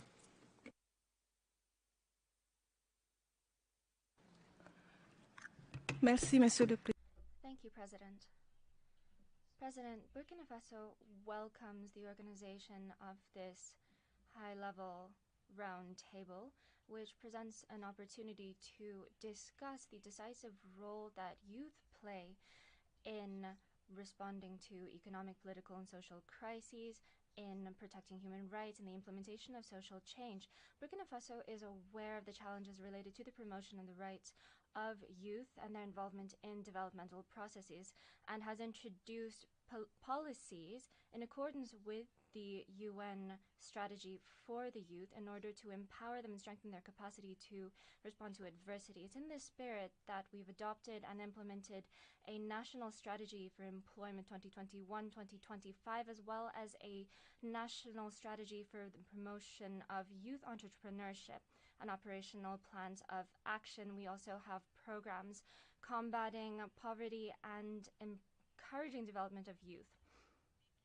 In order to ensure that the voice of the youth is heard and that we build a peaceful, just, sustainable world, the government has implemented a project for the promotion and protection of young peace builders and young human rights defenders, which has enabled numerous young human rights defenders to be equipped and educated on human rights in the context of the fight against terrorism, especially on mechanisms for the prevention and sanction of torture and forced disappearances.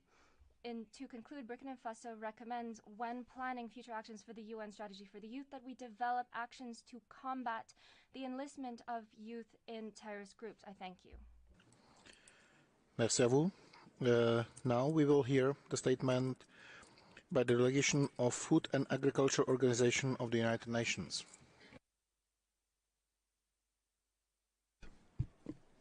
A central principle of the 2030 Agenda is the assurance that no one will be left behind. The universal nature of the 2030 Agenda entails that young people should be considered across all goals and targets. Thus, young women and men's importance is of universal concern. Nearly 1 billion of the world's 1.2 billion youth aged 15 to 24 reside in developing countries, and rural youth make up around half of all youth in those countries. By 2050, the global population will reach 9.6 billion, requiring a 70% increase in food production. Young women and men are key for rural development and inclusive transformation, while providing ideas, inspiration, and energy to imagine, create, and grasp opportunities for stronger, more connected, resilient, and prosperous rural areas. The Food and Agriculture Organization of the United Nations recognizes that youth are already at the front line to build more sustainable agri-food system and are best placed to rejuvenate the sector. Since its launch in 2018, FAO has strongly supported the implementation of the Youth 2030 strategy by providing support to countries to develop more youth-inclusive policies, strategies, investments, programs and projects. FAO remains fully committed to furthering the implementation of the Youth 2030 while making agri-food systems more inclusive. I thank you. I thank you. Now let me invite the delegation of Vietnam. Sir, you have the floor. We appreciate presentations on how the UN system is supporting states party in scaling up global, regional and national actions to meet young people's needs, realize their human rights and increase their agency. To contribute to the same objective, we would like to share some of our major policies. In promoting the important role of youth in socio-economic developments as recognized in our law on youth, Vietnam is implementing the National Youth Development Strategy for 2021-2030, focusing on 6 major objectives on high-quality young human resources, vocational training and sustainable jobs for young people, improving the health of young people, and promoting the role of youth in national socio-economic development and defense. We are working to achieve our clear targets. By 2030, Vietnam will have at least 50% of young people be proficient in digital media for communication and business purposes, and reduce youth unemployment rate in urban areas below 7% and below 6% in rural areas, respectively. This reflects our deep commitment and actions for youth empowerment and education as one of the most powerful tools to make the change in the society and build a sustainable future for all, in recognition that sustainable development starts with safe, healthy and well-educated children, and the voices of children and youth are critical in our efforts to build a sustainable future for all. Finally, we reiterate Vietnam's pledge for United Nations Youth Strategy 2030 and renew our long-standing commitment to its full implementation for every youth, every right, and our collective ownership of this strategy. I thank you, Mr. President. I thank you. Now I would like to invite the delegation of Tunisia. شكرا السيد الرئيس. تجدد Thank you, President. Tunisia renews its support for the UN Youth Strategy for 2030, as well as its noble goals, especially with regard to protecting and promoting their rights, their economic empowerment, and their involvement in public affairs, so that young people can play their role fully, especially in development, and so that society can benefit from their energy. This requires providing the favorable conditions for young people by protecting their political, civil, economic, cultural rights, and giving them the possibilities to fully benefit from their potential, and also making sure that they are involved in society, and also protecting them from extremism.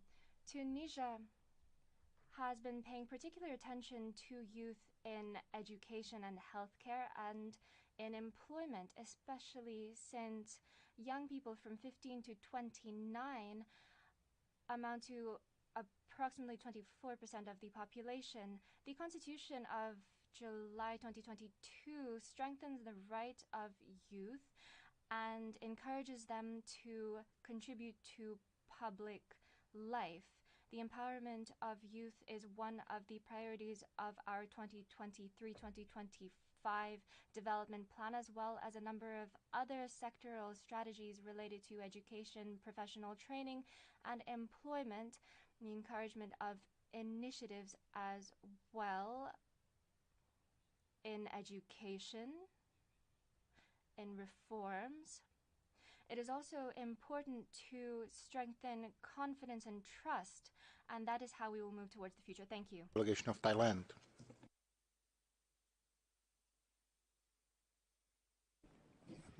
Mr. President, a lot has been said about youth being the future of our world. I'd like to add that they are also the reflection of our present and our past.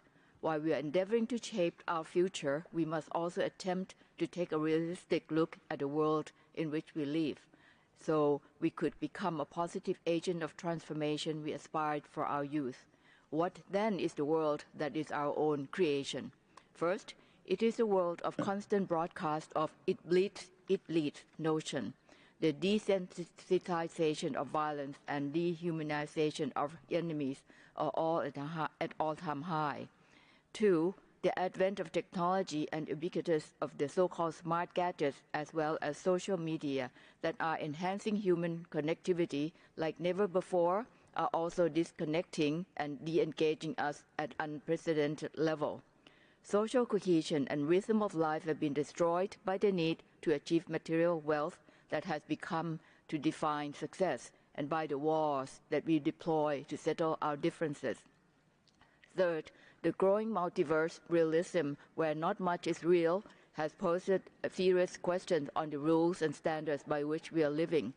Fourth, is the world where the extreme sense of entitlement entails the culture of impunity, that rights do not have to be accompanied by responsibility, that condemnation is conveniently enough to keep our conscience clear and thus allows us to justify living happily in the bubble we have created. Fifth, we often preach about equal opportunities, but we have not tried nearly enough to create a conducive environment for genuine justice to rectify structural discrimination and racism. And sixth, ours is a world where apathy has replaced empathy, Schadenfreude replaced kindness, and quick fix replaced toiling the soil to right the wrongs, cancel culture replaced respect, and peace has lost its rightful place in our lexicon. Thank you, Madam. So now let me invite the delegation of the United Republic of Tanzania. Thank you, Mr. President. The outcome of human rights mainstreaming is planned and preventative measures to ensure the continuous promotion and protection of human rights. As part of efforts to achieve this for our youth, the United Republic of Tanzania has designated human rights focal persons in all ministries, including the ministry mandated with youth matters. Human rights focal persons support sector institutions in meeting international human rights obligations, including those captured in the Youth 2030 strategy. Further, education policies and curriculum are being reviewed to ensure that the education system empowers the youth in becoming self-sufficient as per the aspirations of the Youth 2030 strategy. Mr. President, these are best practices in alignment with meeting the Sustainable Development Goals objective to leave no one behind, including the youth, which can contribute to the next steps of the Youth 2030 strategy. I thank you. I thank you. The next speaker on my list is Romania. Thank you, Mr. President. Romania aligns itself with the youth statement. We welcome this year's high-level panel focus on youth. This is a timely debate relevant for our human rights system and the work of this Council, and the commitment my country is striving to achieve, including through its UN Youth Delegate. Youth are the hope of our planet and the mirror of our actions. We should nowadays have a greater ambition than that of fostering the solid and responsible adults of tomorrow. For enabling them to carry on and better than we did the heavy burden we laid on their shoulders, our generation has the duty to respect their role in public affairs, to train them and to ensure the education they need for overcoming the challenges they will confront with. A healthy and robust next generation requires from us protection and respect. There is no better way to grow responsible individuals other than recognizing their rights and involving them in decision-making processes on issues that affect their lives. We've seen progress during these last years in the UN system with the 2030 Youth Strategy and the new UN Youth Office. We commend it, but there is still much work to do in terms of consistency and approach coherence. UN systems should remain committed to take joint actions to advance the rights of future generations, including with regard to climate change action, in line with the UN Secretary General's call to action. We are convinced of the essential role of youth education on environment-related issues and youth engagement in climate change and environmental decision-making processes in building inclusive and peaceful societies. We welcome the initiatives taken by states in this respect, among them my own country, and encourage member states to develop and implement strategies that give young people real opportunities to participate effectively and meaningfully in society. Mapping a blueprint for the next steps will require articulated, inclusive and tailored measures in education, job creation, technology and climate change, aiming at cultivating youth potential and increasing their sense of responsibility. It would be a lost opportunity of this decade not to harness their enthusiasm, creativity, honesty and skills for the transformative processes our world is already embarked on. Giving young people the chance to master their own construction. Now let me give the floor to the distinguished representative of Maldives. Sir, you have the floor. Mr. President, let me take this opportunity to thank the esteemed panelists for their valuable insights. Today, youth account for 16% of the global population, a record high in the world's history. With this number expected to grow by 7% by 2030, the role of young people in our societies has become more relevant than ever. The Maldives recognizes the true potential within the youth population to promote and protect human rights and fundamental freedoms and to achieve the 2030 Agenda of Sustainable Development. In this regard, the Maldivian government has taken concrete steps to support and empower young people. We have invested in the education of young people by launching the free degree program in 2019, an initiative that has produced over 6,000 graduates to date. Numerous projects have also been launched by the current administration to nurture the creativity and skills of young people. The Maldives also commends the work undertaken by the Office of the High Commissioner for Human Rights to ensure universal right-based participation of youth within the United Nations system. In particular, we believe that the youth-centric strategies outlined in the United Nations Human Rights Management Plan further reaffirms the role of youth as right holders and constructive agents of change. Before concluding, let me reiterate the commitment of the Maldives towards the promotion and protection of the rights of youth and the implementation of the pledges outlined in the United Nations Youth Strategy and the Secretary General's call to action for human rights. I thank you. I thank you, Ambassador. We will continue now with the video statement of Mauritius. Thank you, Mr. President. The young today make up 16% of the world's population, and by the end of this decade, that will be 25% of the world's population. More than 60% of that youth live in Africa, which in essence means that Africa houses 10% of the young people in the world. Africa, therefore, must remain central to youth development programs which are being elaborated, particularly when it comes to ensuring that these leaders of tomorrow are at par with their counterparts in other regions of the world. We must be able to build a conducive environment for young people, one that provides them with health and education facilities, with secure environments, with access to the internet and digital skill development, amongst others. Mauritius, for its part, provides free education up to tertiary level, free healthcare facilities in all public institutions, free transport for school and university students on a non-discriminatory basis. We have adapted our education system to current crises, such as COVID-19 and to the climate change, and we are incrementally digitalizing the learning process. We engage young people in public affairs with competitions such as the Model United Nations and the Youth Parliament being held. Government equally empowers the youth by economically helping them with the Youth Empowerment Program, whereby university graduates can work in government institutions. Mr. President, given the significant digital divide between Africa and the rest of the world, we would like to ask the panelists in what ways they propose that international institutions work together to support the Youth Strategy 2030 in this direction. Thank you, Mr. President. Thank you. Now let me invite the representative of European Youth Forum. Mr. President, my name is Andreea Scrioșteanu and I'm a board member of the European Youth Forum, the democratic platform representing over 100 youth organizations and 40 million young people across Europe. We welcome the high-level discussion and the commitment to advancing youth rights. In times of crisis, young people are often overlooked, but our generation is among the first to respond and lead global movements. Yet, Human rights violations, climate and humanitarian crises, and a lack of accountability mechanisms are contributing to widespread inequalities, from poverty, youth unemployment, declining mental well-being, or discriminatory acts against us. We welcome the UN Secretary General's common agenda, notably the commitment to remove barriers to political participation, as well the Human Rights Council resolution on youth rights, establishing the biennial youth panel that was adopted last year. Young people continue to face obstacles in accessing decision-making spaces at all levels. In the last 10 years, the well-being of young people has not been accounted for. We are witnessing a dramatic decline in their individual rights and blatant threats to their freedom of speech and assembly around the world. Mr. President, what actions are being taken to ensure the safe, meaningful, and accessible participation of young people across the world in UN spaces? Based on our recent mainstreaming study, we are also concerned that within the existing UN human rights mechanisms, notably the treaty bodies, universal periodic review, and special procedures, only 1% of the total number of recommendations made are specific to young people. Steps must urgently be taken in line with the UN Youth Strategy to ensure that the rights of young people are mainstreamed across all three pillars of the UN, including in the development of the UN Youth Office.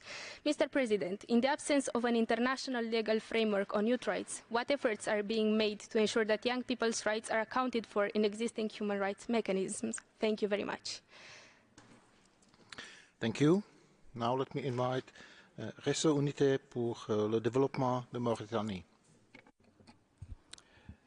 Thank you so much, Mr. President. We welcome the high-level discussion. Human rights mainstreaming is a key component of human rights-based approach, which places human rights at the center of development, governance, and decision-making. It is also an important tool for achieving the Sustainable Development Goals, SDGs, and promoting social and equal justice. Xenophobia and discrimination against young migrants are unfortunately common in Northern Africa. Migrants, particularly those who came from sub-Saharan Africa, face discrimination in various forms, including social exclusion, economic marginalization, and violence. It is important to address xenophobia and discrimination against migrants. Governments should work to create policies that protect the right of migrants and provide them the opportunity for economic and social integration. Additionally, education and awareness campaign can help to reduce prejudice and promote tolerance and acceptance of diversity. Mr. President, we call North African countries to implement laws that protect migrants and mainstreaming human rights. Young migrants, sub-Saharan, are our brothers. Keep them safe. Thank you. I thank you.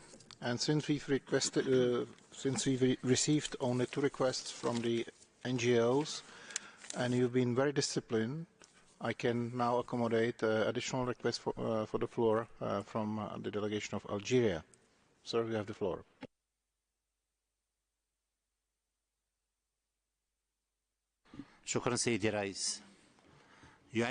Thank you very much, President. Youth is the central pillar and promoter of all change, promotion of peace and security in every country. The very many challenges that young people face everywhere in the world require a comprehensive global approach which bears in mind their needs, their hopes for a safe and prosperous future where their expectations and hopes which are legitimate could come to fruition. We are aware that all nations are founded on young people. They are the life sap of nations. 75% of our population is in fact young, and our country gives real primacy to relevant policies for young people. We want to ensure that young people can participate in political, social, economic and cultural life for a new Algeria based on the principles of participation of citizens and the principles of social democracy. The new Algerian democracy has emphasized the importance of equal opportunities, gender equality and the participation of young people. So the Supreme Council of Young People has been established, and they provide advice on the needs of young people in every sector. And all of this will contribute to the promotion of our national values, social solidarity, and it will participate in the design and implementation of the National Youth Plan. We have adopted many national initiatives for young people: quality education at all levels, decent employment, amongst others. We have established SMEs according to different plans and programs, and we have supported young people to build their skills and knowledge to bring about the SDGs. Thank you. Thank you. Excellencies, colleagues, ladies and gentlemen, this was the last speaker we could accommodate. I wish to remind you that the representatives inscribed on the list of speakers who have not been able to take the floor during this discussion will be able to upload their statements to the online system to be posted on the extranet. I will now give the floor back to the panelists for their concluding remarks. You'll have 3 to 4 minutes maximum. The first speaker is going to be Ms. Diane Keita. Madam, you have the floor. Thank you, Mr. President. Mr. President, please allow me to thank you for your leadership. I would like to thank all distinguished member states for the support towards the Young People Rights and Agency. I am most grateful to our donor countries in their strong partnership with us on the ground. The program countries' effort to achieve demographic dividend and resilience is truly imperative to reach sustainable development and inclusive growth in this decade of action towards reaching the 2030 agenda. Your effort in that matter in the round of census is truly critical in including more youth-sensitive indicators that is much more appreciated. And lastly, as we work towards the SDG Summit and the Summit of the Future, we look forward to reinforcing our ongoing partnership with you all and give a true meaning to the 75th anniversary of human rights. I thank you, Mr. President. I thank you. The next speaker is going to be Mr. Sang-Eun Lee, representing DG Hungbo. Sir, you have the floor. Thank you, Mr. President. Thank you to all the council members for the rich discussion with insightful examples which will guide our work in the years to come. We are particularly delighted to see the global recognition of the importance of strengthening youth rights and voices. The discussion today has confirmed that deficit in youth rights will have large socio-economic consequences, not only immediately but also over a longer period. As the ILO Director General mentions, when young people denied decent opportunities, they are more likely to be unemployed and also earn less over the rest of the period of their lives. So therefore, investing youth rights is one of the best investments the society can make for economic prosperity and social cohesion. To make this happen, we need to place a strategic focus on boosting decent job opportunities for youth while not compromising opportunity for other age groups. For that, first we need to invest in skills and training, but that's not sufficient. We need to create jobs which can make best use of young people's skills, which means more and better investment in job creation. We also need to engage youth in these important policy decisions which will shape their present and their future. Let me conclude by reaffirming the commitment of the ILO to the full implementation of the UN youth strategies. We very much look forward to working with you all in advancing a youth employment agenda that is rights-based, inclusive, and results-oriented. Thank you, Mr. President. Thank you, sir. Now let me invite Ana Luisa Thompson-Flores. Madam, you have the floor. Thank you, Mr. President, and I'd like to express also my appreciation for having been invited to participate in this panel representing UNESCO, and I thank the collaboration of my panel colleagues, and very much so the very rich and varied contributions and comments from the member states.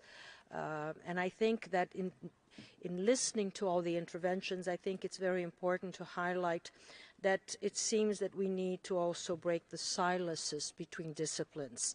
And I think working together to revisit policies and programs through a whole of society approach is essential to addressing the multiple impacts of crisis on youth that were mentioned during the various interventions, the holistic manner to address youth development and rights, as well as the interdisciplinary innovative solutions that young people can bring. And in this thought, I think it's very important that UNESCO participate in this process, because we are able to mobilize an interdisciplinary, multidisciplinary approach considering our mandate, and thus our collaboration in this process is indispensable.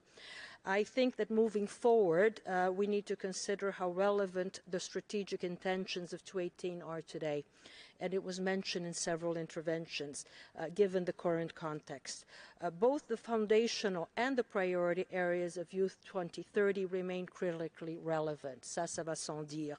However, we also need to recognize that additional issues have arisen more prominently, such as the impact of the rapid technological developments on people, society, and ecosystems, and related ethical questionings. And after the pandemic, the need to address the digital divide, as was mentioned particularly in the field of education. I think that we must also leverage the opportunities provided by our common agenda, as was mentioned on different occasions during the various interventions of my panel colleagues and of the Member States, particularly the work of the Declaration for Future Generations and the Summit for the Future. As UNESCO has stated, to its contributions to the process, we need to make sure that the declaration is an ambitious and strong normative instrument to reverse the systematic challenges that stand before present generations and will impact future ones. Last and definitely not least, youth have to have a leadership role in the conversation, based on the UN's firm conviction in young people as change makers to the present and for the future, having proven time and again to be a source of consciousness and responsibility. Thank you.